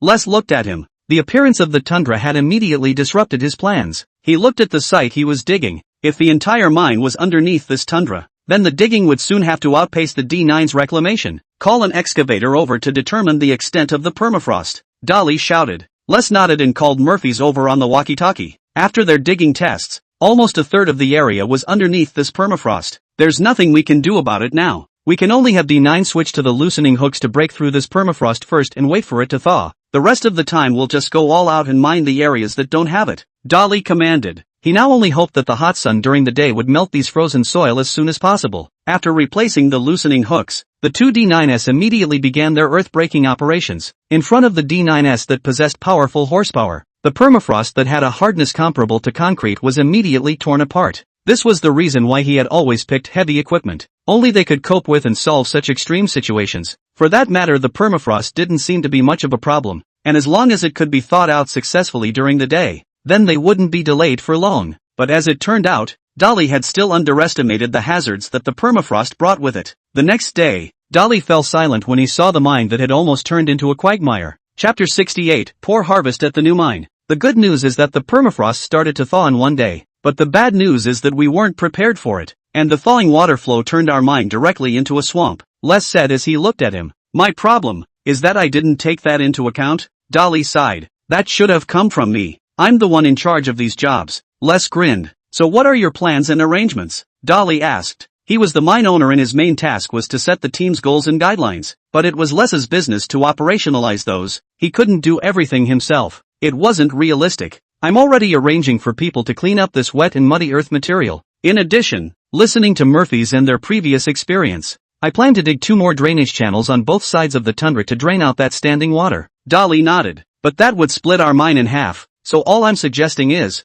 how about just going ahead and mining one area? That way we can take our time waiting for the permafrost to melt on the way to mining, and at the same time harvest a fortune in gold to ease your mind. Dolly thought about it for a moment. Now this seemed like the best option. You'll need to finish installing and setting up the ore washer as soon as possible then. Immediately after clearing the silt, Les arranged to start the erection of the base of the ore washer, for which he had to pull out a D9 for the job. Now Les somewhat understood why Dolly had to buy so much equipment. He even thought it was still too little. It took an afternoon just to build the base, and only after making sure it was strong and level enough again did he call for help to haul the ore washer. In this regard, only Murphy's and Raoul had a little bit of experience, and the two of them also stopped their digging work and fully cooperated in pulling the ore washing machine. During this period, several accidents almost happened. Watching Les and Dolly were scared, but in the end, the good thing is that the washing machine iron egg is still safe and sound was placed on the base. The next is to connect the water pipeline, laying sluice and a series of tedious operation. Of course, there is also the key to the arrangement of the feed filler, but even so, this still took them 2 days. That was one of the drawbacks of a new Gold Rush team. They were inexperienced in handling many things, but Doyle didn't blame them. It was a necessary process for a Gold Rush team to go through. There were still less than 3 months left until the end of the season, but they still hadn't started the official sifting and washing. But by now all the men and equipment had been stretched to their limits. The shovels of the excavators had been swung out of stumps, and the trucks, needless to say, were practically speeding across the mine. Dolly hadn't been idle either. He'd been keeping an eye on the digging of the land as well, and upon realizing that they'd dug into areas that contained gold, he immediately notified everyone and immediately turned on the sifting and washing without testing. Such was his absolute confidence in himself. Due to the lack of people, Les got right on the loader and started to fill the washing machine with earth material. When Les fed the first shovel of dirt into the feeder filler, it was as if the stone in everyone's heart had fallen to the ground. Dolly looked at the sluice gate and sensed the gold that gradually began to settle down in it. According to the current progress, they were still able to finish all the sifting and washing in the last time. In the evening, everyone including the new employees gathered in front of the campfire. The concentrates had already been sent to the gold separation house to be separated. Today was their first day of screening and washing, and they wanted to know how the screening and washing would go today, to see what the gold content was in this land that had made their mine owners care so much. When Dolly and Les walked out from the gold separation, the crowd froze when they saw the metal thermos bottles in their hands. "What's with the switch to bottles?" Doyle asked. "It's so there's more mystery," Doyle said, always using the gold plate to contain gold. "The eyes of these guys are spoiled. A glance can roughly distinguish how much it is. How meaningless is this? Well, no matter what it's loaded with. Hurry up and let's see the results of today's sifting and washing." Bank prodded. Dolly smiled and slowly poured the gold from the thermos into the weighing disc. As the gold was poured in, the numbers on the meter jumped and finally stopped at the number 38. 38 ounces. Bent shouted. "That's it. Dolly, are you sure you don't have a stash of gold?" Bent looked at him incredulously. The haul wasn't even half of what they had at the Countercurrent River mine, which was obviously unacceptable to him. "What do you think? Do I have to? That's all we've sifted and washed today." Dolly looked at him without amusement. "But that's too little. 38 ounces. At that, we're up to 200 ounces a week." Doyle sputtered. The new guys froze a bit. 200 ounces a week isn't enough? That's over $200,000. Several of the men who had worked at the Countercurrent River mine shook their heads. Bant spoke. "This is nothing. At the previous mine, we were harvesting over 500 ounces of gold a week. 500 ounces. They were stunned. They could hardly imagine what it was like to harvest 500 ounces a week. But unfortunately, we only dug for less than a month and ended up harvesting more than 1,200 ounces. If only the mine was bigger." Doyle sighed. "I'd say you guys have had enough. Where are all the high-grade mines for you? I still want them all. What happened to 38 ounces? That's just what we've gotten in one day. The main thing is that the mine is large enough here. Although the grade is not as good as the previous Countercurrent River mine, the harvest will definitely surpass it. Forget it, you won't believe it even if I tell you. Just wait, you'll know when the screening results come out later." Dolly was also a bit speechless. We're not used to this already." Bant let out a laugh. Dolly sighed and looked at them. "I know you guys are worried about the mine, but this was carefully tested by me. You guys should have to trust me. After all, I've never failed." All in all, the final result of the gold weighing had some people happy and some people sad, but those who should work still had to keep working. "It looks like Bant and the others still can't get used to this kind of harvest." Les laughed. "What about you?" Dolly looked at him. "I've always believed in you." Les looked at him firmly. "From now on, you don't have to watch the daily weigh-ins. Just wait a week and weigh them all together. A little bit of gold would only affect their mood. It would be better to put it together so they could see the final result." Doubting his vision? Humph. They would no regret after a week. Chapter 69. It's good to be a turtle. At least you'll live longer. On the mine site, Dolly was wearing a reflective undershirt and inspecting the situation. After Rice's improvement initiative, it was obvious that the environment of the mine site was back to normal. The drains on both sides of the tundra were draining steadily, and it looked like it wouldn't be long before they were ready for digging and mining. He then looked at the efficiency of the two excavators. The 350 excavator was equipped with a 3.2 cubic yard mining bucket that could bring up almost 4 or 5 tons of dirt in one shovel, and it would only take a dozen shovels to fill an A40. This creates a problem, as the driving speed of loading can't keep up with the digging speed of the excavator, and it's impossible to create the most efficient mining. A lot of time was wasted. "Dolly, what are you looking at?" Les came over at that moment. "I'm thinking that the transportation efficiency of the two trucks is still too low to fully utilize the 350's performance." Les looked at the situation and said, "It can't be helped. This mine spans too much right now, and it's going to take longer for Bant to transport them back and forth. Too bad I don't have a lot of funds right now, or I could arrange for another truck." Dolly sighed. At that, Les gave him a look. "Another truck? Do you think they're machines? That's just enough efficiency to have time for them to slow down a bit." Dory then responded. He was the one who had taken it for granted and hadn't considered the people. "Dolly, let me ask you something. Do you sacrifice to the gods in this mine as well?" Les asked surreptitiously. Dolly nodded. Long before Les and the others had arrived, he'd gotten it done with Guy. Not to say he was superstitious, but at least it was a comfort to his mind. "So what did you name the mine?" Les asked again. He was curious what Les would name the mine again. Spirit Turtle Mine. Spirit Turtle? Les froze. Another word he didn't understand. Spirit turtles, simply put, are giant turtles that are humane, Dolly explained. Oh, but what does that have to do with our mine? It doesn't look like the mine is shaped like a turtle to me. Les looked at him in disbelief. The tortoise is a symbol of longevity. Meaning that the tortoise is a symbol of longevity. And what we lack most in this mine is time, Dolly patiently said to him. So there is such a meaning. Very interesting. In fact, spirit turtles were not his first choice. His first thought was mayflies. Mayflies lived in the morning and died in the evening, and their lifetimes were extremely short. He wanted his mine to be like a mayfly. Even in its limited time, it could still spend a perfect life, both allegorically and figuratively. Mayflies seemed to be much better than spiritual turtles, but why didn't he use it? It was simple. The experience of the countercurrent river mines was right in front of him. I'm not afraid of the worst, but I'm afraid of the worst. Turtles are a bit hard to hear, but turtles can live. Better to die than to live. Can safely finish digging this mine on the line. At this time, Dolly seems to have noticed something and hurriedly picked up the walkie-talkie. Murphy's wait. Saying that, he rushed to the scene with Les. Boss, what's wrong? At this moment, Murphy's was still in a daze. You should keep digging down, Dolly said to him, but it's all bedrock down here. Murphy's said. Those who had done gold panning knew that most gold would gradually be deposited downward over time until it encountered a bedrock layer. So in Murphy's opinion, this bedrock layer wasn't worth mining at all. But there's also gold in the bedrock layer. Take a gold pan down. Dory didn't want to explain anything more. He wanted to tell the other party with facts. Randomly skimming some dirt from the bedrock, Dory brought it to the water channel for panning, and soon a few tiny gold grains appeared at the bottom of the gold panning disc. It does contain gold. Then we really can't let it go. Les nodded at the sight. Murphy's didn't say anything when he saw this. Since there was gold, then he would dig. However, Dolly, this bedrock layer of earth material will bring a heavy burden to the iron egg. I am worried, said Les with a frown. It can't be helped. There's no way we're going to let go of this dirt. Besides, tell Doyle and Bent that the bedrock layer doesn't have to be dug too deep. For other gold prospectors, even if they dug up a layer of earth material that contained gold, they couldn't accurately judge its extent and size. In response, they tended to screen large areas, which undoubtedly added a lot of unnecessary work, as well as adding to their expenses. But Dolly was different. He could accurately judge the range of gold-containing earth materials, so he could avoid sifting and washing useless earth materials. Also, when sifting and washing the bedrock layer, have them pay more attention to the iron eggs. Dolly also instructed with some concern.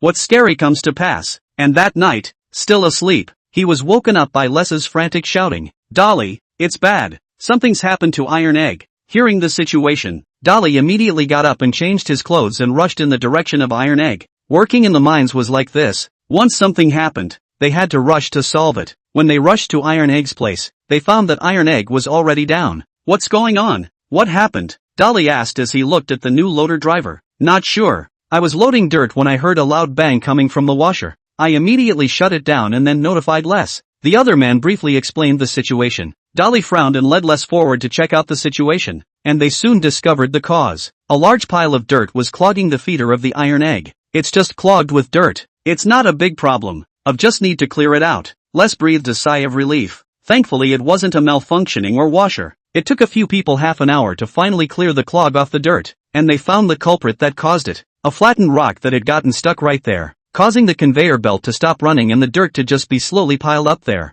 Looks like it's still the bedrock layer. Les looked at him and spoke. This hadn't happened before. The Iron Egg had been working steadily. Our feed filler can't sift through this kind of rock. It's going to cause us a lot of trouble. The feed filler could only screen those large boulders. There was no way to do anything about this kind of flat stone. Keep an extra eye on Iron Egg. Anyway, the screening of the bedrock layer should continue. Dolly sighed. There was no way around it. If he gave up the sifting and washing of the bedrock layer, his harvest would definitely be a large amount less. He was now in so much debt that he was counting on the spirit turtle mines to give him back his blood. Chapter 70. Do you want to bet on whether or not I have bullets in my gun? For Dolly's idea of wanting to continue to sift and wash the bedrock layer, Les could only listen even if he had an opinion. After all, the mine was Dolly's. Now it was just a matter of hoping that the Iron Egg would hold up, and when they saw the gold harvest in a week, maybe they could change the rest of the mine's mind. Soon the Iron Egg continued to start running, but from that roaring rattle, Dolly seemed to hear a hint of dissatisfaction.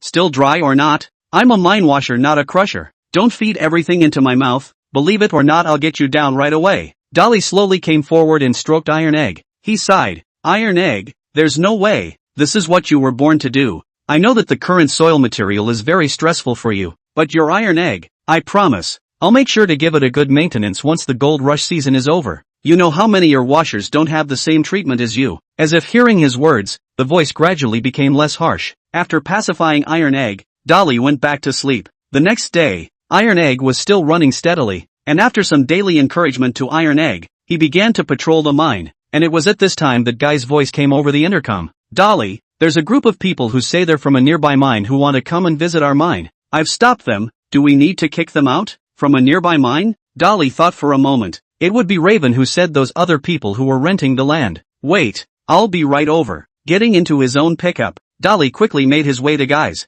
Nodding at Guy, his eyes then rested on the three men in front of him. Hello, my name's Love, renting land from the Raven mine owners nearby. Hello, Dolly greeted even though he didn't know what they were here for. What can I do for you? Dolly asked. Straight to the point. A few people looked at each other and Love spoke up. May I ask if you are also here renting Raven's mine? Dolly shook his head. I bought this mine outright. What? Bought this mine? Don't you know that this mine only has 1 year of mining left? One of them looked at him in surprise. Of course I know. Then you. Love interrupted the man. It's like this. We didn't find any traces of gold on that area, so we wanted to come over and find out to see if you're the same. What does this have to do with me? Dolly said, looking at them. Hey, we're all miners, we should help each other. One of the men looked at him disgruntled. Miners? No, I said I bought this land, so I own this place and you guys don't. Dory's face sank as he continued. Besides, it's your own problem that you can't find the gold, and even if you have a problem you should go to Raven. I don't have anything to do with you.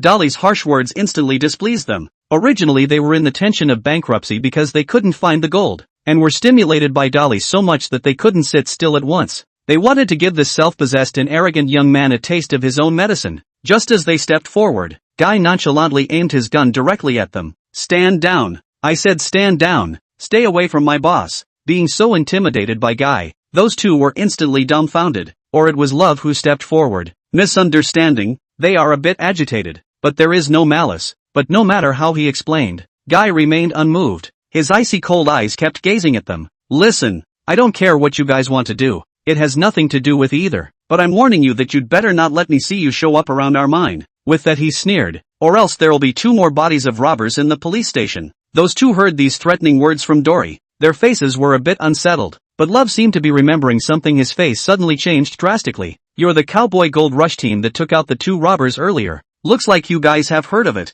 That's good. Now leave my mine immediately. Dolly rushed at them. I understand. We won't come near your mine again, Love said, and immediately left with the remaining 2. Dolly and their gold panning team could be said to have become famous throughout Fairbanks. They dared to mess with some ordinary mines, but cannot dare to mess with Dolly. They are really opened the gun to kill people. Ah. What? You said they were just a dispute, not a robbery. Dolly wouldn't dare shoot them. What are you thinking? This is not their rented land. It's Dolly's own private mine. It's their private territory. Trespassing on private property. Dolly and the others would have had the right to shoot in self-defense. As for the police, they wouldn't listen to a dead man's explanation. Looking at the departing Love trio, Dolly snorted coldly. Sure enough, he was right to spread the news out before, so that there would be a lot less trouble. In fact, he didn't have to be too simple if he really wanted to cover up what happened before. The mine was full of large-scale mechanical equipment. Just dig a pit and bury it, in that wild mountainous place. Who knows? Then, he opened the walkie-talkie to tune it to the Everyone channel. Everyone listen up.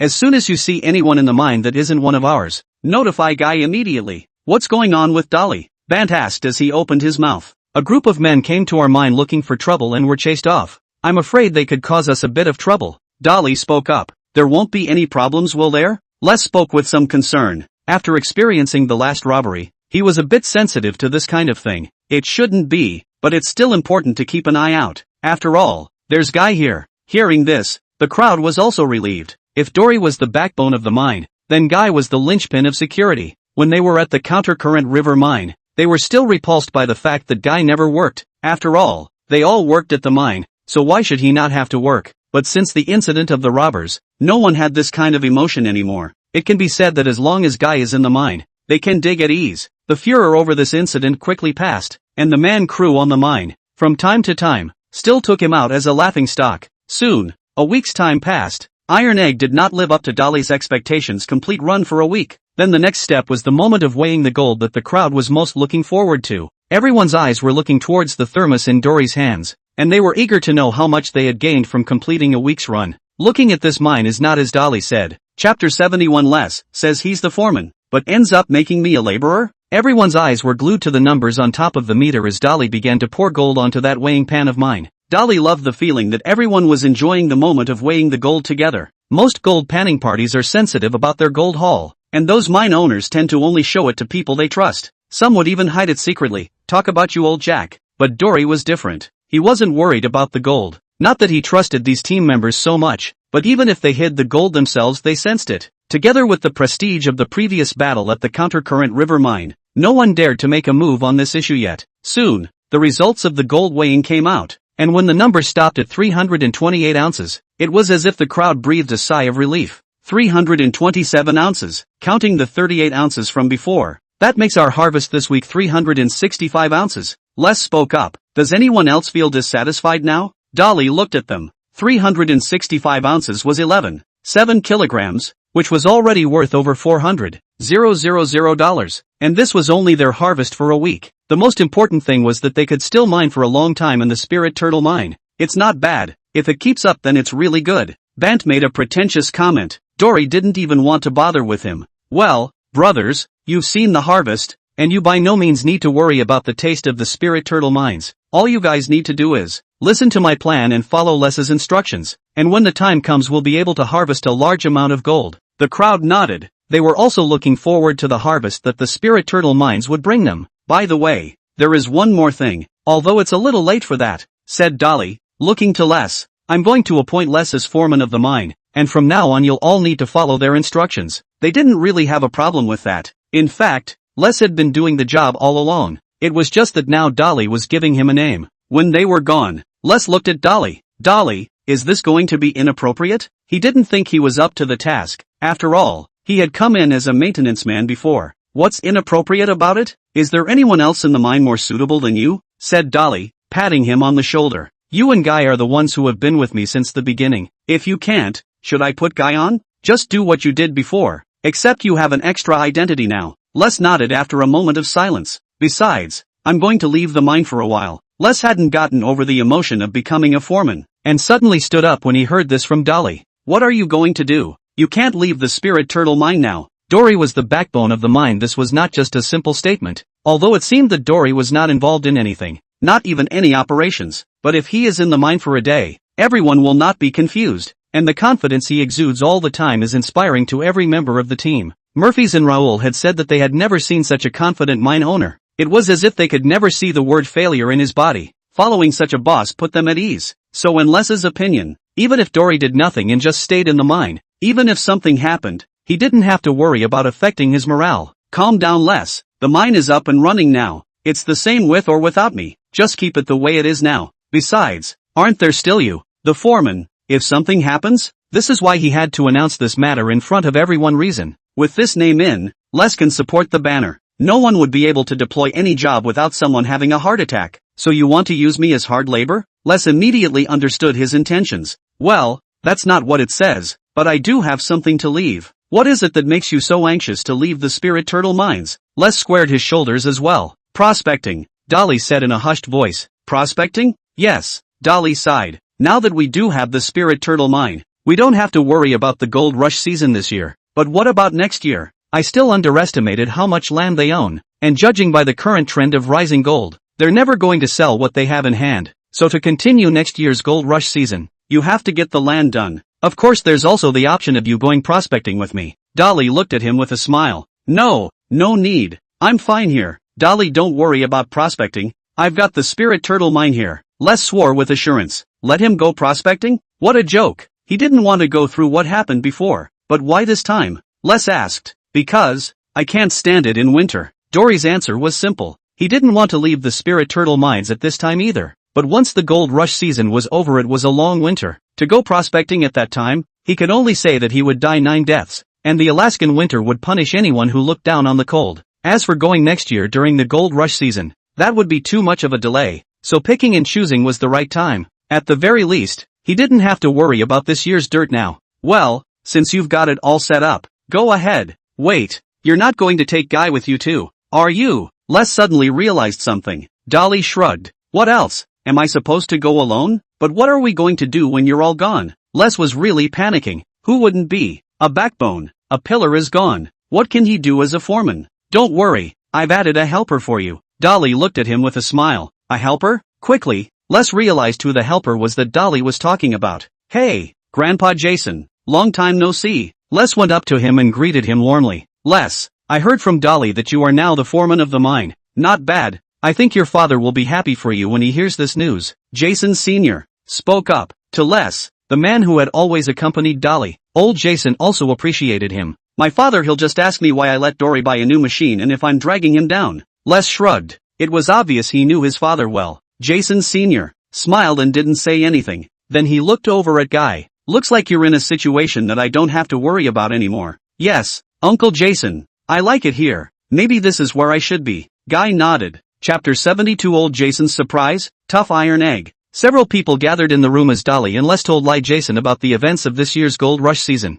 Old Jason's brow furrowed when he heard that Dolly had encountered robbers and had gone to war with them. Gold panning is never a peaceful job. It has too many surprises and I'm glad you made it through and adapted to it. By now Dolly and our reputation is all over Fairbanks. Les said proudly. So down to business. What do you need me to do? Old Jason returned to the topic. On that note, I intend to show you our current mine. Dolly laughed. That's right. You'll be amazed. Les chimed in. This instantly aroused old Jason's curiosity, and with Dolly and the others leading the way, he soon arrived at the excavation site. You guys changed your equipment? Old Jason was also able to tell right away that the equipment in front of him was different from what he had seen before. To be precise, it's a change to new equipment. Dory laughed as he pointed at the equipment on the mine and said, all the equipment you see now is new, including your washing machine. Brand new equipment. Now old Jason was also a little taken aback. Those two bulldozers too? Old Jason was still in a bit of disbelief. Dolly nodded. Where did you get all that money? Jason Sr. was puzzled. Replacing a brand new set of equipment which was not a bit more expensive than buying used equipment. Dolly, he took out a loan. Les betrayed Dolly at once. Dolly looked at Les inside. Yes, I took out a loan from the bank and with that money I purchased the equipment. And how much do you owe now? Jason Sr. asked. About $2 million. Dolly said lightly. Over $2 million. Old Jason's eyes bugged out when he heard that figure. As a matter of fact, I owe over 900 ounces on the bank's end, and $1,300,000 on the carter's end. But you don't have to worry. As long as you finish mining this mine, I'll not only be able to pay back the loan but also make a profit. Old Jason was silent when he heard this. The news was simply more shocking than when he heard that Dolly had shot the robbers. $2 million in arrears. In any ordinary family this figure can put people alive. But the key is, he could not see any anxious or regretful expression on Dolly. He was so confident. At this moment, he suddenly felt that Dory's growth had exceeded his expectations. In the last year, Dory was still someone who had to ask him for advice on everything. And at that time, Dory was even planning a rent in detail. It seems like you've really grown a lot. I'm glad. Old Jason patted his shoulder in relief. Dory froze, then spoke. Then I've introduced you to the situation of our spirit turtle mines. The current spirit turtle mine is the largest we've ever mined at the moment, at 40 acres, and for that reason, we're now on a 24-hour overtime mode, to ensure that the washers are always in operation. According to my previous detections, the spirit turtle mine has a minimum of 3,000 ounces of gold underground. As a matter of fact, we've already harvested more than 300 ounces in the last week. 3,000 ounces. If you can dig them all out, it can indeed solve your current problem. Old Jason nodded. This made it seem like Dolly's moves seemed reckless, but they were all under control. Now that the mining pattern has basically stabilized, the purpose of calling you over is to let you help out Les. Dolly stated the purpose of calling old Jason over. Jason Sr. looked at Les. Is he doing something wrong? Obviously listening to Dolly's words, he seemed to have misunderstood something. No. Les is doing a great job, and it's because of his good work that I promoted him to foreman of the mine. The reason I need you to come over and help is also simple. Guy and I are leaving the mine, said Dolly with a shrug. I would like you to take care of him for me while we are gone. So it is. Old Jason nodded. I see. So when are you leaving? We'll leave when the week is over. Well, enough of that. I've asked old Lynn to prepare a nice dinner for you. He almost had gold to upgrade his skills right now, so it wouldn't be too late to wait until he got this gold points before leaving. It just so happened that during this period of time, he would let old Jason familiarize himself with the mine. In fact, old Jason didn't have much to do in the mines. They weren't short of people anymore, and Dolly just gave him the job of separating the gold. By the way, this way, when he left, The mine could also carry out gold separation normally. A week passed quickly as well. But of course there was a slight hiccup this week. The iron egg, though tenacious, couldn't hold up to the earthy material that came from the bedrock. During one of the screenings, the steel bar of the tumbler screen was broken by a rock. The steel bars of the trommel screen are arranged in a spiral pattern inside the trommel screen to discharge the tailings. The steel bar was damaged, resulting in a large amount of soil could not be discharged properly and finally piled up in the trommel screen, seriously affecting the efficiency and results of gold screening. The solution was simple. Just find a steel bar and weld it back on, which was easy for Les to do. And in the end their gold haul for the week was 350 ounces. Hardly a big change from last week, which was a relief to the group of players that their worst fears still hadn't happened. Taking advantage of the rally, Dolly also broke the news that he would be leaving the spirit turtle mine. I know you guys were worried, so I called in outside help. Old Jason, my grandfather, who will replace me at the mine. Excluding the new members of the team this year, the rest of them were naturally no strangers to old Jason, and it could be said that a large portion of them were introduced by old Jason. Old Jason's appearance also sort of stabilized them a bit. The next day, after Dory and Guy packed up their things, they were ready to leave, and on the way out he handed a piece of data to Les. This is? Les looked at the data on the paper with some confusion. This is specific data on the distribution of gold in the Spirit Turtle mine. You can monitor the mine against the data on it. This was something Dolly had put together slightly this week to assist Les. Les looked at the data in his hand, and he understood very well what kind of weight this seemingly light piece of paper in his hand actually had. It was no exaggeration to say that even a novice white man who took this data and mined here could easily harvest the gold underground. For him this is not only a data, but also Dolly's trust in him. Chapter 73, A Miserable Waterloo. Then Dolly instructed Les to pay more attention to the iron egg and try to keep it running in its entirety. Then he left old Jason with $100,000 of funds and left with Guy. $100,000 should be enough to run the mine for 2 months without accidents. As the mine got bigger and bigger, the expenses got higher and higher. But these were necessary expenditures. Is Les really okay with this? Guy, who was driving, suddenly asked, still a little worried about Les. Les is capable enough, but he lacks a certain amount of stress resistance. But old Jason staying there will give him a certain amount of confidence. Guy no longer dwelled on it after hearing this, and turned to speak. Then where do we go next? This was the question he was most concerned about right now. Dory sniffed and took out a map, pointing to one of the places and said, "We'll go here." Looking at the location Dory pointed at, Guy spoke. "It doesn't look close." Dory nodded. "Yes, there used to be an old mining area there, but for some reason it hasn't been mined on a large scale in recent years, and I think there might be land there for us." Regarding this prospecting, he had an idea beforehand, which was still inspired by the Spirit Turtle mines. It was too time-consuming for his current abilities to try to explore truly pristine unmined lands. According to the size of their current mine, mining small lands in general was a waste of time. Therefore, he set his sights on previously mined areas, and in this way his exploration area was greatly reduced, and accordingly, the probability of success would increase. Regarding Dory's idea, although Guy didn't understand it, he still supported it with his actions. The place they went to this time was called Glacier Creek, an extremely remote mining area located in Fairbanks. It also took the two of them 2 days of driving to get to the nearby town, but to Dory's surprise, there wasn't much foot traffic to be seen around the town. Then, the two stopped to do a little bit of reorganization, and casually found a tavern to inquire about the situation. A gold mine? Not bad. There used to be people mining gold here, but you don't even see many people now. The tavern owner also briefly explained the situation when he heard their reason for coming. Then are there still people mining in recent years? Dory took out $100. I'm not sure about that, but you guys can visit the nearby museum. There's a lot of information collected there. Maybe you can find the answer there. The owner who had collected the money still showed them the way. Dory and Guy looked at each other and rushed towards the owner, said the museum. For some reason he was a little worried about the outcome of this one. Soon, they met the owner of the museum, and after briefly explaining the purpose of their visit, the other party gave the information they wanted. Our mining history here can be traced back to the gold rush period of the last century. The old pavilion owner took out a bunch of information. At that time, a large number of gold rushes went here, and according to the information,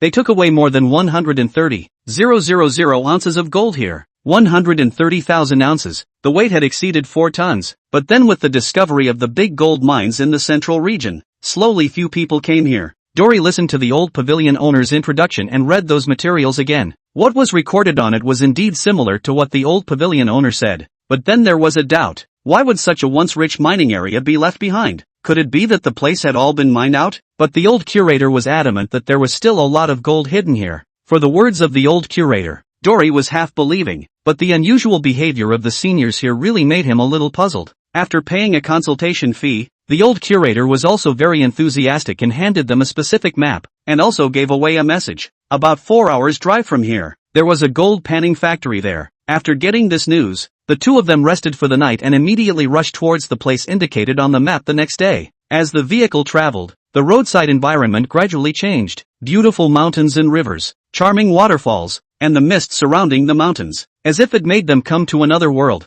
Guy couldn't help but let out a sigh of emotion. The environment here looks good, but Dolly frowned. But it's not suitable for us to prospect. As they went deeper, after walking on the path for almost 4 hours, they finally saw the gold panning factory that the old curator had said here. But the situation in front of them was completely different from what the old pavilion master said. It was an abandoned factory. Looking at what was left behind, it should have been moved in recent years. Dory went up to investigate and found that the various facilities in the camp had traces of destruction, and by the looks of it, it should be running water. He looked around, surrounded by mountain ranges. The terrain here was low. In the event of a flood, then this place would most likely be submerged. Maybe he knew the reason why those seniors abandoned this place. He sighed and looked at Guy. Let's go. I think we should end it too. No more looking around? Guy was a bit puzzled. They had just gotten here and hadn't done anything. Things aren't right for us here. For one thing, it's too remote and the road in is extremely narrow, making it difficult to pass large equipment. And the gold panning conditions here are so harsh that I don't want to take the risk. He could overcome all the other difficulties, but how do you expect him to manage this natural disaster?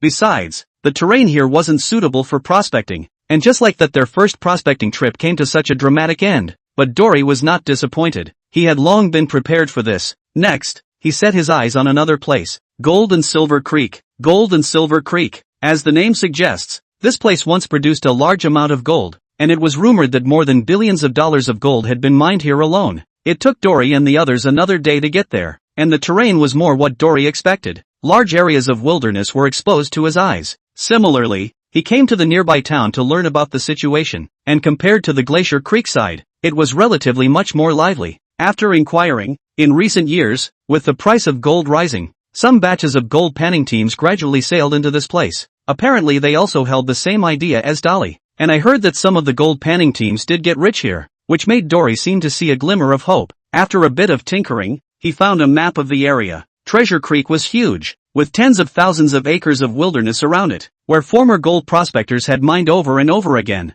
but there were still large portions that had yet to be touched, and it was those areas that Dory was aiming for. Chapter 74, What kind of netherworld mine is this? Based on the mining results shown on the map, most of the mining locations were located on both sides of the river. It was easy to understand. After all, where there was water there was a higher chance of gold appearing, and the older generation of gold miners used this way to find gold. But as times change, the new generation of gold miners have figured out another way to find those ancient rivers that were previously buried on top of the original. Improvements in various equipment and developments in detection technology allowed them to make significant discoveries indeed. Soon enough, Dolly had his eyes on an area they hadn't explored. Without any hesitation, he and Guy grabbed their supplies and set off towards it, the prospecting here being much easier than before. This was also thanks to the upgrade of his ability. Gold Rush Tycoon. Probing depth, level 732 meters. Detection range, 2 meters. Detection accuracy, medium upper. You can keenly detect gold in the earth. Gold points, 0. 40 kilograms of gold translates into 1 point. Charging, 14,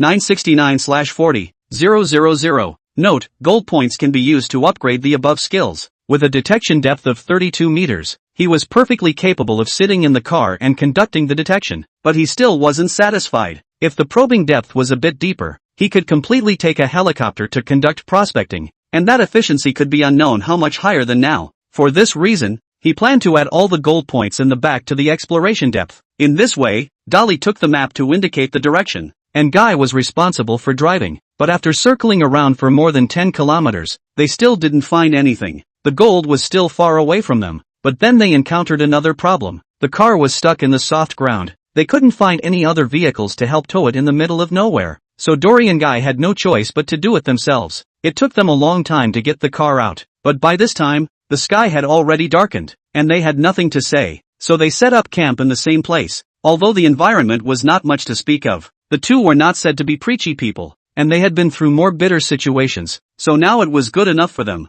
Say, I can't seem to get any better with this car following me around. Dolly looked at the pickup and smiled. It was the same car that he had driven earlier when the reverse river mine collapsed, and when he rescued him, he had given it a whole lot of work along with him, and the key hadn't been much of a big deal. Later on, it followed him through a robbery, and apart from a few more bullet holes in the body of the car, there was nothing else wrong with it. To be honest, he hadn't even expected his casually used car to be so tough that it almost boiled him away. Itself only slightly injured. Guy smiled at that as well. Tomorrow, I'm going to look deeper. Dolly voiced his thoughts, but it might be a bit of a walk there. He gave a word of caution. It's all the way down here. Are we going to give up? Guy said. Dolly smiled back. Panning for gold wasn't as easy as it looked. How to find valuable mines was the headache of every gold prospector, even if Dory had the ability to sense gold. At this stage, he could only continue this uninteresting and exhausting journey. After hiding the vehicle, the two formally hiked towards the area ahead. This was truly pristine unmined land, and the dense woods made their movement very restricted,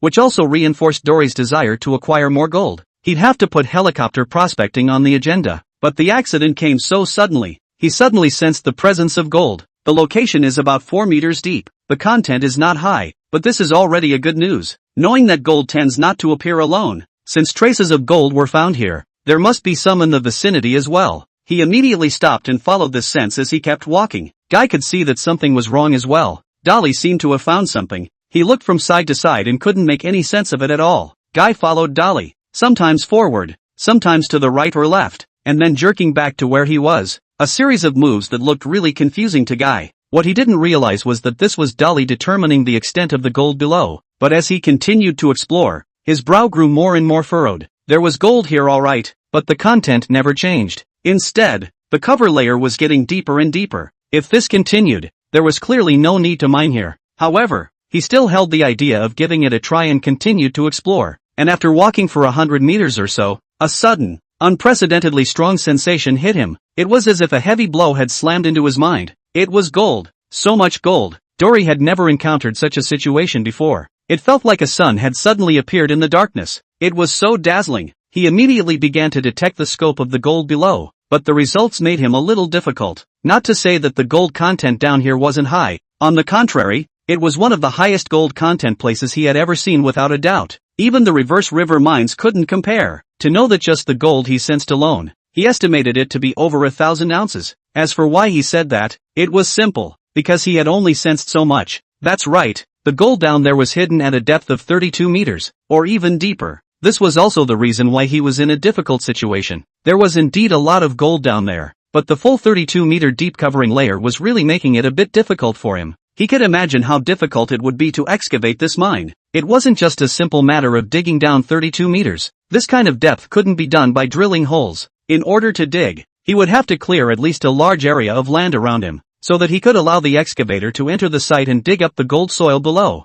This way he would have to take in more fuel costs for nothing. And at a preliminary estimate, if this 1,000 ounces of gold was all that was down there, counting the wages of his employees, he probably wouldn't even make much. But on second thought, he was relieved. Who cares? It's 1,000 ounces even if he doesn't make any money, he can use it to fill the balance of the gold point as long as he doesn't lose money. Besides, there might be more gold hidden down here. Thinking of this, Dolly immediately selected it as the #1 stockyard for next year. Looking at the one material field in front of him, Dolly was also a bit puzzled. How is the distribution of this gold so unique? All deposited in one area. This makes him think of the waterhole where he first mined. Could it be that this used to be a waterfall? Looking at the surroundings, Dolly could hardly associate it with a waterfall, but perhaps it was this change in terrain that prevented the gold prospectors from discovering this treasure. After all, normal people who would think of gold in this kind of hill ground shing, or hidden in more than 30 meters deep underground. Also, Dolly can sense the gold, or not with more than one look.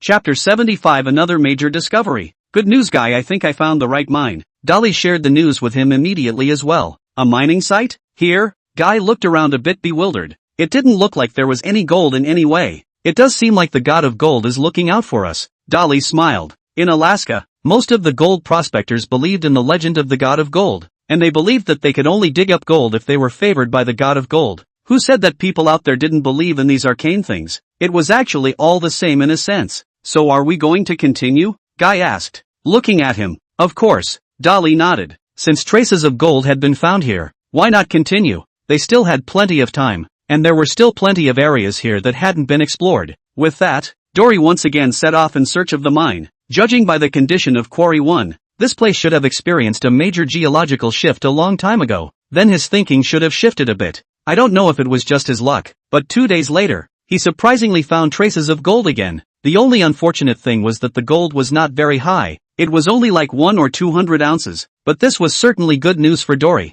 He had a hunch that perhaps there was a bigger and richer mine waiting for him just ahead. It wasn't long into the walk before Dory made another discovery. The place was pretty much the same as he had just found, and that made Dory's hunch grow stronger. But he went on for miles and miles without finding a trace of gold, as if there was only so much gold here. No, this was a very wrong situation. There shouldn't be only so much gold here. He thought about it and took Guy back to the 2 gold spots they had just been at, and this time he changed directions and walked not even a mile, and sure enough there was another discovery here. And this seemed to confirm Dolly's suspicions, and he immediately took out his map and began to question Guy. Where is our present place? Although he could read a map, he couldn't do it if he had to judge the exact location, and that was Guy's basic skill. Guy picked up the map and looked around in all directions, and soon he was pointing to a spot on it and said, "Right here." Dolly nodded and noted it down with a marker. Then he asked Guy about the location of the 2 gold spots he had stopped at earlier. After marking them off one by one, he picked a direction and continued on. This time he quickly made a discovery. Sure enough, he took out a pen and marked it on the map again,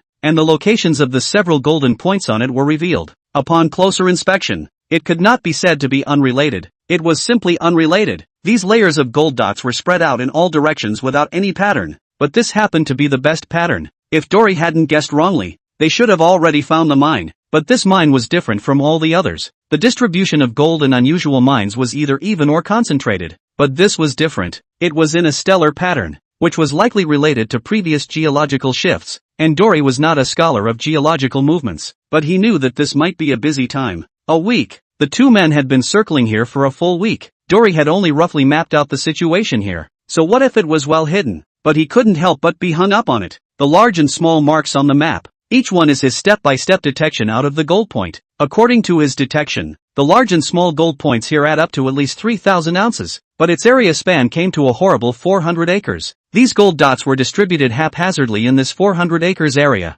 Seeing this situation, Doyle also had some pain in his heart. This gold and silver creek mine is really that different? They all like to dig holes? Just like a groundhog. But no matter what, he had sort of found the second stockyard, although it would cost more to buy this place. But the good thing was that those gold spots were not as deep as the first stockyard, so it's still worth digging, only it'll take a bit of work too. Come on Guy, I can't wait to get some rest, Dolly said looking at Guy. The 2 mines were already enough for them to mine next year and even the year after that, and this prospecting was just too tiring. He and Guy had walked the 400 acres step by step in order to detect those gold spots. Supplies and whatnot had run out 2 days earlier, and they were still here, hanging on by a thread. Now that the mission was complete, he no longer wanted to stay in this hole. He didn't know if there was any gold in the deeper places. He didn't have the ability to explore it now. Guy was relieved to hear his words. The 2 of them then followed the map back to where they had hidden the car and drove immediately towards the town. But even then, Dolly didn't rest. Instead he took Guy to the Bureau of Mines. He just couldn't sleep until he got his hands on these 2 pieces of land. It was the same procedure, the only difference being that he had spent $230,000 on the land this time.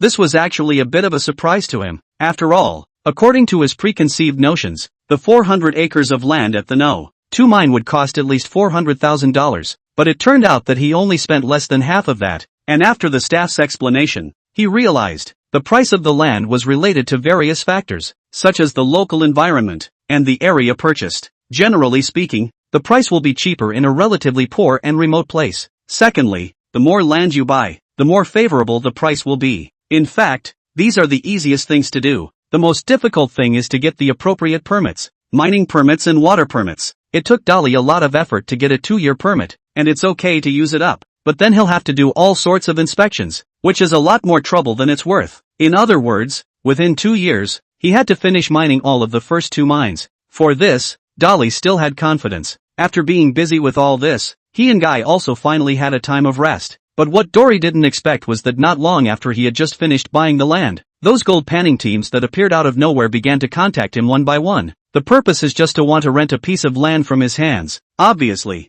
Dory's so big action also let them notice something. But how could Dory rent the mine he had worked so hard to find to them? It wasn't as if he didn't have the ability to mine. Besides, he didn't care about that little bit of rent. Although Dory rejected them, there were some people who didn't give up, and they started looking around Dory's mine, hoping that they could use this to find the fish that had slipped through the net. This was the norm for those small gold panning teams that could only pick up a little bit of the leftovers that others had left behind. Chapter 76 Porcupine Creek meets Parker. The next day Dolly woke up, and recovering his spirits he was among the first to call on old Jason. Dolly, how have you and Guy been? Not really good. Just got back to town yesterday after a week of tossing around in the deep mountains. Dolly said. Les asked you how the prospecting went? In fact, we had a great haul. I bought enough of the mine for us to mine for 2 years. Dolly said with a hint of pride even in his tone. 2 years? Les's exclamation came from the other end of the line. Dolly, are you telling the truth? Les asked excitedly. Of course, I think they'll surprise you when they come over next year. Dory smiled. He could already think of what Les' face would look like when he saw the 2 nether mines. Cool. So when are you guys coming back? It's going to be a while for now. This period of prospecting has been so torturous that I'm going to get some rest. You're not planning on sneaking off to have fun behind my back, are you? Les teased. Alright, how is the situation at the Spirit Turtle mine? Nothing happened to Iron Egg, right? Dolly asked. The situation is not very good. The Iron Egg railing plate was smashed during a sifting and washing. We had to replace a new one. In addition, during the night shift, the water pipe was accidentally crushed. Les also went over the events of the time, but even with all these problems, Les still fixed them. Dolly listened to Les talk about these little hiccups. There were no surprises. This was what gold panning work normally looked like. It could never be avoided. Even though he was using all new equipment, the conditions in the mines were variable and new equipment could only reduce the frequency of these breakdowns. What about the crew? What's their mood? Dolly asked again. He wasn't worried about anything else. He was worried about this. The people on Amelika's side didn't look like the Chinese. Their mental capacity was generally low. Let's take the simplest work as an example. As long as the Chinese people had the money in place, there was nothing that said they couldn't do it. But they were different, although money was also important. If they felt too tired, or if they didn't like the atmosphere here, they would really leave. There was no way around it. This was free Amelika, and the smell of freedom was everywhere. It's not bad. Old Jason took over your job, and although the work in the mines is tiring for them, being able to see the gold harvest every week makes them forget their fatigue for a short while. Also, I did what you said and wasn't too hard on them, even if the mistakes were made because of them. Dolly was relieved to hear less words. Before, the pressure of working in the mines was not too high, and he didn't have any troubles in this regard, but now he was really afraid that these guys would give him a run for his money if they weren't happy about it. Therefore, it was quite difficult for him to be the boss. Sometimes he still had to take care of his employees' emotions. After chatting for a while, Dory had wanted to go to the tavern to drink a couple of cups, but considering the enthusiasm of those gold prospectors, he still gave up this intention. Just then, he looked at the map on the table and suddenly noticed something. Porcupine Creek? It seemed like he had heard of this place somewhere, and the next moment, he was violently stunned. He remembered. Wasn't this the place where Parker first started panning for gold? Should we go and take a look? This idea flashed through his mind at once. Anyway, what he should do now was done, so it would be like going to rest and relax. By the way, he would also see if Parker was already panning for gold at this time. That said, was this considered a different kind of stargazing? But the difference was that the current Parker could only look up to him. The thought of that scene made Dolly a little pressed, and he called on Guy to explain his plan to head for Porcupine Creek. Naturally Guy agreed with him, and he went wherever Dolly went anyway. As soon as they said they were leaving, they immediately drove to Porcupine Creek to begin their vacation. Porcupine Creek was not within Fairbanks, but it had also mined large amounts of gold during the previous gold rush. There are still a number of gold panning parties in the area. Dolly spent 3 days wandering all the way here, because it was unclear where Parker and the others were now. Dory can only contact those mine owners first. Borrowing the reason of buying land, it did not take long for him to contact a local mine owner. The two soon met the local mine owner. Hello Mr. Earl, I'm the one Dolly contacted about your purchase. Dolly stepped forward and greeted him. Wow, you look pretty young. His words weren't so much a compliment to Dory as they were skeptical of Dory's purpose for being here. After all, it seemed to him that a young man like Dory couldn't get the funds to purchase the land. I think you may have misunderstood something. First of all, I am panning for gold in Fairbanks. If you have any acquaintances there, you must have heard of my name, and they have given me the nickname of Cowboy Dolly. Cowboy Dolly. Seems like I've heard that somewhere. Earl frowned and suddenly thought of something looking at him with a surprised face. You're the Dolly? Looks like my reputation has gotten out of Fairbanks. Dolly smiled. It's something that would concern any gold digger. Come on in. Proving Dolly's identity, Earl was also inviting them into the house. Dolly, from what I understand, you seem to be making a lot of money mining in Fairbanks. Why are you here with me? Earl asked as he looked at him. The land he had here was not comparable to Fairbanks. Just an attempt. Dolly gave a vague cry. I've got a piece of my current land bought out and someone else leasing out part of the rest. Speaking of which, the other guy is a young kid like you. Earl grinned. This instantly caught Dolly's attention. This man he was talking about couldn't be Parker, could it? The next thing was easy. He convinced the other man easily, and then they drove to the land he said was being rented out. As soon as they arrived at the place, he saw the figure busy at work in the mine, and looking at the kid across the street. Doyle had confirmed that it was the Parker kid who hadn't run away. By this time, Parker had noticed them as well, and looked a little rattled as he looked at the unfamiliar pair of Dolly and Guy behind Earl. Hi Parker, how's work? By way of introduction, this is Dolly from Fairbanks, also a gold prospector. The difference is he's been digging up a lot of gold this year. You're Dolly the cowboy? Parker, too, seemed to have heard of him, and there was a strange excitement in his eyes. I heard that you dug up $1 million worth of gold in Fairbanks and were targeted by robbers because of it. Is that true? Parker asked the most concerned topic. Chapter 77, Realistic Parker. Decisive Todd. Sure enough, just as Dolly thought, the only thing Parker cared about was their gold harvest. But what was Dolly doing here?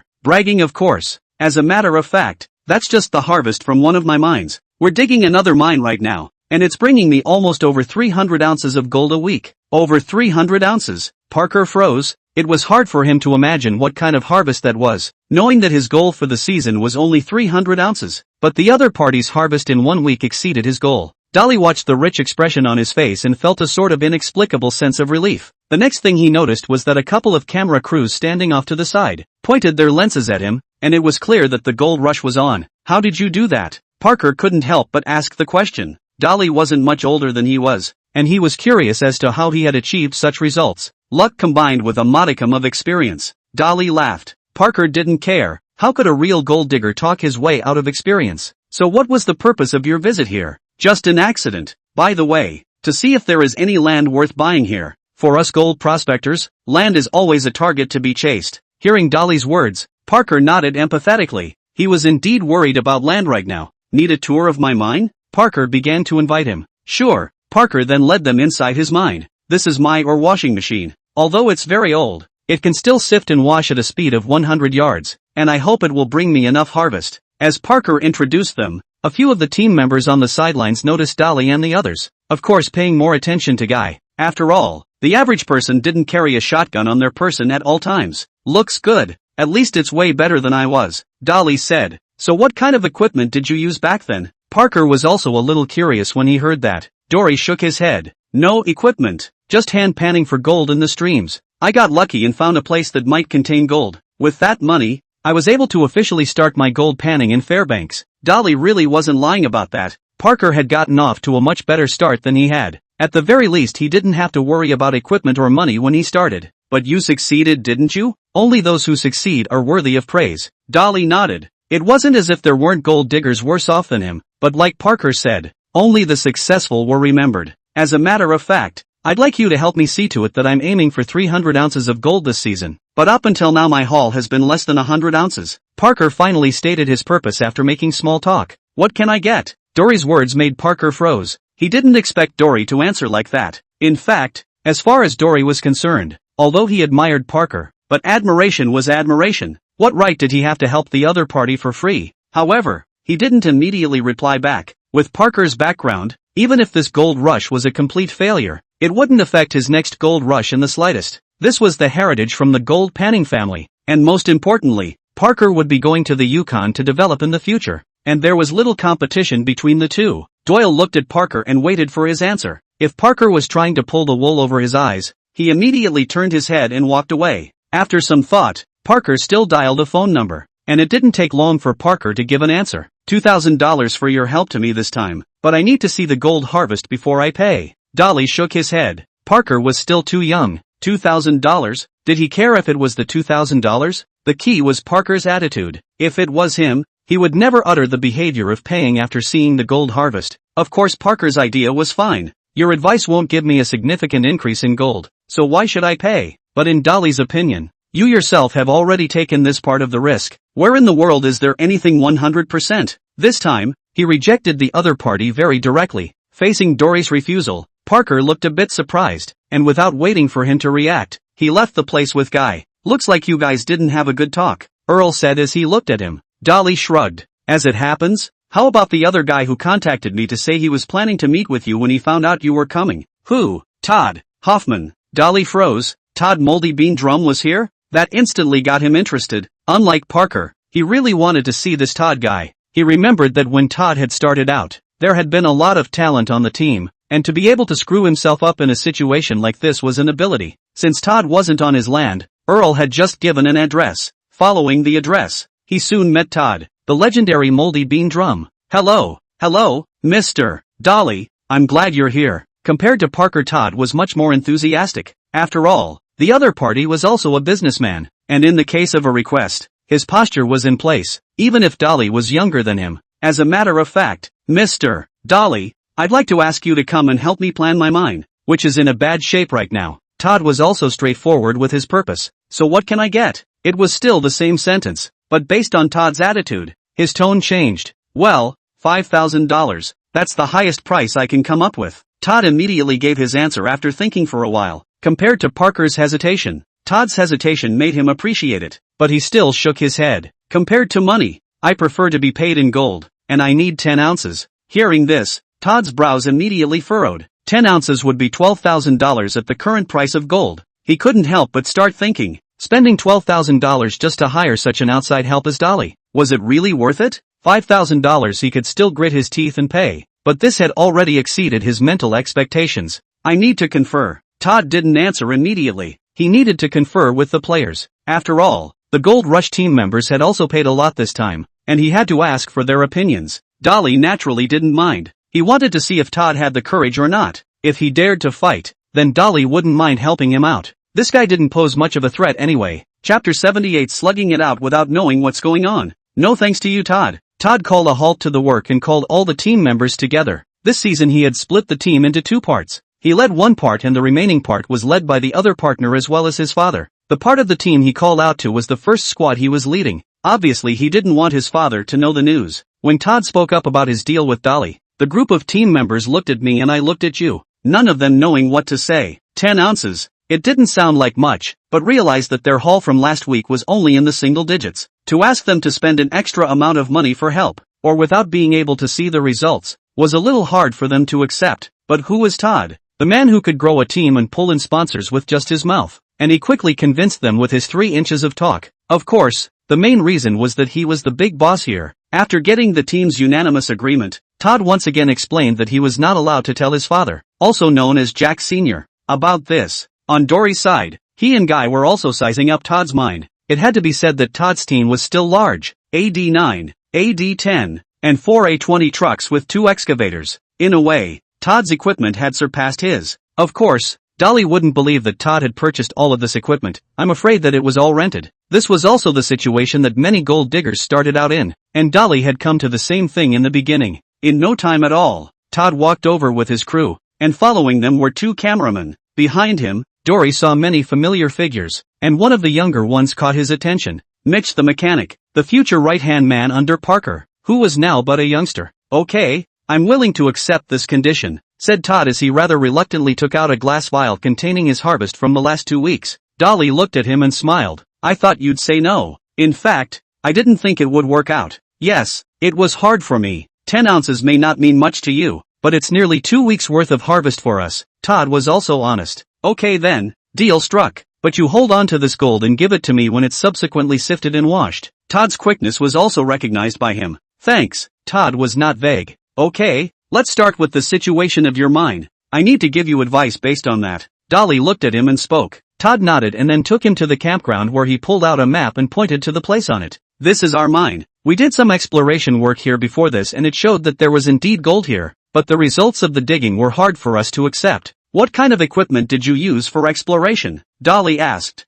looking at him. A drilling rig, and then tests done by removing portions of the soil, Todd said. Dolly wasn't surprised. Most gold prospectors went with this method, but the drawbacks were too obvious. I need to get to the mine and do some actual probing. Stop all your work until then, Dolly said looking at him. Without knowing the exact gold-bearing earth material in the mine, any work would just be a waste of time and fuel. Todd didn't refuse and soon everyone in the first team stopped working as they watched Dolly walk around the mine with Todd. They looked at Dolly with skepticism. Could Dolly really give practical advice on changing their mine? Dolly stepped out onto the muddy mine floor with his helmet and reflective undershirt. Your biggest problem right now is the dirt, and from what you've said, it's obvious that you've been sifting and washing useless dirt. Yes, that aspect does agonize me. Todd nodded. The other problems were minor. The visible lack of gold made his team all start to get progressively agitated, especially when they saw that the second team had already harvested the gold. In contrast, their emotions became even more disgruntled, which was also the reason why Dory, who he had turned to for help, couldn't really find any other way.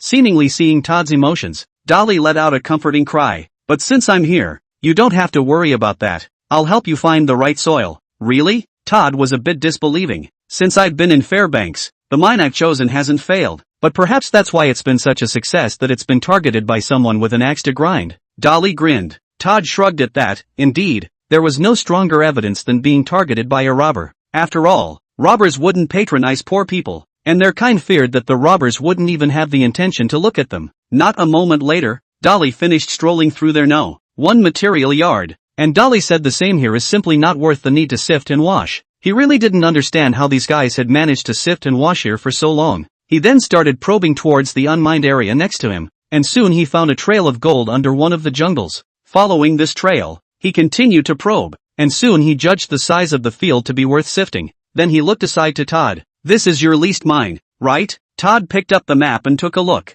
This area is, but there's no rent over there yet. It's not our stockyard. Looks like the landowner didn't give you guys the good stockyards to have a backhoe over. Todd didn't hesitate after hearing this, and directly called for an excavator with his walkie-talkie, and under Dolly's signal, the excavator quickly opened a cut there. Stop! Seeing that the excavator's action was still continuing, Dory immediately shouted to stop him, and then he let the excavator bring out a little bit of earth material from the side. Filling a gold pan with the dirt, he then led Todd to a puddle and began panning, and soon the gold appeared underneath the pan. Here it is. I don't think you'll be disappointed with the haul here. At the very least it will exceed your previous single-digit haul. Dolly looked at him and smiled. Todd looked at the gold in the pan and nothing thrilled him more. He immediately called for his team to start digging on the land. The other team members were more than a little skeptical in the face of this situation, and even though Todd showed them the harvest in the gold pan, it didn't allay their concerns. But now the only way to know how it would be was to sift and wash the place out and see the final gold results. But just at this time a figure walked into the mine.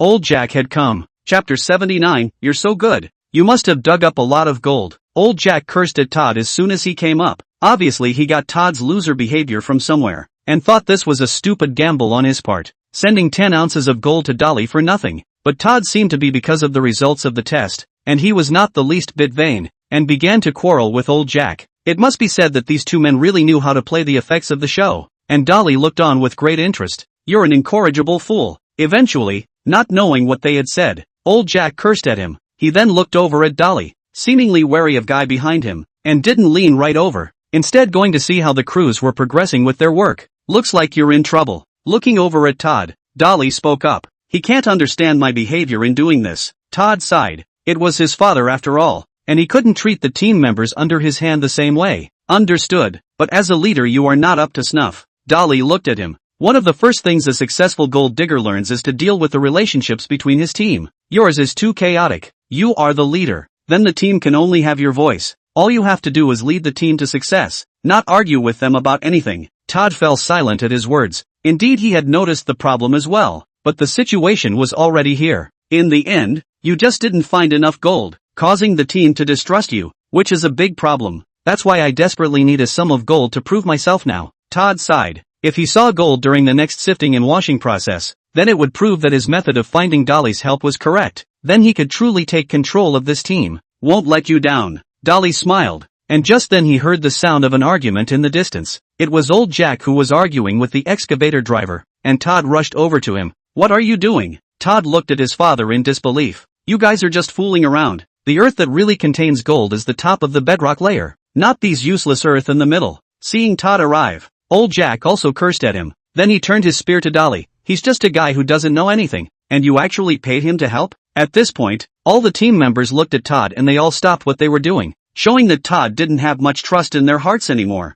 Dory also shook his head when he saw this, but since the spearhead had come to him, how could he possibly hold back? Hey old man, so you're pretty good then? Dory stepped forward and taunted. Old Jack was Todd's father, not his. He didn't care about that. so may I ask how much gold you dug up? 100 ounces, or 200. Dolly's words undoubtedly pierced old Jack's heart as hard as the sharpest knife. You say I don't know anything about it, but not coincidentally, I've harvested over $1 million in gold from my first mine this year, and I still have over 300 ounces of gold coming in every week. So what about you? Show me your so-called accomplishments. In the gold rush world, any so-called experience is so powerless in the face of real results. So what if old Jack talks better? It's a fact that he can't dig up any gold. And Dolly, he doesn't have to prove anything anymore. That huge gold income is the best proof. Sometimes, it is necessary to show off in order to let people know your strength. Old Jack was instantly disliked by his words, and was speechless. If there's nothing else, get out of here. I'm guiding the mine now, and it's about time you guys learned what real gold panning is,